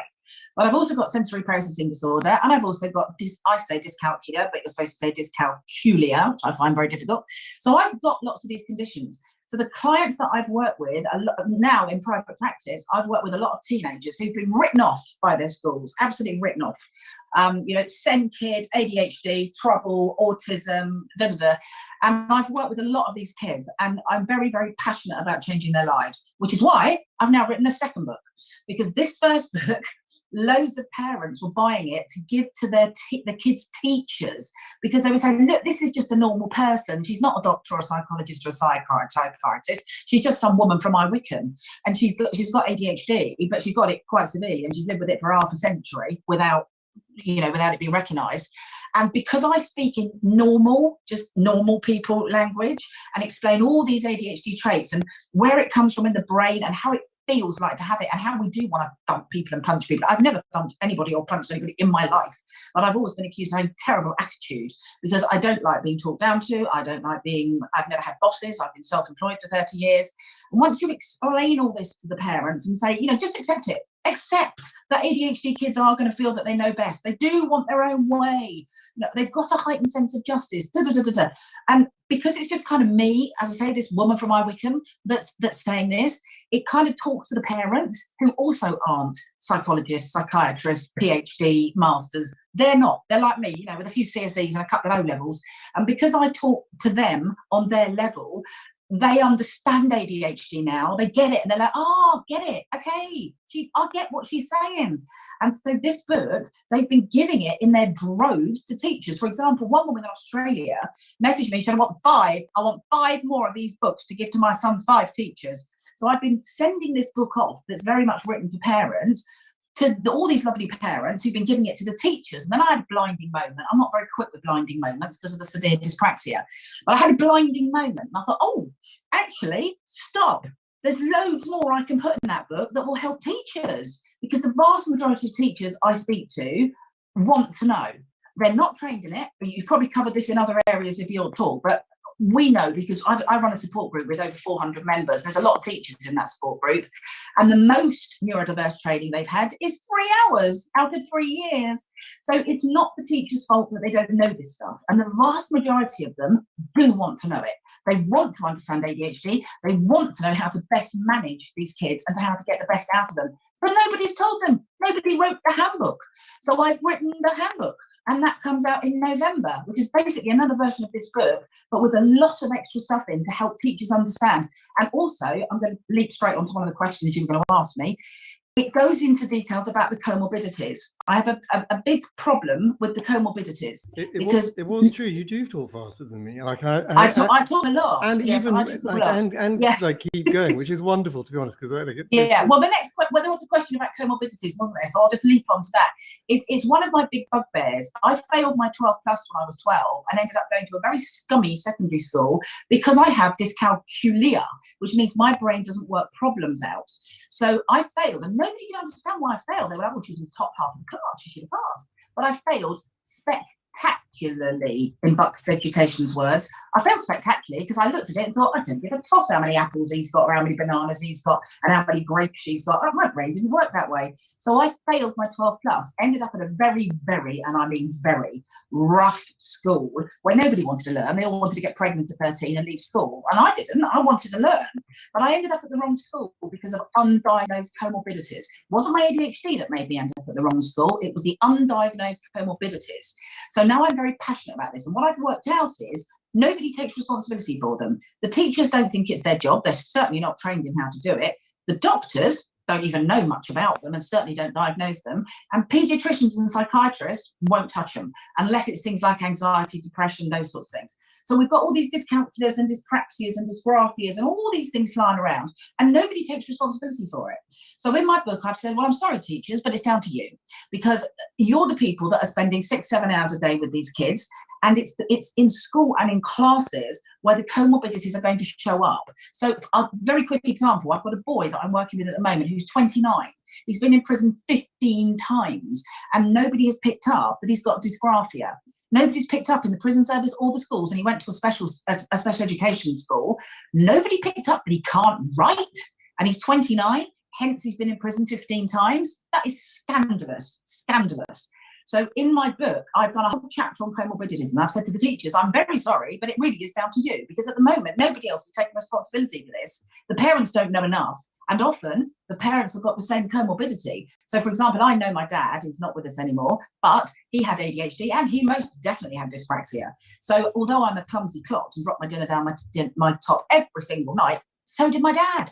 So my dad would never have thought that I was anything unusual or had any sort of condition, because he was the same. It's a very significant issue though, because it can be real denial where the parent is like, it's not a thing, this is just life, and you're like, actually, yeah, I've seen it with loads of clients who the kid is, you know, well, I can't spell, but neither can he, but that's a family thing, none of us can spell, and they don't think, oh, that's because we've all got dyslexia or dysgraphia, whatever. But also not recognizing maybe they've been able to construct a life that, you know, that they're satisfied with, that's gone okay, but this world is very different, and their kid may not be able to and needs that help, and it can be, but we also see the opposite. I'm sure you've seen that too, where the kid gets a diagnosis and the parent goes, oh. Oh. I've had parents massively in denial. I had a headmistress ring me up once and tell me that a child was so ADHD and the parents were in denial, and that she had told the parents that it was tantamount to abuse. That was her words, the headmistress. Tantamount to abuse not to get this child diagnosed because she was severely ADHD.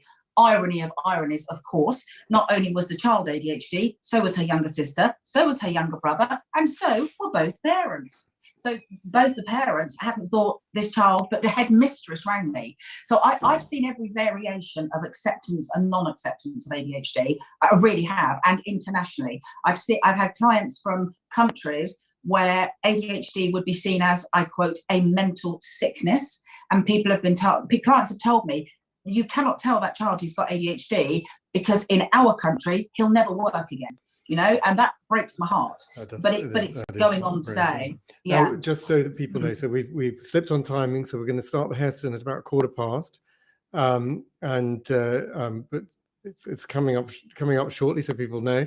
Go on, I'm going to try and get an edge in and ask one of the questions. So go for it. I love a question. What's your experience of working with ADHD offenders in young offender units, prisons? My experience is wonderful. I adore them all. I didn't want to do my counselling placement in a young offender institute. I wanted to do it in adult male prison, but I was doing the poncy person-centered counselling. And the adult male prison I'd worked in before didn't want me, so I had to go to young offenders. And I prejudged like crazy. I was like, oh God, not arsey teenager. I just don't want to work with stroppy teenagers. And then I went and worked with the stroppy teenagers, and I adored every single one of them.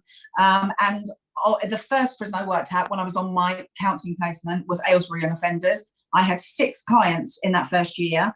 3 of those have been diagnosed ADHD as children, but weren't on medication, hence they'd ended up behind bars.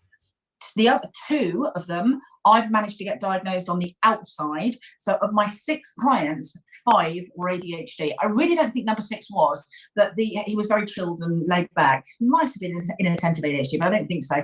So 5 out of 6. And very importantly, there's a mental health nurse I know who, she estimates that the amount of ADHD in prisons is 85%. And I think she's probably about right, you know. And there's a very good book that's just come out written by a social worker who's worked in the prisons, and she says it's about 7 out of 10. So we're all round about that 3/4 mark is ADHD, but the vast majority don't know it. I've seen other numbers, and I think not the debate on the percentages isn't that useful, except to except to acknowledge only to heighten how wrong this 1 in 4 thing is. Yeah, it's wildly over the general population, and it's a very significant number, and therefore like some of the things you're campaigning for, so screening of within the prison service of offenders, it, like makes sense. Like yes, I absolutely agree. Like it makes sense to screen, to help people. Like why wouldn't you? If the aim is rehabilitation, why wouldn't you? And why wouldn't you clear the prisons of at least half, if not 75% of the population? They need to stop building prisons. This building prison thing is a total waste of time. Instead of that, they need to actually test the people that they've got in there for ADHD and clear half of them out. That would help, and it would save the government an awful lot of money if they did that, and it would also protect the public. This is what they forget. These boys who are not diagnosed and not medicated, they're out there pilfering and mugging and robbing and thieving and all that. That's what they do. Diagnose them, medicate them. Everybody's safe. And I've spoken to people who've come out of school not being able to read or write.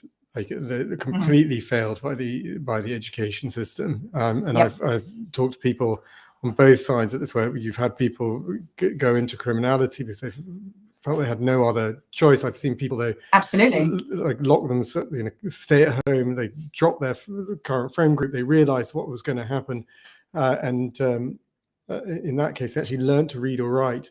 They started watching soap operas. They wanted to know what was happening, and they started reading. And so they decided to get the TV guides to read what was going to happen. And through that, they learned to read or write. They now have a very responsible, significant job. And I know people who've gone into criminality and then come out. Like it's the complete destruction of people's options by the failure of the school system is so massive. Significant. And also then the failure of the young offender places, because in the young offender institutes, because the government have cut the amount of boys, their education classes get cut. I had one boy who's now out and working on a building site and very successful. He was livid nearly every week I went to see him because bricks, as he called it, which was building, was cancelled. They kept cancelling. So the boys that are in there who want to study and want to learn and want to get a trade, often, not always, but often, they are hampered by the fact that the government have cut the amount of officers on wings so much that as soon as you've got one officer who goes off sick, most wings now have got 3 officers. So one goes sick, bang, that's it, lock up. Nobody can come out for anything, for education, gym, nothing. So in the young offender institutes, the ones that work is where they get them doing the training, where they get them on the mechanics and on the cars and actually getting a trade before they come out. That's what needs to happen. They all need to be in full-time education in the young offender institutes and come out with a trade. That's what needs to happen. It's not hard. We're in absolute agreement. It's good. It's just we're making it happen. We've got the police on side as well. And what you're doing is brilliant. And I think also your resonance with people, like the way you communicate, the way you engage with people, which is very, like, if we can very kindly say it's very different from the more sort of academic down to earth stage, like, down to like earth approach, stuff. like, and it's Yes, but it is an important and wonderful thing, and if we're going to help people, we have to provide help in different ways, and you're a shining light of that, and it's a big deal. We've got time for one last question, then we've got to like go and run. I get to pick. So hey, actually, I'm going to do another one after too. The best advice you would give the parents of ADHD children who are worried about what they might go down the wrong path. But you have to do it quite quickly because I want to edge in. I'll do it very quickly. Be on their side, simply. Be on their side. Don't take up an opposing stance. Try and understand the ADHD. Get them in with a coach or a counsellor or somebody who understands ADHD. Help them understand their brain. That's the critical thing. If these kids, girls and boys, understand their brains, understand what impulsivity is and how that might get them into trouble, understand what not thinking of the consequences is and how that might get them into trouble. I've worked with loads of teenagers and I've rammed it into their brains. You've got to think of the consequence because your brain doesn't do it naturally for you. But if the parents are on their side, then they won't end up going down the wrong path. It's parents who take up an oppositional stance where it all goes wrong. No, thank you. And that's a really important insight. Thank you. And for people watching who come, particularly want to hear for the Heston, it's going to be starting in a few minutes. So we're on our last question here, and we've overrun slightly. And to be honest, look, we're an ADHD meeting. Heston's only down the road. I might nip up his restaurant after. He's literally down the road from me. Yeah.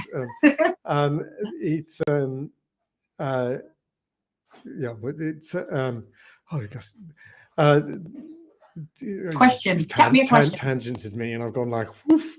Cut me a question. Yeah. So the question I've got, so it's my favorite, and it's one I try and ask everyone. So in your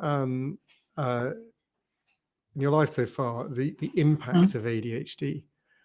What impact of ADHD has made you happiest, and what impact of ADHD has made you saddest? And if we do saddest first, and then end on happiest. Saddest, that the school thing, the fact that I didn't go to a decent grammar school, I didn't do A levels, I didn't go to drama school. I was seen, I went at 23, by RADA, and they wanted me to go there, and I couldn't because I'd already got a mortgage and bought a flat. So I think my education is the saddest thing about my ADHD / comorbidities. That was the saddest thing. The happiest thing is that I can help loads of people. I've always been passionate about helping people. I started off as a counsellor on my own when I was fully qualified in 2015. Now there's 80 of us who work for Head Staff. We're all diagnosed ADHD. We're all passionate about helping people. And I won't take on counsellors who don't care, All our counsellors care about people. And that's what I love most about my ADHD. I massively care about people. And I will bend over backwards to help an ex-offender change their life. I'll bend over backwards to help kids change their lives. And I've got my 3 favourite private clients. They've all been arrested, all of them. One's now training to be a doctor in his 4th year. One's in his 3rd year of training to be a professional footballer. And one's gone to university to study law, to be a lawyer, to help ADHD people. There were 3 of my clients, all of whom had been arrested for several things when I first had them. And all of them, I said, sod that, we'll move on from that. What do you really want to do? And let's fight and keep fighting and pushing to get where you want to be. And all 3 of them have. And I'm proud as punch. And that's my favourite thing about ADHD, is that I care a lot. That is, and those achievements of those people are like, that's just wonderful, and it is the point that we're trying to push so hard, right? Which is that people with ADHD can thrive, they can be amazing, but if they are lost, if they're not provided with support, that understanding, that awareness of their ADHD, of how to succeed, then they're completely, can be completely cut out. It can go so easily wrong. Yeah, it can go so easily wrong. And that's why we're massively passionate about raising awareness, because the more people know, the more people understand, the less likely they're going to go down those addiction, crimey paths and end up in young offender institutes. That's my I would love every young offender institute in this country to shut. That would be my goal. Don't put them in young offender institutes. It's absolutely. Yeah, work with them to achieve on the outside. You've been wonderful. Thank you. Thank you for your patience. Thanks for pleasure allowing us to change the time on you, and for being part of this. It's a big deal. Obviously, this is a global ADHD conference, bringing together people from 55 different countries. and looking to change ADHD globally, nationally, locally, personally. Which is great. I applaud you. Well done for doing it, and thank you for having me. Well, thank you for your support and for great pleasure. all you're doing. So, but it is the time we have to say adieu. So, like, bye and thank That's you fine. so That's very, fine. very, very much. Lovely to meet you, and good luck with all of the rest of the time. Thank you very, very much. Okay. Goodbye and thank you. She's wonderful, an extraordinary person doing extraordinary things and communicating in a way that's working for so many people, and it's a really, really important work. And we're coming up to, we're going to play the Heston thing very shortly. So coming up next is Heston, an interview with Heston Blumenthal, Michelin chef, world's best restaurant. So successful at the world's best restaurant that he's no longer allowed to win it. Coming up in the next, well, mutually after this, we've got an interview with Adrian Charles, who is sitting opposite me. I've just sort of seen him walk in. I'm extraordinarily excited about that. I realised only belatedly that with an ally like Adrian, we possibly should be doing more of the on-camera work than I am. And then we've got Lisa Mangel and Phil Anderton talking about ADHD and medication. It's an incredibly important topic, often brushed over. We have people with stigma making choices based on labels and making choices on reputation without the purity of the conversation with the psychiatrists and their specialist help. Also talking about ADHD and medication and women and the difference there. And Lisa within ADHD 360 with Phil are doing a lot of work. Lisa's clinical head, Phil is CEO. So we're thrilled to have them on. And then after that, we've got Order and Anarchy working together, ASD and ADHD in symbiosis with Dr. Kuram Sadiq and Ellery Roberts. All of those times are going to slip by 15 minutes. So Adrian at 8 p.m, ADHD medication 8:45 for Order and Anarchy. Christine's going to look at me because I think we're keeping Adrian. Like, anyway, ignore most of what I say. Right, that's it. I think on that point, I'm getting the times wrong. Probably best to move on. So incredibly excited about this. It's been my absolute, like, genuine honor and privilege, and to start to get to know Heston. Met him a number of times. He is an extraordinary man who's done extraordinary things, who has an extraordinary brain. And just going back to the conversation we just had, like, he graduated with 1 A-level in art and an enthusiasm for cooking. He got a 1-week trial at the Manuel Castellson based on nothing but enthusiasm, and was offered an apprenticeship that turned it down to do his own path. And his own path was the Fat Duck. Created a restaurant that is one of the world's, which is the world's best restaurant in the world, and is awarded so many accolades. He's actually no longer allowed to win the best restaurant in the world award, the top 50. They created a new category called Best of the Best. Absolute testament to him, but also a person who's incredible brain means that he's invented different foodstuffs that we buy in Waitrose, like he has, from the very highest end to something we can buy in our own home. He's the guy who uses liquid nitrogen on fish to freeze it, and invented. I think people really often don't know this. Invented triple cooked chips. Like, he's the reason we get those delicious chips everywhere. Like, and right, it's enough about me. No, not me talking about it. We're thrilled to him talking. He obviously has ADHD. He's an extraordinary man. Here's his interview.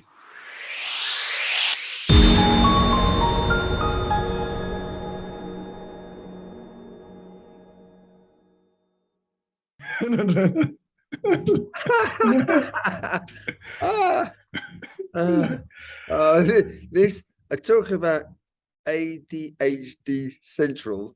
I think this is it.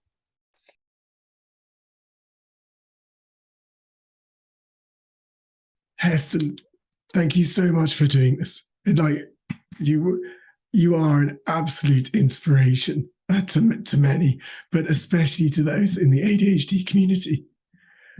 In particular, for those who get diagnosed later in life, we know of people who go to their GP and get refused assessments because they've managed to hold down a job or got a qualification.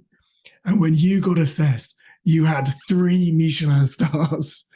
And even more, that your pioneering restaurant, the Fat Duck, had been voted best on the planet. Oh, and an OBE. Oh no, we're getting there. Don't worry. Many with ADHD will talk about their love of diversions being a blessing in the interest it creates, and a curse in that it is away from what they meant to do. Your questioning attitude has led you to mix science and creativity that meant you seared fish with liquid nitrogen before sauteing it and invented triple cooked chips. You created umbrellas spraying chocolate as well, dwarfs sliding down the liquid nitrogen chocolate fountain, and sending potatoes to space. Apparently. I know that you created the science concept of food pairing, that the science of the different flavors that go together, that led you serving white chocolate and caviar, as well as bacon and egg ice cream. You've got honorary degrees from Reading, Bristol and London. You're a fellow of the Royal Society of Chemistry, the first chef ever. You're an OBE awarded by our dear late Queen in 2006. In 2016, you're granted a personal coat of arms and chose the wonderful motto of question everything. I think people know you're amazing, but many don't know your journey, that you left school with 1 A-level, but a love of cooking, that you persuaded Raymond Blanc at Le Manoir Quatre Saisons to give you a trial based on nothing but your enthusiasm. And after a week, you were offered an apprenticeship, the doorway to fine dining opened to you, and you walked away, spending 10 years working a range of non-chef day jobs, building your cooking skills and knowledge at night, learning at home on your own, a personal apprenticeship of skills and experimentation, running to share with your wife your near perfect 3 creme brulee recipes, the 3 final ones you worked up to, waking her up and then realizing it was 2 a.m., selling your home to buy the rundown pub in Bray that became the Fat Duck, to have posh locals come up to you and say, we've had 3 owners in 5 years, we've closed them down, and we'll close you down too. Putting such effort and hours in that the exhaustion had you trying to light a brulee torch under the hot tub and crashed asleep on dirty restaurant linen. You are the absolute evidence that you can have ADHD and achieve extraordinary things. And that is inspirational. And not only that, you did it without knowing you had ADHD, getting a diagnosis later.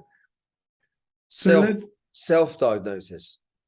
Okay, and then I think you had a formal one later with the Harley Street. And what I mean is, I was questioning myself when you said question everything.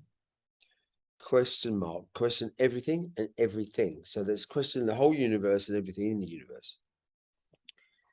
I have a sweaty head. Well, I had a very sweaty head.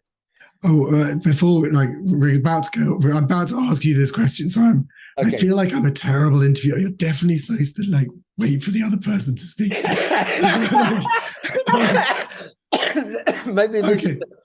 Maybe this is a leitmotif for ADHD interview structures. Honestly, and also your interviewer shouldn't have a preference for butting in. That's definitely not a characteristic that you're supposed to have. Anyway, right, I'm going to get to my first question if it kills me. So let's start with the first question. What the fuck? How the fucking fuck did you achieve that while having ADHD? You're extraordinary. Okay, now let's ask that a bit more formally. People really want to know your ADHD story. Can you tell us your ADHD story from when you first had an inkling that you had ADHD and now? I was going to ask you, is it okay to swear? But actually, it's okay for ADHD. So fucking hell, I can say whatever the fucking cunting word I want to say. And as opposed to sending an email saying, I hope this email finds you well in these terribly horrible pandemic circumstances, and hope you well. Regards, best wishes.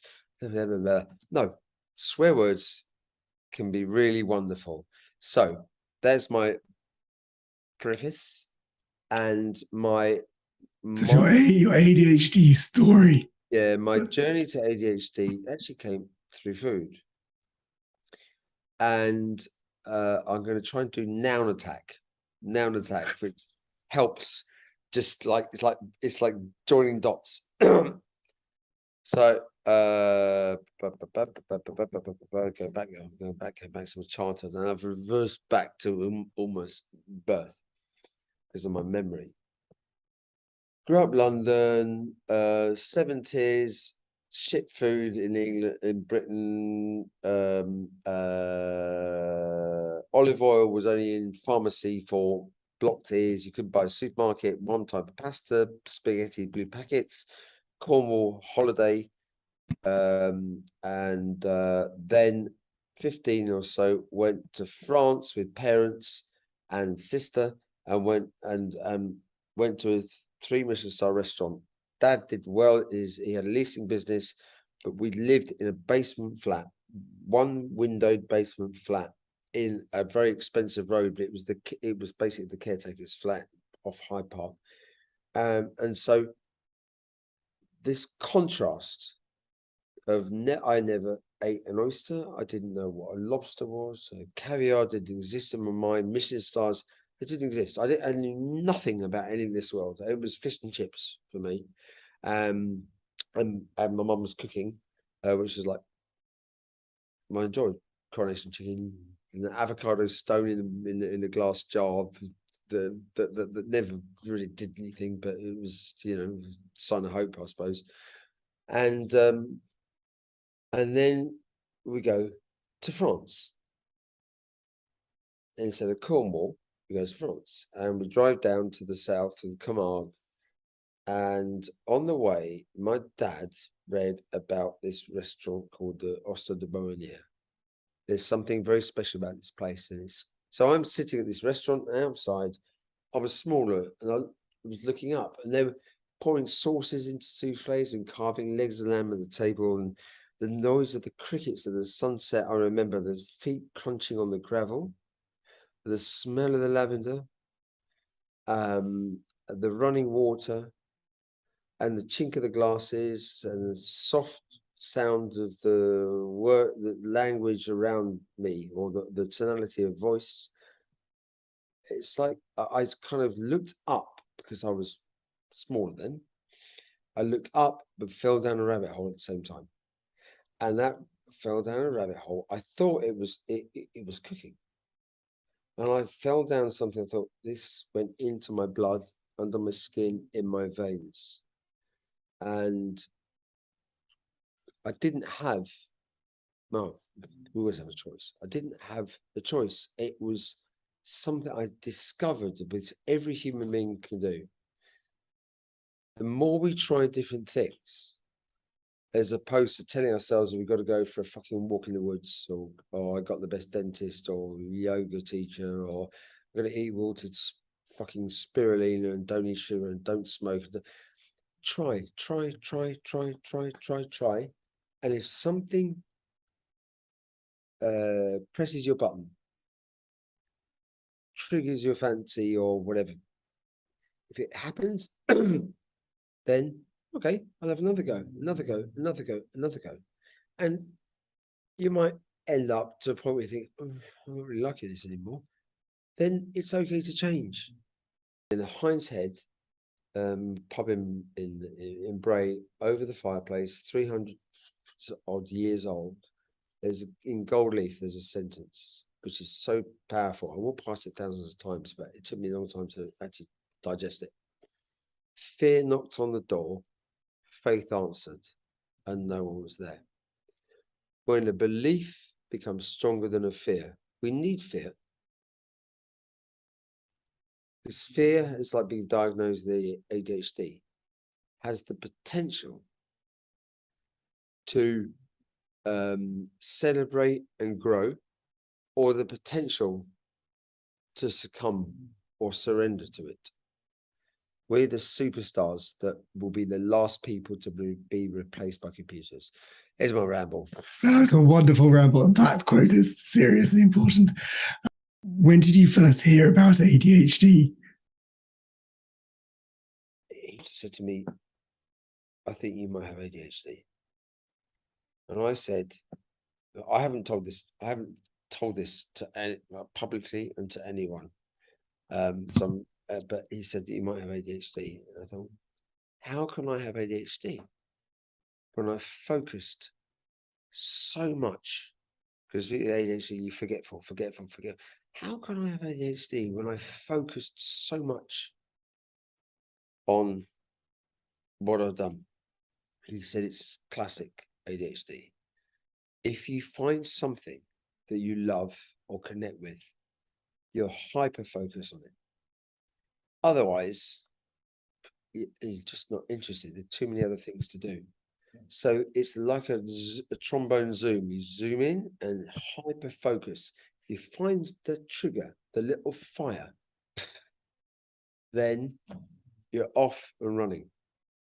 If you try and fit in to do what everyone else does, then you kind of imprison yourself.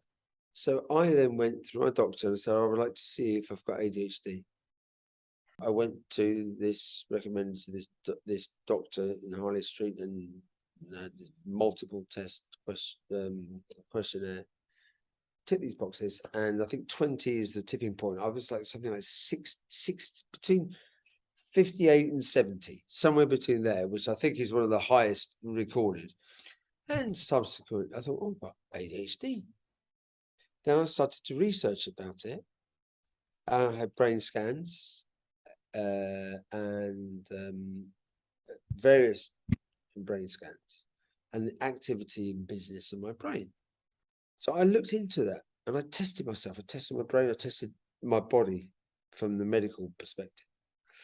And my diagnosis was magical for me because it started to make sense of who I am as opposed to of who I'm not.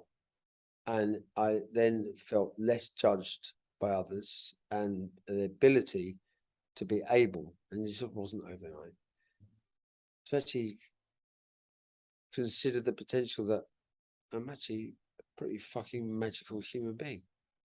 Like everyone has that potential. So that ADHD diagnosis, so you said to me, and like this was really profound when you said this when last time we met in London.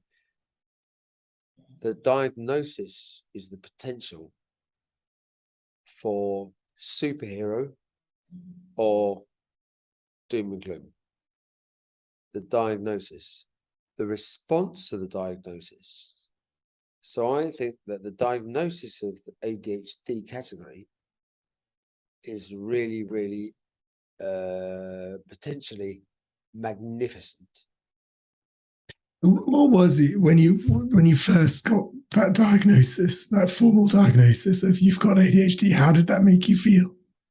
I wasn't sure. I mean, it took me a while to research. They gave me Adderall, and the doctor said to me, it's like, he said, your serotonin levels are so high. They're so high.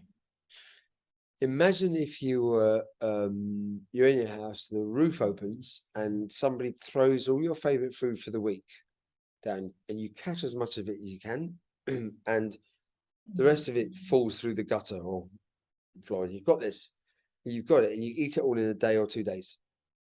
Then for the next week, you've got nothing. And that's what happens with the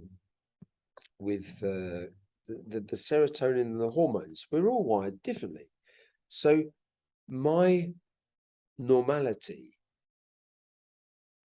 is the opposite from a lot of people's normality. It's not better or worse.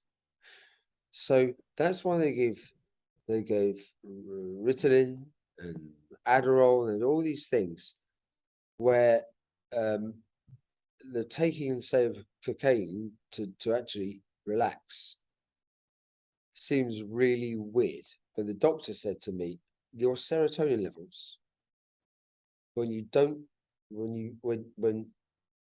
take anything, your serotonin levels are off the roof. Over the years, what I've discovered is, and it's taken a while, there's many other things I can do. I just do things that I love doing and celebrate the beauty of my imagination. You've used exercise hugely. Massively used exercise. I mean, 4 hours a day. I had the world sit-up record. I 100 Ks a week running. Do 5,000 sit-ups a day. It was just relentless. See, something you told me that you did a big amount of exercise in the morning before lunch service, and then another big bout in the afternoon. Yeah, sometimes 3 times a day. So I would do maybe an hour to 2 hours in the morning, and at lunchtime I'd do another hour, and then in the evening I'd do another hour. But I was and then that's still working. So people with ADHD use exercise to help calm their brain, to focus on what they need to do. Do you feel like you were doing that? Yes, on reflection, yes. And even now, in my ripe old age. So I wanted to ask this because it has kind of blown my mind. You talked about when at the start of the Fat Duck, you did all the finances. You would order everything. Like every week, but I did it not on computer, paper. I had printed sheets. I did all the invoices, the order sheets. There was a system. Let's say you'd order a box of wine. So in the office, which has a plywood sort of surface with a print on it, I would then write the thing, put the order in to the wine company on paper. It would go through a fax or I think it was, and then they would come back and confirm the order. So with that confirmation, when the delivery arrives at the door, they would have the delivery note with the piece of paper that I ordered. I would match the piece of paper with the delivery note. I would check the bottles. They would sign it. So that was done. And then that would go and wait for the invoice. To me, that's really frigging clear. Now, oh my God. But what I think is particularly interesting about it, is that what you created was a visual system that had a simplicity to it. And I think a lot of ADHD people, right, like if they can't see it, it doesn't exist. Like having a very visual system that allows them to. If you're with somebody and then their idea of tidying up is just to move all the objects to another place. Holy shit. At least I can think, where did I put that? When someone else moves it, it's tidying up. What do you mean? Tidying up is fucking hiding. I'm going to hide it. I'm going to put it there. Oh, it's in the other room. It's like the scissors. Oh, they're in the end of the fucking garden. And I just want to know, this is here. Just keep the fucking place. Then I can be in flow. Oh, no, it's over there. It's in that cupboard. And then they might say, where's the bloody blah? Oh, over there. Well, where is over there? Where's over there? It's just saying it's in the top drawer on the left next to the so-and-so. I get that. It's over there. What the hell? And I am printing up. I slightly summarize that. Other people tidying things is them hiding things. I love it. So something I wanted to ask, ADHD and the intensity of life, a number of people talk about the hyperfocus of ADHD. Yeah. But leading to burnout. How do you avoid burnout? Oh,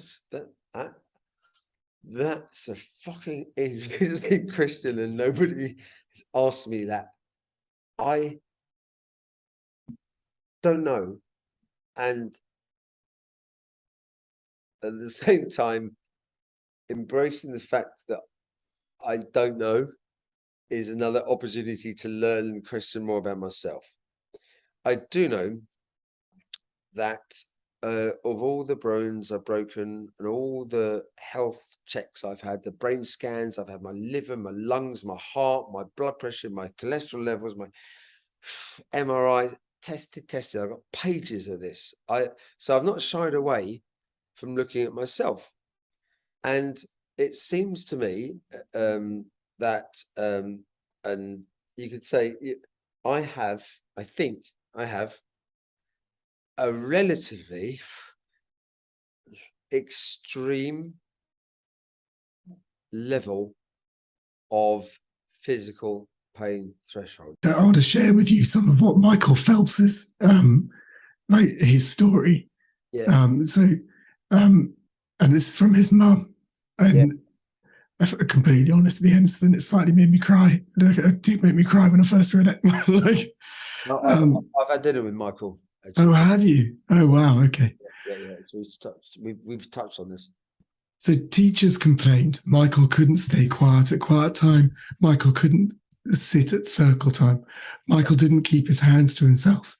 Michael was giggling and laughing and nudging kids for attention. And his kindergarten said to Michael, can't sit still, can't be quiet, can't focus. But elementary, your son will never be able to focus on anything. Age 9, diagnosed with ADHD. Age 10, Phelps's family are a swimming family. His older sister, Whitney, at 15, was ranked first in the country for 200-meter butterfly.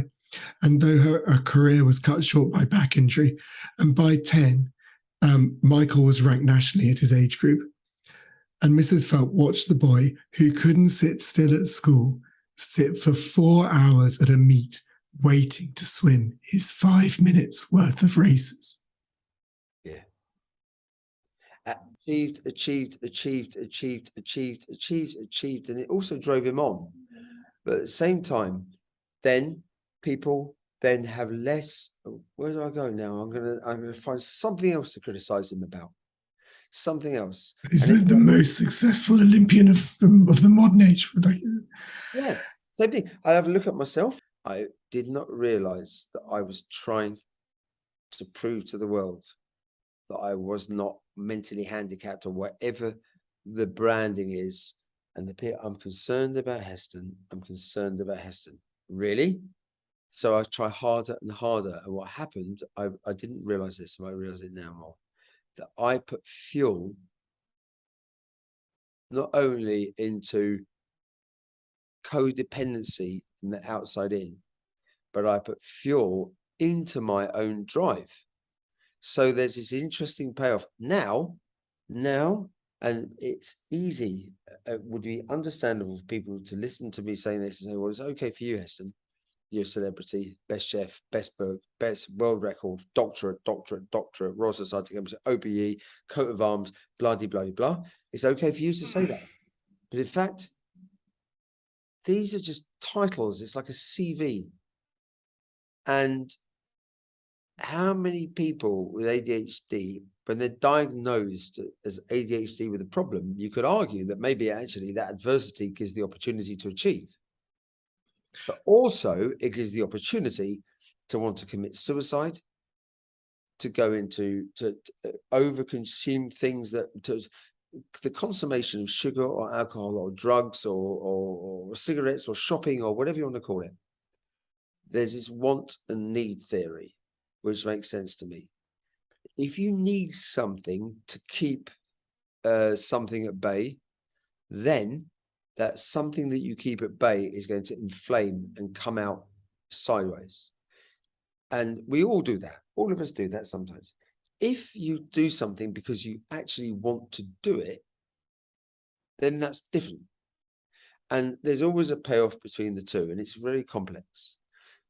But if ADHD is automatically considered from the moment you can listen that you are a problem to society and you don't fit into the world and you can't sit still, like Ken Robinson's talk, there are people that have to move to think, and it's like looking away. There's times when I have a conversation, I look away And they go, oh, look at me, look at me. What do you mean fucking look at you?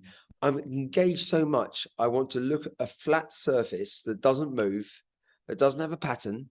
I can just listen to you without distraction. But why do you think that by looking at you, I'm listening? Or why do you think that if I get up and walk around, I'm ignoring you because I'm not sitting and listening? People that have to move to think or benefit from moving to think at times. Do you still feel that you have to, like, that you said just now that you're driven by a need to prove yourself? Do you still feel the need that, is that still burning in you despite every extraordinary things you've achieved? Okay, no, but I think there's something about a human, a living thing, which could be a plant, a basil leaf, it could be a cloud, it could be a dog, it could be of feeling connected. And some of that is wanting to give pleasure to others and vice versa, reflective, wanting to feel part of a community, wanting to feel connected. So that want and need thing, I realized how much I did it before, but also I benefited from it. I've never felt more fulfilled, using a word, in my life than now. That's wonderful. It's where we all want to be.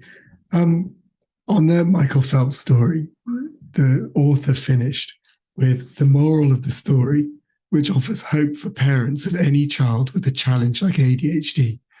Too many adults looked at Mrs. Phelps' boy and saw what he couldn't do.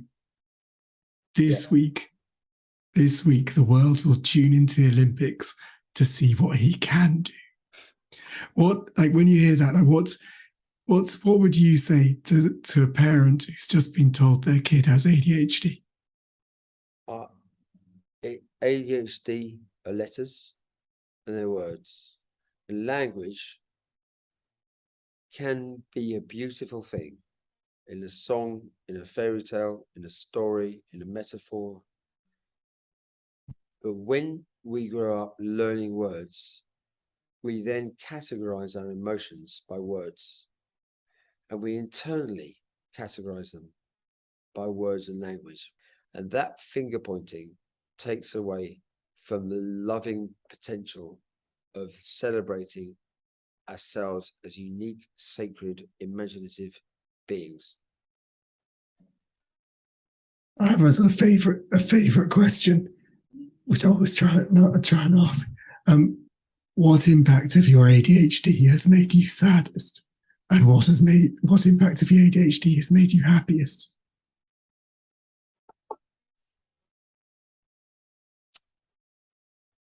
I'll slightly reword that question because I can. Yeah, you can. I didn't know you were going into politics. I've had moments. I'm now saying this to you and to people listening. I only said it to Melanie a couple of nights ago. I had moments, and not too long ago, that it's like the Queen song in Bohemian Rhapsody. I don't want to die, but sometimes I wished I was never born at all. So I've had moments where I've looked out the window and I think, I know it's beautiful out there, but I'm like imprisoned in something. I have no compass. I've lost my compass. And if there was a gun, if I had a gun, I might have used it just to finish. That's not the same as wanting a rope or not. No, it would be a simple thing to do. If it was there, I don't know. But I remember lying on the sofa. I was lost. I was so lost. I look back at it now. Everywhere I looked, enough was never enough. Enough was never enough. Where do I go? What do I do? And when I look back at that, it's also a precious memory to say, I'm not only am I still here, but my life has never been so precious as it is now. And having that feeling, so that's the sort of answer to your question. Rather than moments, it's how I felt in myself. And I got lost. I was lost. It wasn't, I want to kill myself. I just thought, I can't go anywhere. I don't know what to do. I don't know where to go. No compass, no direction, because everywhere I turned, everything I did, still people thought, well, there must be something wrong with Heston. And then thinking, well, I've got all these awards and my CV is ridiculous. I've achieved. It's never enough. But it was because when I started to take responsibility for my feelings, so nobody makes anyone feel angry, happy, sad. They can do, but if we have that perspective, then we then blame and point fingers. Let's say religion has the potential for being positive, for all sorts of things, positive, negative. We think that if we're a good citizen on this planet and we go to school and we get our degrees and we get the money and we have a pension and we have a family, we have a house and we have bricks and mortar and we do this and we do that and we eat wilted spirulina and we go for a walk in the woods and we meditate and we have a good dentist and all that stuff, we're going to be a good citizen, because at the end of our life, we're then going to go to some place called heaven. Now, what about embracing the possibility that we're actually living in our own heaven and we're just fucking it up without being aware? I do actually sometimes think about how people live in their own heavens or hells in earth, and actually how much mental health can define that for people, and it's the as well as many other things. But like I actually do reflect on it. Yeah. And I'm sorry that you felt how you felt. Yeah, but thank you for that. But now that's precious, that memory, and being able to share it now. Never said that to anybody like that. And I'm starting to cry. But my tears, they're not sad. Getting that out now has been not an easy thing. I wasn't aware that I was harboring that as much as I was. Realizing it, getting it out. I wouldn't have changed that for the world, because I'm still here and I'm just fucking beginning, and it's wonderful. There was adversity, let's say, and I faced it and I earned my reward. Thanks to me. I'm not only still standing, but I'm fighting fit. And every minute, the amount of moments and breaths in my day where I think, oh my God, how beautiful is life? How beautiful. But maybe having not gone through those moments, and then how much work did I do to follow my belief and be in this position where my life has never felt this precious and felt this potential and felt this fulfilled, and whatever word you want to call it. And so, if I'm in a position, I think, to be able to understand what it feels like to be in that position. And that also gives me another superhero strength. Or I give myself another superhero strength. So it's really cool. I mean, it's not, it's really cool.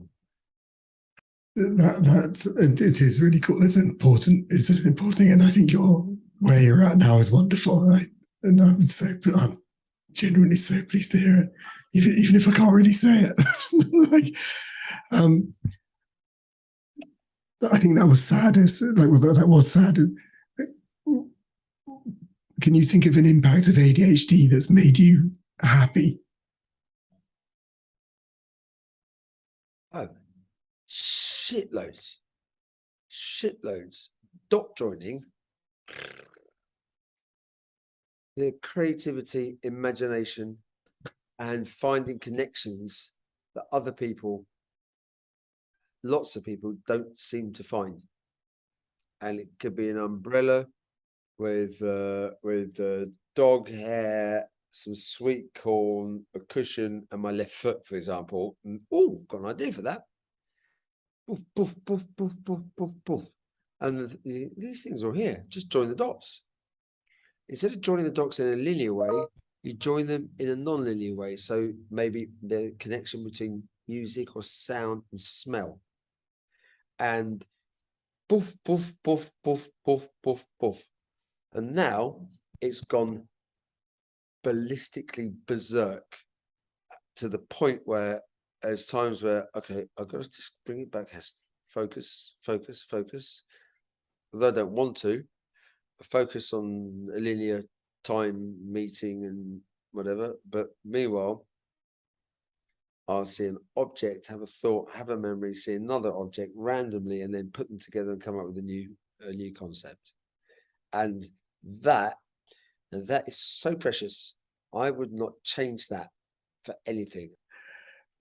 Talking of those thoughts, that challenge of bringing things together. We talked about time and keeping to it, and the distractions that prevent you from. And you talked about your ADHD. You said, I wouldn't change it for the world. It's made me realize things about my behavior. I take my lateness. I don't like being late. I don't sit there going, I don't need to go yet. What happens is I go, we have to leave. I must get my phone. Oh, hang on, let me send an email. I start typing one, that's another. It's the D. Oh my God, I need my duffel coat to go upstairs. Then I come down, whole lot of things. I can't remember what I went up for. I found a watch I lost a year ago. And that's how it happens. Now, you're also the person who can bring together a collection of ingredients, all prepared and cooked individually and brought together, perfectly timed and perfectly cooked to one singular moment of gastronomic perfection on a plate. To do that perfection again and again and again, but also be the person who gets lost looking for his duffel coat.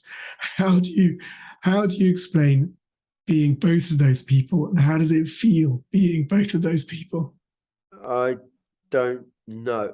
When I want to do it and I'm in flow, then down to the millisecond, I can tell how much time. Then there's other moments where I try and do it and then I feel guilty and I don't want to do it. So I can flip from one to the other, but when I try and force into the other thing, then it becomes more frustrating. When you talked about those being those two different people, it looks like what it looks to me is like when you're cooking, you are in flow, you are in hyper focus, and that is you using your ADHD to be extraordinary. And getting the duffel coat is that when you're not in flow, it's the other side of ADHD. Yes. It's getting. Yes. And what I do is I put objects in places where the object was like a to-do list. So I'll move it to another place and I'll put it there, and Melanie will know. So she won't move it because I try to put it there for a reason. And if she thinks it might move, she'll ask me, she says, "Look, shall I put this over here?" Great. That makes absolute sense to me. And in the kitchen, when in flow, it's like my limb is like an octopus. Things move out my body and drawers open and shut but if something's out of place, it's like throwing a twig in a bicycle wheel, and then the same incredible flow goes into total and utter chaos. Being able to laugh at oneself in toe-curling ways, that laughter is absolutely magical. And I've done enough things in my life that I think it would be a criminal offense not to take the piss out of me, to recall memories that I've forgotten about, that my toes feel like, oh, I cannot believe, and I thought they were so normal at the time. That laughter is possibly, in terms of words and emotions and triggers on the vagus nerve and stuff, genuine laughter, everything else stops. And being able to laugh at yourself instead of burying stuff, you laugh at it, take something that you might think negative and take the piss out of it. Laugh at it, then it becomes something complete. You then turn something into something precious. And that could be, you know, when people think, oh, this is, you know, I've got to live with this. Isn't my life miserable? If you laugh at it and you can share it with other people that also understand a bit, as opposed to they're there, oh, I'm so sad about that, and I'm so, laugh at it and share those experiences. That I think is really, really, really precious and one of the most important things. And we've had some of those moments today, but the one that of laughter stopping everything was when you said tidying it up is other people hiding things. I nearly fell off my chair. Yes, from their perspective, they're tidying up. I know, but they're not. They're hiding things. They're fucking hiding, and they're actually creating misery. They're creating a whole planet of frustration and chaos. And then after that, they go, "Oh, you're late. We need to leave now." Well, I'm trying to find this. And you've been wonderful to overstay and be late for the thing you've got to go to. This has been incredible and important, and I really thank you.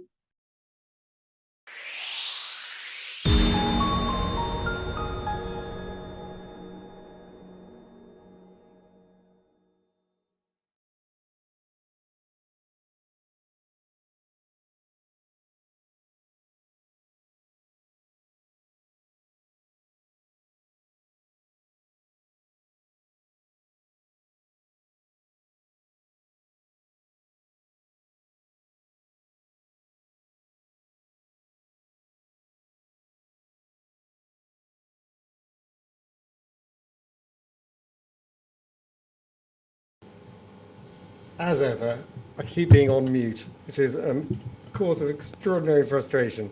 It wouldn't be a Zoom without, right? Like, it wouldn't be a Zoom without.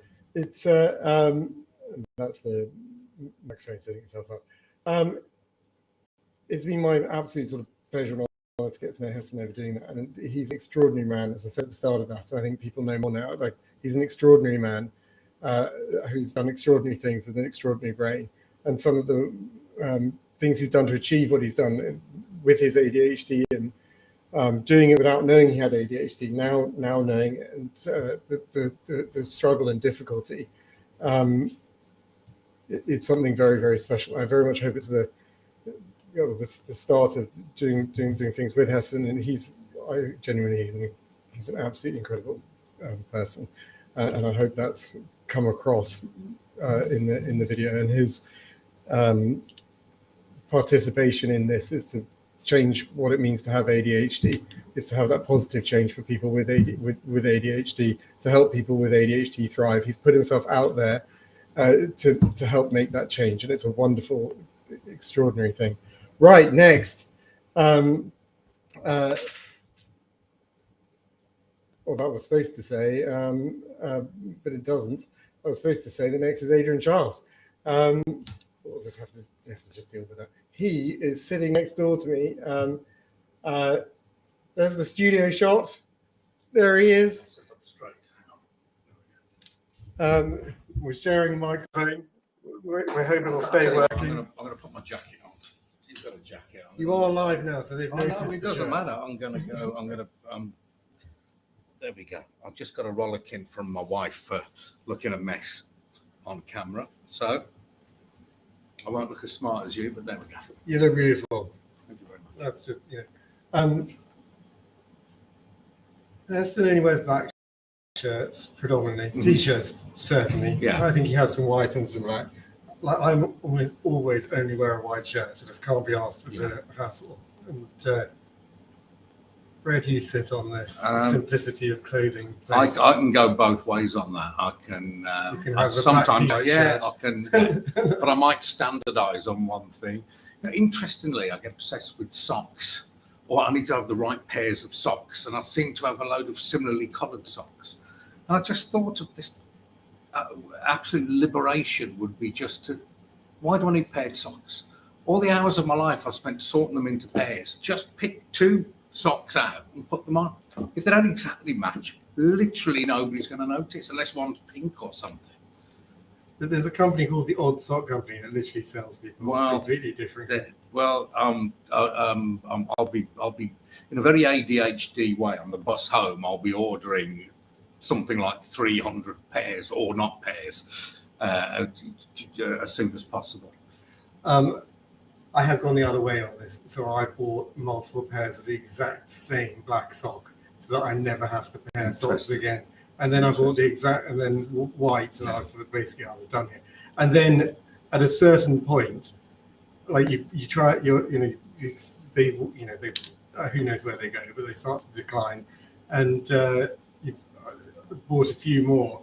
It's not the same. So now I operate a policy of they all go or they all stay. I was writing the Guardian today. Meeting you is fantastic, but terrifying and unsettling as well. It's like meeting myself. I mean, I've got a similar system with my boxer shorts and pants, where I put them in a tube with a hole at the bottom, and so there's a perfect rotation. So when I've worn them, obviously wash them and iron them, put them in the top, so it comes out of the bottom. So I don't wear one pair more than another.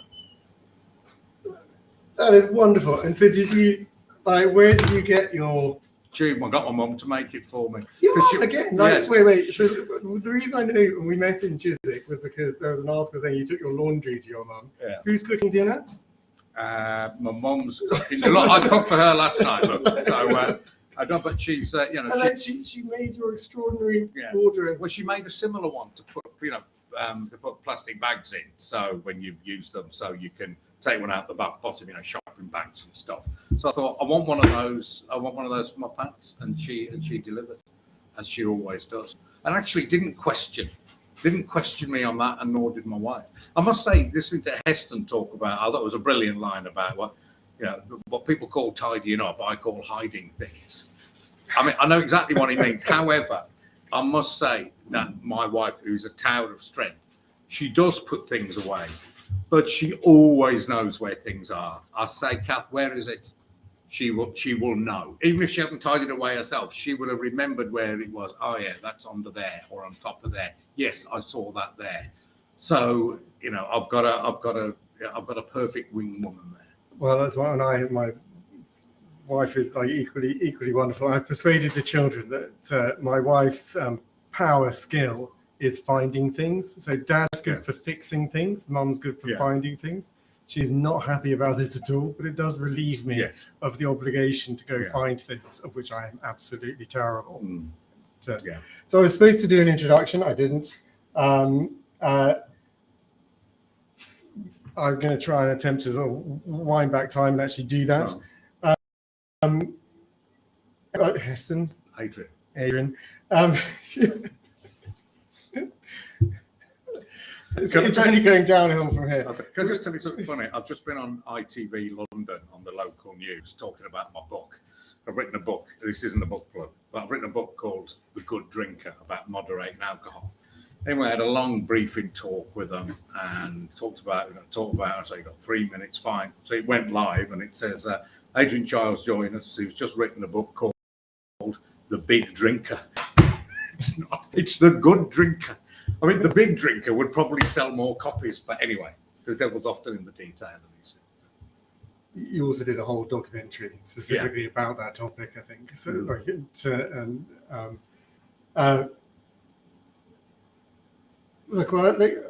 you're extraordinary man. You've done an enormous amount.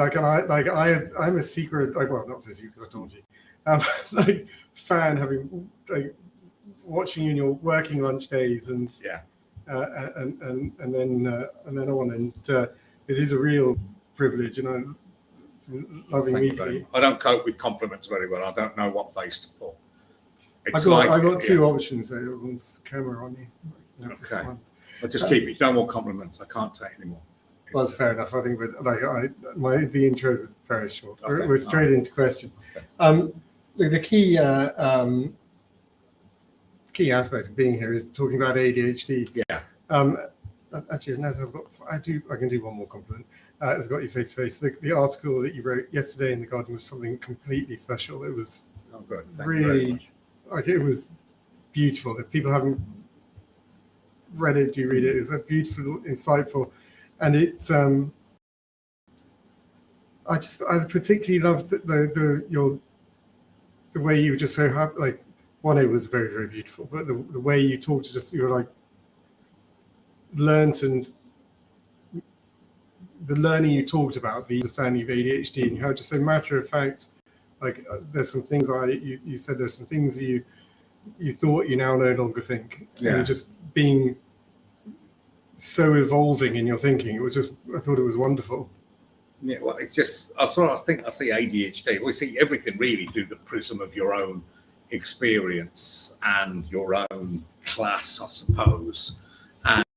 And I just, yeah, I mean, I can just see so many lives sort of obliterated by ADHD. And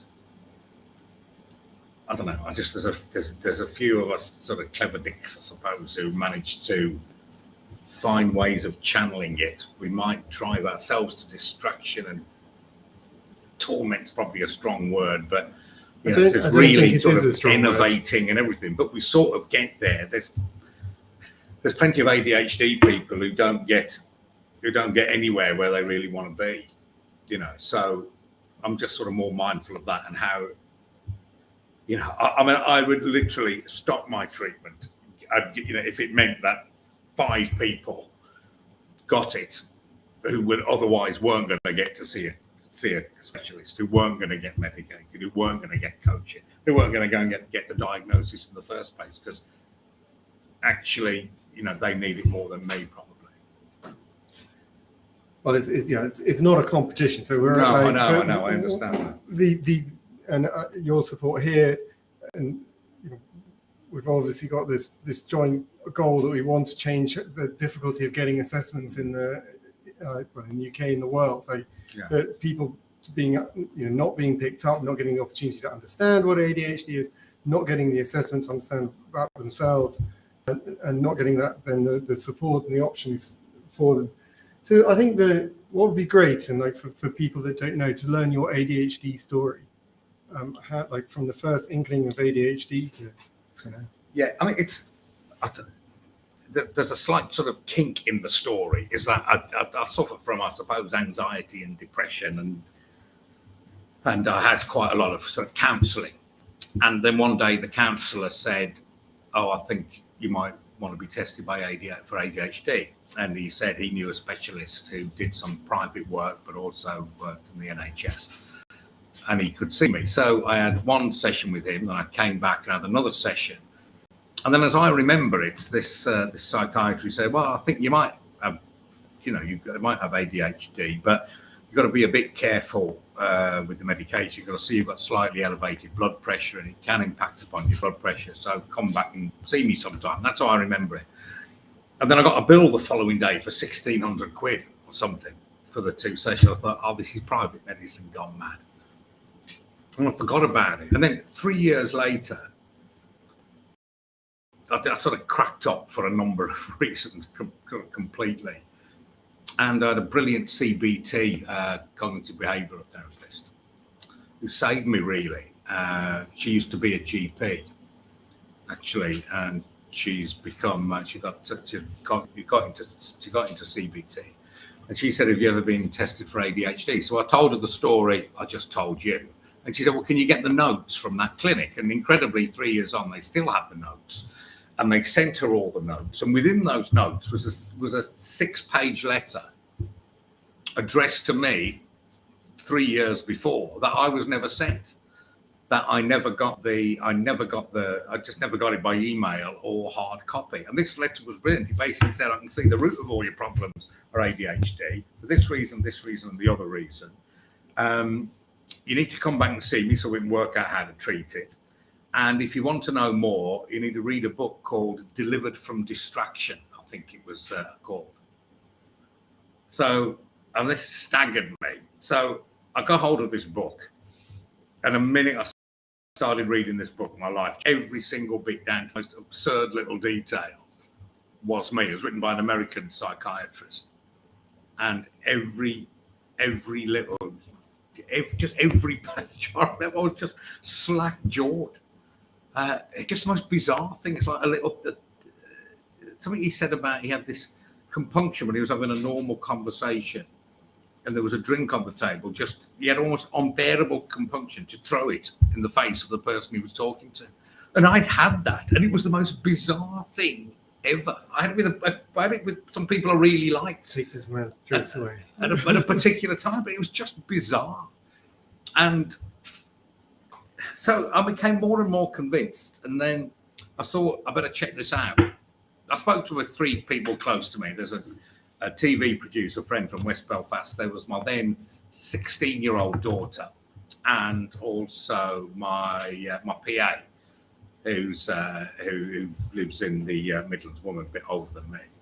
And they all said, rubbish. And then I gave them a couple of pages from the book, which was 20 symptoms of adult ADHD. And all 3 of them had the same reaction. They all read it. So my daughter, my PA, and my TV colleague, they all read these 2 pages and said, yeah, you've got it. Go on, off you go. Go get yourself sorted out. So I went back to the psychiatrist. I got an ECG to test I was okay to take the meds. And then, things have improved markedly since. This was 3.5 years ago now.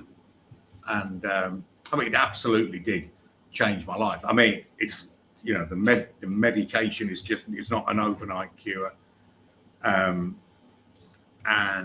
it has to be coupled with some degree of, you've got to really coach yourself to get yourself out of some hardwired habits, and you've really got to work at it, and you've got to be you've got to be patient. But just the diagnosis, just making sense of yourself, just is such a relief. It's extraordinary. You've talked obviously particularly, so it's something we see very, very often is people having anxiety and depression and being diagnosed with that, and the underlying is ADHD. And there's some thought that the fact that people don't know they've got ADHD and are struggling, and I don't know if you heard earlier the sort of maze metaphor, that you're in a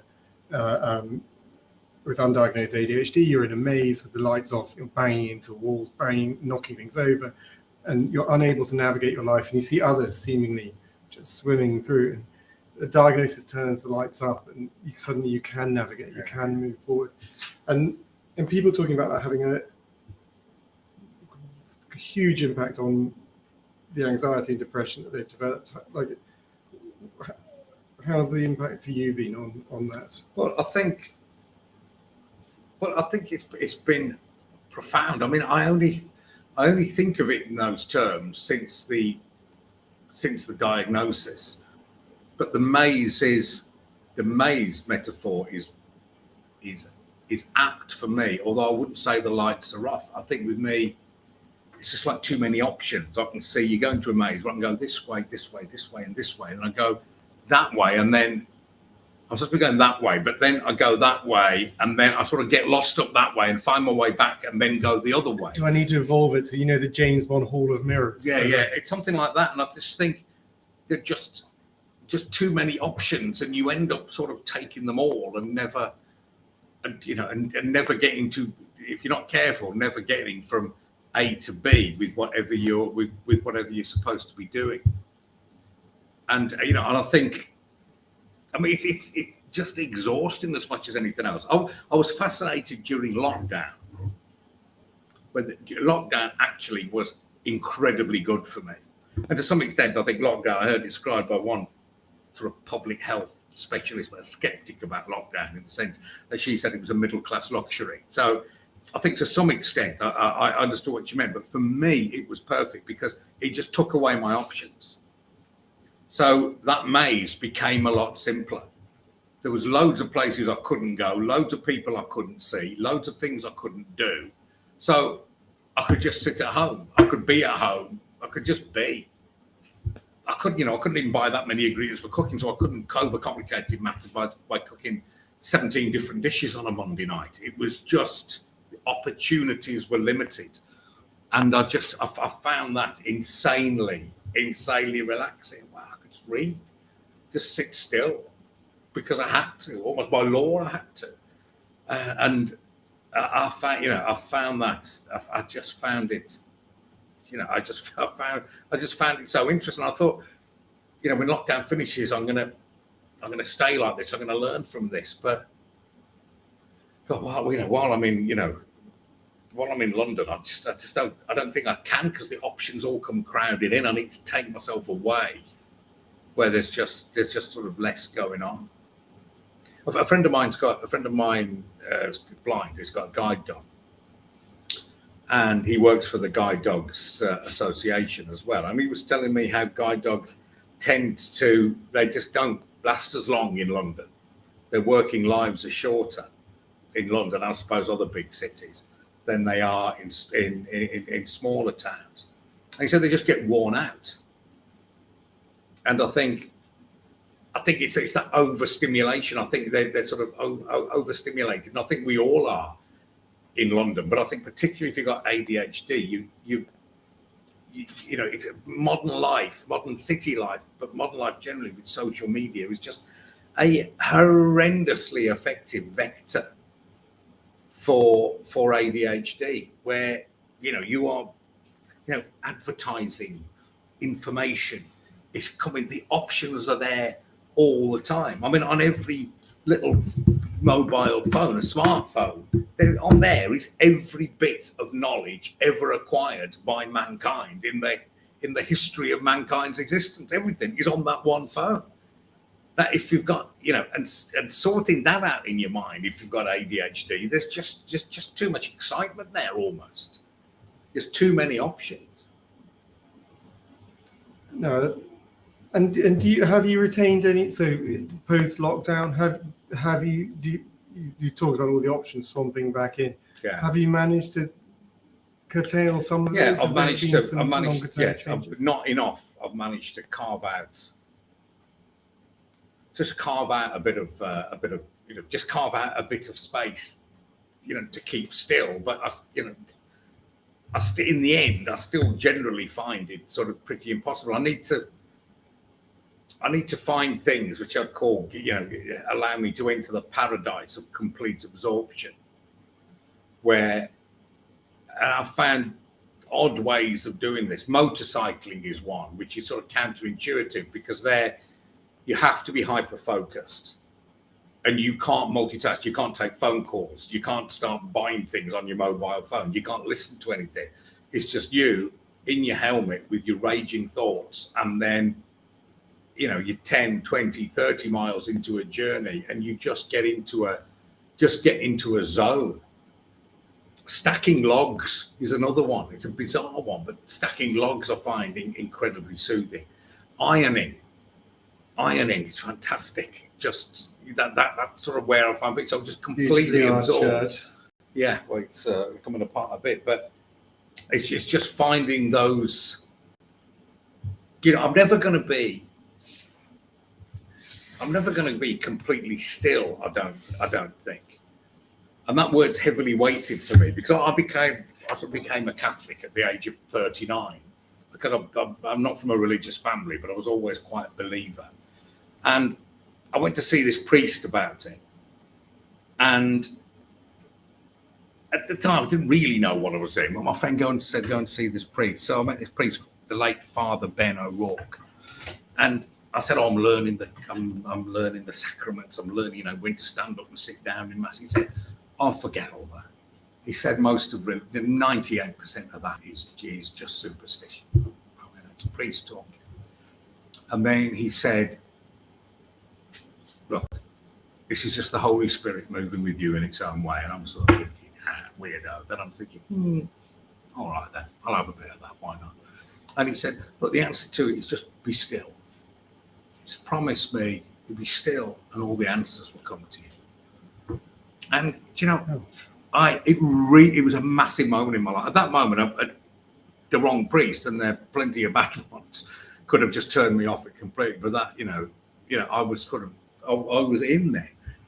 But I've never managed to comply with the central thing he said to me, or 15 years ago now, just be still. But the difference, but my alternative to that, to be still, if I just try and meditate, it's traumatic. It's nothing less than traumatic. I just can't do it. But if I can find something, motorcycling, ironing, stacking logs, random as it might seem, then that is the next best. That is the next best thing. Talking about on religion, so Heston and I in that interview, he talked about it a little. He talked about whether or not we were all in heaven right now, but just mucking it up. And my response it always occurred to me that people are living in their own heaven or health, and particularly mental health, and notably depression, meaning people are living in a hell, and the importance of mental health care and giving people support. I suppose I wondered what your view was on people. Are they walking around in their own? Is this heaven and we're mucking it up? Well, I think it's like any. Well, I mean, I think look, it feels like. I think hell's a bit strong, but you do get sort of tormented by it and exhausted by it, and you can't get anything done. And then I don't know. Your own hyper focus. Your hyper focus can be on your own shortcomings if you're not careful, and then you can really go down into some very deep holes indeed. But I think we still have free will. It's not. It's not. We got a predisposition to this thing called ADHD, and there are bits of it that can be channeled, and there's bits of it that can be dealt with, and. You can't just give into it. I mean, sometimes I accuse my wife of being a bit too kind and understanding to me. So you've got to draw a line here. I mean, sometimes I'm just behaving badly and being a sulky, miserable grump. And she said, "All right, it's your neurodiversity." I said, "Oh, come on," and that. I mean, that in a way it has the dire effect, because then I'll feel a bit ashamed. So you've still. Yeah. You've still got to try and channel it, and still try and do your best to sort of break your day up. I mean, there's just one little thing I saw somewhere. I can't. It was just some life coaching tweet or something, and just said, if you divide the day up into the morning, the afternoon, and the evening. Now you've had a bad morning. Then all right, you've lost the morning. Draw a line, just try and win the afternoon.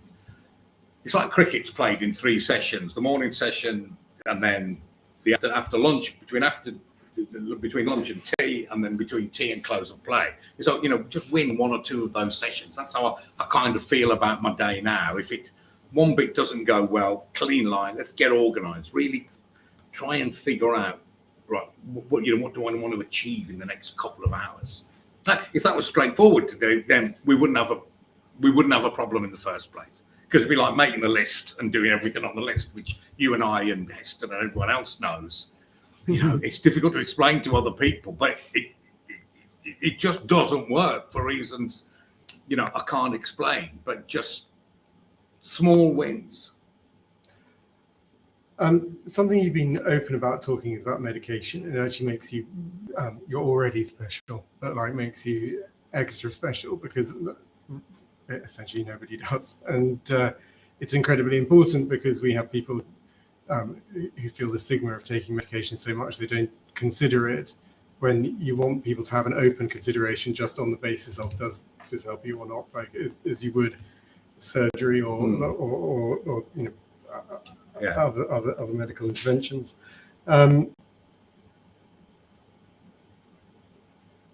so I suppose I wanted to ask the specifics of how does medication impact you? The simplest way, the simplest way I can put it is it gives me a feeling pretty similar if anyone's addicted to caffeine. You know what I mean? Where you wake in the morning, you're groggy, you're useless, and then you have a cup of strong coffee and suddenly the world seems a better place. It's slightly like that, but on a more sustained level. It sort of lasts for hours. And the way it just, I mean, I don't fully understand how it works. It just makes me feel a lot better. I get things done, I think, but similarly to drinking a lot of caffeine, it can just, energize you and just give you a million different ideas, which you can start doing all at the same time. So again, you've got to be careful. You've got to channel, I mean, like ADHD itself, you've got to channel the good bits as best you can. But generally, it's just a wholly good thing, which just makes me more able to deal with myself and deal with the world. It almost feels like a cheat that I've got this, magic pill. I've also taken citalopram in the past, and you could, it's a standard sort of antidepressant, and there's a lot of evidence it doesn't really have any great effect on you, and I never knew whether it did or not, or whatever. But with this, there is not a scintilla of that. I'm a different person from like half an hour after I've taken it onwards. Which I suppose it's quite frightening in itself. But look, I wouldn't be without it, and and I'm not squeamish about talking. I don't know why I'm not. Perhaps I'm just naive. I thought that's the truth, and the truth sets you free. But as we discussed, I mentioned in that Guardian article, I'm not in the kind of business where anybody really cares in a good way, or say they don't mind. As a freelance writer or broadcaster, whatever I'm taking, whatever I'm suffering from, or that I've got, if I can deliver a TV or radio program, or I can deliver an article, if I can do it, then that's fine. They've got no, although I work for some very kind people, at the BBC and the Guardian and other places, but they've got no long-term duty of care to me in a way that's going to make an HR department jumpy. So it's not like I'm going for an interview at a merchant bank, or some great big responsible corporate-ish type job where my ADHD-ness or the medication I take is going to be held against me. And I understand through you, bluntly, just how much more of a challenge that is for people. Oh, no, well, thank you. And it was I really enjoyed talking to you. And on the cheating, like it's such an interesting, different perspective. So I know people who I was listening to you and saying like it feels like you're cheating, and then I know other people who talk about saying like, gosh, this is how everyone else is just normally. Yeah. Like this is their world, and then being quite angry about the fact they've been deprived of it and deprived of, and so they've taken a completely different perspective where they're angry. I mean, that's my Catholic guilt kicking in there, I think. And the psychiatrist put that to me very forcefully when I last told him, when I'd come up with this self-flagellating cheat business. He said, look, it's just getting you up to the level everyone else at. For goodness sake, just sort of, forgive yourself. But then I read cynic saying, well, of course you're feeling good in the morning. You're dropping an amphetamine, before you've had your breakfast every day. It wouldn't feel good. And maybe you're right. I shouldn't take any notice. I know, but it comes from guilt about being privileged. I feel it feels, the more I learn about it, the more I think it's a privilege to be able to afford the treatment. It was all private. The CBT was £100 a shot. Seeing the psychiatrist was twice that. This is serious. This is serious money. And way beyond the means of most people. And those people are going to wait forever for treatment. It's a big reason why we're fighting to change the resourcing so that people do get assessments and treatment and the opportunity for that understanding and that support if they choose it. Because I definitely don't think of it as cheating. I wanted to sort of convey that very strongly. Because, no, absolutely. And the only part where in particular, that point on privilege, and again, there are people in yours and my situation as adult diagnosed ADHDers who are very angry that they weren't picked up earlier, that for the life that could have been, the different life path, how less difficult it would be. I suppose I feel just grateful that I'm in a time when it can be picked up and that there are medication options and that it's been so life-changing for me that if that hadn't happened, it would be... I can see clearly now the difference it would have made if I'd had a diagnosis earlier as a kid and after it'd been treated properly. But I can, it wasn't a life or death matter, and I can hardly say I haven't been successful in life. It just would have made things a lot easier. And I just suppose, instead of talking about feeling guilty about it, I suppose then your duty is to find ways of those less fortunate than ourselves of getting access to this treatment. Because I think for them it is existential. Now, not necessarily in terms of taking their own lives, but in terms of the quality of their lives and being able to put food on their own tables, and and not running into bad behavior and so on and blighting their own lives. Then they need help. We just need some kind of infrastructure to talk to them and treat them. Yeah, we need, as we've talked about, the wait lists across the UK is absolutely outrageous. We have areas of the country where there's no adult ADHD service at all. We know an area in Scotland where the child service is only seeing children who are in crisis, where crisis means that they are suicidal. We know that for the research tells us that 1 in 10 men or boys with ADHD will at some point try and take their own life. That is 1 in 4 women or girls with ADHD will at some point try and take their own life. And that shows how difficult living with ADHD is.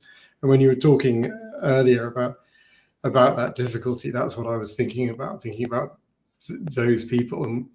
And something as we've talked about, the majority of the money that comes into this charity has come from parents of someone who's their son took his own life and he had ADHD and it spiraled, and the impact resulted in that. And actually, why the story with Heston is so stark is that guy wanted to be a chef. He was trying to be a chef, and so we see two, parallel but different paths. And it is like it's something else, and it's so important that we have adults when they go to their GP saying, I would like an ADHD assessment. They're not doing it because they're worried well, right? They're doing it because they are in trouble and they need help. And the service says, we agree you do need that assessment.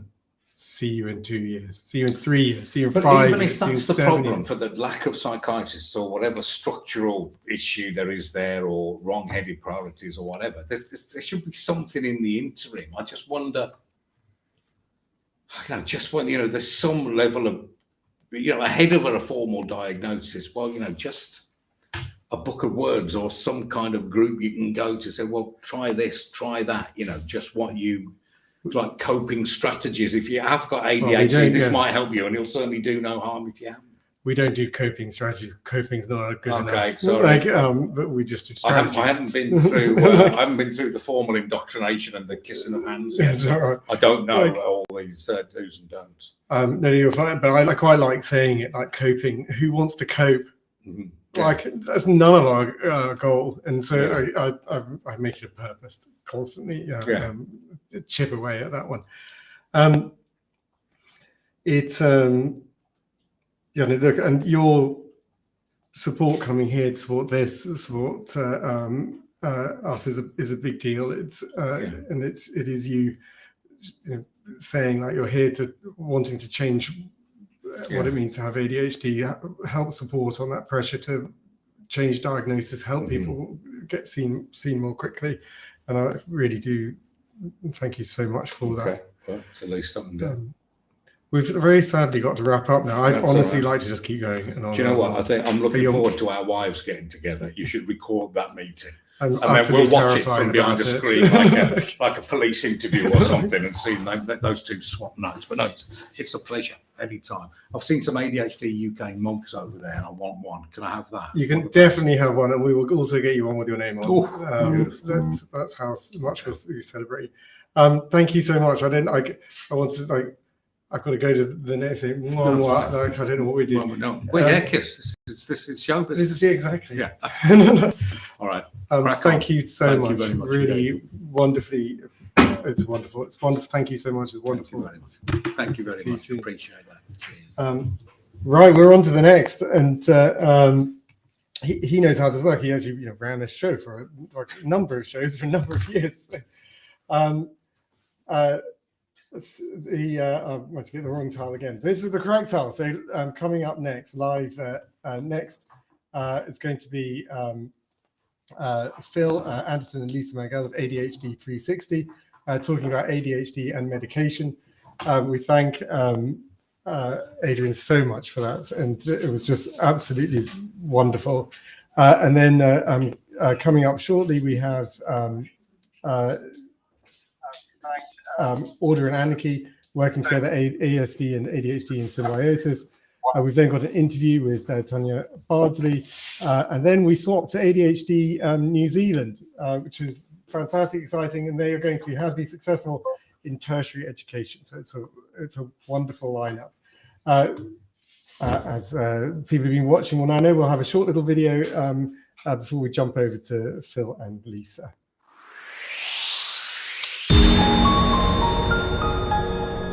One of my strategies around that had been, since I was a child, observing people really closely. But that also ties in with my autistic self. Observing people, observing all the social nuances of interaction, what was considered proper civil interaction. And it has helped me become a really polite person. I have loads of great interpersonal skills. I know how to get along with anybody because I kind of have a gift to understand the pulse of what makes people tick. And looking at them and observing them, that's been one of my ADHD strategies. Spare toiletries in my handbag, so like toothbrush, toothpaste, deodorants, for when I forget to do that before I leave the house. That's something that I end up doing. I know it's another strategy. We have a bowl of keys by the front door. That's where the keys go. They must stay in the bowl, and they've all got fobs on them as well, electronic fobs in case we lose them, because that's a regular occurrence in our house. And I guess birthdays was another one, is that I have a list of birthdays on my fridge, nothing else, just a list of my friends and family's birthdays. So every time I go to the fridge, I check and look at the list and double check whether it's somebody's birthday. I mean, I can have it on my app on my phone, but if I see it and then it's gone, I've forgotten about it. So that list lives on the fridge, and I'm glad I'm now out of the cycle of children's birthday parties, because I would be the mum who is basically buying the present on the way to the birthday party and wrapping it in the car park, writing the card out and buying sellotape and everything to wrap the present 5 minutes before, and invariably getting the wrong time for the party. And we have turned up at the end of parties in the past. So yeah, I'm glad I'm out of that spin of parties. I think I could go on a bit there, kind of, I guess, the things that I do regularly, like on a daily basis.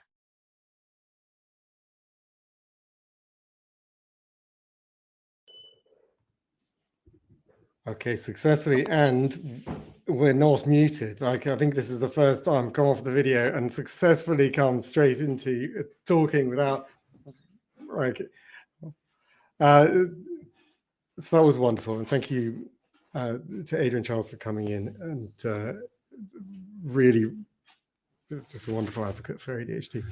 And coming straight over to two more advocates for ADHD and doing incredible things. So these are, it's Phil Anderton and Lisa Mangle from ADHD 360.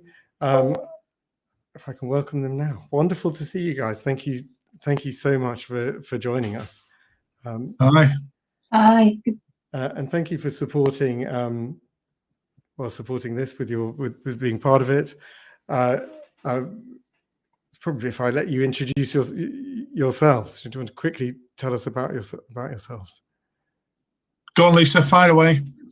So my name is Lisa Mangle, and my background in ADHD is that I've worked as a clinician for 20 years, setting up my own nurse-led clinic back in 2002. And within that time, I was involved in clinical trials for most of the modern medicines in ADHD. And then I went to work in the pharmaceutical industry for nearly 10 years, and then worked with Phil along that way. Actually, I've known Phil for 20 years as well.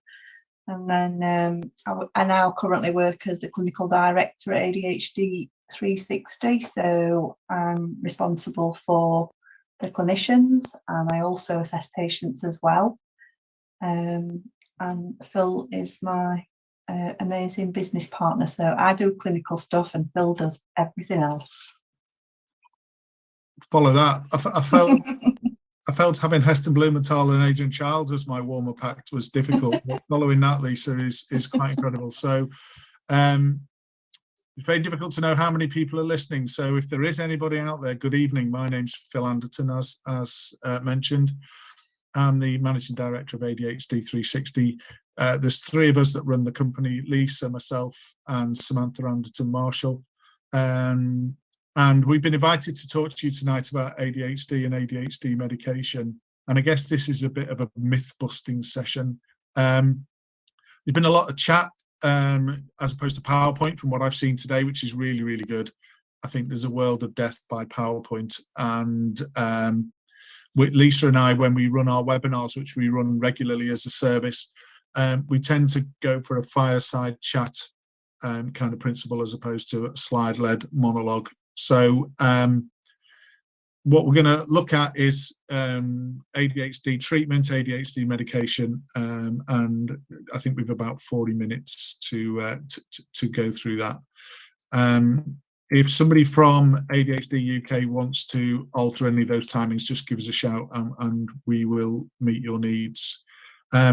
Lisa, I was with some. Sorry, go on. You're golden. Look, we want your time, and we are running, I think, 15 minutes late, which we think is perfectly respectable in ADHD land.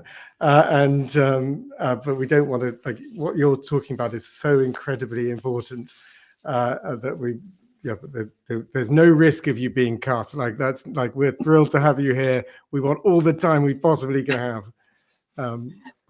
So back to you. I must not take any of that time. Okay, so thanks for that, Henry. And first of all, congratulations on putting this on. And they're not shallow, hollow words. That's well meant from the heart. Bringing all these people together from across the globe is a unique perspective on this, and it's a privilege to be taking part. I was with somebody yesterday who's not connected to my ADHD world, and he was asking me about the ADHD work we do and medication. And he said, well, hang on.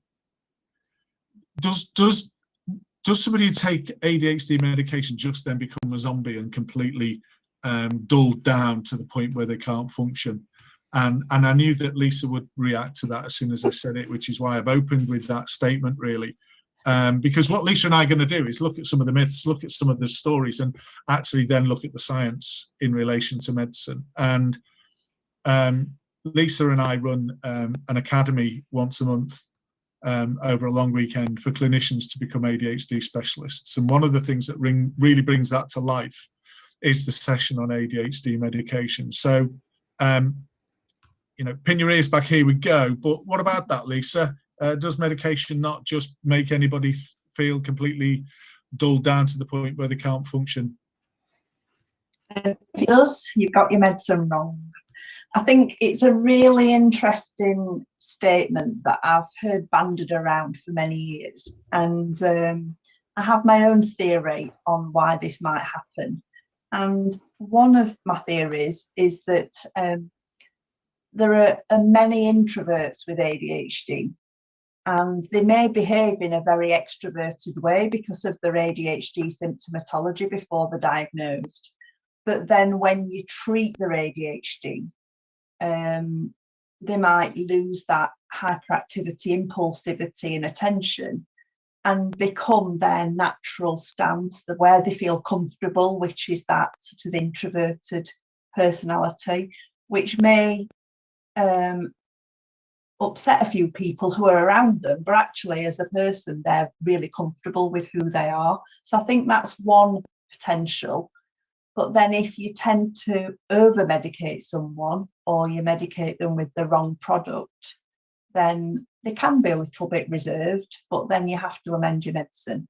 So no, it doesn't turn kids or adults into zombies, but you do need to think about your medicine and what you're prescribing and how you're prescribing it. There's a kind of if we go back 20 years from when we started working together, you know, ADHD medicine was only being taken by children to sell in the playground, and nobody was benefiting from it. And how the story has moved on to things like this today, and how medicine's moved on in its technology. And we'll look at the technology of medicine in a minute or two. And I think as we start to talk, you and I are both picture talkers, aren't we? And we're here without pictures deliberately. Well, let's discuss the place of medicine and the place of non-medical treatment, because you know, we hear from a lot of people that I have. In fact, I was running a leadership course today for a management consultancy in London, and two of the group of 4 people in my group declared that they had ADHD, and that was without knowing my background. And neither of them are taking medication because they didn't have the confidence that medication would be able to help them. And I sort of said, right, we need to have a chat, and we'll have a chat. But there's this constant argument and the tension between non-medical treatment and medical treatment. And we have a working hypothesis, and we've many thousands of patients now which kind of prove that hypothesis, that if there's 100 units of development available to the individual, you'll get a fair percentage, let's call it 75, 80 of those units of improvement from accurate use and appropriate use of medicine. And then your additional 20, as Adrian was saying earlier, you still have to coach yourself, you have to be helped by others, come from that CBT, that coaching, that scaffolding and that support. And if we transpose those and do the 20 units of non-medical interventions first, what we find is we're trying to intervene in someone's life before they're medically fit to receive that treatment and receive that help. So we have to go for the 80 first and then the 20, or at least start to run them in parallel when we're getting up in the higher numbers of that medical intervention. And Lisa, I watch your work on a daily basis and across our team of clinicians. And what is the biggest change you see when someone is appropriately medicated for ADHD? And genuinely, how quickly do you expect to see those results?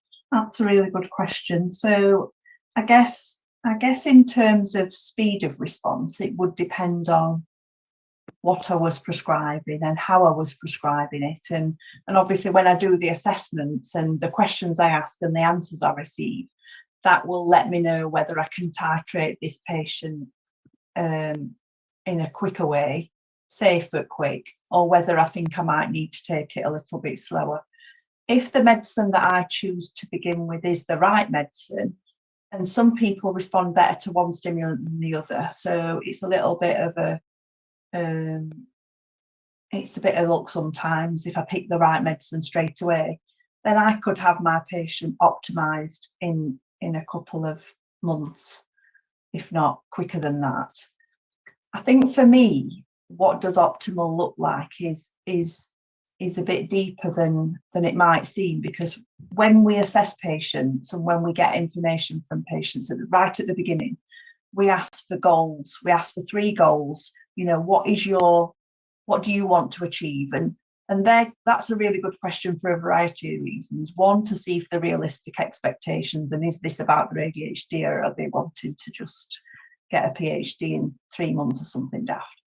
But what do they want to achieve out of this? And then when I think that patient's optimal, I will ask them about the goals, and I ask them every 3 weeks, but definitely when I think they're optimal, I will ask them about the goals.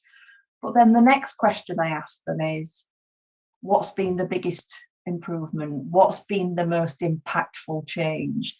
And you know what? It's often not been one of those goals, because the most impactful change is something that they didn't even realise was an issue, or didn't realise was part of ADHD. And so if someone was to ask me, why would you medicate someone for ADHD? I think that would be my answer, because there's things that are an issue that they don't even realise was an issue. A lady the other week, when I asked that exact question, I said, what's been the biggest change? And she said, Lisa, I'm happy. And she said, but do you know what? I didn't realise I wasn't happy before. And so she'd had this epiphany of what life could look like on optimised treatment. And I think that's invaluable, to really dig down to what the patient wants, what the client wants, but then look at what that most impactful change is. And it's likely to be something that they didn't even realise was an issue. You mentioned a number of things there, and there's a couple I want to pick up and sort of explore for the benefits of people listening. The first one is, we've used that expression in this evening's webinar of optimizing a patient, and how we as an organization translate the NICE guidelines and the DSM-5, the big international manual that nobody can afford to buy but everybody has to read. The manual, we interpret it as, we've got to find the right medication and the right dose for the patient, but then we've got to go more than that. We've got to optimize their treatment, and optimization for us is achieving those goals like you've just eloquently described. But it also involves being subjected to a screening test at the start of treatment, pre-treatment, and then through the treatment process, so that we know when screening results are becoming negative screens, that we're starting to get somewhere objectively and subjectively. And I think it's really important for people to realise, especially going back to that very first question, people being too dulled down. If you don't optimise your patient, then you might be over-medicating, over-treating, and closing them down, and that's inappropriate medicine. And I don't think we see that as much as we used to, because I think the medicines have got better and the understanding has got better of medicines. But we have to recognise that optimal treatment is neither too high nor too low. The word is optimal, and that's exactly where we seek to land it, isn't it? Yeah, and I think for me, the thing around optimal treatment, I'll never forget listening to a speaker talk about quality of life and ADHD, and there's some studies had been done into the quality of life of a variety of different conditions, and the quality of life of someone with poorly treated ADHD is as poor as someone with poorly controlled type 2 diabetes. And that really shocked me, because I thought type 2 diabetes that's poorly controlled can be life-threatening for one, but also it can cause a lot of significant health problems. And so, but then it went on to say that if you partially treat someone with ADHD, yes, the quality of life will improve, but it will still be suboptimal, and that patient will not be experiencing, a good quality of life, and their life trajectory will be impacted. So for me, optimal treatment is the only way to go, and I don't want someone's quality of life to be impacted because I've not got the medicine right, or I've not taken the time to get the medicine right. And what Phil said about ensuring that a medicine's optimal, and screening and rescreening, that's something that I train my clinicians to do a lot. And so, for example, if I'm trying to optimize a patient and I don't think the medicine is quite right, I will do a screen then. I will do a questionnaire again to see exactly where they are, because when I've switched them to a different medicine, I can guarantee they won't remember where they were at that point. So quite a few of my patients will have multiple screening questionnaires completed, and I think that's good medicine. And it's a good reminder for my conversation in 3 weeks' time exactly where they were 3 weeks ago, because they'll forget. So I think it's important that we strive for that optimal treatment with minimal side effects. So obviously there's no point in the treatment being optimal if they've got side effects that we can't tolerate. So it's important to have that balance between the two. Anyone would think this was a scripted session, and it's massively not, because you just segued into two opportunities of areas to go down there.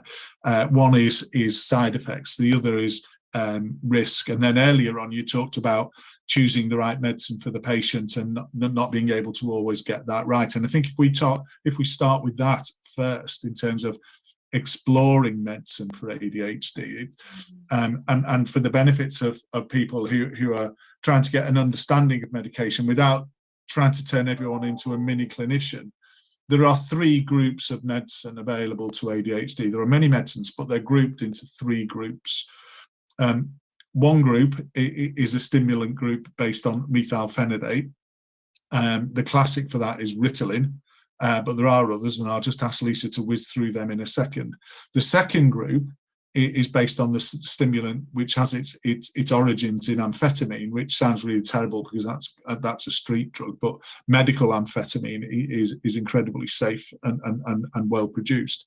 And then you have a third group of non-stimulants. So 2 stimulant groups, methylphenidate, and you've got the stimulant based on amphetamine, and then you've got non-stimulants. And one of the things you alluded to there, Lisa, is that the different medicines in the different groups work in different ways, and they take different times to kick in and start to what we would call efficacy, to work properly.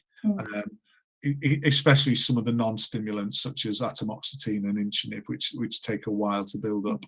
Now, without getting overly medical, one of the things that we've worked with in the last couple of weeks together is the issue of the different methylphenidate medicines delivering their medicine in a different way, and how that impacts on a patient.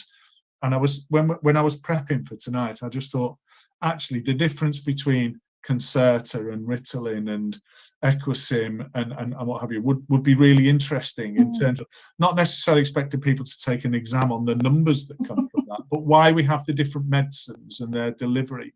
I just wonder if you can canter through why we have the different medicines, and how, importantly, how you apply those differences to the different needs of the patient group that you're treating, to make your first decision, if you will, if you're in the methylphenidate group. So when I'm doing my assessment, I'm asking hundreds of different questions, and I've got more questions in my brain depending on where those answers are going. But all those questions are leading me to a specific medication at the end of that assessment period. And in relation to methylphenidate, so take a step back actually. So I'm looking at the patient's difficult times of day. So, are the mornings really difficult? I wake up on task and the morning's complex, and I've got children and I've got to get them to school and I've got to get to work, blah, blah, blah. Or actually, is the morning period till lunchtime the most important, because this is a primary school child, and in the UK, primary school children do their numeracy and literacy in the morning time when they're fresher, and the less important subjects are done in the afternoon. Is this actually a high school child who's got a longer school day? So do I need a medicine that lasts a little bit longer? So specifically in the methylphenidate group, in the UK, we have immediate release medications that last about 4 hours. So obviously that's going to be taken multiple times a day. So is this going to be a child or an adult that can remember to do that? So that's one consideration. If it's a long-acting medication that I think is required, which one?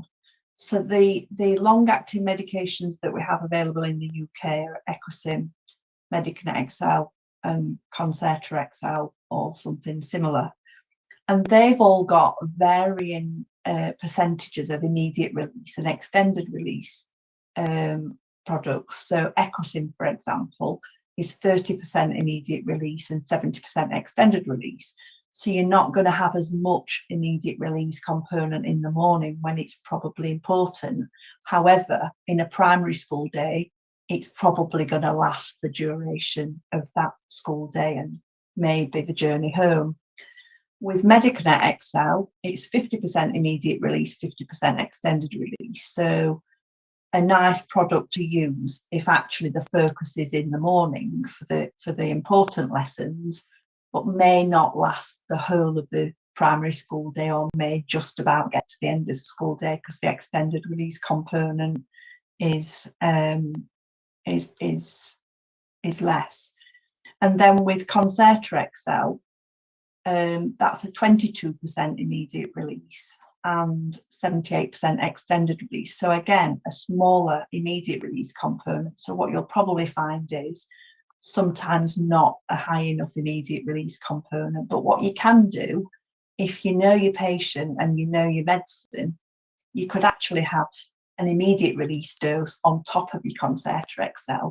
So that sort of kickstarts that medicine working and gives you a slightly higher immediate release percentage. Or indeed with either of those, and those methylphenidate products, you could have a top up of immediate release at the end of the day to give you that longer duration. So it's about understanding your patient, their difficult times of day, and understanding the various methylphenidate products that we've got available, and tallying those two up to start with what you think is the right medicine for that patient. Now, if I was to just summarise that, Lisa, before we move on, what we're saying is within the methylphenidate group, there are different medicines and they have a different balance between immediate release and extended release medication. And it's the clinician working with the family or the patient that helps make that decision. If we're going with the methylphenidate group, which one is going to suit those tricky times of day so we get the best medical coverage that is possible. Yeah. Now, methylphenidate, we know, works in the prefrontal cortex of the brain. It works in a certain part of the processes that we're working with. We don't need to get too technical, but we know what it does. But it could be a fact that when we actually get methylphenidate in there, that's not the part of the synaptic process that needs the help. And we get what's called a non-responder to methylphenidate.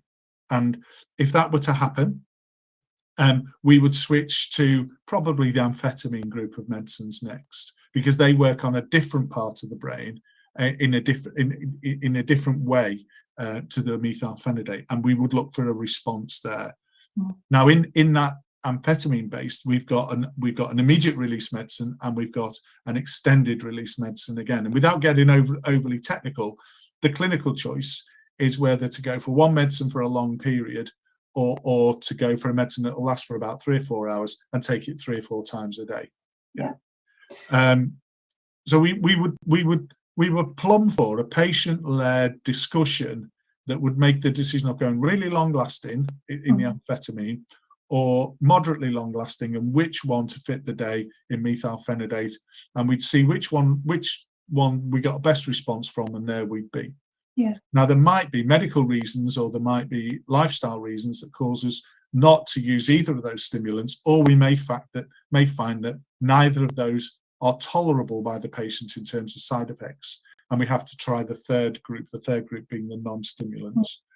So in there we've got Inchinib and we've got atomoxetine, and I think it's really important that we talk about both of those for a minute, because they're very, very different, whereas the other two are relatively similar for the patient outcome. The non-stimulants are different. So if I ask a couple of poignant questions, atomoxetine, brand name of Tertiary, takes a lot longer to work its way up to being appropriate in terms of symptom control. The efficacy takes a long time to work up. In your experience, how long does atomoxetine take? Well, it depends on how long it takes you to get to the right dose, because it is a weight-related medicine. So you work the dose out on milligrams per kilogram.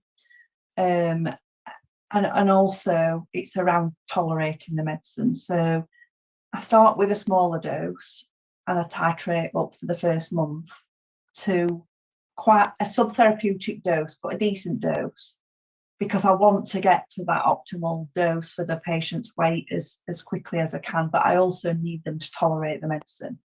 So it's probably going to take me a couple of months to get to the right dose, and then I need it to work. So I always say to my patients, it's going to take a good 3 months to get going, providing I can get to the right dose quick enough.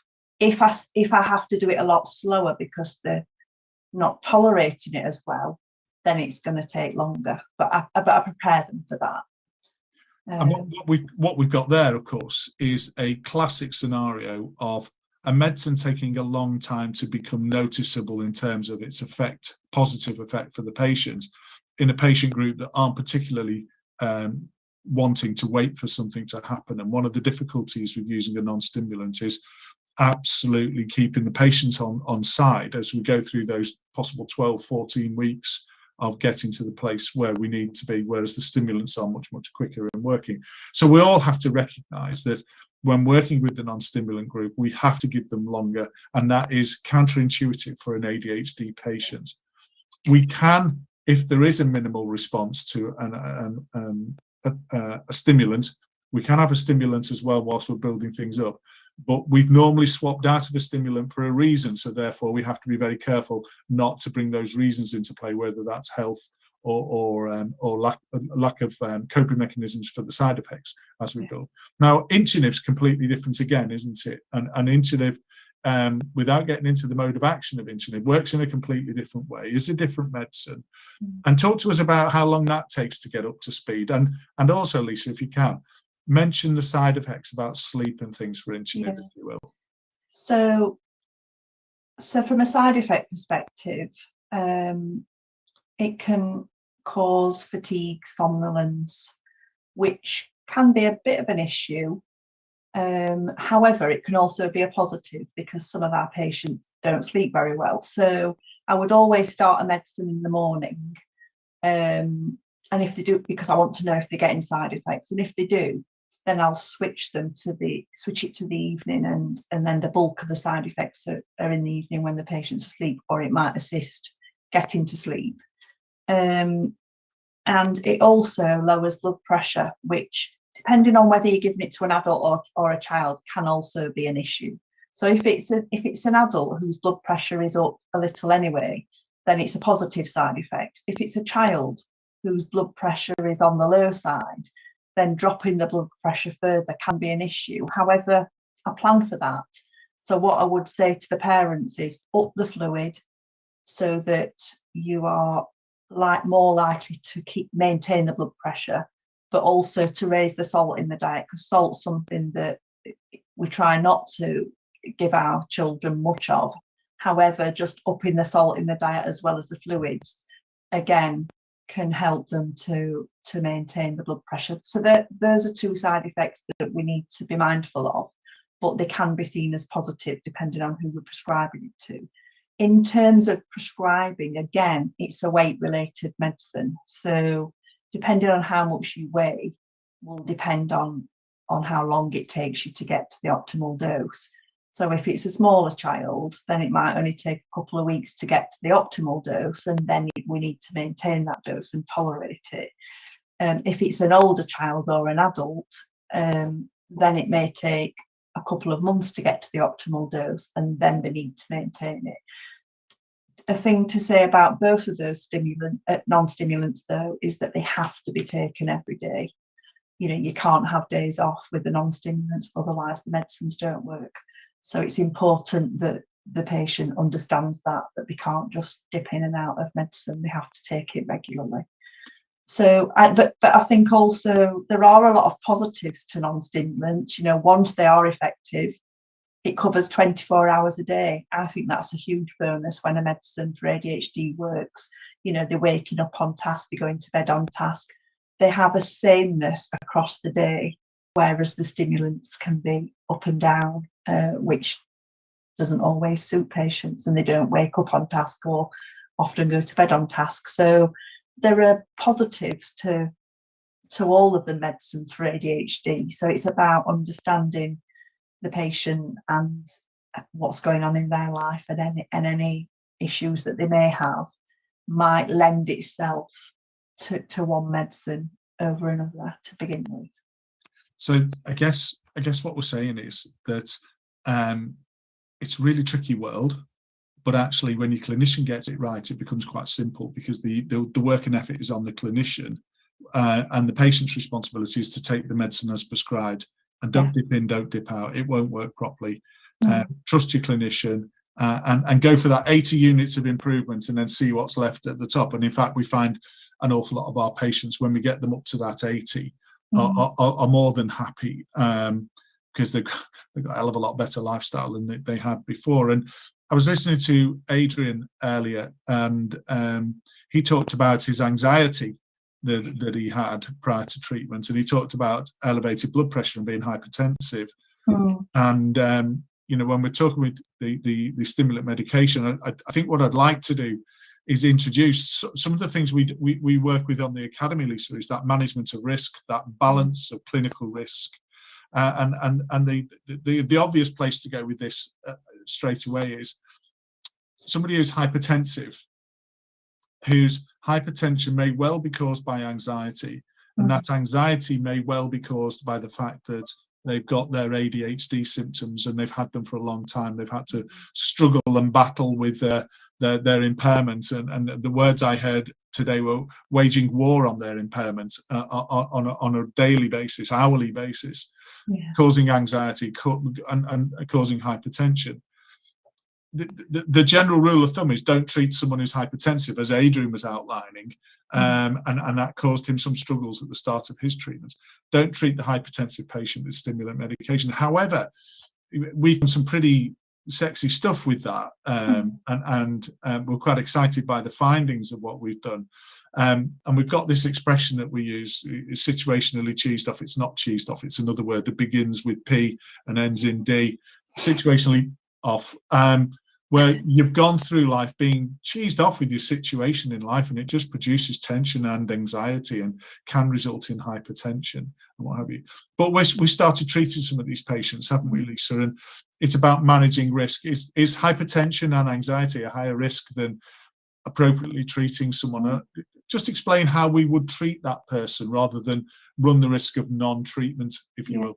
I mean, obviously, when we're assessing our patients, we're looking holistically at the whole patient. So we're looking at whether there's a reason why they might be hypertensive. So is there something else going on? So we'd request, you know, bloods and the usual things that you would do if someone presented with a significant hypertension. And when you've ruled all those things out, you know, you have to then think, okay, they are anxious, they've got low mood, they've had untreated ADHD for 30 years or whatever. This could be down to that. And so what I tend to begin with is we provide a blood pressure machine for all our patients. So I get them to take the blood pressure a couple of times a day, every day, get them used to taking it so that it's not a bit of white coat syndrome. When we get true blood pressure readings, we get them to log that on our Chrysalis portal. So we get a pattern of what the blood pressure is looking like. And once we've done that, we'd then consider medication, but again, whilst doing the blood pressure on a daily basis to monitor that, because like Phil says, you know, if you've got a low mood and anxiety because of your untreated ADHD, and you've been continually struggling and hearing negative things, maybe a bit of a binge eater, so your BMI might be on the higher side, you know, the likelihood is that you are going to have an issue with your blood pressure. And we've tracked some of our patients over time, and I'll never forget the first guy we saw who was 27, never had his blood pressure taken before, and when I did his blood pressure it was 180 over 120, and I thought, wow. And I followed the process that I've just explained, and we did start some medication, and that guy gave me his blood pressure every day for weeks, and we tracked it, and you could see by optimizing his treatment, his blood pressure just gradually came down, and I think his his final blood pressure was something like 120/70, and which was a perfect blood pressure for his age. But then so did his weight as well. So he was obese, and he stopped binge eating, and he stopped snacking, and he started having the ability to buy food and buy healthy food and eat appropriately. And I look at him and I think, well, we've probably saved a stroke or a heart attack in his 40s, and now he's a dad with a little boy, and his ADHD's under control, and he's not overweight, and his blood pressure's normal. And most people probably wouldn't have treated him, but I think it's about taking calculated risks and looking at someone's lifestyle and thinking, well, yeah, I can see that could be an issue. And like Phil says, you know, anxiety and depression are common in my untreated ADHD patients. 75% of them come to my clinic with a diagnosis of depression, anxiety, or both. And if I diagnose ADHD and treat them, 90% of them are not anxious or depressed anymore. And some of those, on day one of treatment, they are not anxious anymore. And it's a game changer, an absolute game changer for physical and mental health, but physical health in particular. I think we need to think about the patient as a whole, not just about their ADHD. Again, it's as if we have a script here, and we honestly don't. But we're working with this day in, day out, and we're assessing an awful lot of patients, a great amount of patients each month, and therefore the focus and the data, the real world evidence that we're gaining on a daily basis from the clinical team is just quite incredible. You talked about physical health there. Let's stick with physical health and ADHD for a second or two, because again, listening to other people that have spoken and looking at our patient group, and you mentioned obesity, and earlier you mentioned the connection between symptoms in terms of scale of impairment with diabetes. And the piece of work we're just starting off and looking at is ADHD and diabetes, isn't it? And the type 2 diabetic, who can't plan a meal, can't plan to shop for the food for a meal, perhaps can't even budget their food properly, their money properly to buy the food to plan for a meal. And those life skills that perhaps are taken for granted when neurotypical, that are real challenges when neurodiverse, can and do lead to binge eating, inappropriate food, and an inappropriate relationship with food. Yeah. And instead of having a planned meal with meat and 2 veg, as it were, diving in the fridge or going to McDonald's and having a burger and chips because it's instant and it's gratuitous and it's available, as opposed to planning and cooking meat and veg and what have you. So we got this kind of life story that pans out and becomes an inappropriate relationship with food caused by impulsivity, lack of planning capabilities, lack of foresight and forethought, budgetary planning, all those things. And yet when we treat medically for ADHD, we can see improvements in all of those life skills that become really important. And as you've said, we start to get into a regime where the relationship with food can improve, and weight loss can become a matter of record in that regard. And then we flip, to throw it back to you in a second, we flip that into another domain of the relationship with physical health, weight, and BMI and those other measurements, because of course some of the medicines are suppressant to appetite, and that has a profound effect on the overweight / obese patient as well. Now, just give us a 2-minute synopsis of why that's the case and what's happening there, if you will, from the medical perspective, not from the social perspective. So my untreated patients with ADHD, I describe their brain as being like a laptop with 20, 30, 40, 50 tabs open. And so if you can imagine that, I mean, I've got 1 tab open now and it's this session, but I don't have ADHD. If you've got ADHD untreated and you've got 50 tabs open in your brain and one of them is food, you can dip into that tab whenever you like. And that will be multiple times a day. Whenever you go into the kitchen to make a cup of tea and you see an open packet of biscuits, by the time you've made your drink, that that packet's gone. So that tab's there and it's there all the time. So you might have a binge eating history or a disordered eating history, because that tab's there and you're impulsive because you've got untreated ADHD. Now, if I optimize your treatment for ADHD, I am going to shut all those tabs down so that you've just got that one tab open that you're working on right now. So you can find that tab if you want to, but it's a little bit like if I find a weird and wonderful web page and I don't save it to favorites, I can find it again, but it'll take me a little while. And that is the same with those tabs that you shut down. You can find them again, but it'll take you a little while. And by the time you've got to that tab, you've talked yourself out of it, or you've said, no, I don't need that packet of biscuits. I've eaten enough today and I'm not hungry. So that's one reason why treating your ADHD will help with your binge eating. But like Phil says, it also helps you to plan, to organise, to do your food shop, to have that time to cook. You know, if you do an 8-hour day, but it actually takes you 12 hours because you've procrastinated for 4 hours, you don't have time to cook. So there's a lot of reasons why optimising your ADHD symptoms will also help with your eating and your physical health. And your BMI, I mean, some of the medicines for ADHD are licensed for binge eating, so there's a definite link between eating and ADHD.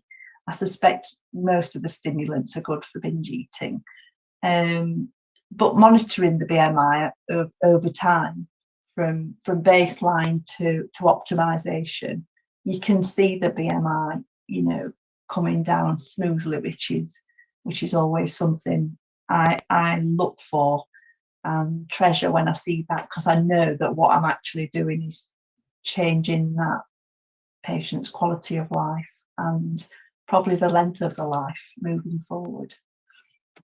And sticking with food, and we've had a nod from Henry that we've got about 5 more minutes. So just sticking with the food thing for a second, in terms of turning that all into, from the science into pragmatic life.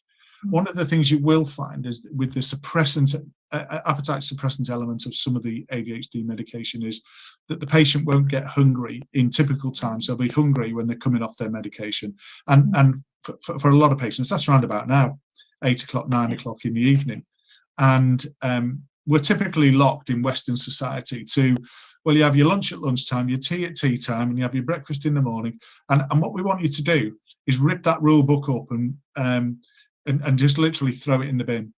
So get some food inside your child or yourself before you start taking the medication in the morning. That's really good for taking medication anyway, but it's really good to give you the fuel to get through the day. So some high energy fuel to get you through the day. And that may sound counterintuitive for a hyperactive person. It's not. It's good fuel. It's what you need.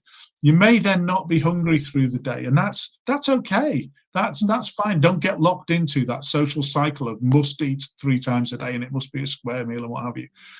But when you're getting towards the end of the day, now 7 o'clock in the evening onwards, have something healthy prepared. Even if someone else, your partner, a mum, dad, whatever, whoever prepares it for you. Have something in the fridge that's relatively healthy. It's not going to drive you to Kentucky or to McDonald's or to the chocolate bar in the fridge, whether it's a sandwich or a salad or whatever it is. And God, salads sound dull, don't they? I've just heard myself. But have something in the fridge prepared so that as your appetite comes off, and you start to want food again, you go to the fridge and you've got something ready there. And you haven't got to start thinking, right, my meds are wearing off. I'm no longer going to be as organised as I was. So we've got this balance between being organised and actually not being hungry. Now the organisation skills are dropping off and the hunger's coming back. We're back to that fast food, immediate food, want gratification through food. So have something prepared, have something healthy and ready for you. And don't be prepared that don't mind if the family's eating habits are disconnected for a good while whilst we get used to this, because it really doesn't matter. We can still sit around the table even if and have that tea time chat, even if the person with ADHD or medication isn't eating with us, still be with us. We can still have the sociability, but just recognise that eating patterns do not have to be locked in. There is no health benefit from that. It's all about It's all about making sure we're fed, making sure we've got that energy, and making sure we've got that fuel. Now, I'm Lisa. I'm watching the chat here, which is mainly instructions from Henry to us. And Henry said, "Can we quickly talk about the difference for women medication?" My favourite part, like just texting things through. But I think what we'll do, Henry, is we'll segue that into 7 o'clock tomorrow morning, and we'll really major on that tomorrow morning. But we will just give a little teaser for that now in the couple of minutes that we've got, if that's okay. Sticking with physical health and the links between ADHD and physical health.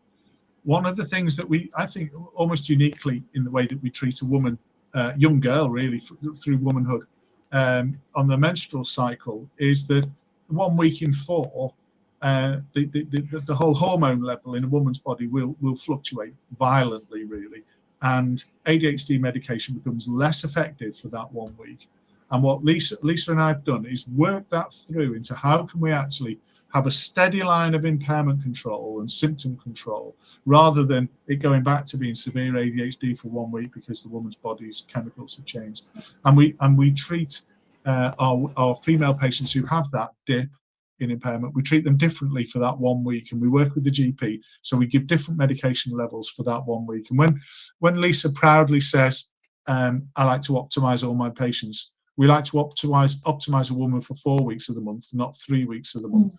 And Lisa's famous words are, losing 1 week in 4, which is a quarter of the year, because you're having a period and you've got ADHD isn't on. That's not fair. So we work with that. And Henry will pick that up in greater detail tomorrow morning, if that's okay. So what I want to do in my last 2 minutes, our last 2 minutes here, is sort of say, look, we've talked about why medication over non-medication and how that runs together. We've looked at the 3 groups of medications and why the clinician would choose one group over another. And when you're in a group, which medicines would you choose within that group and why would you make that clinical decision? We've hopefully covered some of why we'd stabilize on a medication and balance side effects against impairment reduction. And we've looked at optimizing and what that means to us, to optimize the patient to get the very best so they can lead their best life.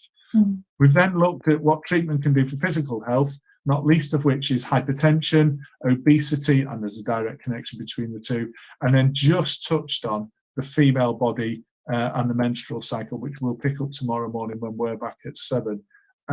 So Henry, come back in if you will.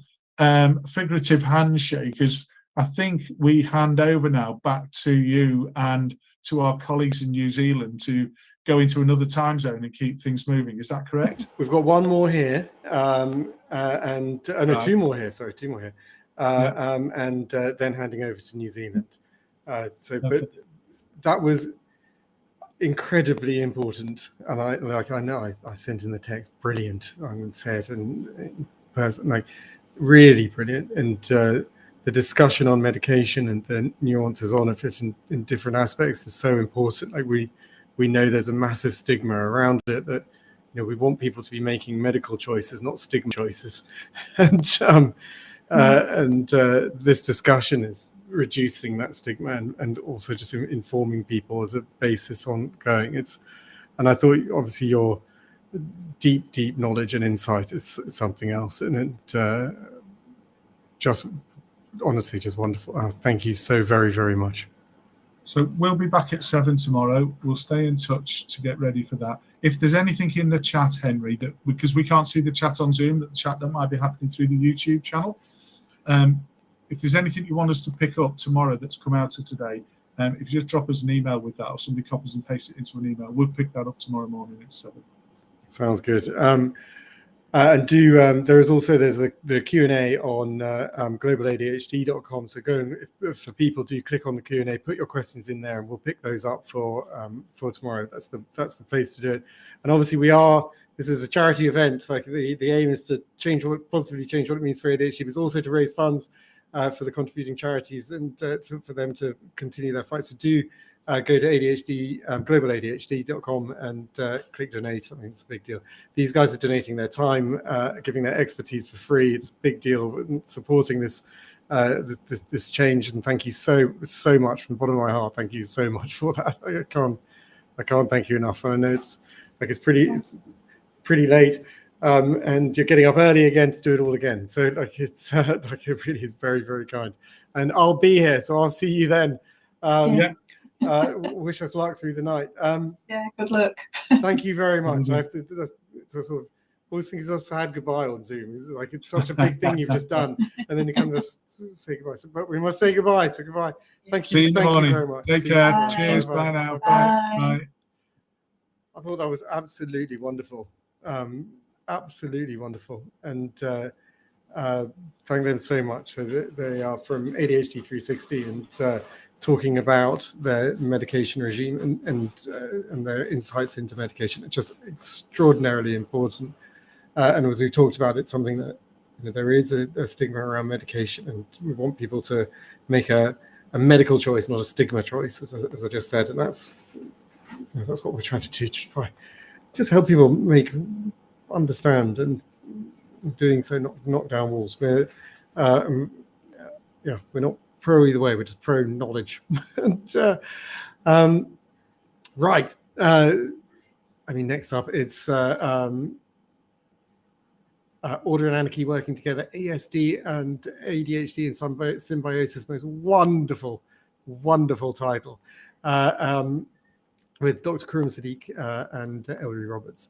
I'll be introducing those guys shortly. Then afterwards, we've got an interview with Tanya Bardsley. It's a searingly honest interview, and it's a wonderful thing. Really looking forward to that. Then we're handing over to ADHD New Zealand, which is just wonderfully exciting. Those who've been watching for a little while know we will cut to an interstitial now. Cut to a little video from Mackenzie, and then come back to the live show and bringing in Dr. Kurum Sadiq and Ellery Roberts. Really excited about that.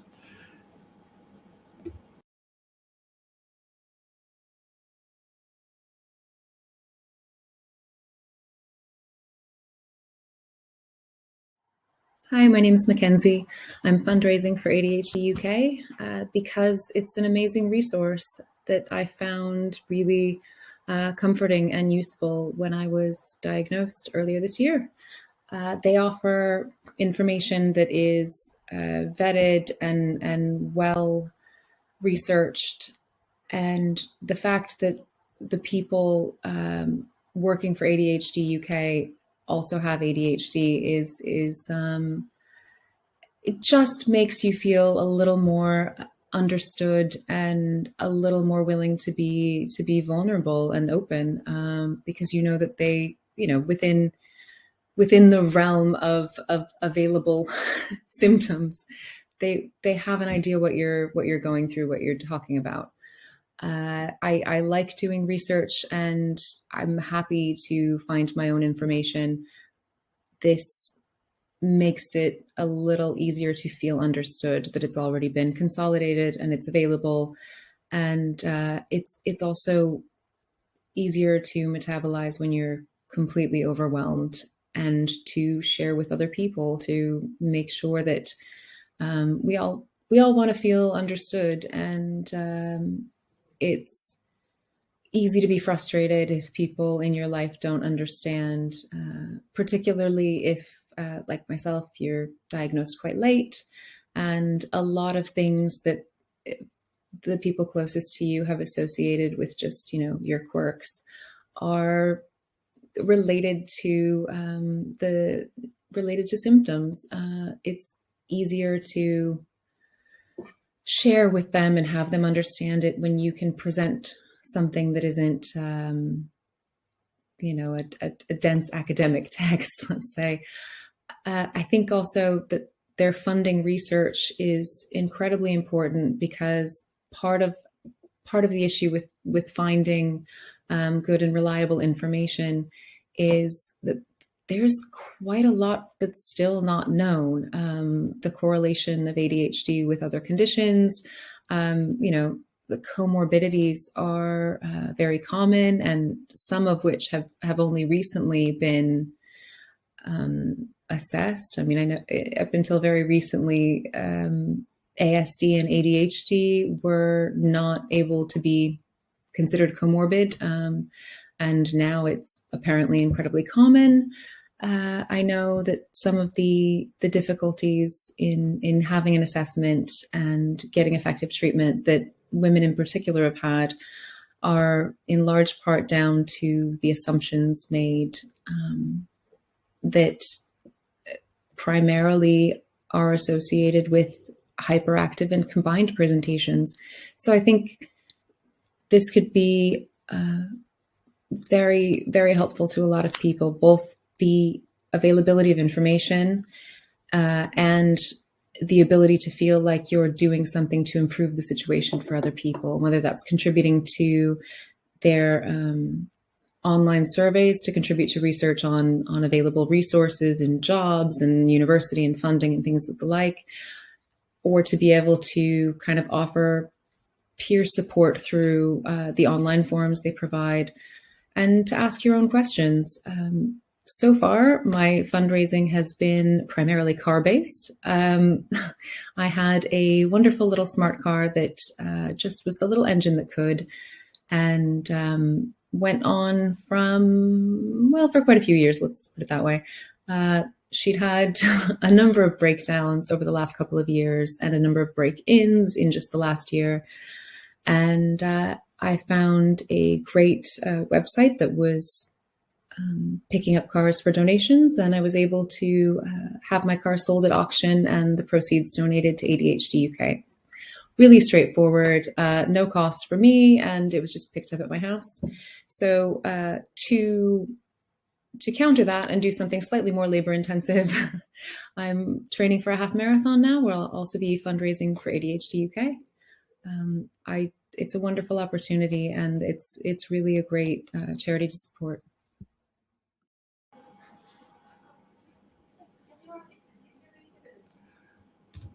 Wonderful, and thank you. Like, obviously, you heard her talking about her fundraising for us, which is very meaningful. And like, we get no government funds; it matters enormously. And if you could consider donating to the Global ADHD Conference, please do so. The money, any money raised, is shared between the organising charities. There's us, there's ADHD New Zealand, and the ADHD charity in South Africa called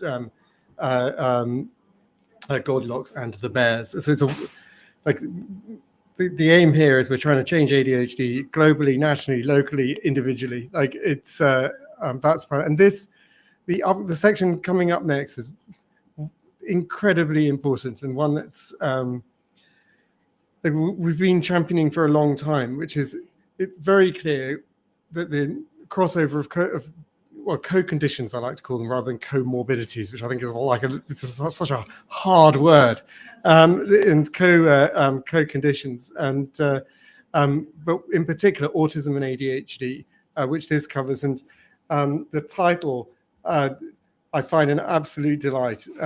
Order and anarchy working together, ASD and ADHD in some symbiosis. And when I first read it, I was like, well, I feel like I shouldn't like that. I don't think I should be called anarchy. I don't like, and in my head, I'm like, I have anarchy, like the anarchy all the time.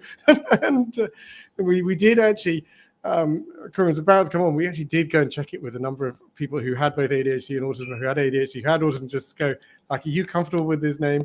Like, because we feel intuitively that we shouldn't be comfortable with it because it's got some negative content, but we all also really, really love it. And it was 100% love. There was no discussion. Everyone was like, man, that's a good title. Yeah, no, that's exactly right. Like, and so, right, without further ado, I'm going to bring them on. Hello, guys. Hello, Corinne. Hello, Hilary. You're just fantastic. Thank you so much for doing this. Staying up. Thank you. Oh, well, thank you. Like, it's a big deal. It's wonderful having you both, and you both represent it's such important. Corinne, obviously, you're a medical doctor. You have both ADHD and autism, and what we're about to hear is you speaking on the lived experience of them both. Yeah.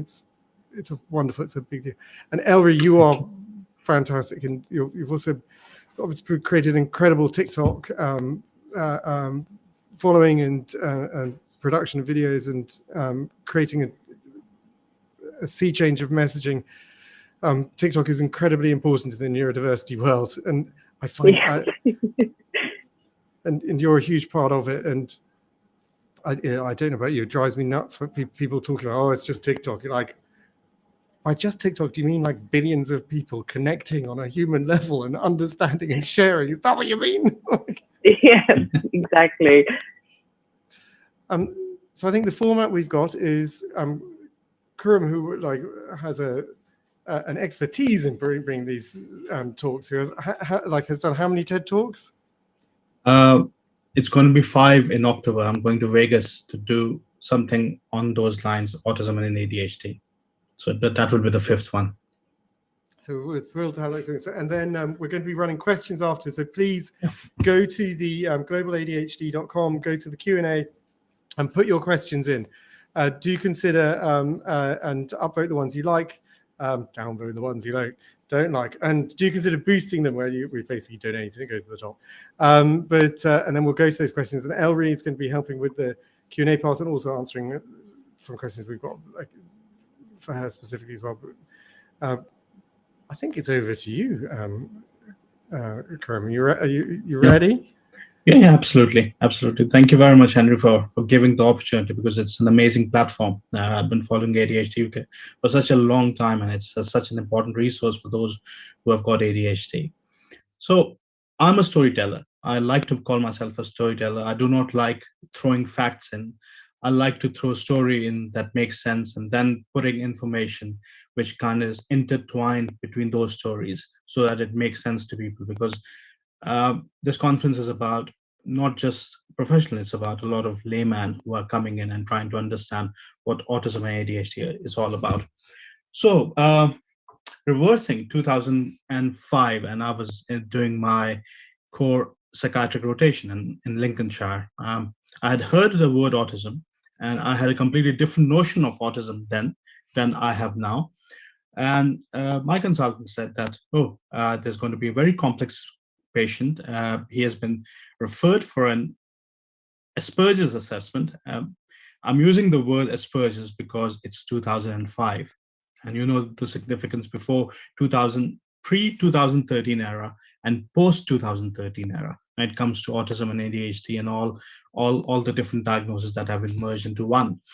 So I was like, okay. I said, have you heard the word Asperger's? I said, yes, I have heard the word. I said, okay, you're not supposed to do an autism assessment because you're incapable of doing that. You don't have the expertise to do that. I was in Lincolnshire at that time.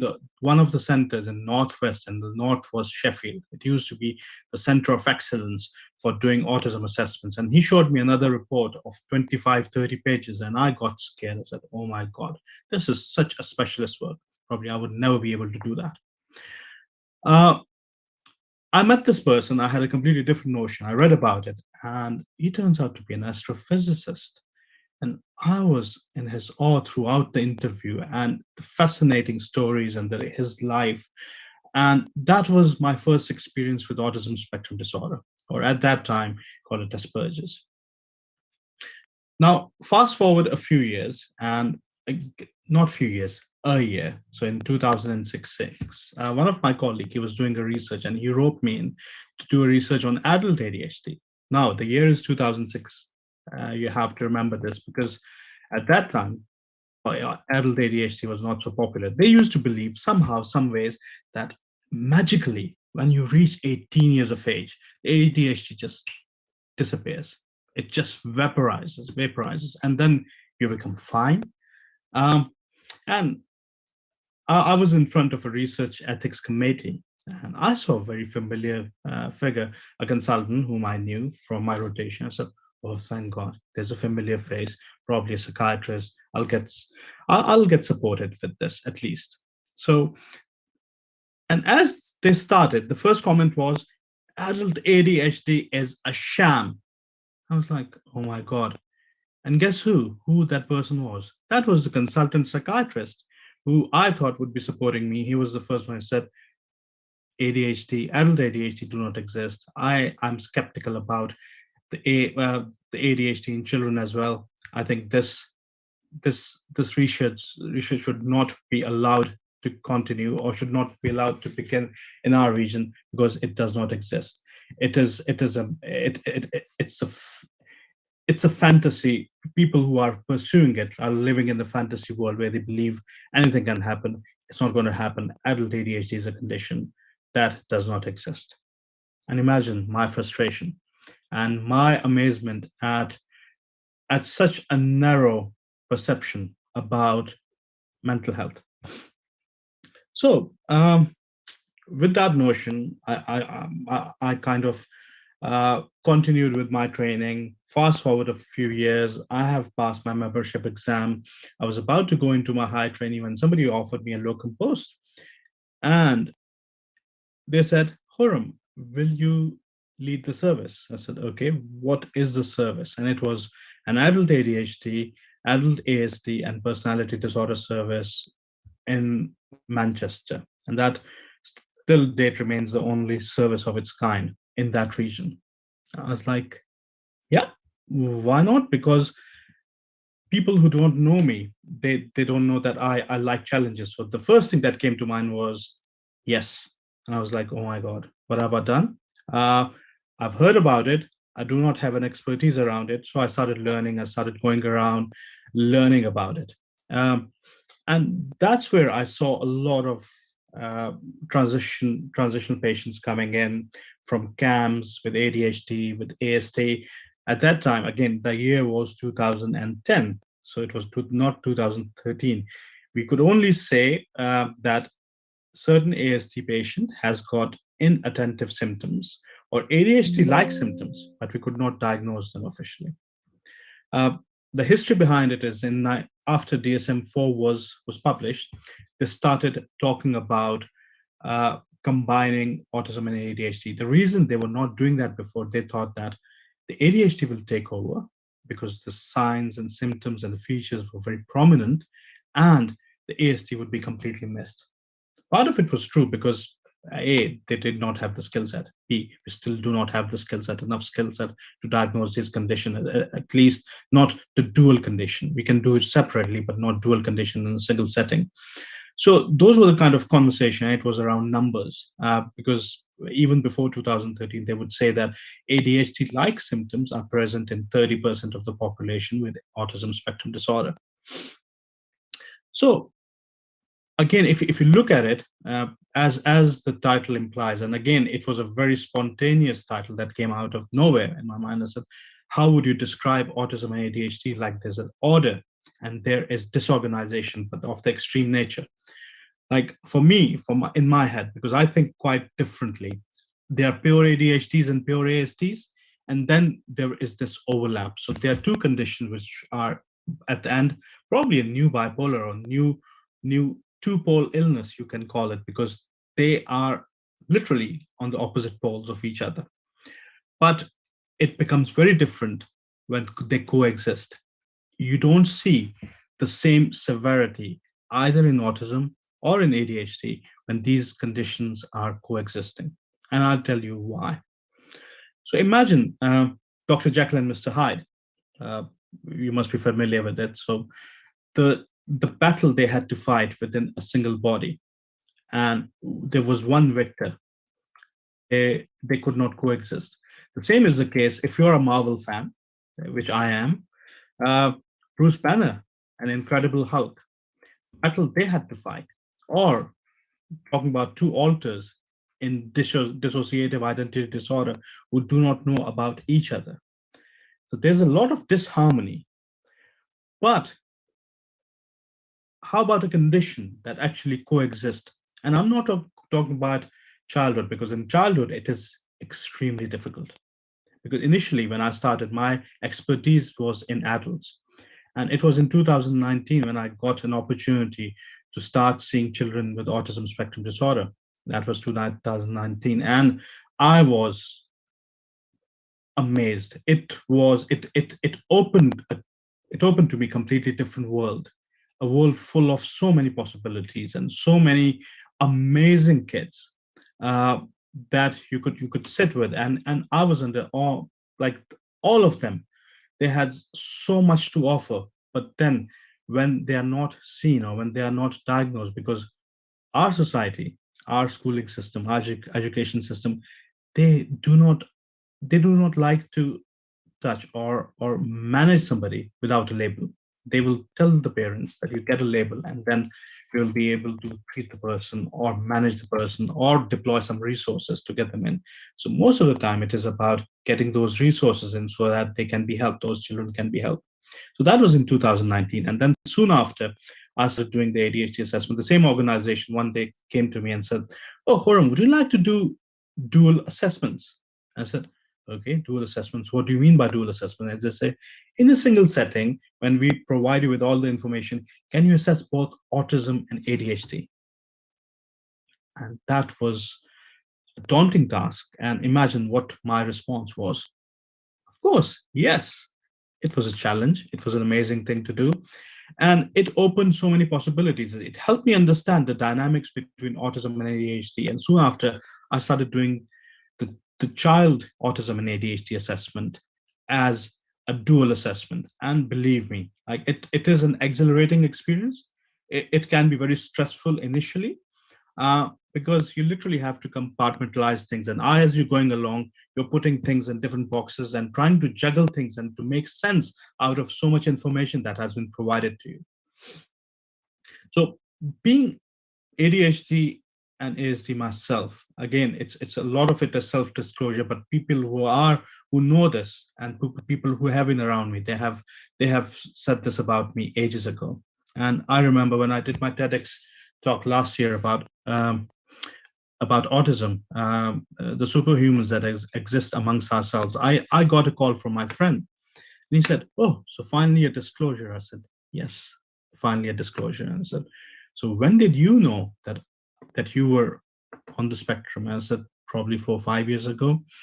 And he knew me since 2012. I said, "I knew it for about 9 years when you started training with me." I said, "How come?" "Because you were, for every year of the training, you had a task. For example, the year 1 was leadership, and you would get on with roll college, GMC, you would make things happen, and you would master that thing, and then you would move on to something else the next year, and then there was perseverance, and then you could not see other people's perspective, plus the perspective you're bringing that was so atypical that people could not follow at that time because it was so simplified. And in my mind, I simplified things because as an autistic person, I need to understand things from the very basic, and the basic comes from simplicity. But at the same time, I was lastminute.com, for example. I remember that was in 2008. I saw a patient. I was working in the crisis team in Manchester, and I dictated a letter, and it was a very long letter, 20 minutes letter, and then I realized that there's something wrong. There's something which is not right. Only to realize at the very end that I was holding my hand like this and using it as a dictaphone, whereas actually I believed that I was dictating, but there was no dictaphone in my hand. And my concentration, and I was so distracted that I could not see that happening. There were so many times that I left things, for example, my guitar in my toilet, and the Sky remote in my refrigerator. Like my wife sent me the photograph, and I was at work. I said, "What is this?" I said, "Oh my God, is this me again?" I said, "Yes, this is you." Glasses on my forehead, and I'm running around. Phone, I'm talking to somebody and looking for my phone at the same time. So those are the kind of examples that I had. Plus lastminute.com, doing things last minute. Like when I started preparing this talk, I only prepared it last night, like at 2 o'clock in the morning. And my wife said, "Aren't you going to sleep? You're supposed to go to work at 6 o'clock because you have to travel 2 hours." I said, "Yeah, I'll manage that." And that was 2 o'clock in the morning. So there's so many amazing things to talk about. But again, I realized that I had ADHD some 3 to 4 years ago. And the questions that when I reflected on it, I came to know that I was actually looking for some answers for the past 45 years. But for me, it became a normality. I thought that the way I was, for example, distracted, not able to concentrate, I was called lazy. I was taken to the hospital so many times because because I was distracted. They thought that there's something wrong with my eyesight, and they said that I'm not good at studies. I tried to walk away from it. But the subject that I knew, for example, mathematics and biology, I was so good at it that I would ace those subjects without even preparing for it. At the same time, I was having those problems. So I thought that probably everybody suffers it, and there's something wrong with me. Probably there's some innate problem with me, and I did not understand that. But now talking to my patients, and exactly they tell me the same thing. I remember seeing a patient who had who was in her 60s, and she hadn't had the assessment, and then she said, "I'm thinking about doing this assessment for about 30 years now, but I did not understand how can I be ADHD when I am so organized in certain parts of my life and so disorganized in other parts of my life." And sometimes I would think that because of those organization, I thought I was ASD, but then the other side was the disorganization, and I had to put it off. And I'm looking for answers. And when I started explaining to her how these things coexist, and she burst into tears. She said, "You have given me the answer that I've been looking for about 30 years." And these are the kind of things that people who have this coexistence of autism and ADHD, because it's not severe. That's the thing. It takes the severity away. If you look at pure ADHD and pure ASDs, they're very obvious, whereas autism and ADHD coexisting in a single body can actually, because they attract each other towards each other, hence ADHD likes to act as a friend. It does not let autism not being a recluse, whereas autism, like a good parent, does not let ADHD being too far astray. And again, this is the kind of theme that I've seen in these patients where autism and ADHD coexist. So reflecting on my experiences, and when I was thinking about it and the kind of life I had spent, I had an epiphany. I said, "Oh my God," because then I remembered my father. Usually it's the other way around. You see your children, people think, "Oh, I'm very similar to my child, the child who has been diagnosed with autism and ADHD. Probably I have the same traits. Let's get myself tested." I retrospectively thought about my father, who is a mirror image of me, getting too annoyed with simple changes. But at the same time, he used to do things spur of the moment, very impulsive things. And he was such a thorough person, but at the same time, with certain things, he was so irresponsible. When I thought of him, I saw that we were mirror images of each other. But at the same time, he somehow balanced it the way I balanced it for such a long time without knowing about it.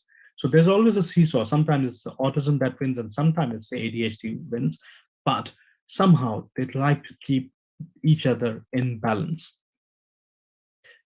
Now, in this phenomena, when there's a coexistence, what you have to remember is that there's a lot of masking that goes on. So the hyperactive element or hyperactive component of the ADHD, a lot of the time, it masks the underlying autism. A lot of the time, when people come back to me with a coexisting autism and ADHD, once they have been given medication for ADHD, they say, "Oh, can this medication cause autism?" I said, "No, this medication cannot cause autism." So what it does is, it kind of manages the ADHD symptoms, hence the underlying autism becomes more obvious. All of a sudden, they become more organized, they become more recluse, they become more annoyed at little changes, which they were not before. So this is an amazing thing about this. There's a lot of masking that goes on, and at the same time, the masking goes the other way around as well. For example, autism spectrum disorder, it masks the inattentive ADHD features. For example, there's a lot of overlap when you talk about these symptoms. And for example, they say that there's a problem with concentration and attention span in autism and ADHD both. But if you look at it, in ADHD, definitely there's an attention span problem, there's focus problem, there's the concentration issues, and they get distracted very easily. But in autism, there's no distraction. the concentration can be so intense. But if they don't want to do something, they will not do it, and they will openly say it. Sometimes those things are mistaken as lack of concentration. And again, this is the nomenclature that we use. For example, if somebody is not interested in something and is not studying, and when somebody is distracted and having lapses of attention and concentration, and this is what I focus on when I'm doing my assessments, that I want to get to the bottom of it, whether the attention span, are they talking about really attention span, concentration, or distractibility, or is it that the person is not really interested? If the person is not interested with autistic features, then he will, no matter what you do, the person will not attempt it, and he will say that I would not want to do it. And similarly, when we're talking about the overlaps, the no filter, they say that there's no filter in autism and there's no filter in ADHD. Now, the filter in ADHD is about, because they say things impulsively, it should not be said, but they sometimes are remorseful about it. They said sometimes they have a reflection, they say, I should not have said this. But when you talk to somebody with autism, for example, they say, oh, if they say somebody who is crippled, say, where's the limb? Why are you black? Why is this color so different? And when you tell them not to say that, I said, but that is true. So that filter, or it's actually a factual statement. And when you challenge them on it, they said, but this is true, isn't it? And you cannot argue with them. So you have to differentiate between these two. No filter because of the factual statements, and no filter because of saying something impulsively and being remorseful afterwards. Now, they say that they have problem in friendships, but in autism, most of the time, they don't want to be with people because they do not know the social constructs. Hence, they do not know how to behave around people. Plus, they're not into small talk because in autism, everything is about purpose. Whereas in ADHD, they lose friends because they get into conflict with those friends. And the conflict is about being impulsive or hyperactive, or they get into fights with those children. So you have to differentiate between the two. That you have to understand the nuances which are lying when these conditions are overlapping. Because as such, there's no tool that has been created for either autism or ADHD. We talk about ADOS, ADI, DISCO, then we talk about DIVA, and the Barclay Adult ADHD Rating Scale, or ASRS, or SNAP-4. None of them take into account the other counterpart. For example, ADHD, when it is coexisting with autism spectrum disorder, they don't take into account factors that could actually minimize or mask some features, and likewise. So I think there is a room for creating this tool. And again, looking at research, a lot of research is done with ADHD and ASD, but most of it is about young children. There isn't much research about coexistence of ADHD and ASD in adults. And even with children, the sample size is so less. Like you're looking at studies with 16 children or 90 children or 70 children, which is not reflective of the society or the bigger cohort that we are looking at. So talking about the overlaps, again, they say pacing. In autism and ADHD, there's pacing. But what they need to differentiate is why this happens. As such, in autism, there's pacing because with circular movements or with to and fro movements, it helps them to clear the mind, and they're able to communicate things better or think things better. Whereas in ADHD, it's not pacing. They're just running around, they're climbing things because they've got so much energy, they're dissipating those energy in sporting activities or in climbing activities. What you should notice is if there's a coexistence of autism with ADHD, a lot of those activities would be solitary activities. For example, running, biking, going into marathons, hiking, where it would not involve another group. Whereas if you're looking at the ADHD, so-called pacing, I would not call it pacing, but in a lot of literature, nomenclature that has been used is called pacing. It's not pacing. It's actually activities that they're doing because of the increased amount of energy that they have. So you have to differentiate between these two. You cannot be going with a checklist or with other tools going around doing the checklist, because if you do the checklist and if you ask questions very superficially, inquire superficially, then you're meant to lose a lot of substance that lies beneath those questions, and probably misinterpret a lot of things and ending up misdiagnosing a lot of people or missing a lot of those diagnoses. Now,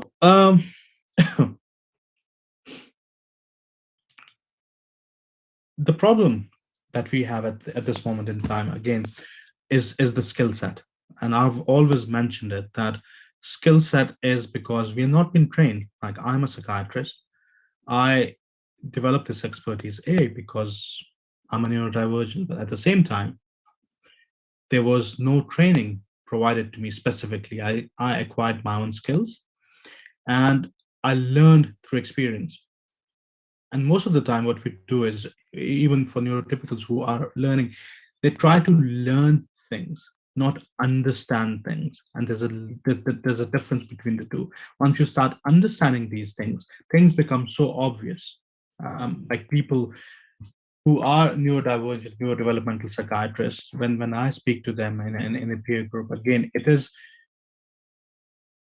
we have compartmentalized so many different things in so many different ways that even looking at some people, even before the assessments or talking to them for about 5 minutes, we actually know what is happening with them, which is a skill that we have developed by learning, by reflecting, and by understanding. And the understanding bit is missing. As such, there's no training for ADHD, there's no training for autism spectrum disorder. They're sent on courses, different courses, but courses gives you information. It does not help you understand the issues. You need to understand the context, the stories. Those knowledge-based things need to be incorporated with stories or with a proper context for our trainees to understand what is going on. Otherwise, we would not acquire the skill set. It's incredibly important, the changing of the training that people have to really understand. Now, are you ready for questions? I'm worried we're running out of time. Okay, yeah, I can go on for 2 or 3 days if you want to. But yes, well, it would be wonderful if look, next time we'll do a 3-day conference and, and invite you on. A lot of people have been entering questions online, and thank you everyone for doing that. If you go to globaladhd.com to do it, and upvote, downvote your preferred one, so at least the focus is, but Elrie's in charge of them, but like she reads the ones at the top first. Elrie, I'll hand over to you because you're doing the questions, and actually, hand over to you. And thank you so much. That was amazing. I really enjoyed that, and it's so fascinating to listen to you and your expertise, and just feel so that I can relate to everything that you were saying. It's just wonderful to hear it and speak about it. So I wanted to ask initially, one of the questions that's got a few upvotes on there already is about autism and ADHD in women. And the question is, does ADHD and autism present differently in women? Yeah, ADHD and autism both definitely that there's a difference. And again, for example, in ADHD, you see a more inattentive type picture in women. And again, there's a lot of overlap. For example, the hormonal changes. If you look recently, I was studying something about premenstrual dysphoric syndrome, and again, it coincides with the extent of ADHD it has in women, and it changes the severities of those symptoms quite intensely. Plus, at the same time, what we have to remember is females, they mask and they mirror better than males. So a girl would see something happening and would try to emulate that in a different setting, although it would not come natural to her, but she would do that. And that's where a lot of the time it is completely missed. And a lot of ADHD is in women present as more of inattentive symptoms rather than hyperactive symptoms. And even if they're hyperactive or impulsive symptoms, they try to dissipate that energy using a lot of sporting activities or a lot of exercising, and that's why those things are not visible. For example, there is a disparity between the ratio of male and female. Again, I say the same thing about autism, because the masking and mirroring, it happens, but again, it's the transitions that actually reveals what is going on. The transition from home to nursery, and from nursery to primary, the primary to secondary, the secondary to sixth form to university, and university to life. These in these transition, things become more obvious, and these are the points, these are the key points where we are able to pick up those inconsistencies or those masking, especially in females. Thank you. And Elrie, actually, just whilst, because that was obviously such a good question, and I can't stop myself asking. So you are the founder of the Women Wired Differently, the ADHD Focus Club. What's your answer to that question? The same one you just asked. I agree entirely with what you've just said, and I mean, as a woman that grew up with a family of 5 women, you certainly do learn at a young age how to act in sort of the societal normal standards and present yourself in a certain way. So it certainly makes sense as to why it would go miss if you've sort of spent a very long time masking and learning how to behave. So I resonate with what you said entirely, and I agree wholeheartedly. Thank you. Well, let's hand back to you asking the questions. Sure. So the next question would be about stimming, and the question is, how can stimming appear with ADHD and autism as well? Okay, so again, I've mentioned to you about different kind of motor activities. For example, in autism spectrum disorder, it can be about fiddling the fingers, stretching the fingers. At the same time, it can be flapping hands, which is a very common thing. Plus, at the same time, in excitement, jumping around, that becomes very common. Whereas in ADHD, it's more of hyperactivity, and it's the fidgetiness, it's the restlessness, it's the inability to sit still. Even when sitting down for long hours, they'll be changing postures, they'll make every excuse to get out. Some people, they just smoke in ADHD. They only smoke because it's an opportunity for them to get out and have a breather. Otherwise, if you take that away, probably their smoking will stop. And same is the case with tea and coffee. So this is how they present, and they're quite different if you look at it. But again, they say eyes can't see what the mind does not know. Unless you educate people about how they differ and what is the rationale behind it, you won't be able to understand completely. Sure. Just going off that as well, I wondered if you had a stance on body focus, repetitive behavior as a form of thing in ADHD or ASD. I noticed within my audience itself, a lot of women had resonated with compulsive skin picking. Of course, you have dermatillomania, trichotillomania as well. Yeah. And this in itself is a coping mechanism I picked up as a very young girl, unaware that I was actually, I guess, sort of stimming or self-regulating, self-soothing. And I wondered what your thoughts were for that. It's trichotillomania, which is kind of taking the hair out when they're stressed, which is a very common feature. Like I've seen so many women that they say that I suffer from trichotillomania. I've got bald patches in my head, and a lot of them, they cover their hair. And it is very common because it's stress induced. Again, it's an impulse control disorder, which is a very common thing. Then picking the skin around the nails, that is a very common thing. Again, if there's a scab, if you have picked, then you just keep on scratching the scab, which happens quite a lot, which cause to a lot of people that can come across as self-harming behavior, but it is not. It's very soothing to them. So yes, these are very common things that happens a lot in ADHD. Thank you. So the next question here would be, I think you actually covered that entirely. So I'd ask, it's about differences, and ADHD people can accidentally interrupt often. With autistic people, things can seem quite black and white or literal. How does this present itself within social interactions?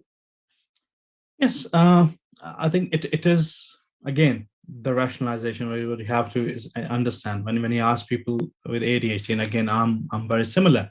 If an idea comes to my mind and I'm, because I'm quite excited about it. Secondly, I know that if I don't do anything about it, I'm going to forget about it.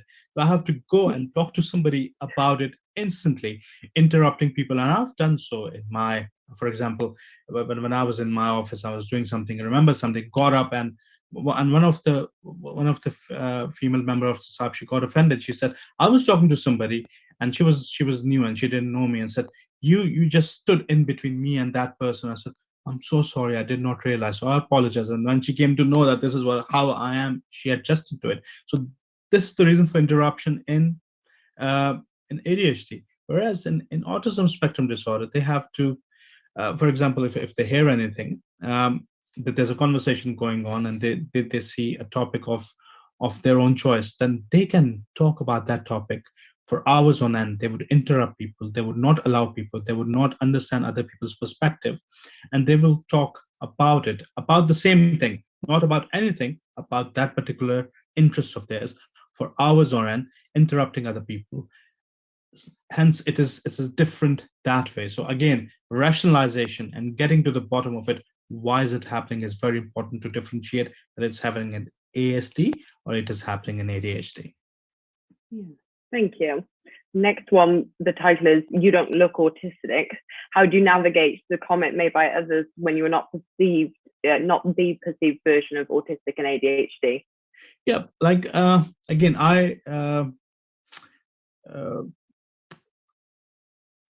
it's again, when the two conditions coexisting, it does not come across as autistic. Like people think at one point, they think that I use a lot of extrovert preference, whereas if you see me in conferences, and if I'm not talking about something that I'm interested in, I'm such a quiet person. I'm the lonely person who's sitting in the corner with a bowl of soup and sipping it away and wanting this thing to end as soon as possible.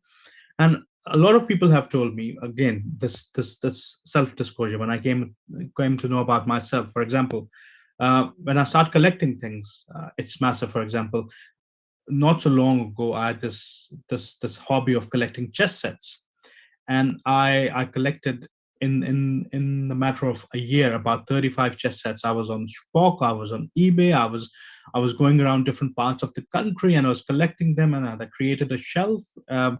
Back home, Pakistan, sent all those chess sets, and it's now displayed in my cabinet. If you look at my Ray-Ban collection, there were 35 or 40 glasses I have. Like, I know each one of those. I hate change. I absolutely detest change. I recently changed jobs, and I am cursing myself. Why did I change the job? Because it is such a difficult thing. But when people tell me to be open about it, I said, the thing is, I'm autistic. It's very important for me to know myself. I don't want to advertise it. I don't want to have a label on top of me that I'm autistic. But if I thought that the label was necessary, I would definitely bring it in. And a lot of people, they disagreed with me. They said, you hide away from the fact that you're autism. And that's why I did the self-disclosure. And I'm quite happy. People see me as autism. People don't see me as autistic, but I know my own self and my strengths and my weakness and how I can use them in day-to-day life. That's what's important, and that should be very important to you if you're undiagnosed autistic, or if you are somebody who has been diagnosed with autism. It's your condition. You should know it better. You are the one who has to live with it. You have to interact with others. It's all about you, whether you want to disclose it or not, or keep it a secret. Thank you. Thank you. So the next one. I think it might be time to wrap up, very sadly. Is that the time already? It is the time already. Yeah, we have to wrap up for the next one to start at 5:30. Yeah. You guys have been awesome. That was really, really compelling and interesting. Thank you both. Thank you, Kurum, for your talking, your candor and your insight. Thank you, Elri, for your support, for the inquisitive questioning, for your answering on bringing your own insights as well. So thank you so much. And thank you for being part of this, being part of the ADHD Global Conference. We're very grateful for both of your involvement, and bringing the medical and the TikTok worlds together, I think, is a wonderful and important thing. And thank you both. Thank you so much, Andrew, for giving us the opportunity and this platform. Like, it's amazing what you have done. Like 24 hours global conference. It is very reminiscent of ADHD, and I love it. Well, thank you. What are we in? We're 22 or 21 hours in, and 21 hours? That can't be right. No, 11 something. It's about. It's quite a lot of live streaming now. Nine and a half hours. Thank you. I've got it in both ears. It feels longer, if I'm honest. Just amazing and absolutely wonderful. Thank you so much. Look forward to talking to you again, and thank you so much for being part of this. Have a great. Thank you, Henry, and thank you, everybody. Thank you, Ellery. Thank you, Anna. Thank you. Bye, guys. Bye. Right. That was the segment on ADHD and autism, and just such an important section. Ellery is marvelous, and I thank her so much for being part of it. And Kurum, thank you so much as well. You're both absolutely awesome. So thank you so much. Right, up next, we've got our title screen. So up next is Tanya Bardsley, reality TV personality, and then we're handing over to ADHD New Zealand, and that's how to be successful in tertiary education, followed by ADHD in sport, and then followed by success through schooling. So it's we're absolutely thrilled and excited about that. So, but the next is an interview with Tanya Bardsley. As those will know, we'll have a little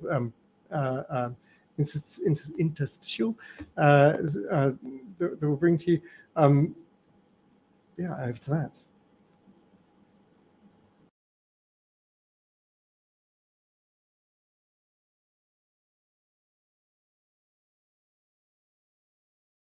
Hello to everyone at the ADHD UK conference. My name is Nick, and I'm a very proud advocate of ADHD UK. So this summer I decided to fundraise for the charity by running a 97-kilometre ultra marathon.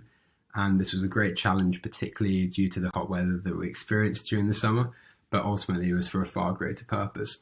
And this was to raise money for the charity so they can continue their fantastic work for improving the lives of those with ADHD. So I was personally diagnosed with the condition when I was 14. So I, at first hand, experienced the challenges and also the opportunities that this disability presents. And ultimately, I think that any money that is raised towards the charity will help them to increase accessibility and also conduct fantastic groundbreaking research into the condition. So I would strongly recommend that anyone at the ADHD UK conference should get involved in fundraising initiatives. Maybe it's a bake sale, maybe it's a running event, whatever kind of floats your boat, I think would be really beneficial to the charity. And I know that the money raised will go towards a great purpose. So I hope you enjoy the rest of the conference, and I hope that you get involved in this fantastic charity, because the work that they do is truly amazing.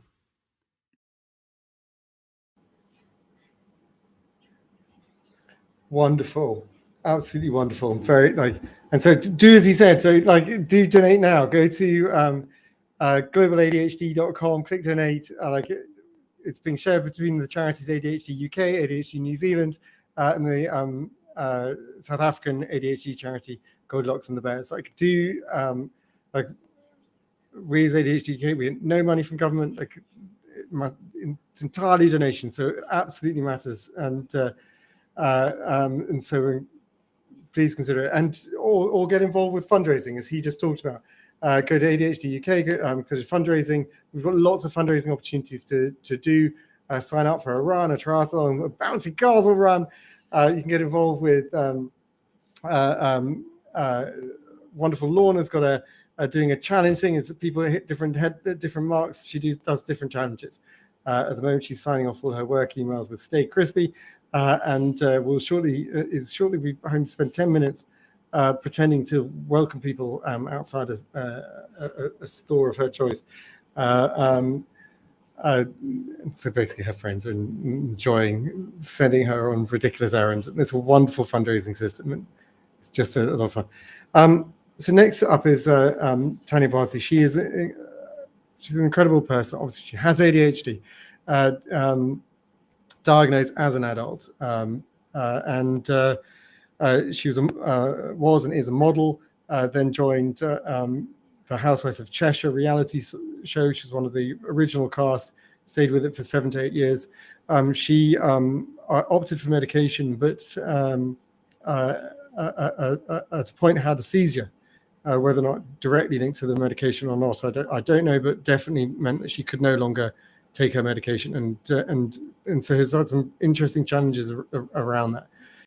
She's a really fascinating person, and I do need to give you a heads up. So, like, where we filmed it, so she's done a documentary on her ADHD. Pretty certain it was on ITVB tonight at around 9 p.m. And we recorded.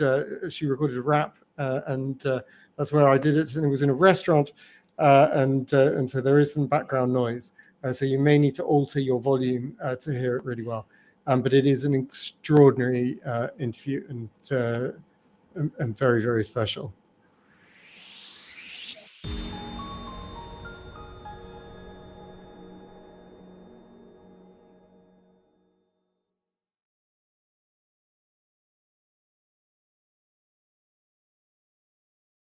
Thank you, Tanya. It's wonderful to see, and wonderful that you've agreed to become an ambassador for the charity. Oh my God, I'm so happy, Henry. Thank you so much. And I really, really am honoured to be part of ADHD UK.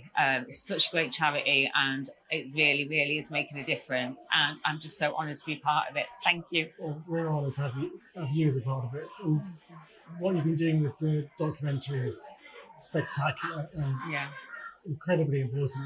Hopefully we can make a difference together. Absolutely looking forward to that.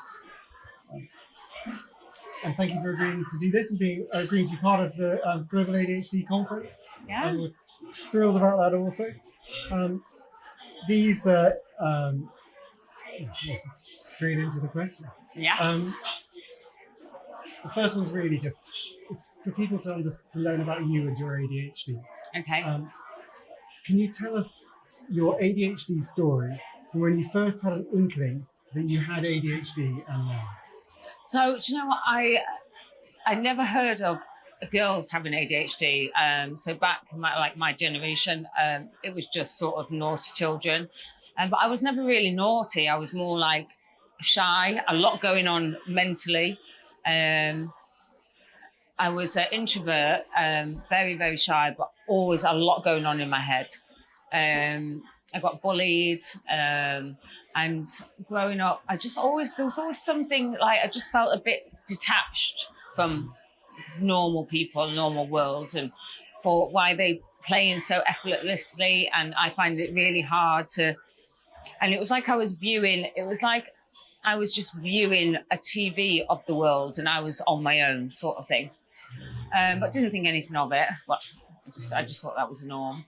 And it was when I was 19, I went to the doctors, depression, anxiety, and they gave me antidepressants.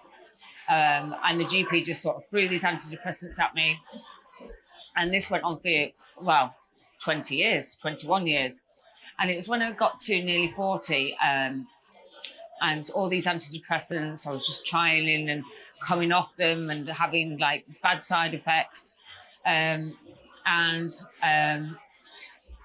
paid private to go and see a specialist because I thought, I can't live this anxiety anymore. I was picking my fingers till they bleed, and my head, my inner thoughts were just, it's like literally 20 TVs on in my head, all shouting, and my leg was going, and I didn't realise any of that at the time.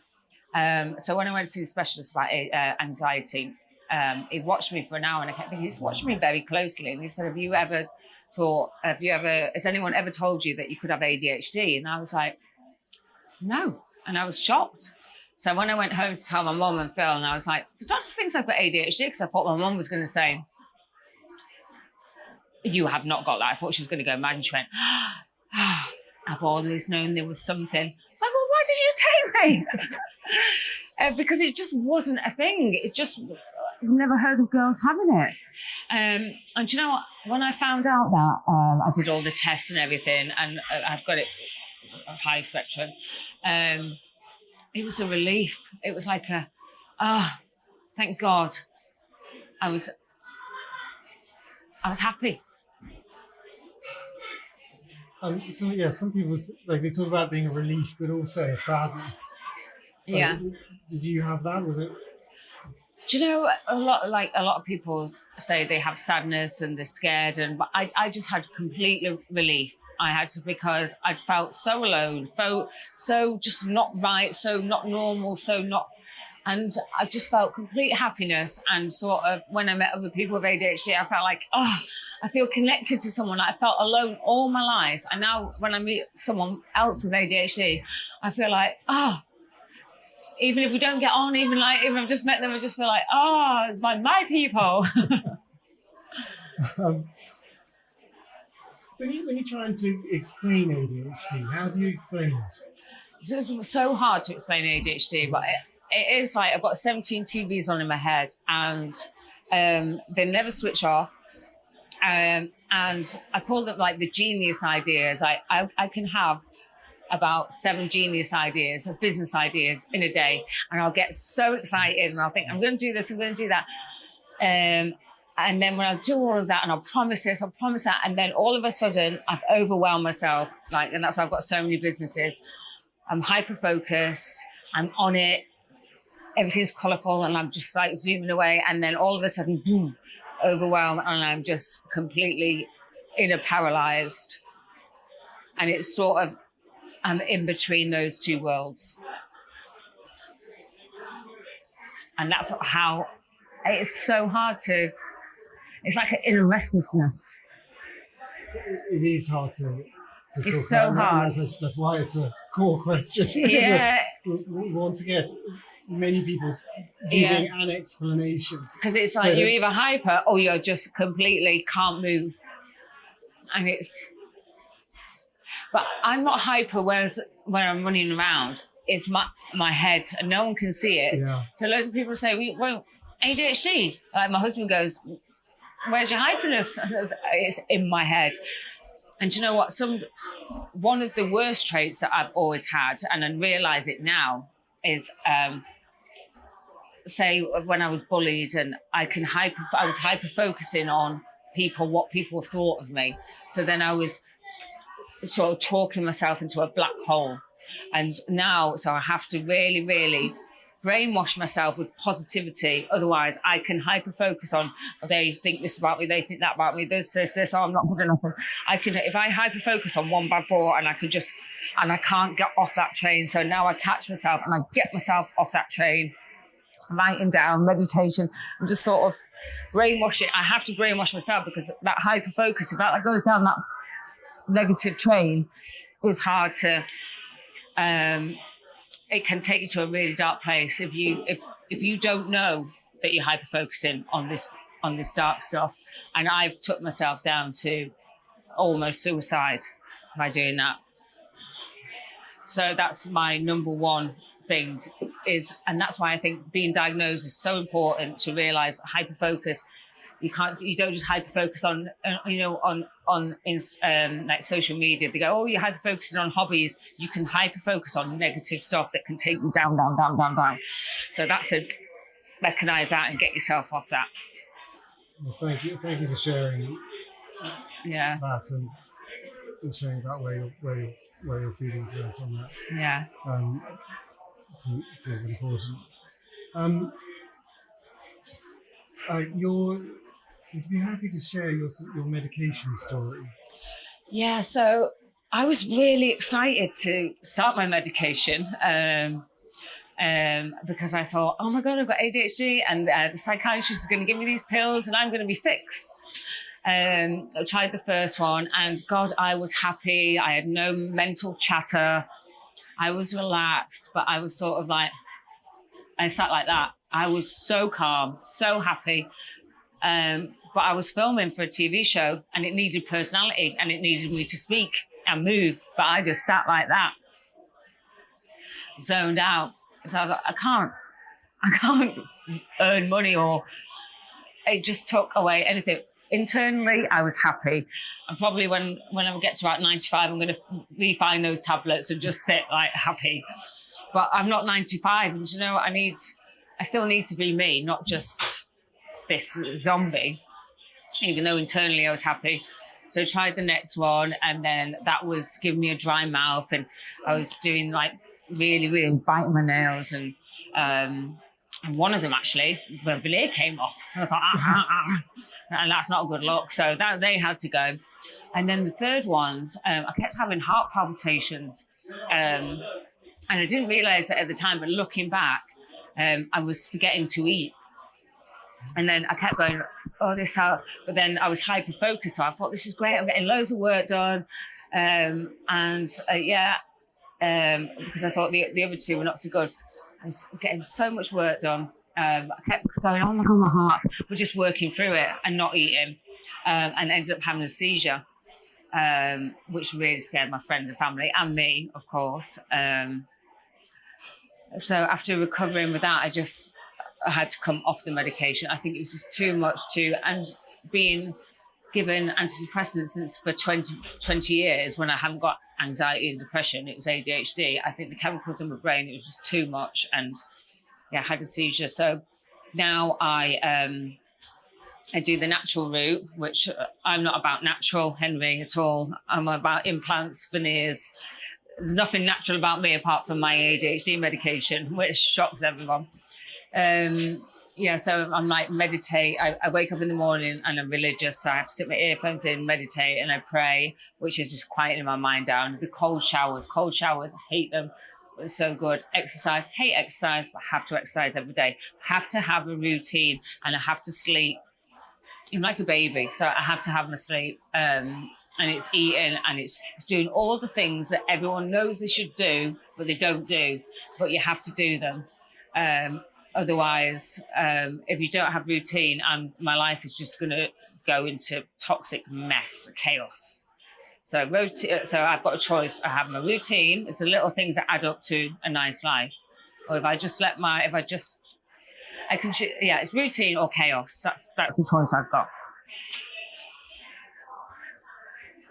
Thank you. And I love that phrase. It's routine or chaos. Yeah. And which will particularly resonate, presumably with you, for any parent of an ADHD kid. Oh, yeah. It applies to adults just as much. Yeah. So, you touched on it a bit, like how your ADHD has impacted your work. Yeah. And I suppose the wider question on how do you think being ADHD and being in the media, being on TV, do you think that's a good idea or a bad idea, or what's your view? I think, I've got two mindsets about people with ADHD being on TV, and it depends on their core personality, really.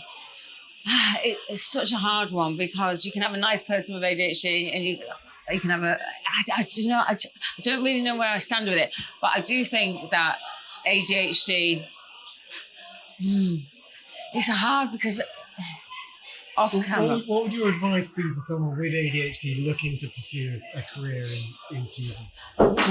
We obviously, as a charity, right? Yeah. We support people. Yes, getting into completely. TV. We want to see those people representing. And Definitely. But also,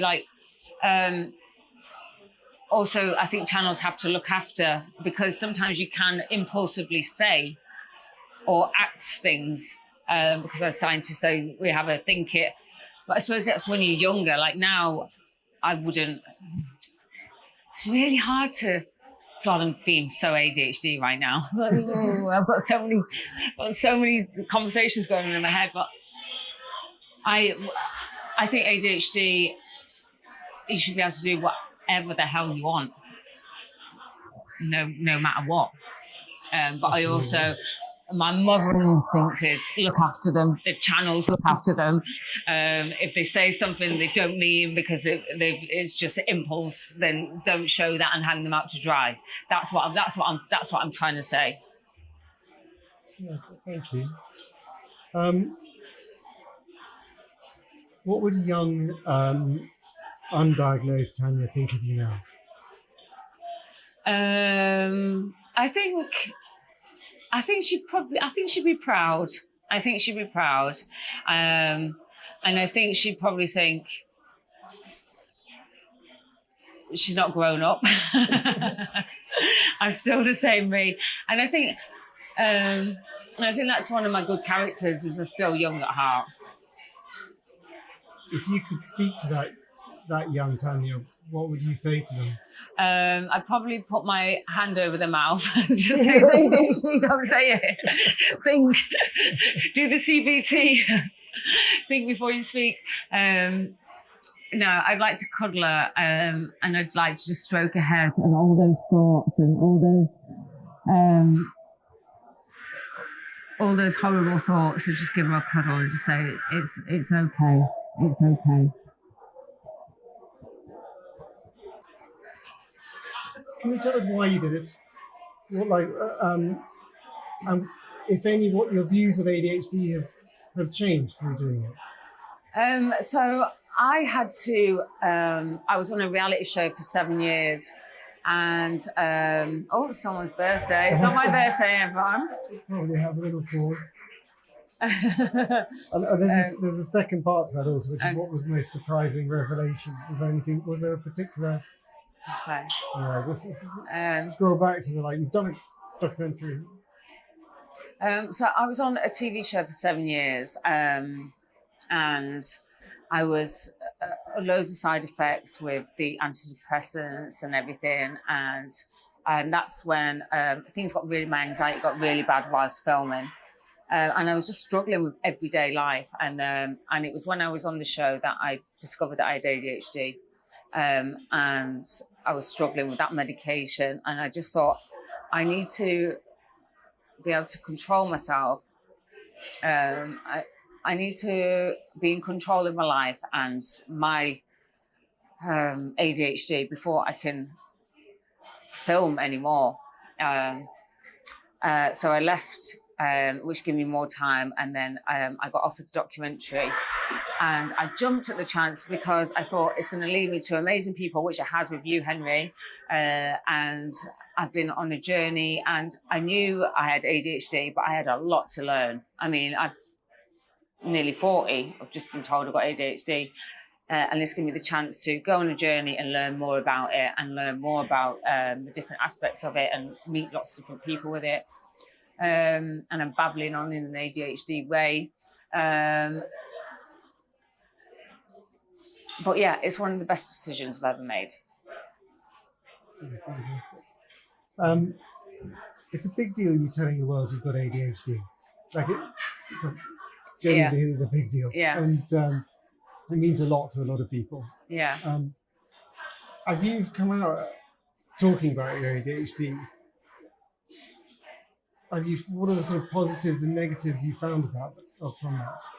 I was so scared about coming out that I had ADHD, because I thought, are people going to think I'm just a nutter, and are people going to see me different? And I thought, everyone's always said I'm a nutter anyway, so what? And you know what? I've had nothing but positivity, and the thousands, hundreds of thousands of messages straight away. I think I have got it. I've always known what you said has resonated. My son, my daughter, everyone somehow has got a story about ADHD relating to them and wanting to know more information. And that's why I was so keen on doing the documentary, because so many people have so many questions that are unanswered, including myself. Thank you. Do you have a favourite ADHD strategy? My favourite ADHD strategy is praying to God. And it's not really God, it's a higher power, because I'm not really religious, but I get on my hands and knees. and it's sort of my hands near my heart. It's more of a meditation, but in a prayer pose. And it's more breathing really. And it's just focusing on what I want instead of, because that hyper focus can take you down. And if I get on my hands and knees, it's more of changing my state, changing my pose that will take me out of that sort of changing the hyper focus of negativity. So it's knees, hands, and just that, and a cold shower. There's nothing like shaking your brain out of a negative hyper focus of a cold shower, but it really does work. Not like that. And it burns fat. I do know. Last question. So this is it's a traditional last question. What impact of your ADHD has made you saddest, and what has made you happiest? And if you could do saddest first and happiest last, so we end on a high What note. impact is my ADHD? My personal ADHD. Of your ADHD, how that's made you saddest? Okay, so the one that's made me saddest is seeing my mum and dad's face when they knew that I tried to take my own life. Because nothing can... I just can't even imagine what it would be like if I knew that one of my babies has tried to take their own life. I'd just be... and they've given me nothing but an amazing life. And it's just an internal struggle that I knew nothing about and they knew nothing about. I mean, they always knew that I had something not... but yeah, that's the saddest thing, just seeing the sadness in their eyes.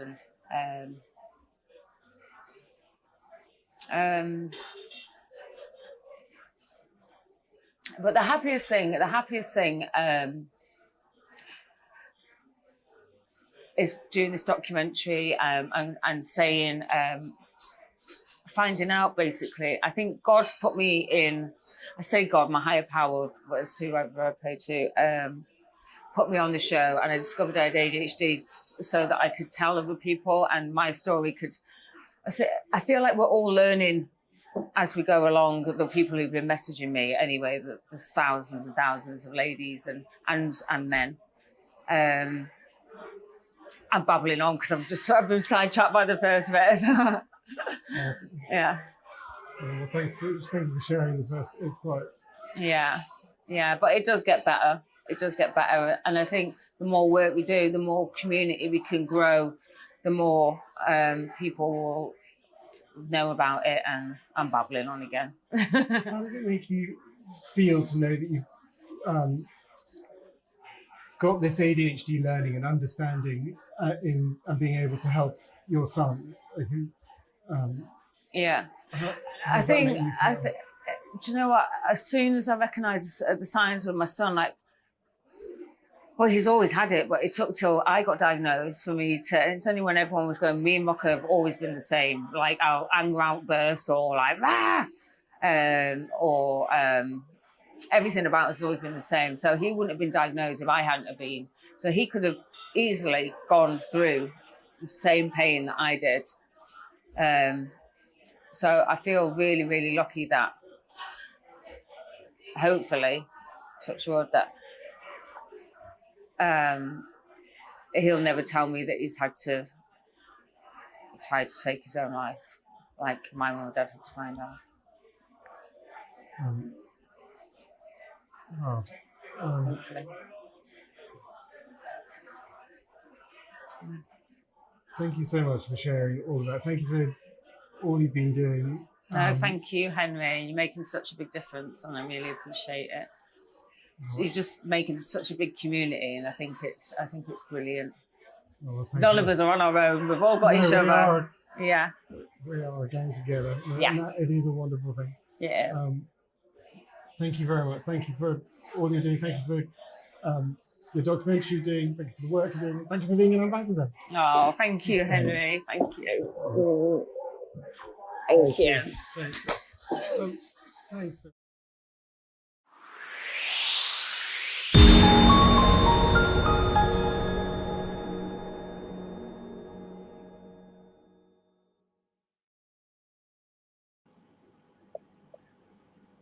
That was wonderful. That was Tanya Bardsley talking about her ADHD story and the impact of ADHD, and something really quite special to end this UK segment of. And I thought it was searingly honest, and I thought the story at the end, where she talks about the saddest moment of her ADHD being looking into the eyes of her parents after she'd tried to take her own life, and having to see the pain in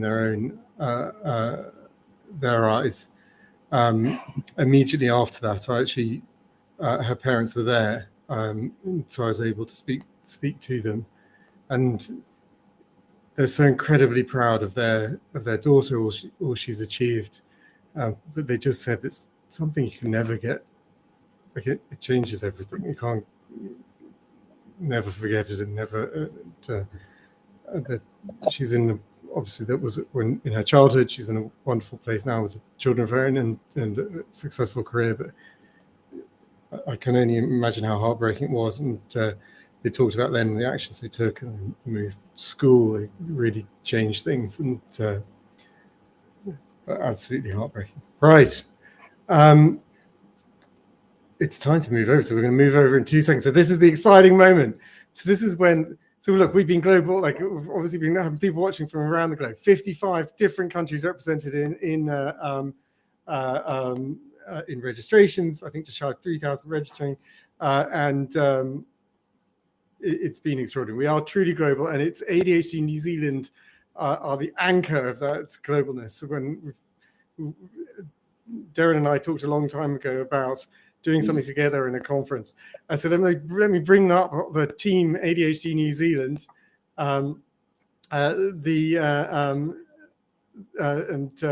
we've got on this side, we've got Anna taking over, and she's nervously looking at me going, is this the button to press? I've tried to nod subtly twice, and it didn't work. So I'm just going full on Dellinger now.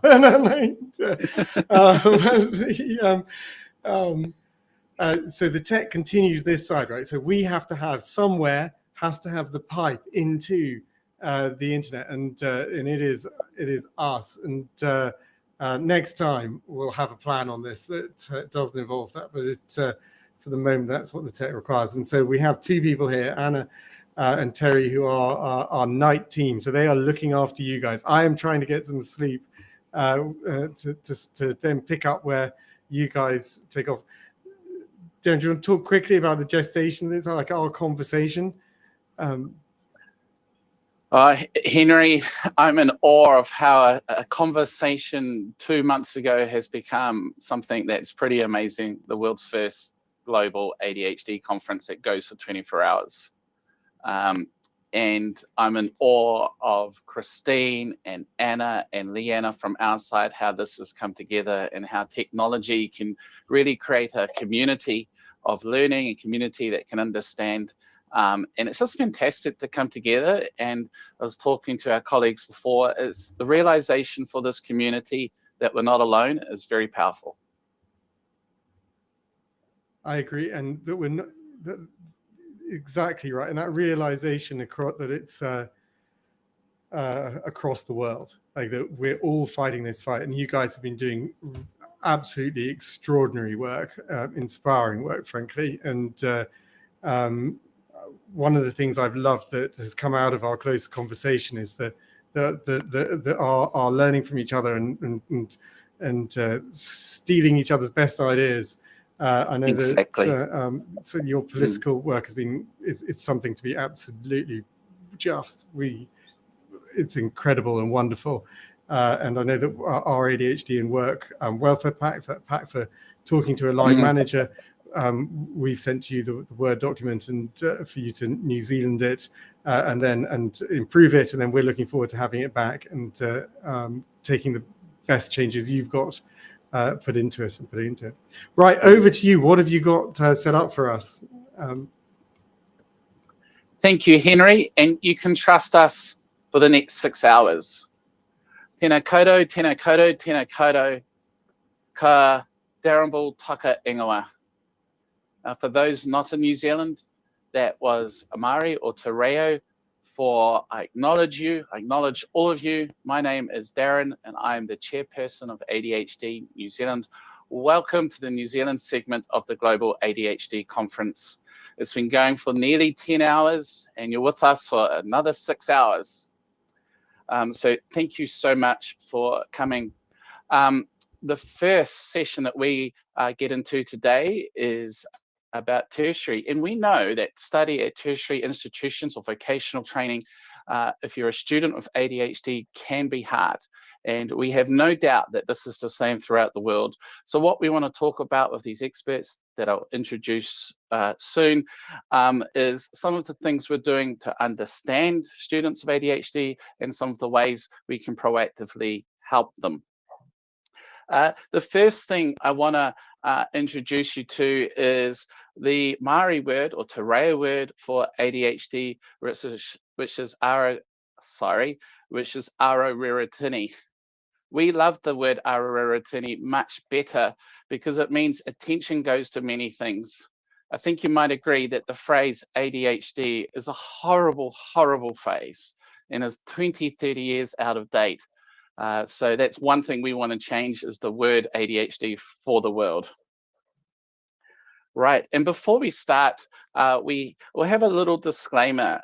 The benefit of a panel discussion like this is we're allowed to be free, we're allowed to think. And this means that the views and the information or opinions presented in this panel discussion are solely those of the individuals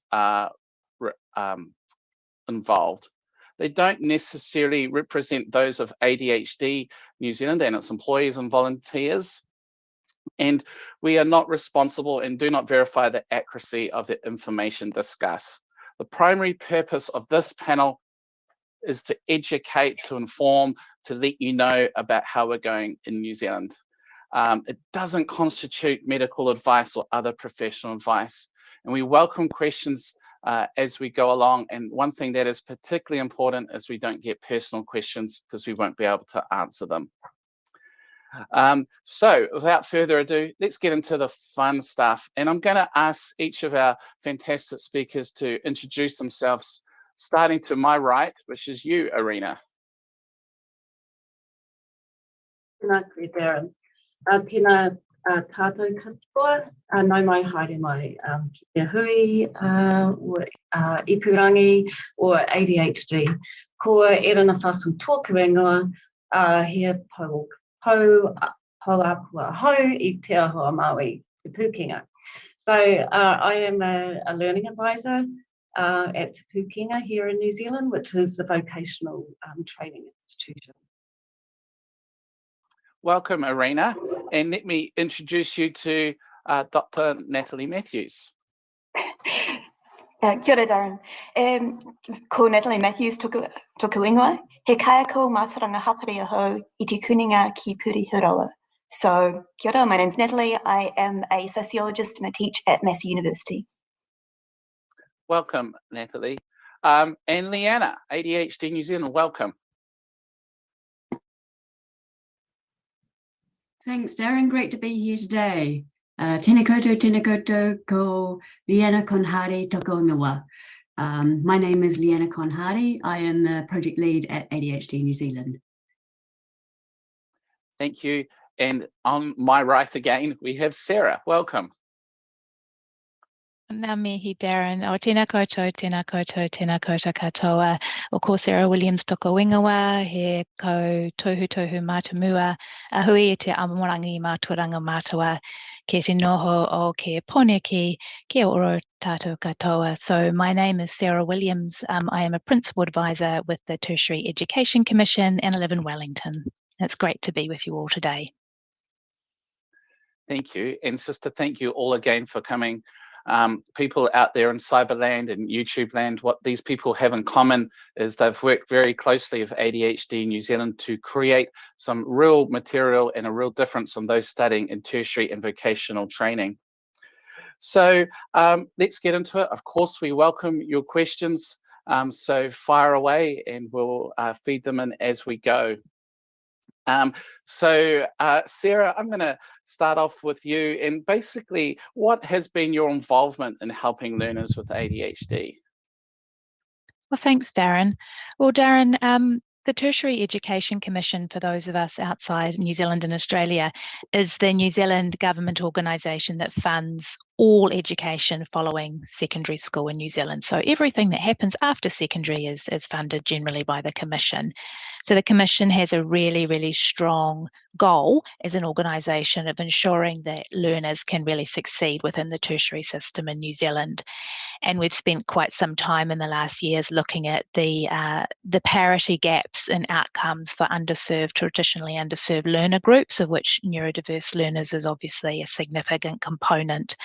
So what's been really important for us as we've focused on that gap that we see for learners is supporting the tertiary education sector to understand more about diverse learner groups and how they can better enable them to thrive and succeed in tertiary education. So a couple of things we've been doing for that is we've been requiring the sector to focus more on the support to disabled and neurodiverse students, and we've been building these capability tools with people who are the experts. So, the Commission doesn't know a lot about some of these things. So we partner with people like ADHD New Zealand to make sure that people out there in tertiary education organisations can get the support they need, because it can be really overwhelming as a support person or an academic and a tutor. And Erina and Natalie can talk to this. If you think, oh, I think I need to help this learner, and I Google something and then I've got 10,000 references and I don't know what's good and I don't know what's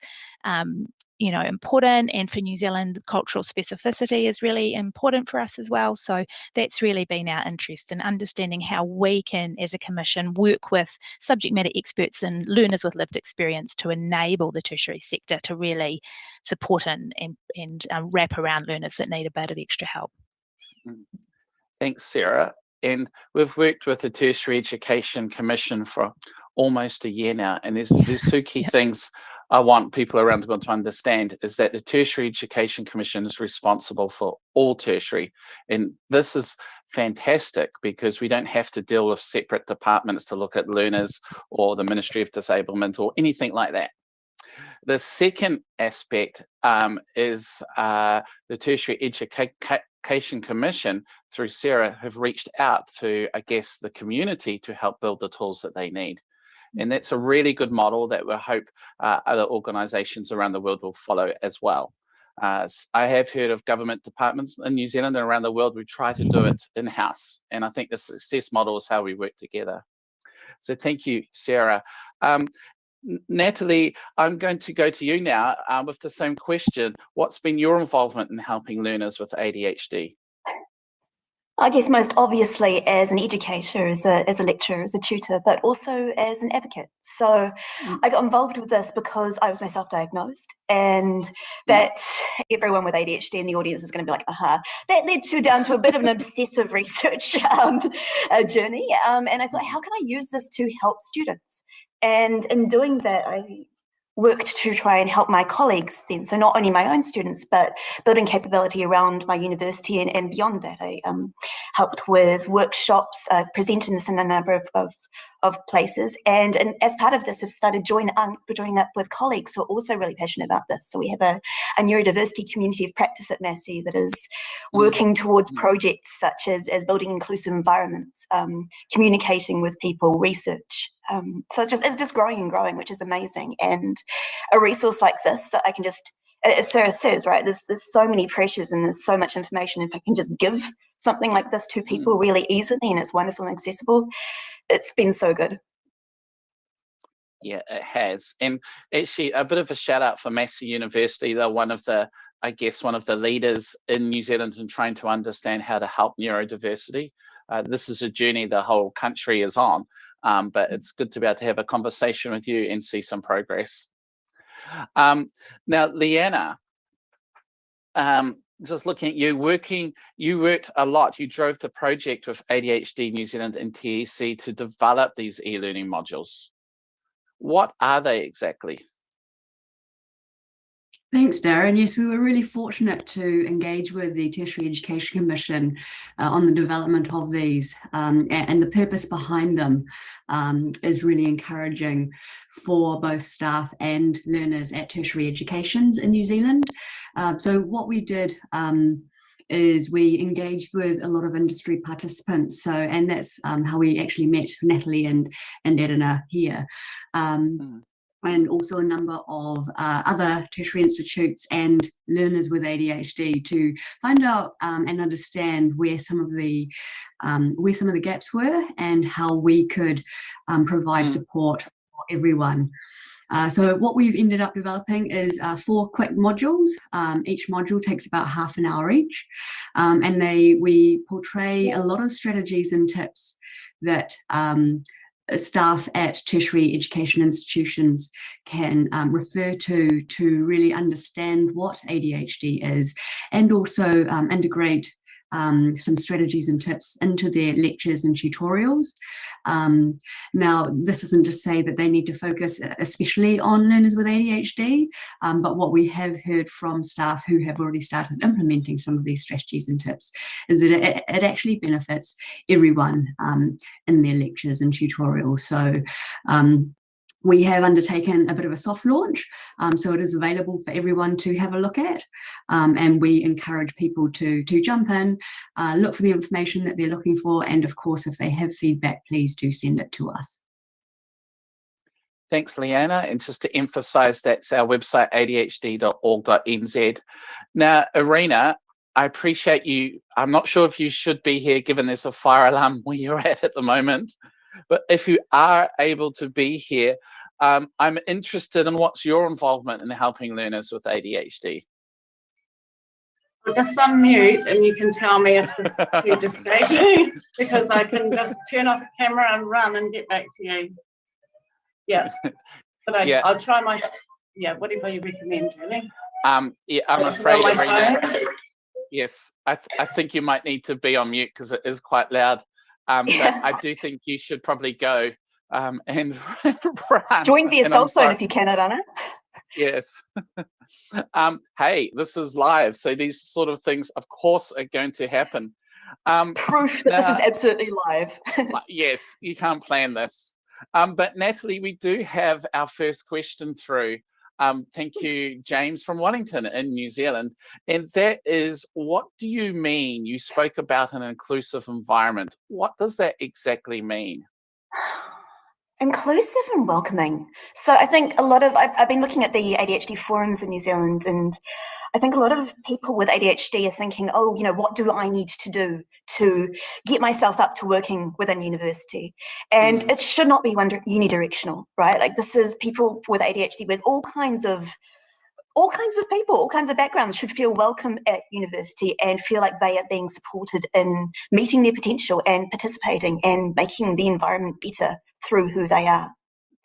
So practically, that can look like being openly welcoming, right? That can look like having statements in lectures as well as in your course guides that say, we welcome diversity. You know, if you need these resources, here they are. It can look like staff being supported and being open. It can look like, well, it should look like if people feel like their needs are not being met, they feel absolutely comfortable in addressing that and reaching out about that, and they should have a clear idea about who they can connect with. Yeah, nicely said. Sarah, you'd have a view on this, wouldn't you? Oh, absolutely, Darren. And look, just to back up everything Natalie said, an inclusive tertiary learning environment is one where people can bring, you know, it's a popular term, but their whole selves. So it's heartbreaking when we hear from learners or their whānau, their family, that they have felt they couldn't disclose that a learner had some support needs, even if those had been recognised and supported at school, because they felt that they would be deliberately excluded from tertiary environments because of those. And that's absolutely not the case.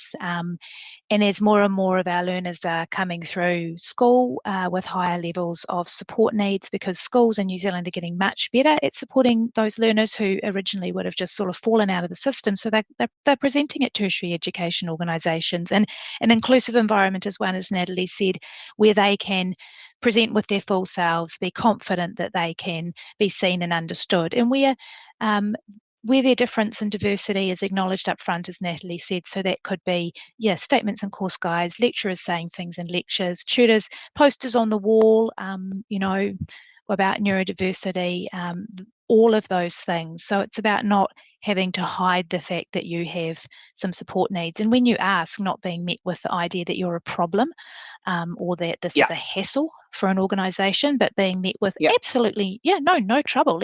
Let's do that now.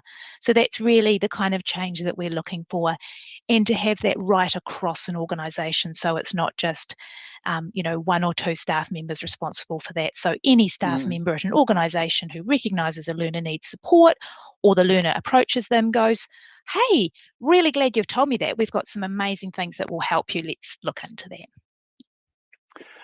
That's right. And on a personal note, my son goes to a school which is very inclusive. He's just a year before tertiary. And because of that inclusivity, and because there is acceptance, he is very successful. And that's why it's important. Natalie.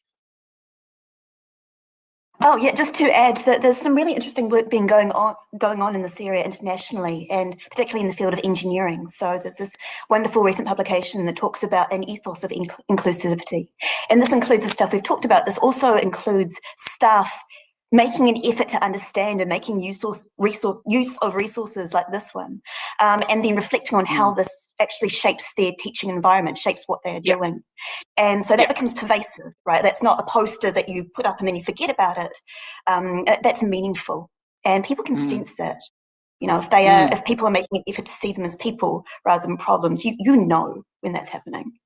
People, not problems. That's lovely. Now, Irina, it feels like you're now safe. The fire's over and you're back where you started. You're okay? The sad thing is that no one even came to find me. But no, the fire drill's over. It's very quiet and I am completely calm and relaxed. and at the same time, you gave us a highlight of how lovely Hawke's Bay weather is. Hawke's Bay is on the east coast of New Zealand. It's stunning, beautiful, but chilly, beautiful. Irina, I might bring you into this conversation about the importance of building an inclusive environment. And we've talked before, that's quite important to you, isn't it? Absolutely. I just find that if the learners don't feel that they're being catered for in any way, then they just disengage. And I think in the running around, I think somebody said about catering to all learners, that if you cater for everybody, well, this is what I do, as if they have ADHD, then everybody's ultimately better off.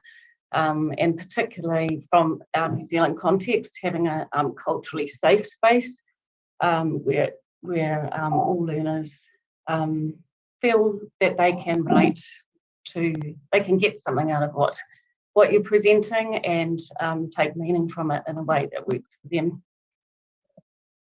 Yeah, look, that's well said. And we know it's important, there's research that was done at UCLA looking at learners beginning a 4-year degree. And what they found is that learners with ADHD were half a grade to a full grade below their peers, and that this deficit was present throughout the 4 years. And sometimes it's really hard to catch up as well. We also, as part of the work we created, we ran several focus groups with students. And actually, before I go on, let's have a listen to what one of them said.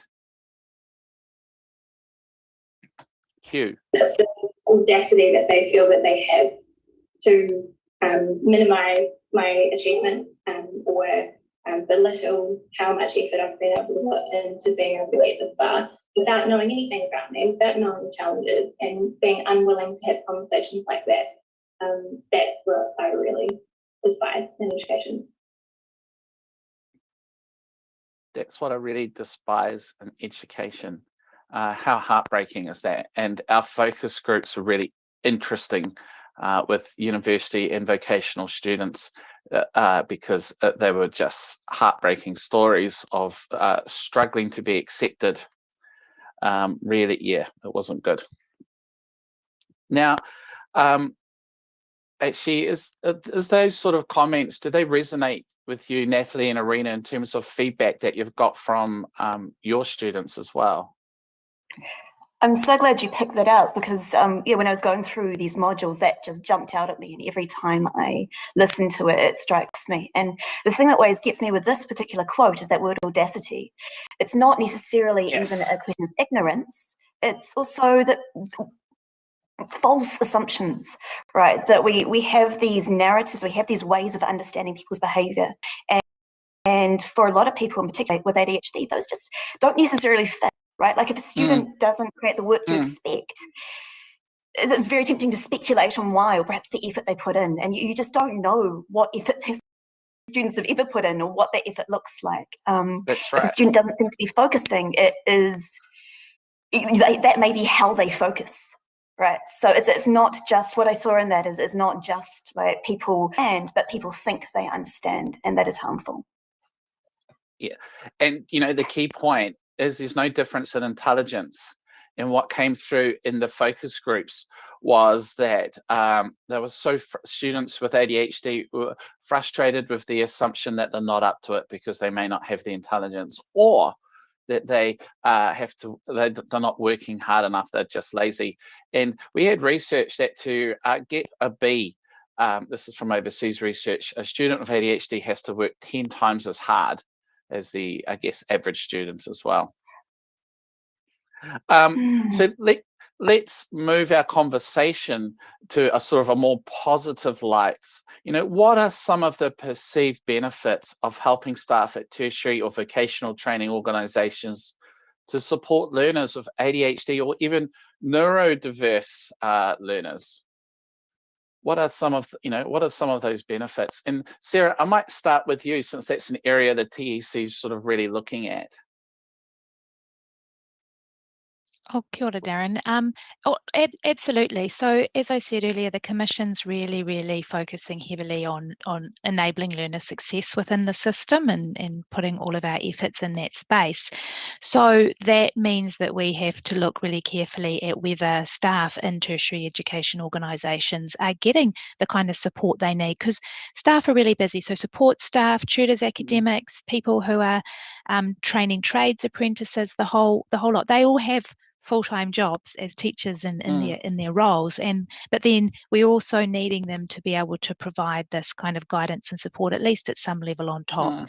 So the importance of being able to partner with organisations such as yourselves and people in the neurodiverse community is about being able to create tools that are reliable, contextualised to New Zealand, and that people in tertiary organisations can go to and get that confidence. And as Natalie and Erina have noted, when you become competent as a tertiary education staff member in supporting and understanding a learner with ADHD, you learn a lot about all neurodiverse learners. I mean, they're not all the same. Not one person with ADHD is not the same as another person, but you develop that, I guess, Irina, you've kind of said it's a lens, so you can see the learner, you have the empathy that Natalie's mentioned. The learner begins to feel seen, feel heard, feel safe, and that's really what it's about. And we've seen through your work and other people's work, the heartbreaking thing is that it doesn't matter particularly how good an organisation's policies are and what they've got on paper. They can have all the great policies, but if they have staff who are not compassionate and understanding and welcoming, learners have a bad time, and they can be literally knocked out of a tertiary education journey by one staff member who hasn't been properly supported to become capable and confident dealing with this kind of need from a learner. So that's why it's really important to us. I mean, we just don't want to hear about a single other learner who, because of a staff member's comments or attitude, has abandoned a tertiary education learning journey. Yeah, exactly. Well said. I'll throw to you now, Natalie. Any thoughts? Yeah, and interesting that staff members, that policy it's not only knowledge and desire, but also resourcing, right? And things like do you have enough support? You know, do you have, can you conceivably do this within the hours allotted to you in the week, and then the extra that you always do? So I think I wouldn't be a sociologist if I wouldn't point out the broader context there that can make it easier or harder for people. In terms of benefits though, like it was really interesting when you talked about that 10 times harder, because that is utterly contextual as well, right? Like that is not inevitable. And the idea that I don't want people to see doing what needs to be done to assist people with ADHD as a burden, because this is really opening up people's capacities, right? And this goes with the idea that it's not intelligence. You get students who could be amazing at what they are there to learn how to do. And so it's really important then to think about the potential obstacles that do not need to be there. This is not lowering standards. This is not getting rid of anything that is important to a discipline. But when there are obstacles that just aren't part of what you're there to teach, things about how things are presented, what students are required to do when they really don't need to be, attitudinal obstacles. You know, you are unleashing people's attention. You're not going to be pushing them along all the way around. You want to open up people to thrive. And from a neurodiversity perspective, diversity is good, right? It's not just the just thing to do to help people. When you have a range of minds in a classroom, in a discipline, in an institution, everybody is benefiting because you have so many different perspectives and strengths, and they all talk to each other, and the whole is so much greater than what it could have been otherwise. Whole is so much greater. Now, Irina, I see you nodding there. There must be perceived benefits that you can think of as well. Absolutely. So for bringing it back to the individual learners, it's things like increased confidence, more autonomy over their own learning, higher self-efficacy, higher motivation, lower anxiety, and of course they translate into things like higher pass rates, you know, actual tangible things. But for the individual, the change in them that then enables them to achieve what they would like to achieve, it's incredibly powerful, and it really makes a difference. Yeah. Let's not forget that supported learners are happier and they will achieve more, which is good for everyone. Hey, I've got a really interesting question, which I'm going to ask you, Sarah, from our Q&A page. So out there in YouTube land, send it through, send these questions through. We've got these experts, but the question for you, Sarah, is what support or mandates could staff working in tertiary or vocational training ask for to support their neurodiverse students? And then I'm going to ask you another question about neurodiverse staff as well. Well, I can really only speak to a New Zealand context, but I would hope that this is happening globally. So for the New Zealand context, absolutely staff who are working in a tertiary education organisation should be talking to the organisations about the kind of learners that they're experiencing in their class, maybe the challenges that they can see those learners are having, and asking the organisation for support with time to engage with things such as the ADHD New Zealand learning modules and the other learning modules and e-learning and resources that we are currently providing at the moment and that are available out there through some of the other networks. And the other thing I think is to talk to organisations about things like establishing a community of practice. So Otago Polytech, which is part of our Te Pūkenga network now, they have a wonderful neurodiversity community of practice that a lot of staff and learners at their organisation are part of.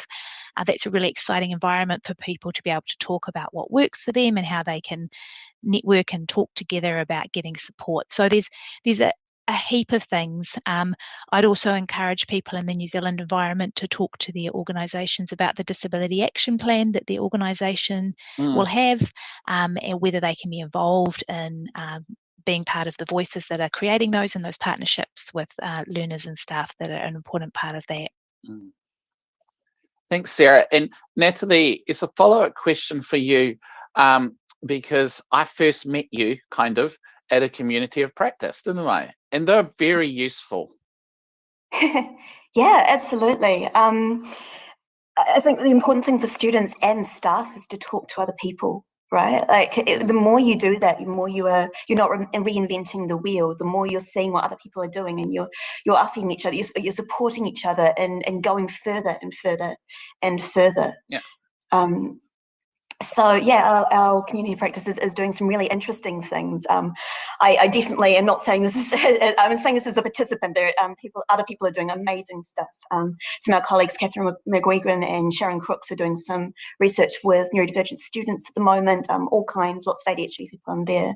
We're working towards a project called Diverse Minds at Massey, which is about fostering connections with students and creating that welcoming environment between students and facilitating the students to lead things. There's just so much potential, and once you get a sense of not doing things alone, whether you're a staff member or whether you are a student, it's time to think about the next steps. That's right, and moving forward.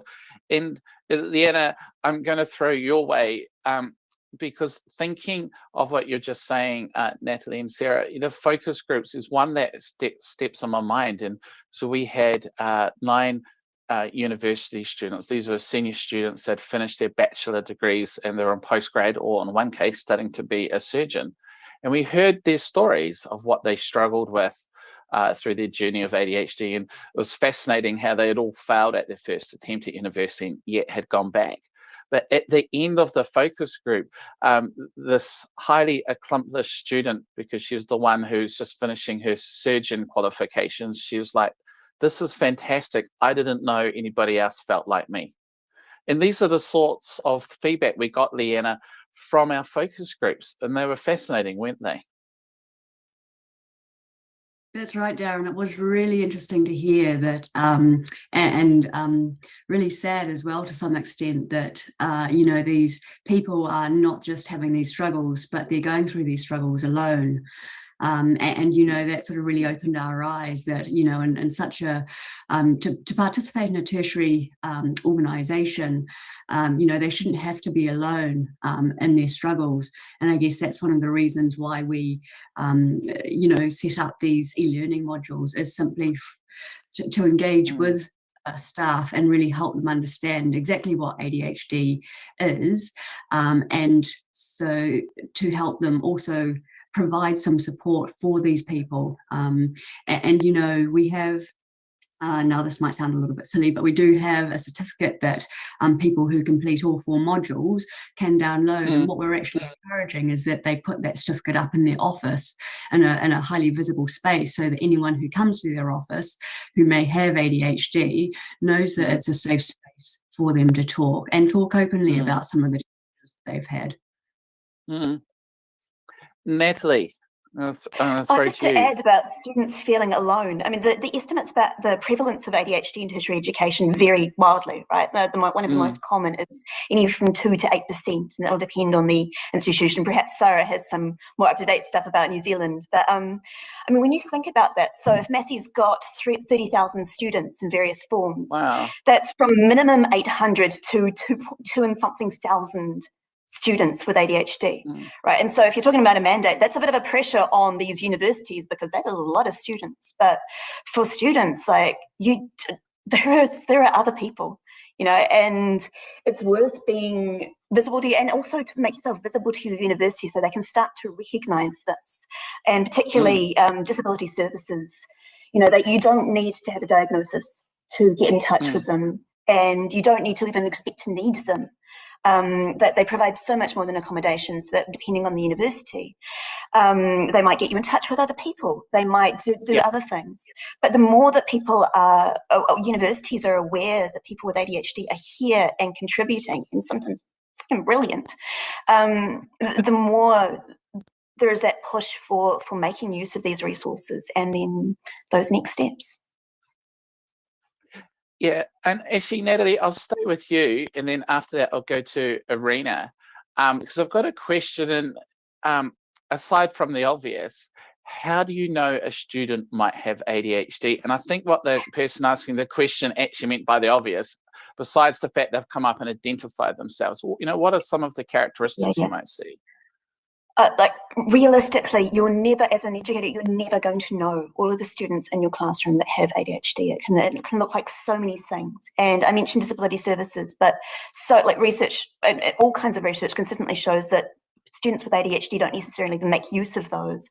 They definitely might not tell you. I think it's important to create an environment where that might happen, but you're not going to know. So this is why I think this principle that we keep on pushing about flexibility, right? About empathy with students, regardless of what they tell you they have or they don't, about realizing that your students think in different ways and providing options. So it's universal design for learning that Sarah has talked about on other occasions. So that's why that is so important, because it's really important not to think about this from the perspective of the individuals that you know or suspect. But in terms of individuals, it can look like so many things. And you talked about the poor naming of ADHD, right? Like there's not necessarily a deficit of attention. It's about controlling attention. So if a student is into what you are doing, hopefully they will be, they are all in. You know, you can have some of the best participants in a classroom who have ADHD. You can have students that work so hard and use all the tricks, and you just never know the effort that they're pouring into what they're doing. They may just look like anxious students. They may just look like high achieving students. They may look like students that don't submit things. They can look like so many things. And of course, the old cliche, they're not necessarily going to be physically hyperactive. That's right. This is really important. There's different types of ADHD. They're not going to be the hyperactive ones always. And Irina, a similar question from your perspective in vocational training.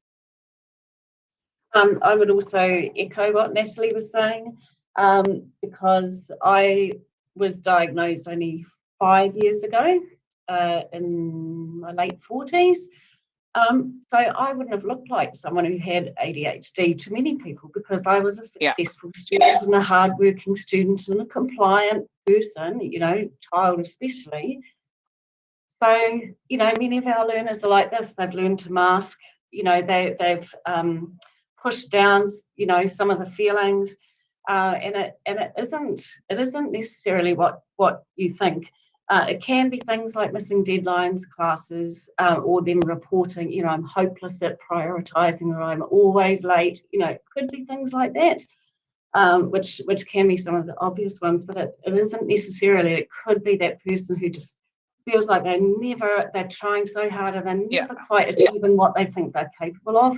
And so with being in a smaller organisation, we're quite lucky, and in my role, I'm quite lucky because I have more one-on-one involvement with students, and so I listen to those things, the mental load, the frustration with themselves and things like that, as well as some of the more traditional things. Thanks, Irina. And would it be fair to say one of the worst things you could do when a student who might have ADHD comes to you and says, I'm going to miss a deadline, I'm coping with organising, is to suggest something like, well, here's Outlook. You know, here's an Excel sheet, plan your day. Well, firstly, they've probably tried all the traditional things. They've probably tried the planners and the to-do list and everything like that, as I did myself in this effort to try and manage my life. So yeah, the handy tips. Speaking from my own perspective, sometimes, no, I won't talk about violence here, but you know, it's unhelpful, and it adds so much guilt and so much of a burden that really unhelpful. And so that flipping that some of us alluded to, of turning it around and listening, hearing what is going on for people and responding to that. Rather than, oh, I've noticed that this and this. So perhaps you haven't thought of this technique. They probably have. Listening, key phrase. Natalie. Oh, so much that. ADHD is a diagnosis because it's unusual, right? Like it's an extreme of something. It is and it isn't. It's an extreme of something that everybody has some characteristics of. So This is why it's useful to think in terms of ADHD, because a lot of your students who don't have ADHD will still benefit.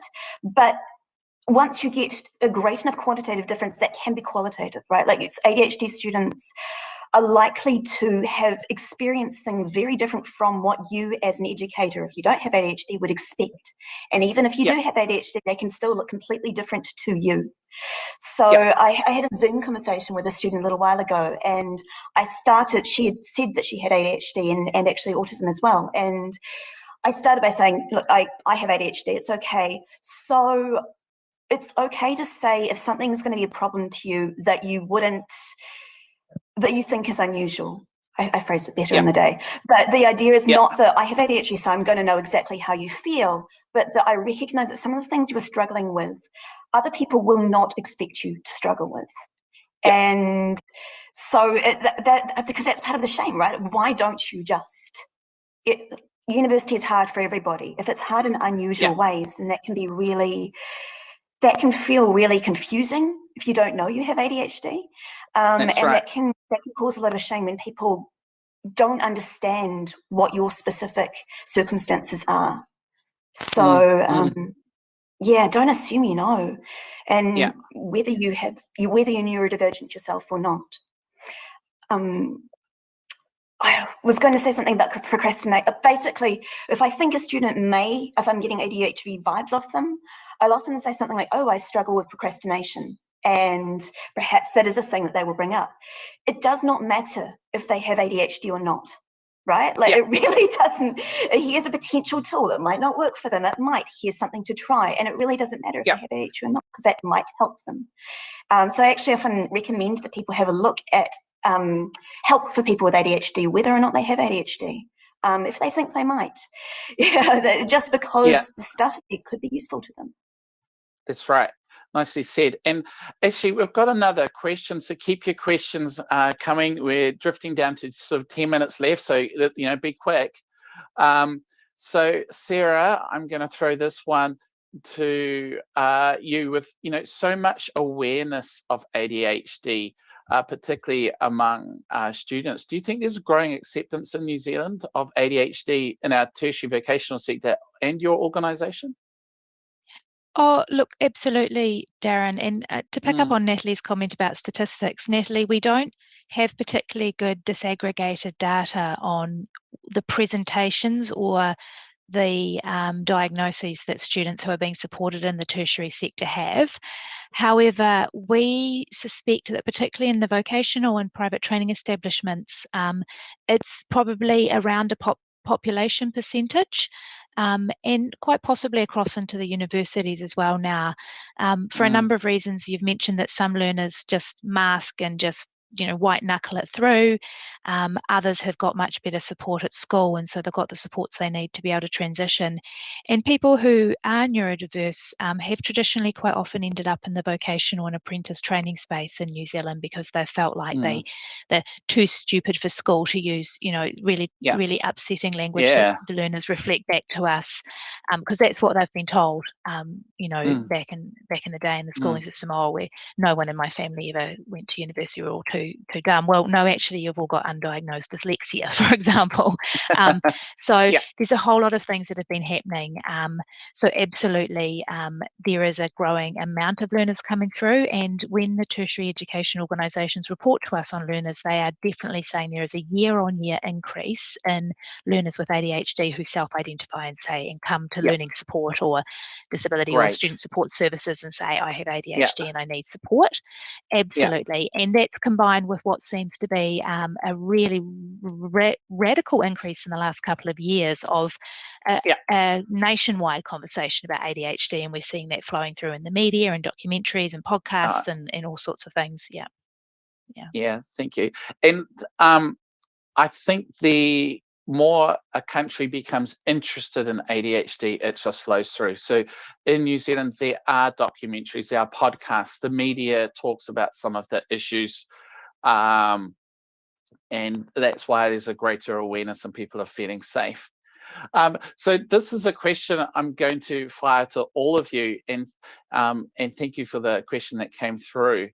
And what I'm going to do is ask you to limit it to, say, 2 or 3 ideas, because we could go and talk a lot, which means the person who asks first, which will be you, Arena, has the best chance because you get to go first and the others will have to think of something different. See how I subtly gave you a tip off, everyone there.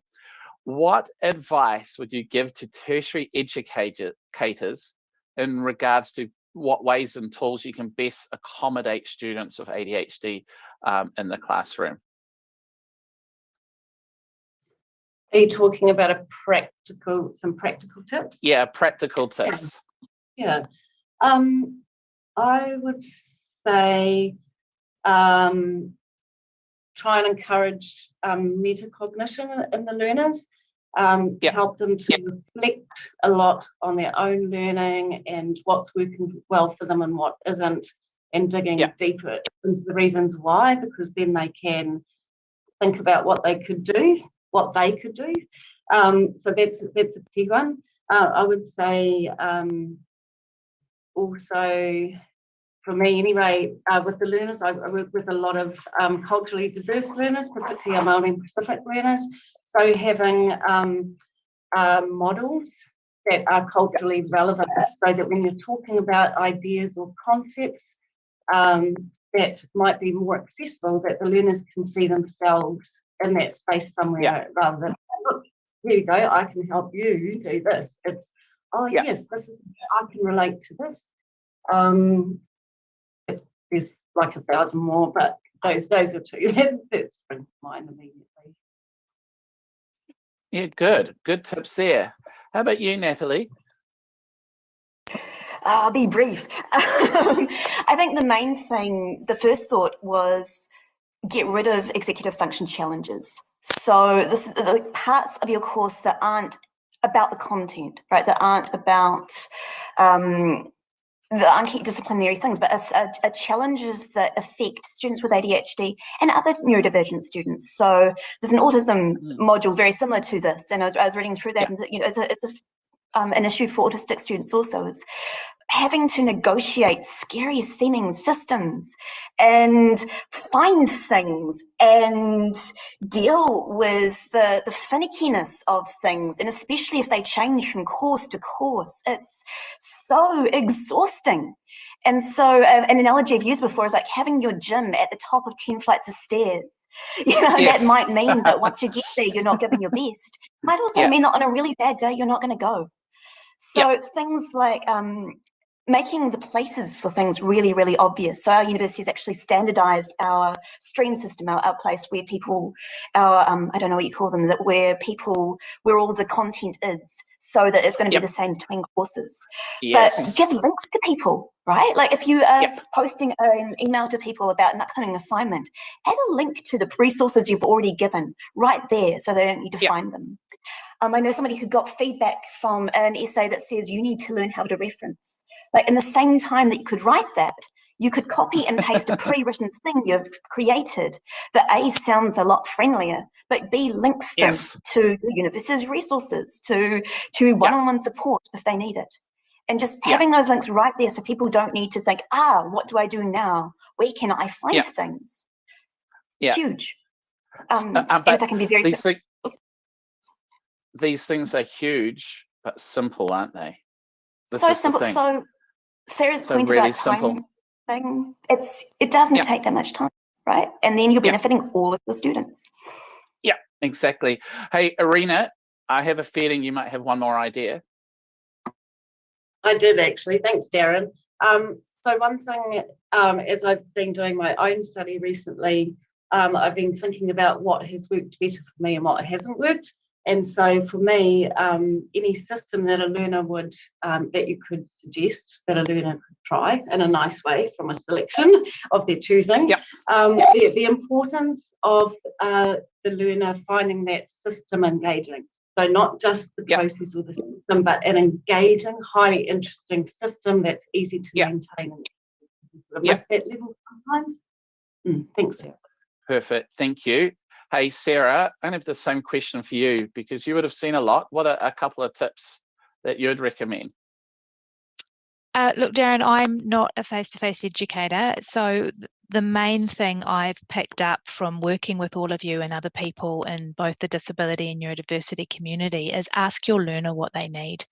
And I really cannot emphasize that much.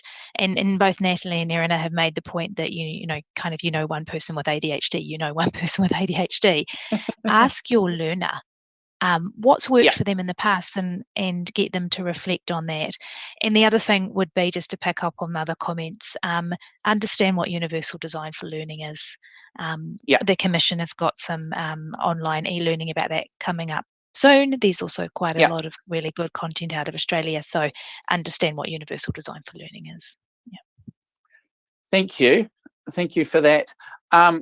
And I'm not a face-to-face educator either, but I've been fortunate enough to recently study in the US, just on a simple course. And what I loved is at the start of the course notes, there was recognition of neurodiverse learning, and there was a neurodiverse inclusive statement, and it invited people to let the university know if they haven't, and just go have a quiet word with the tutor or lecturer, and also link to other places. And I found that quite powerful at the start of a course, the most scariest moment. I found that a really wonderful thing. Hey, we're rapidly running out of time, so I'm going to put you all on the spot again. And ask for that one key message you'd like to give our audience wherever they are in the world. It could be a tip, it could be a message, it could be anything. So who wants to go first? Actually, Sarah, I'm going to pass it back to you. Thanks, Darren. Look, I'm going to repeat what I just said essentially, which is please talk to your learners as you go about, as a tertiary organisation, as a teacher, as anyone else working in this space, as you go about trying to support people who are neurodiverse. Please speak to people who are neurodiverse about how they would like to be supported and what that would look like for them to be in a safe, inclusive learning environment. You can't do it without them. Don't make it up. Make it up. Beautiful. Natalie. I was going to say Sarah, so I get to say something different. And coming back to being welcoming, it's funny when people talk about challenges for neurodivergent students and they think, what is in this person's brain that is going to make them need something different? And a common challenge for students with ADHD is they don't feel like they belong at university. And that is not that is not a brain thing. That has nothing to do with there's nothing directly from the ADHD brain that has caused it. It is so unnecessary. And so being aware of that potential barrier and making a point. Hey, if you think a student does have ADHD, have a smiley, watch your tone. Make sure your feedback is useful. Good old CRC. Have that everywhere, and just be aware that this emotional element of university is there and matters so much, as well as the cognitive stuff, as well as the organizational stuff. Nice. Thank you. Arena. See how we're so clever at tying about 5 ideas into one? Yeah, I've noticed that. I know, because we have ADHD, right? I would say, drawing on what everyone has said, it's relationship first, and in the Māori concept of whānau, the family, that creates a safe space, which leads to that self-understanding of the person with ADHD, a person with that who's empowered, and also if you're not culturally relevant, they don't feel safe. It's not relationship driven, you're lost before you start. Yeah, nice, thank you. And Leanna, tell me, what's your one lasting message or tip? Thanks, Darren. I am going to do a plug for the e-learning modules that we have just developed. From the feedback we've got to date, they are super handy. People really appreciated understanding what ADHD actually is, and found a number of the strategies and tips really easy to implement. And relatively quick to complete. So please do that, adhd.org.nz. And they're interesting. It's almost like they were made by people familiar with ADHD. Go figure. Hey, and my tip is believe. If you're a student, believe, and if you're a tertiary and vocational trader provider, also believe. You'll be amazing what a bit of belief can actually do. Before we wrap up, I'm going to pass over to Sarah to sort of finish on a proverb which we really find interesting. Over to you, Sarah. Oh, kia ora, Darren. So in New Zealand, we have whakatauki from Māori New Zealand, and this is one that we feel is really appropriate for the space, which is nau tu roro, nako tu rorua, ta ora ai te iwi. And it literally sort of translates to with your food basket and my food basket, the people will thrive. But what it speaks to is community, collaboration, and a strengths-based approach where everybody who's involved in something has something to offer and a piece of the puzzle. And if we all work together, then everyone will thrive. I think those words are lovely. Hey, thank you, everyone. Thank you, Sarah, Irina, Natalie, and Leanna. Do a plug again, adhd.org.nz for the material. It is fantastic. Coming up, our next session, we're going to talk about sport and ADHD, in particular on basketball.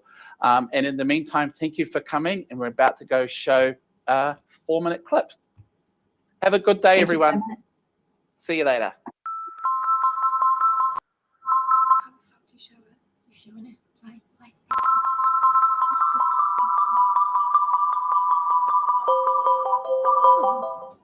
Hi, I'm Natalie. I'm a sociologist, and I got interested in ADHD when I was diagnosed a few years ago. And this set me down a bit of a rabbit hole, as is often very common, but I am in the very privileged position where I could reframe this obsessive investigation as work. So as part of this, I have been looking into literature around ADHD within tertiary education. I'm particularly interested in qualitative literature, so people expressing their own experiences and saying in their own words what has worked for them.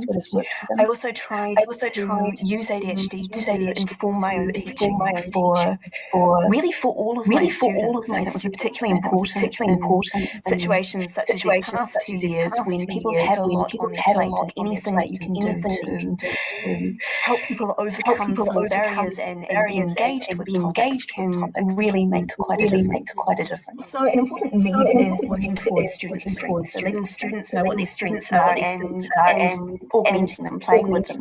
This is important for so many reasons. One, you don't want your students to be aiming to be surviving, right? Like work really hard and you might be good enough. You want them to be thriving.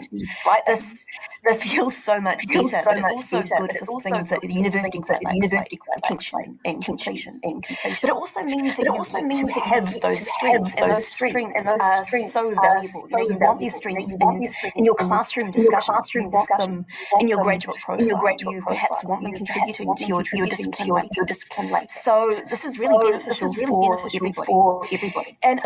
And documented strength of people with ADHD is divergent thinking. So this is generating multiple solutions to a problem where it's open-ended. So the alternative is convergent thinking, where there is one solution, and if you're a student, the idea is that you get to it or you don't. And when I say students with ADHD are good at this, I mean that in a number of studies trying to measure this, people with ADHD have performed better than non-ADHD control groups. And so there has been a few ways to try and incorporate this into teaching students with ADHD. Overseas, there's been some really interesting work done with assessments, so getting people to do project-based assessments rather than where they can really go deeply into a topic. And this, of course, enables people also to build on their passions and really get involved with it, which is something that also suits people with ADHD very, very well. I have not been able to generate assessments yet, but I do incorporate this principle into my teaching. This includes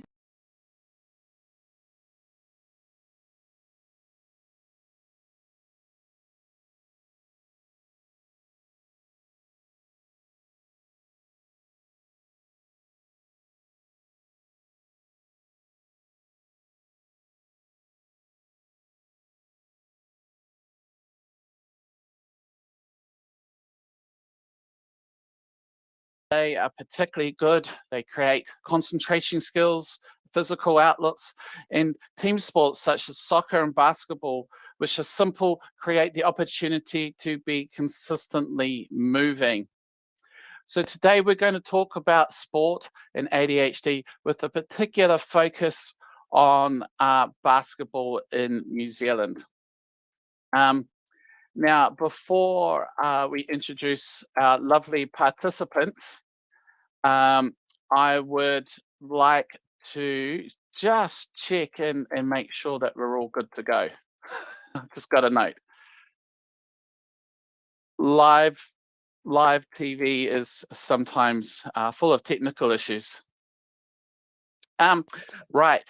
The first thing is we're in New Zealand, and one thing we want to recognize is the Te Reo or Maori word for ADHD, which is araratini. And those and that loosely translates to those of different focuses. We think it's a beautiful word, and one of the reasons for that is the word, let's be honest, ADHD is a horrible word. And so this is the start of our campaign to replace it with something way nicer. We need to give a quick disclaimer. The views and the information and opinions expressed during this panel discussion are solely those of the individuals involved. They do not necessarily represent those of ADHD New Zealand or its employees or its volunteers. And the purpose is to educate and discuss. This panel discussion does not constitute medical advice or any other professional advice. We also ask in the questions that you sent through, and we had some really good questions in the last hour, so please keep it up, that they're not of a personal nature because we can't answer those.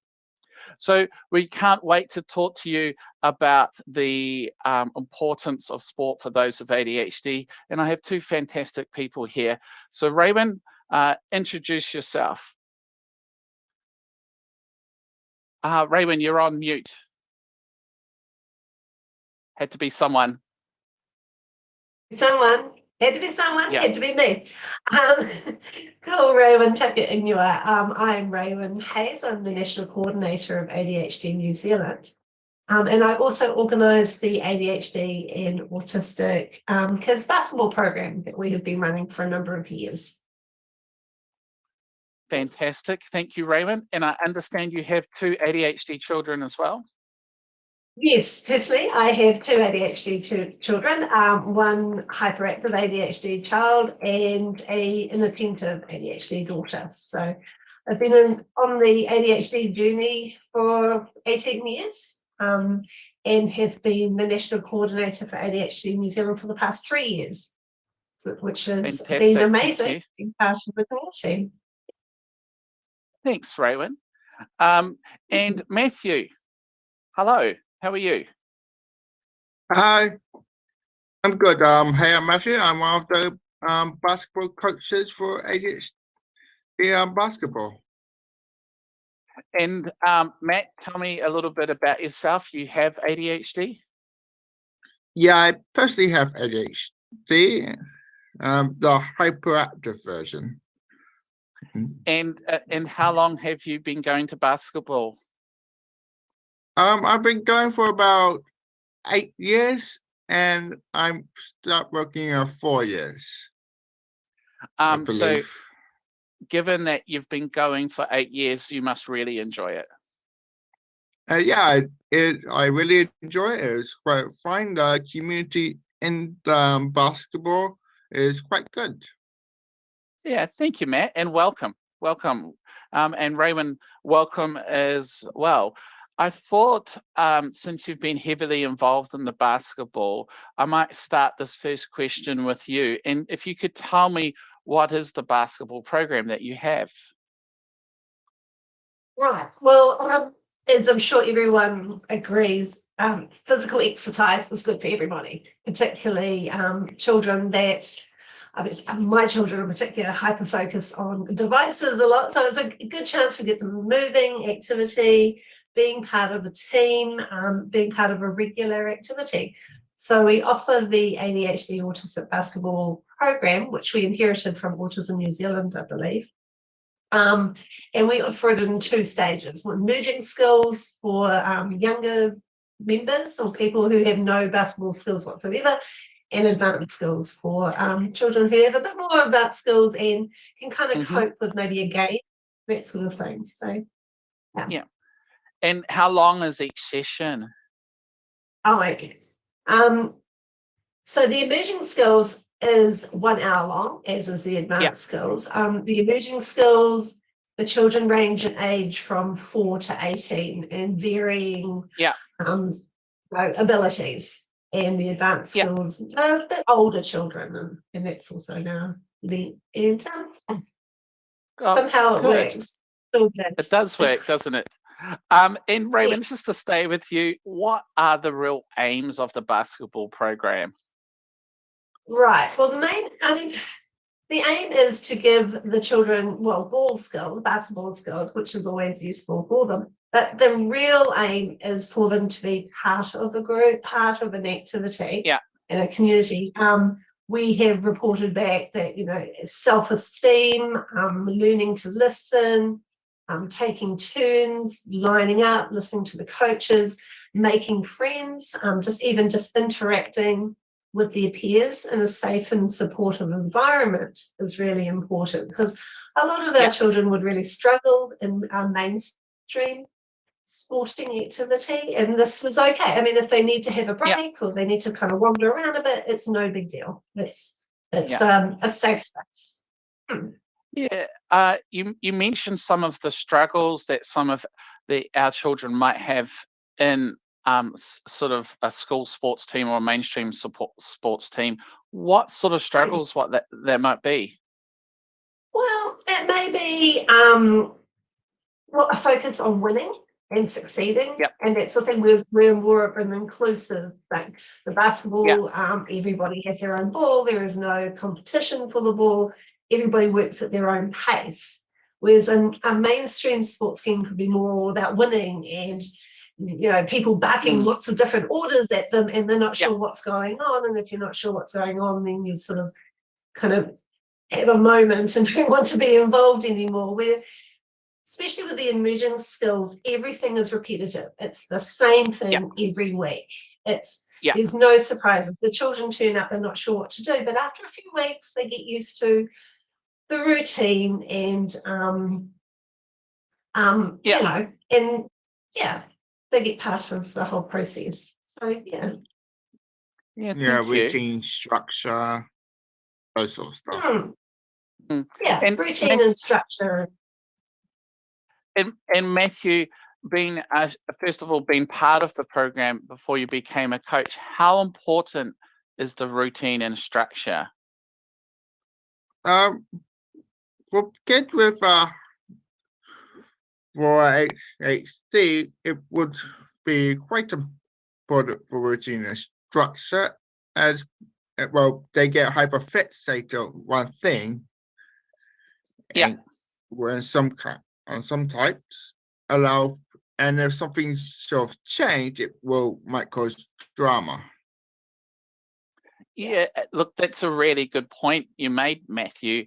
And I guess that's why it's a key reason that of the 2 hours, every training program is exactly the same, in the same order, done the same way, isn't it? Yes. Yeah. Yeah. We used to have different activities and games and stuff, but we've actually almost fallen into the perfect sweet spot of the activities now. So the children start off with ball handling skills, then there's dribbling skills, running and then shooting, then a game called Numbers and Golden Child, and it seems to work well. Matt, what did you want to say? I would disagree with Raymond here. Okay. It's always good to agree with Raymond, I found. Hey, Raymond, let's talk a bit more about how this is set up. So it's a co-funding model, isn't it? Yes, we are mainly run by grants, and we're very thankful to Harbour Sport for continuing to sponsor us Evans grants every year to keep this activity going, as well as parents pay a certain amount each term as well for their children to attend. We also encourage siblings to come with their, come along and play as well. This is how Matthew's sister was involved originally. We started taking Matthew's sister came along as well, and because a lot of the times the siblings and maybe the children with ADHD don't have an activity that they can do together. So this is kind of neat. All of a sudden they're actually together doing an activity and kind of bonding exercise in that respect as well, I think. Yeah. I mean, So I guess it creates, that feeling of safety as well, doesn't it? Well, yeah, a lot of children, when they start, their parents have to kind of walk through them with them, and that's okay. We have parents that do the activity alongside their children, and then, with a bit of luck, they get more confident, and then children like Matthew, who started when he was younger, is now a junior coach, and he helps with some of the younger children as well, which is really neat. Yeah. And the question about the coaches, how many coaches do you have? We have sorry. Matthew, how many coaches are there? Okay. There are 4 in total. I am a student coach as well as one other kid. Then there's Luiki, who is the head coach, or and then we have Coach Joey, for as a now coach. We aim to have a high number because of the nature of the children we have, because some children don't want to do the activities all the time, they wander a bit.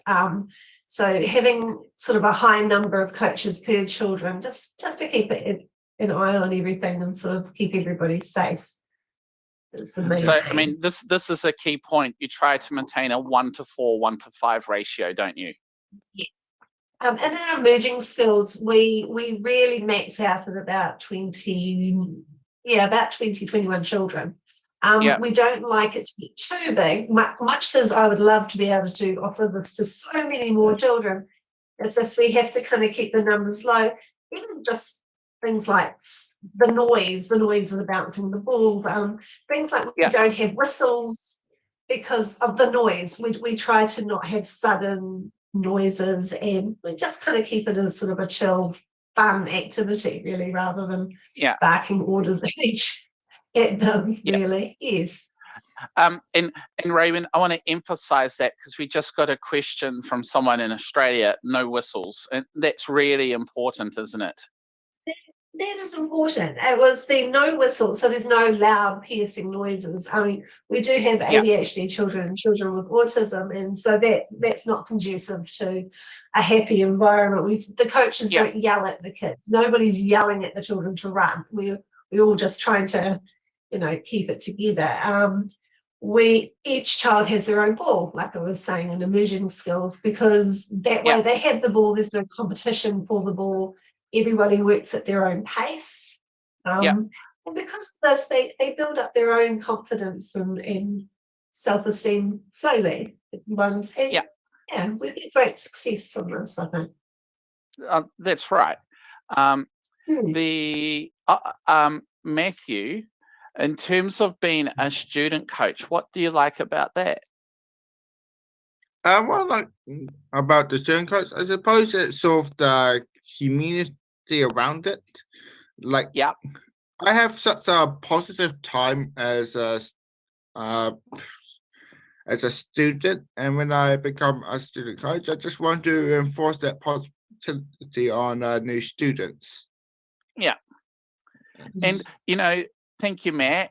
And that's a key point in terms of the community feel to this, isn't it? Yes, very much.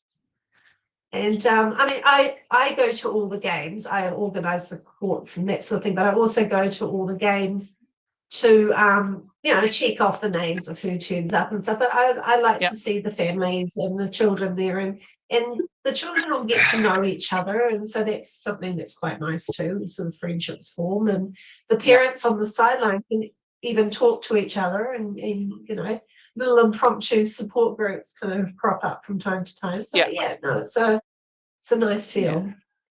And actually, just to go back to that, so the administration role that you play there is quite important, isn't it? So it's also another set of eyes. The 4 coaches are busy with the students who are doing the activities, and sometimes get children that wander a bit. It's fine. That is not a problem. Nobody's hurting anybody, which is why we also have it in an enclosed court, that sort of thing. It's just keep an eye on everything, and also I have the first aid training, and you know, help out if we have any problems. But I mean, generally the only thing that I've ever been called on is when 2 kids have maybe bumped into each other. Yeah. You know, it's good. Yeah, or a ball accidentally hit them. Yeah, Well, that's yes, right. or a road ball may go flying occasionally, but I mean, yeah, it's a nice community feel at the activity, and I think students get a lot out of it. Even if they suddenly feel more confident to play with a basketball at lunchtime at school, or take part in PE or something like that, it means that you know, they start feeling a bit more involved in their own school environment or their own community. It's quite nice too. And we will look at what people think about it shortly. I just want to make sure we understand it a little bit better, because a question I've had come through is, could you do this without an admin person at the ground? I would say no. Not want to. I don't think. I think if the coaches turned up with the balls, I mean, I suppose technically that's all that you really need. But I think you need somebody there just to keep an eye on things. I mean, yeah, we do have a couple of wanderers. It's for safety aspects, first aid. I think it's kind of a personal touch as well. ADHD has been doing this for, gosh, about 5 or 6 years, and we inherited it from autism. And I don't know how long they were doing that before then, but I remember, you know, Matthew was about 5 when it was mentioned to me. So it's been going a long time. And before we just move on, Matt, we're going to come back to you. Could you tell the world about some of the actual games, especially in the first session? Maybe it's Golden Child or the numbers game or something like that. Oh yes, one of the games we play in basketball is numbers, where we give each kid a number, and when the numbers are called out, they both play a game of like basketball until they score when they run back to their size. So to paraphrase, Matt, it is one-on-one, and it's about using some of those dribbling and shooting skills, isn't it? Yeah, it is, and we also try to pair them off with other kids of the skill level. So you're not going to have a highly skilled person going against a person that can hardly shoot. And which is important. And I think, Matt, you also do it by height as well. Yeah, height is another factor of it. And I think height becomes an issue because it appeals to such an age range, doesn't it, Raywin? Yes, we've got children from 4 up to 18. So yes, height does kind of come into it. But especially as Matthew mentioned with numbers, that has a huge range of skills just alone. The children have to listen to what their number is. They have to wait on the sideline in the correct order. They then have to listen out for their correct number. There's a lot going on. It's a wide range of skills just in that alone. I think soft skills can't be underestimated. We'll talk about that in a second, because it's a question I just got, but I think it's a good time to actually ask, what do the kids get out of it? And there's a real good, let's have a look at a slide that we got from recent research. So press go, Anna. Well, Anna, there we go. Yes. So thank you. So what are the opportunities here? What do people think of it from your surveys? Well, they love it, honestly. Everybody that we've ever surveyed regarding the basketball program has seen increased self-esteem, increased enjoyment. Some go on to other sports. They get more confidence that they can do other sports. We've had a couple of children go on to doing Special Olympics at their college, or just joining, other teams or being involved in other teams. So, yeah, it's and we get children, like I say, the age groups are huge. I'm not sure how it works sometimes, but it just does. Plus, also the older children start to learn empathy and almost how to control themselves as well. If you're 6 foot barreling down the court and you're encountered a 4-year-old or a 5-year-old, they don't just charge right through. They actually pull up and they work together. We see that more in the advanced group because there's still a range of ages, and they work together. So and Matt, what sort of skills and that did it teach you when you were a pupil/student there before you became a coach? I suppose it sort of teach me well, apart from the basic basketball skills, it also teach me sort of standing still, organization, well, planning really, as well as cooperative work, because I think the cooperative work has actually been, I think, the number one thing that Matthew has come out of this, if I must say. When you first started, it was your way or the highway, you needed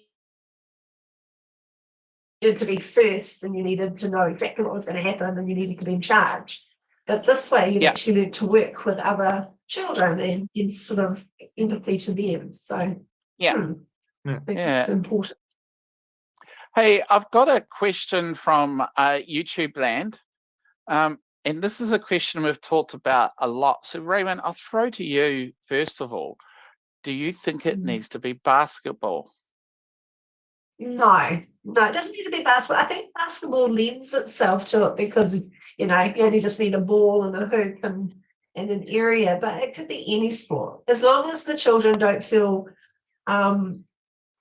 overly competitive or stressed you know what I mean? It's like, if it was something like soccer, that would work because you could do soccer skills, could do anything, any sort of sporting activity. I think basketball is useful because there's all bouncing and shooting. There's we do passing skills in the advanced group, but we don't do that with the emerging basketball and defense. Yes, you do, basketball and defense. Give away. You don't have to give away your ball, which I think is important because we don't want that kind of competitiveness of getting a ball and keeping hold of it kind of thing. Yeah. But regardless of the sport, it does help that it's inside, though, doesn't it? Yes, it does. For a security point, we like I said earlier, we do have some children that tend to wander, and that's okay. I mean, some children take part and then they'll sit down or they'll just kind of wander around and they're not hurting anybody, they're not causing any problems, and that's fine. They're more than welcome. But because it's enclosed, we know they're not going to get anywhere. I'm usually seated by the entrance and exit. So, we keep it, which is another good reason to have an admin person there, just to kind of keep an eye on the wanderers and, know that they're in a safe space. And what I've found interesting is the research that we came across about whether it has to be basketball or not, that actually suggested that in terms of elite athletes, they think that up to 8 to 10% of people actually had ADHD compared to, say, 10 to 6% of the population. And there are some, famous people. You would have heard of Olympic gold medalist Simone Biles, basketball, Shaquille O'Neal. Of course, Michael Phelps, the most awarded gold medalist in Olympic history, all have ADHD, and we have an All Black, Zach Guilford, as well. Yeah. Yes, exactly. And it's almost like for some people, you don't know what your hyperfixation or what you're really going to be good at until you actually try it. So a lot of parents may think, oh gosh, we're not going to try that because it will just be a complete nightmare. But it's not. You've got to try stuff. And honestly, I would love to have, like I said, more people that we could do this with. But we sort of, we want to keep it smallish, but we want to keep it manageable as well. And and I love that we've actually got quite a few little kids at the moment in our basketball program, which means that they'll grow up and they'll turn into Matthews in the future. You see, so it's nice. Oh, that's right. And while we're at it, sorry to interrupt, that please donate. We're looking to raise money for ADHD globally. Submit your questions, and this all can be found at globaladhd.com. That's globaladhd.com. And if we could go to the next slide now. And while we cue that up, social skills.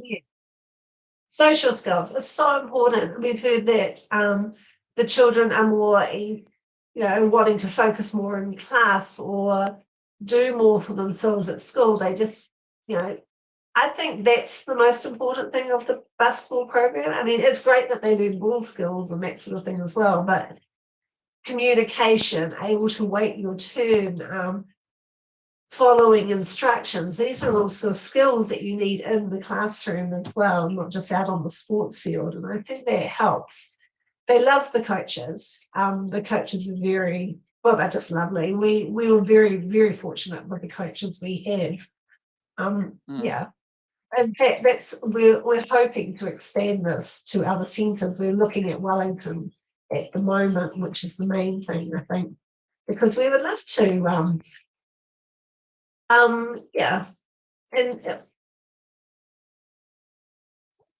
no, I agree. Wellington would be good.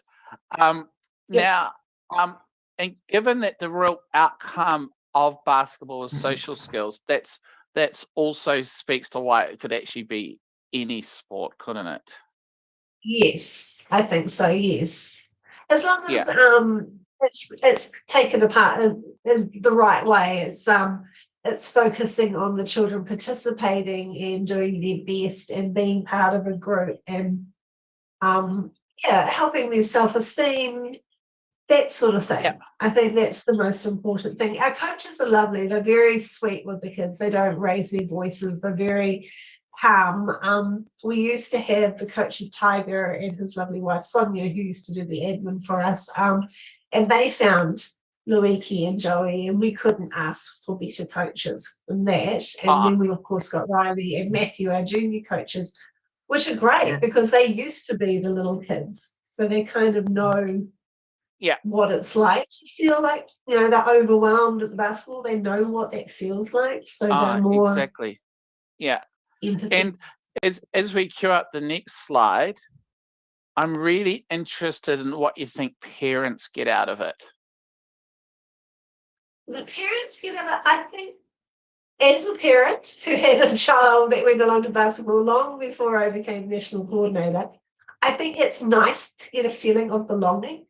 It's like this was somewhere you could take your child along to and they could participate and have fun and maybe learn a few skills, but actually be involved in a regular sporting activity and know that if something went wrong, if they were unhappy, it was no big deal.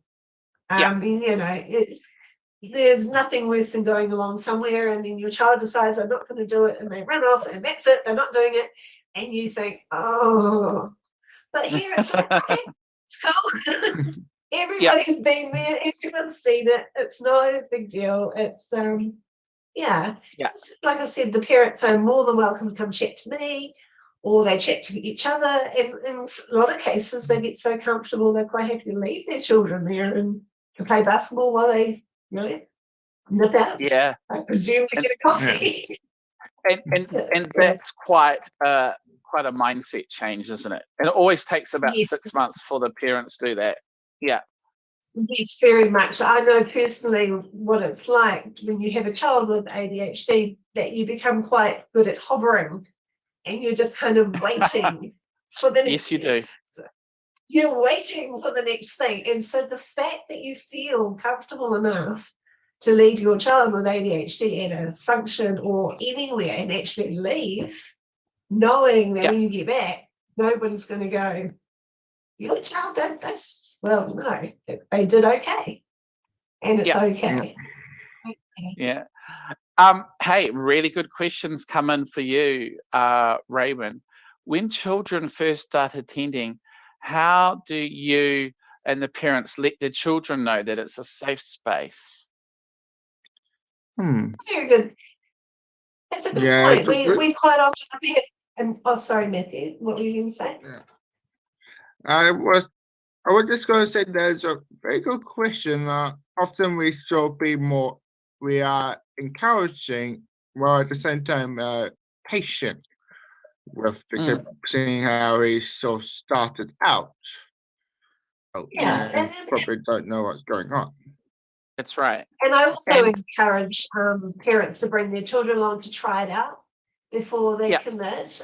Definitely contact me to make sure that there's spaces available, which is the main thing. But also, I'm always like, bring them along, see if they're happy before, paying fees and stuff, because it's not for everybody. Sometimes it is a bit too noisy or a bit much, but sometimes you need a couple of times. Sometimes the children just sit on the sideline for the first couple of times, just watching, just to make sure that, and then they realize, oh, it's the same kind of thing. They get to see the patterns of when things happen. They see that all the children are friendly and happy, so they give it a go themselves. Yeah. And Matthew yawning there. Hi. That's all good.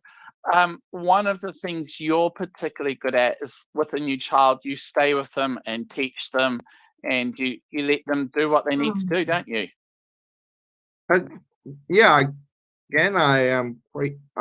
like encouraging the new ones and try to get them the same joy that I have when I was little. Yeah.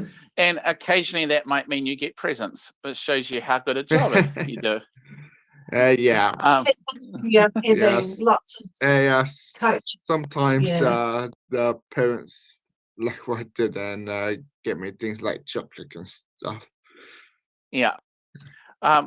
Which, I mean, these two student coaches, Raywin, are really important to make people feel welcome, eh? Yes, they are. Yeah. I think that's the beauty of having the younger coaches as well as our head coach and our deputy coach, because the younger coaches, they're not intimidating adults. If, mind you, when you're 4, everybody over the age of 10 is an adult. But they can see that there's a child off to the side not looking, comfortable, whereas the other coaches are kind of focusing on getting the group together. I've seen Matthew take the child and just happily bounce with them off the side. He didn't feel the need to drag them all into the group, just happily bouncing the ball together until he felt comfortable to come in and do some shooting with the others. So I think that's part of the key. Well, and we're always very careful with our coaches. We always, police checks as well as all the other things like risk management strategy plans and ADHD child protection policies. This sort of thing that we'd like to keep everybody safe and stuff. Sorry. No, hold on to that thought, Raywin. And again, just to remind, you can donate and submit questions at www.globaladhd.com. And so we're down to 20 minutes, so get your questions in. And I do have a question where you started to answer, but I think it's important to get the question in. And that is health and safety. I mean, that is quite important, isn't it? Yes, it is. I think it is important. I have a comprehensive first aid kit with me. We're at the YMCA, so they also have their first aid kit equipment. But we also have risk management strategy plans, child protection policies, everyone's police checked.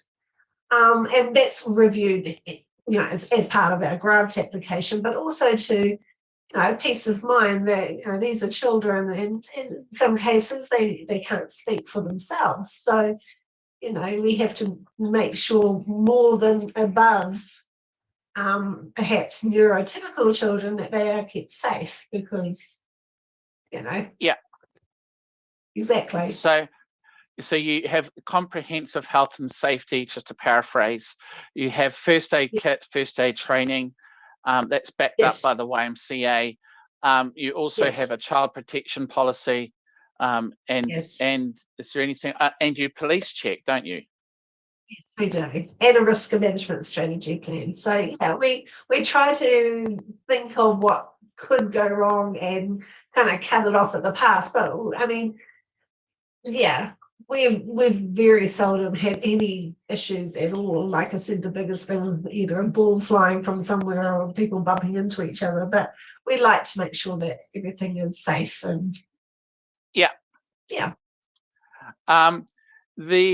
What are some of the specifics? This is a question from YouTube land. What does a health and safety policy entail? Health and safety policy is just going over what are the rights of the children, and what sort of things, health and safety policy, especially even with risks. What are the risks? And coming to and from the court, what are the risks? How to stop risks such as them taking off, or if it's other adults we don't know turn up, or just the venue, the other children interacting with each other, this sort of thing. We sort of try to think of anything that could possibly happen, and protect the rights and of the children. I mean, they don't have to be playing basketball either. We're not going to force them to play basketball, which is kind of the beauty of this program, is if they feel they don't want to play basketball, that's not a problem. Or they want to kind of wander around, that's fine. That's not a problem either. So we're there to encourage them to play. We're not going to, it's the child's right to play basketball or not. You see what I mean? Yeah. No, that's and the health and safety policy, if you're interested, drop us an email, info@adhd.org.nz, and we'll happily share it. And hey, Matt, this is a question that's come in from YouTube land. And once again, people, it's www.global ADHD. And you can find a place to donate as well as ask your questions. But how do you encourage children to participate and not get distracted, and not let the child get distracted and do their own thing? How do you do that? Well, I sort of like encourage them, not when there's not sort of forcefully, but at the same time, sort of motivate them to do it. In addition, I sort of give them tips on how to do it better, and giving them encouragement. To do so. Yeah, and I think the key thing, isn't it, Raywin and Matthew, is that it's not regimented. Every kid gets a ball, and if they want to have time by themselves, that's okay, isn't it? That's okay, exactly. Yeah. I mean, in addition, they want to have we do offer breaks for a couple of minutes to get water and allow them to have time by themselves as well. Yeah, that's a good point. Raywin? Plus also, because especially with the emerging skills, it's such a routine. The children know what's coming next, so they know, okay, we're doing this, and then we're doing this, and then we're doing this. So they're not wandering around wondering what's going on. I think after 2 or 3 sessions, they kind of get into the routine of following the other kids around to doing it. And I've seen Matthew sort of maybe working with a child on the side who doesn't really want to join in, but just bounce the ball with him, and it's no big deal. It's And then they'll be like, oh, look, they're shooting the ball over there. Let's go line up and shoot the ball. Yes. Yeah. So, I mean, softly is kind of the way we're going. But I mean, somehow it works. The children all kind of get into it and want to take part and line up. We don't even really keep score of the basketball when we do the advanced schools. I'm sure some probably winners but it's just more about the fun of being together. And with the advanced schools program, we seldom have more than say 10 children. So it tends to end up being like 2 teams of 5 on each other, and they charge around the court for an hour. And it's more about just having fun together. I think so. And what we might do now is go to the next slide, because this is really interesting. This shows the benefits of participating in a basketball program. And, you know, some of the highlights are there. Raywin, do you want to just talk to it a little bit? Oh, yes. It's cool. But self-esteem. Me, my eyes. Self-esteem and confidence, that's important. Especially with our children with ADHD. I mean, I'm thinking of my own children. They're constantly told stop, don't, all the time. Well, here's something that they can do and they're allowed to do. So that kind of builds up that they're capable at this. They can do this.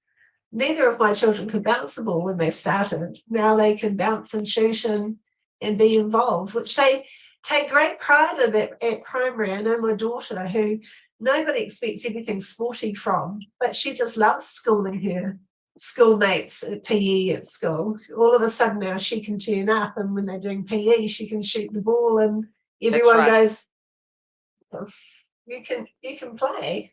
Like, that's right. Well, yes.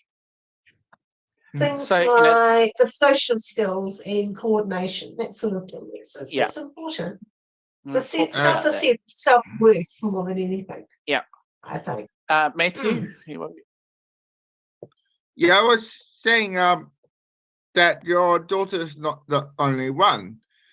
And there have been a couple of times that some of the students went up to me and told me how well they did at their school basketball team.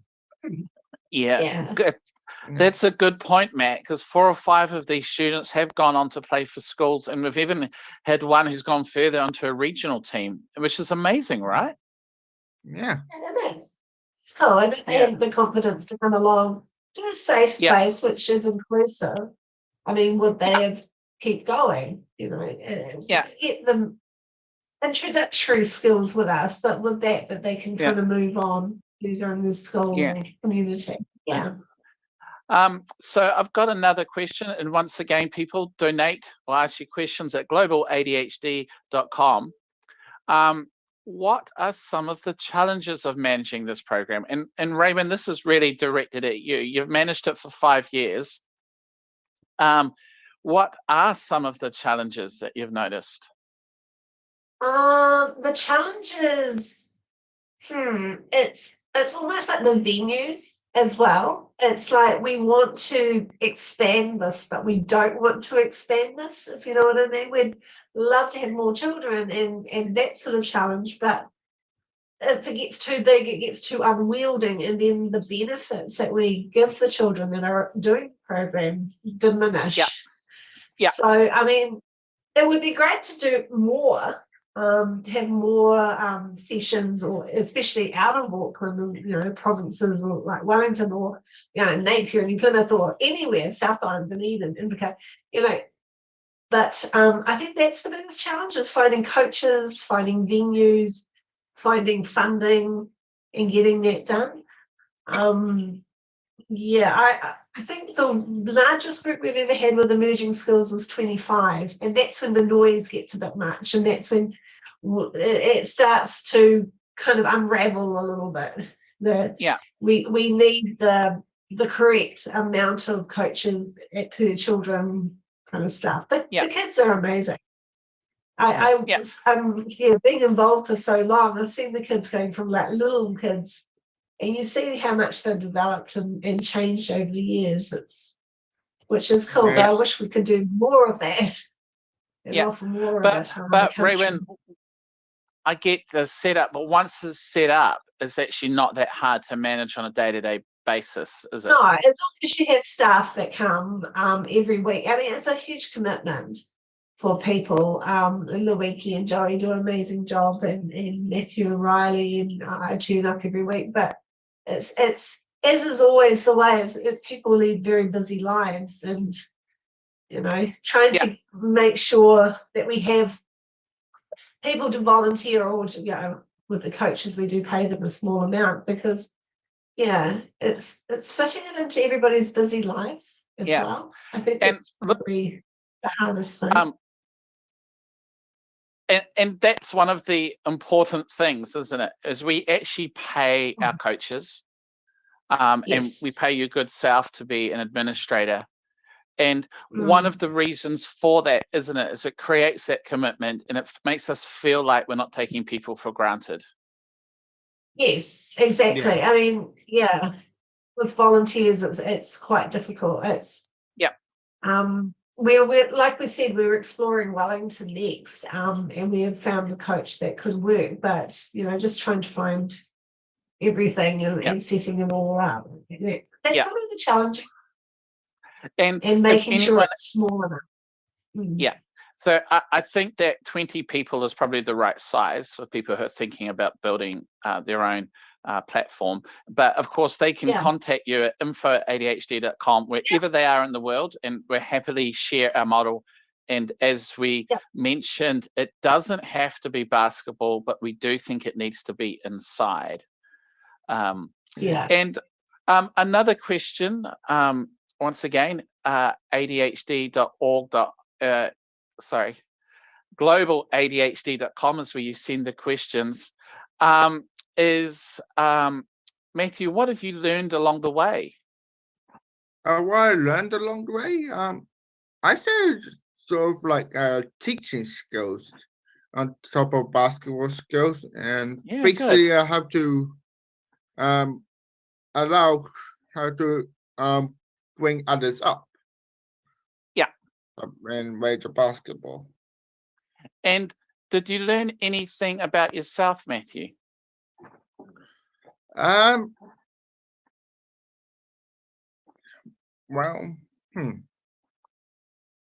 I mean, I suppose it's supposedly really good at basketball, on top of really more caring person than I realize. Yeah, I agree. You're wonderful with children. And of course, you've also learned money skills, because you get paid a little bit each game, don't you? That's funny. And I think we have one more slide to show. And that is the program. Oh, sorry, we need to remove that slide. Sorry, I can't read my own writing.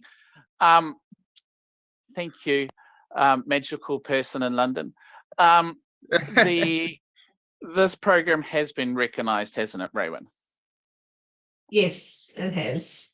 Interestingly enough, we were contacted by a school in the US quite recently. They are bringing over some students as an exchange program next year, and they're looking at volunteer organisations for their students to be part of. And we were contacted to see if they wanted them to come along to our basketball program and help out for a day. So it's kind of nice. It's nice to see that, it's been recognised on the other side of the world. So yeah, exciting. I think that's in March next year. And of course, ADHD New Zealand was on Dances with the Stars, or Strictly Ballroom if you're from London or the UK, and they did a little featurette on it as well. Yes, they did. It was with Sophie Gray. Yes. No, Sonia Gray, sorry. Unfortunately, she was eliminated first, so we didn't get to see the clip. But we did, Matthew. In the final show, they did a special screening. I only heard of the news. I honestly don't watch it. No. I'm not sure dancing is your thing, is it? It's definitely not. Hey, if we think about what we've covered, you've set up this program. A program for 20 kids ADHD on the North Shore of Auckland. We know that we can just pick up the model. We know that it's well funded and a co-funding model really, really works. Hey, what is your one take up? I'll ask you, Raywin, for your first take out, and then I'm going to pass it to you, Matt, that you want everyone, the thousands and thousands of people watching the world's first 24-hour ADHD conference to have. I think that the sport encompasses more than just winning. I know that's a bit woke and PC, but it does. I think our program is more about being an environment and a community and encouraging the children to just kind of take part in that. They kind of learn a bit more about themselves, like Matthew was saying. He's learned more empathy and he's probably more caring than he thought he was. So yeah, my take home is that sport's not just about winning, it's about being part of the group and being part of your sporting community. Thanks, Raywin. Matthew, what's your take home message? I would basically say the same thing as Raywin said. Be nice to your community, but basically care for your community and each other. Thank you. And my message to those of you out there is just because you have ADHD doesn't mean, or your children might have ADHD, doesn't mean they don't want to do sport. And you can ask Michael Phelps, Shaquille O'Neal, and All Blacks Zach Gilford, and you'll find that sport is an amazing outlet. It's a pity we're in a world where sometimes those with ADHD can't fit into, I guess, a typical sports team, and that's one of the reasons we're so proud at ADHD New Zealand to drive basketball. And if this is something that is really of interest to you, contact us at info@adhd.org.nz and we'll help you set it up anywhere in the world. As I mentioned before, it doesn't have to be basketball, but we do think it needs to be inside, and we'll be happy to help. Thank you, Matthew. Thank you, Raywin, for your time. I know it's a bit weird talking about something you take for granted. That basketball is, you know, it seems a bit odd talking like this, so I really appreciate it. Now, coming up on the Global Conference ADHD New Zealand section, we're now going to talk about education with two fantastically qualified speakers, Tracy and Jenny, and we will talk about approach to education for those children in primary and secondary schools. I'm going to sign off now, and we're going to leave with a video, and we'll see you in about 5 minutes. Very much. Ka kite.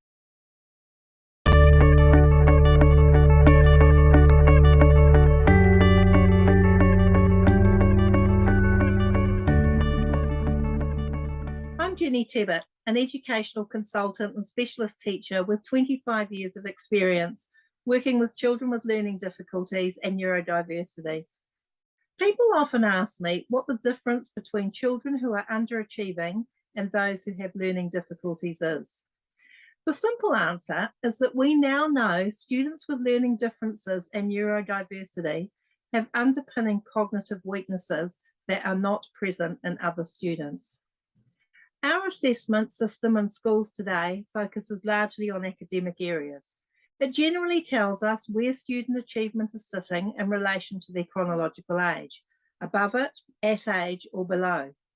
Fortunately, much of our assessment can now also be diagnostically used and tells us what a student's next steps in learning are. What it doesn't tell us is why students are where they are.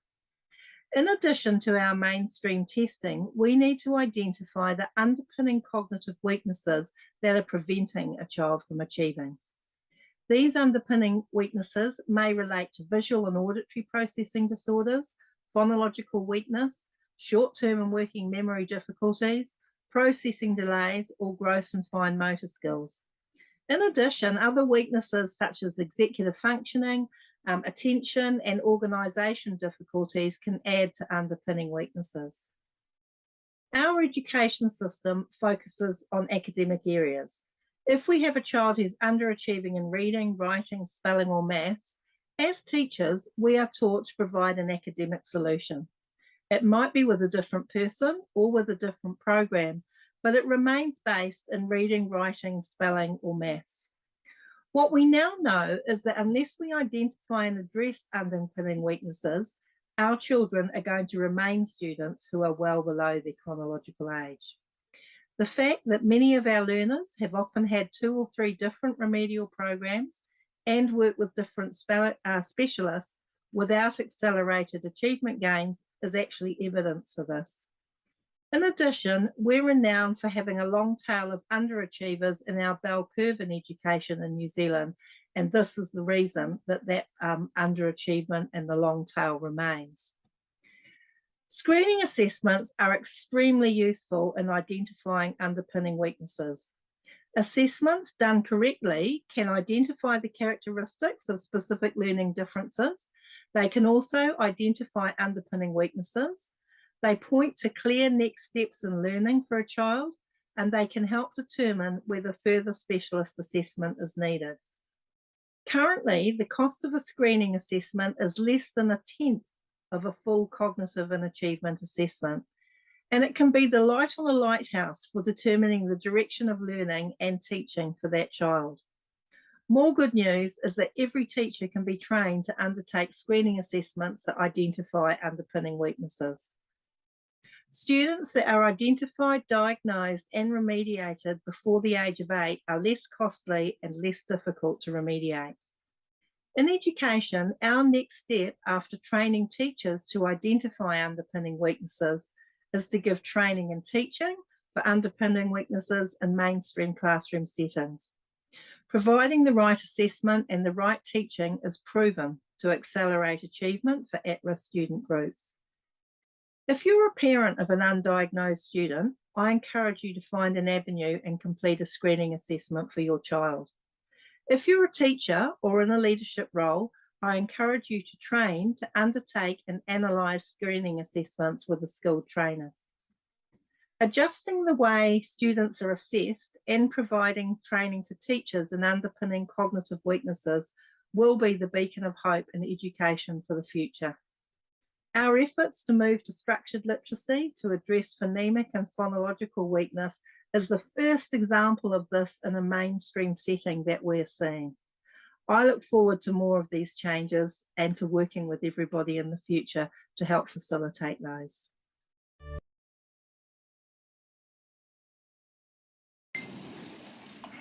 Tēnā koutou. I'm Tracy Rountree, ADHD coach and training facilitator. Has your child been diagnosed or do you suspect they have ADHD? Are you struggling to understand their behaviour? Some common issues that parents discuss with me are how to help regulate their child's emotions and outbursts, deciding on medication options for their child, finding consequences that work, dealing with sibling conflict, and the challenges of the school environment. So if these sound familiar, then the Everyday with ADHD parent course will assist you and your family.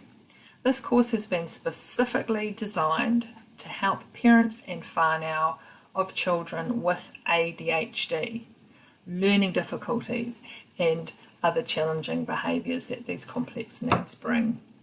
At the end of the course, parents will have a deeper understanding of ADHD and how it affects their child. Recognise the positive aspects of ADHD, because they do have positive aspects, and be able to then build a more positive relationship with their child. So also better support their child's learning and overall make family life easier with practical strategies that use research-based tools and resources. One of the biggest benefits of this course is actually meeting parents who are facing similar challenges. You are not alone, even though sometimes it can feel like it. As the course facilitator, I completely understand and can relate to the struggles parents face, as I have children with ADHD and ASD, and I myself was diagnosed with ADHD as an adult. So if you'd like to find out more about the Everyday with ADHD parent course, check out ADHD New Zealand's website for information and dates. Courses are available online or face-to-face in Auckland. So I hope to see you soon. Thanks.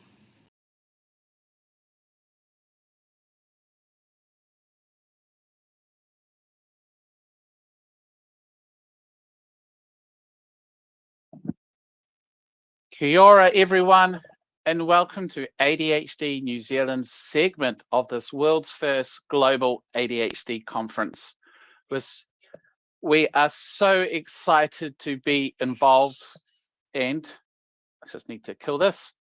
And we're really excited about what we've seen. Some of us have been up since 1 a.m. New Zealand time watching, and we're really excited to participate.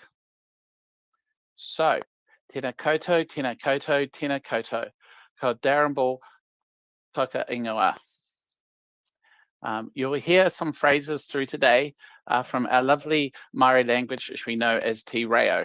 And what I've just said is I acknowledge you, I acknowledge all of you, and my name is Darren, chairperson of ADHD New Zealand. Today we're going to talk to these wonderful people, Jenny and Tracy, and you've seen their videos before our session started. We couldn't find more perfect people to talk about education, especially in primary and secondary, and I'll let them introduce themselves in a second. One of our little messages in Te Reo is the phrase for ADHD, which is aro rero tini. This means attention goes to many things. We love this phrase because, as you know, ADHD, attention deficit hyperactivity disorder, is simply a horrible phase, and aro rero tini is much, much better. So this is the start of our campaign to change the name. So wish us luck. Before we go on, we do have a small disclaimer. It's a privilege to have these two with us today, and it's a panel.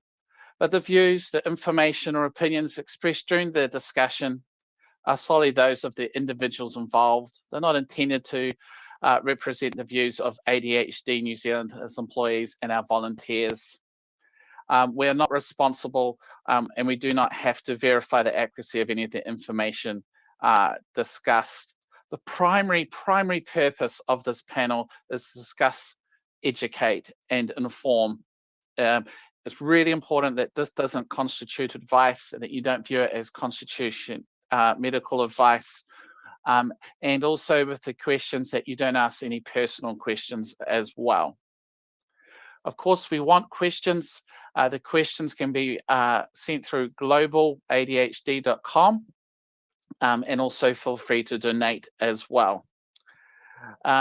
So before we introduce these two lovely ladies, my name's Darren. I'm chair of ADHD NZ, and I have two ADHD children and have also been fighting the education system and have many, many stories of the education system in my children as well.